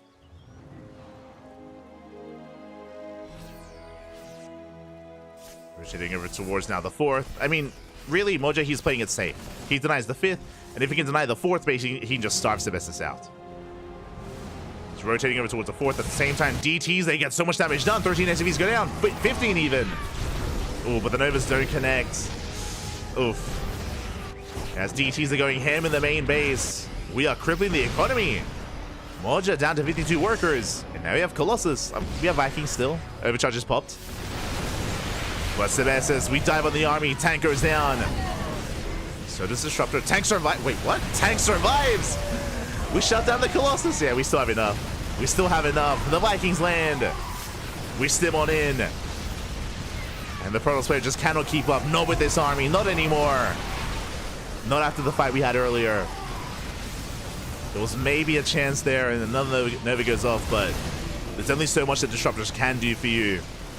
The base will fall. We do get, what was that, 15, 16 SVs across the map, but the economy doesn't matter. Not anymore. We take down the 3rd, we take down the 4th, we scan, we're looking for a 5th. Probes are saved, they recall over, but against Sebestis, doesn't have much to work with. Nova's going up. Yeah, we get some connections. Decent connections here. Out of Sebestis. But we stim on in nonetheless. And this bio army, the death ball of an army that Terran has, cannot be stopped. We stim and we win. We focus on the Stalkers. GG gets called, and Moja ties up the series 1-1. We are going to the ace match. GG. Whew. GG, well played. We're going to game number 3, and again, that was just a really rough fight for Sebestis. We mentioned it at the time, like, as Sebestis was setting up in the middle, we were like, yeah, he's setting up, he has map control, but he shouldn't be pushing into the 3rd, and then he pushes it. And it's like, what are we doing? Like, we didn't need to. We had a 4th on the way, we were taking up to 2nd rover, like, there was no need to take that fight. Sebestis, it looks like he just misread the situation and did overextend. One bad fight, that was it then and there. He lost 3 Colossus, he lost all of his Disruptors, he lost a big portion of his Gateway army. Things went from bad to worse very quickly there, and with that, Moja did punish Sebestis, takes the game. We're going to the ace match. It shows that, again, these 2 players are neck and neck. Likewise, any mistake made from either player, and they'll be punished quite hard. Whether it's Moja, whether it's Sebestis, we can't afford these kind of mistakes here. Not at this level of play. Not between these 2 players. As we're getting into the ace match. Here we go. It all comes down to this. The final game on Site Delta. Here we go. And spawning in the top left-hand corner of Site Delta, we have our German Terran player, the Blue Terran, representing himself, teamless, but did force the ace match, is bouncing back. Can he take the series? We have Moja. And spawning in the bottom right-hand corner, we have his opponent. We have the yellow Protoss player from the land of Czechia, representing Team Roddy, being forced into the ace match. Can he bring it all back? It is Sebestis. Let me show SCV. Hello. Moja opening up with what looks to be an eBay block. We saw this earlier in his series against, was it Skillus? I think it was Moja versus Skillus, if I recall correctly, where Moja, he does avoid the main scouting path, does come in from a flank, he's going for the natural location, going for the eBay. Meanwhile, Sebestis moving down to the low ground, and he will get eyes on the eBay quite early on. He has the option to pull the boys, but it looks like we're going for our own proxy. Did you see this probe, its rally? For a moment, he was going towards the northern side of the map, so okay, never mind. I was like, are we going for a proxy? Never mind, we're just going for a scout. The eBay is almost done at this point, and Sebestis, he should be forced to expand elsewhere.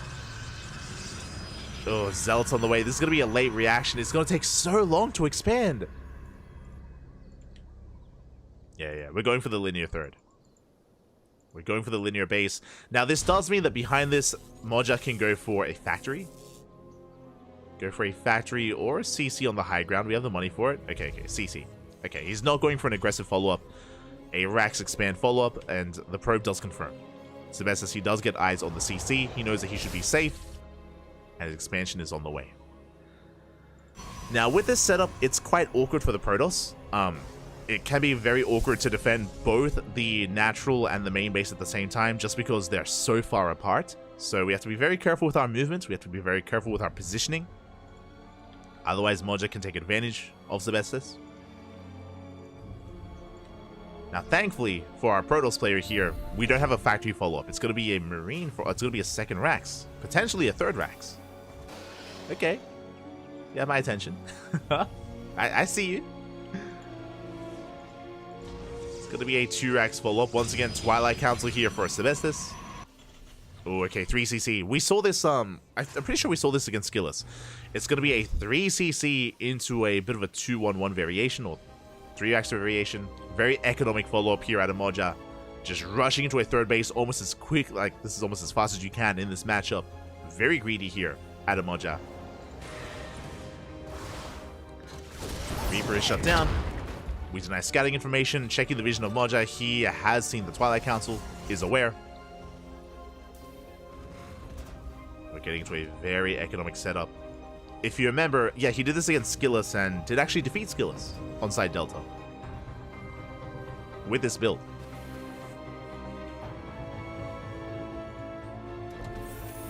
Well, not specifically with the build, but, you know, off of this opener. Adepts will threaten the shade. They get eyes on the army at least. They spot the additional Raxes.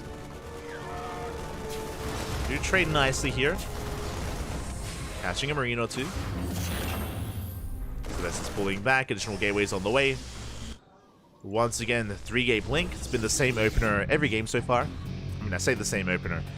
Game 1 was 3-gate blink into a Prism to counterattack. Last game, it was 3-gate blink with an Observer. With an Observer into a Bay, into Colossus, into a third. So you can be quite flexible with this.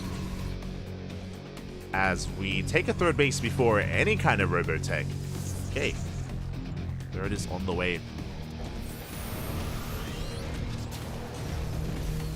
Behind this, Stim is in production. There's a third Rax. Factory as well, working towards drop play.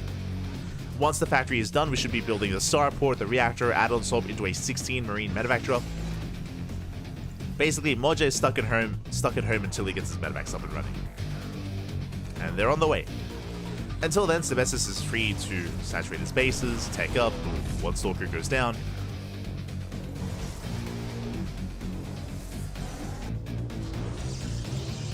Are taking extra gases. Getting our third up and running. There we go. Robo is now on the way. And Sebestis still testing the waters at the natural. Making sure he gets eyes on any kind of move out. The problem right now is that Sebestis doesn't know if this is a 3-Rax. Like, this could be a 3-Rax or it could be 3cc. Like, Sebestis is still a little bit in the dark. Has eyes on the bio count, but hasn't gotten eyes on the timing of the third. And this charge, Fortress +1. Robo's on the way. You could make an argument, though, that a 3-Rax would be hitting by now. Like, this would be the timing for a 3-Rax to already be moving out, and Sebestis does pull back. Does pull back home. Here come those medevacs. Sebestis fanning out his units to hopefully catch the drop. And the medevac drop is on the horizon.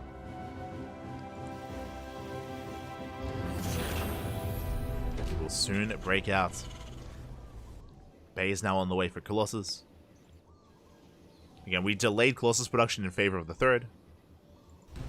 In favor of charge as well. Hallucination does confirm the third base already being taken. And with that, Sebestis does push.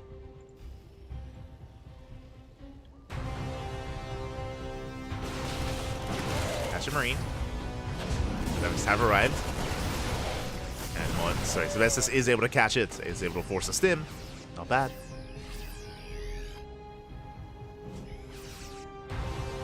Moja trying to hunt down this force, trying to hunt down this army, looking for the stalkers. We'll find them.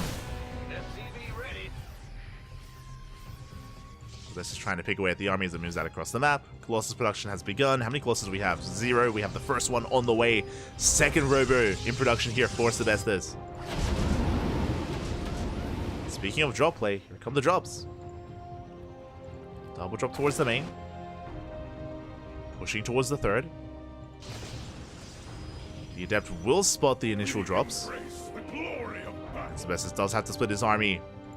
Does he have enough? He's going to have to. Does split up. The fourth and the third. Has shield battery, has overcharge. Moja at least picks off an Adept. Still not quite pushing in. And as all this is happening, the Colossus count is getting higher. We have 1. Soon to be 2.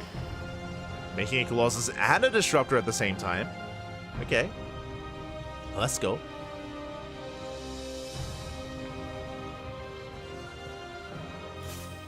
Threatening a dive. Finding the pylon. Pylon does go down. Oh. Oh my god. Able to pull back. Yeah, so far so good. Sebestis does establish his 4th base. Hasn't taken any major losses. Takes the 4th. Getting it saturated up to 4 base saturation. Double archives on the way for Archon production. Potentially Storm as well. So we have taken an extra gas. It's at least to afford double robo production. Moja being active once again. Moving out with both his armies. Maybe even looking to surround here. To surround the 4th. Oh, never mind. Going for the drop instead. Diving into the main. Nothing in position. Yeah, we're not quite ready for this. Sebestis rotating around, and that means that we can actually be active with the main army as well. Main base under fire. We deny +2. And +2 is denied. 8 probes as well. This drop is going to be cleaned up with friendly fire, and at the same time, we hit the 3rd. As Sebestis not quite in position, we have a handful of Zealots, but we can clean them up. Yeah, Sebestis is getting pulled apart. The Nexus is going to go down. Just having a hard time keeping up here. Was not expecting another move out towards the 4th. And we're going for the surround. We come in from behind. We focus on the Colossus. We can get 1. Nova goes up. Colossus, they stand strong. Novas will connect. We have the overcharge. Sebestis, he's going to be able to barely hold on here. Colossus doing so much to the army. Take down the Marines. Likewise, yeah, Moja has to retreat. Does respect this, but he got the base. He got the 4th. That's all he really needed. The 4th base goes down. Fighting within range of the shield battery overcharge was not ideal for Moja.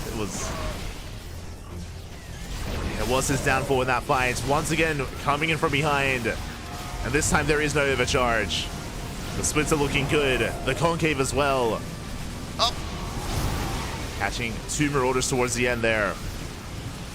But once again, Sebestis forced back to his natural. Still holding the line, but bleeding out probe after probe. 9 probes going down. We stim in. We get 1, we get 2. 2 Colossus go down. That's what we were waiting for. Yeah, and Moja, he smells blood in the water. He's going for the kill, just rallying everything across the map. He knows he has a broken Sebestis. He's broken the back of the Protoss army. The overcharge this time, it's not good enough. It does nothing.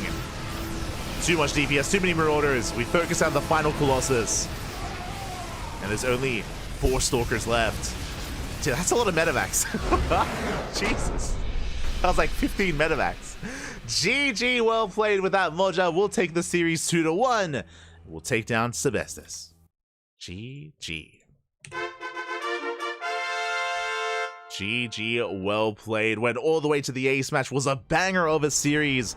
I know there are a lot of fans of Sebestus in the chat, and I'm sure he appreciates it. He appreciates it as well. I did let him know. Fun fact: I was messaging him. I think it was like 2 series ago. Did let him know that there were a lot of fans cheering for him, and you know, he was of course very motivated to perform well for the fans. And even though Sebestus did not take a series here, he did force the ace match and did take maps earlier. Did play quite well earlier, even against players like Skillus. So GG, well played. Moja will take the series. Sebestus will go down. But again, made a series out of it. Made Moja work for it. And it was a beautiful best of 3. Well, that's beautiful. GG, well played. Congratulations. And do we have any matches left? Is there anything remaining is the question here. This is the final round of Group B. And the answer is no. The answer is no. Skillus took down. Let's actually have a look. Let's have a look together. Exclamation mark B in the chat if you guys want to have a look back yourselves. The mainstream was covering Skillus versus Gumiho. Skillus, of course, took the series 2-0. Euthermal took down... Oh my... That's a big win. Euthermal took down Geralt 2-1. Oh my... Mark, calm down. Euthermal with his main race with his Terran took down Geralt 2-1. And of course, we have Moja taking down Sebestus 2-1 as well. At the end of the night, we have our scoreline. We have our 2 qualified players, Gumiho and Skillus. Gumiho and Skillus make it through. Again, Skillus taking down Gumiho 2-0 was a big win for Skillus, showing why he had no fear for his opponents in this group, for good reason. Very confident play there out of Skillus. Did take a loss earlier, did take a loss to Geralt in the PvP, and as a result comes out second in the group with a worse scoreline. Skillus did drop maps to Moja, did drop maps to Sebestus, so Skillus comes out in second place, Gumiho in first. But a shout out to all the players here, Euthermal, Moja, so even Sebestus as well. Had a lot of amazing series, a lot of amazing games, a lot of ace matches as well. And with that, that will conclude day 1. That concludes day 1. GG, man. GG.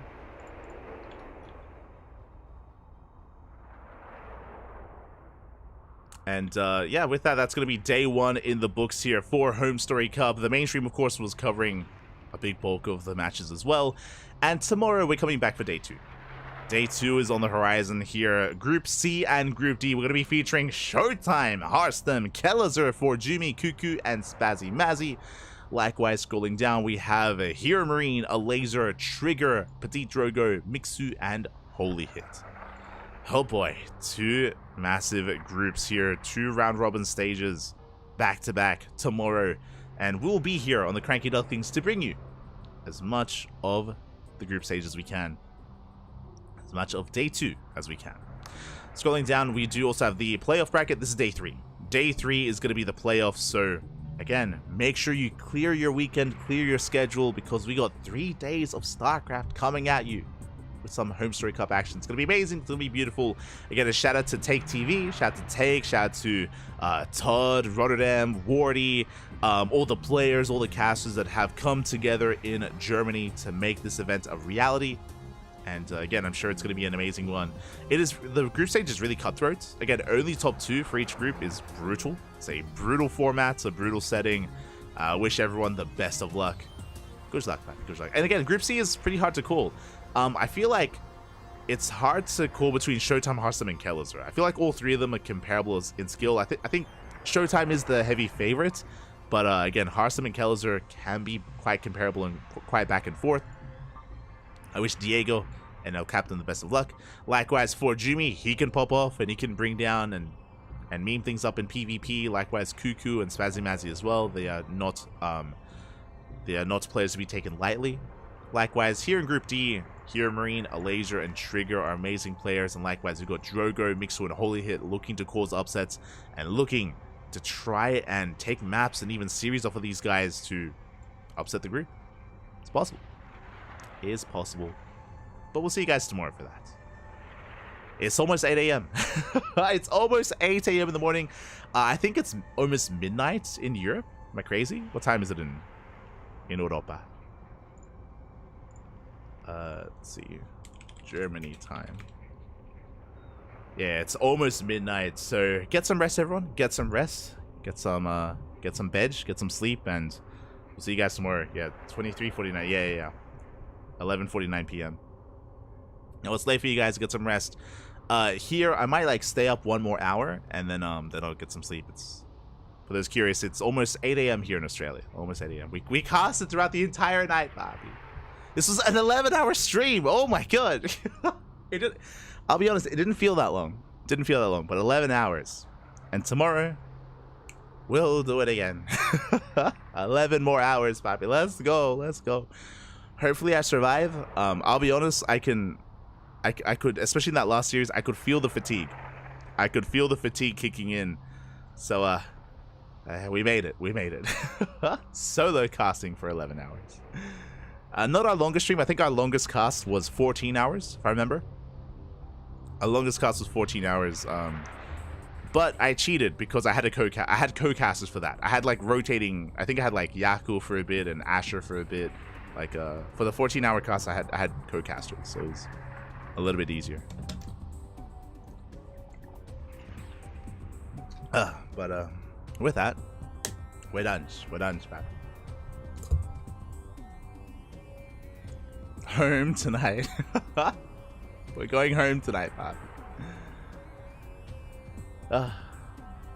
Cheated, yeah, cheated. Unironically, it is easier to cast with another person because like you're literally talking half the time, so it's easier on the throat. But with that, thank you for watching, everyone. Thank you for the support. If you enjoyed the cast, follow us, whether you're on Twitch, whether on YouTube. Follow us over on our channels. You can follow us on Twitter, Facebook, Instagram, YouTube, and Discord. ! Socials in the chat, and you'll get a link to all of our stuff. We stream here on a daily basis. Every single day we got some StarCraft coming at you. It is very rare for us to take a day off. Every time it happens, I'm grateful because I can rest. And whenever I have a day off, I just sleep the entire day. I remember, I think we've gone like I think 5 months, 6 months without taking a day off. So yeah, plenty of content. If you like StarCraft, if you enjoy the content, follow us on Twitch or on YouTube. We got plenty of StarCraft available. Otherwise, we'll see you tomorrow. We'll see you tomorrow for some more HomeStory Cup action. Until then, hasta luego. Ciao, papi, ciao, hasta luego.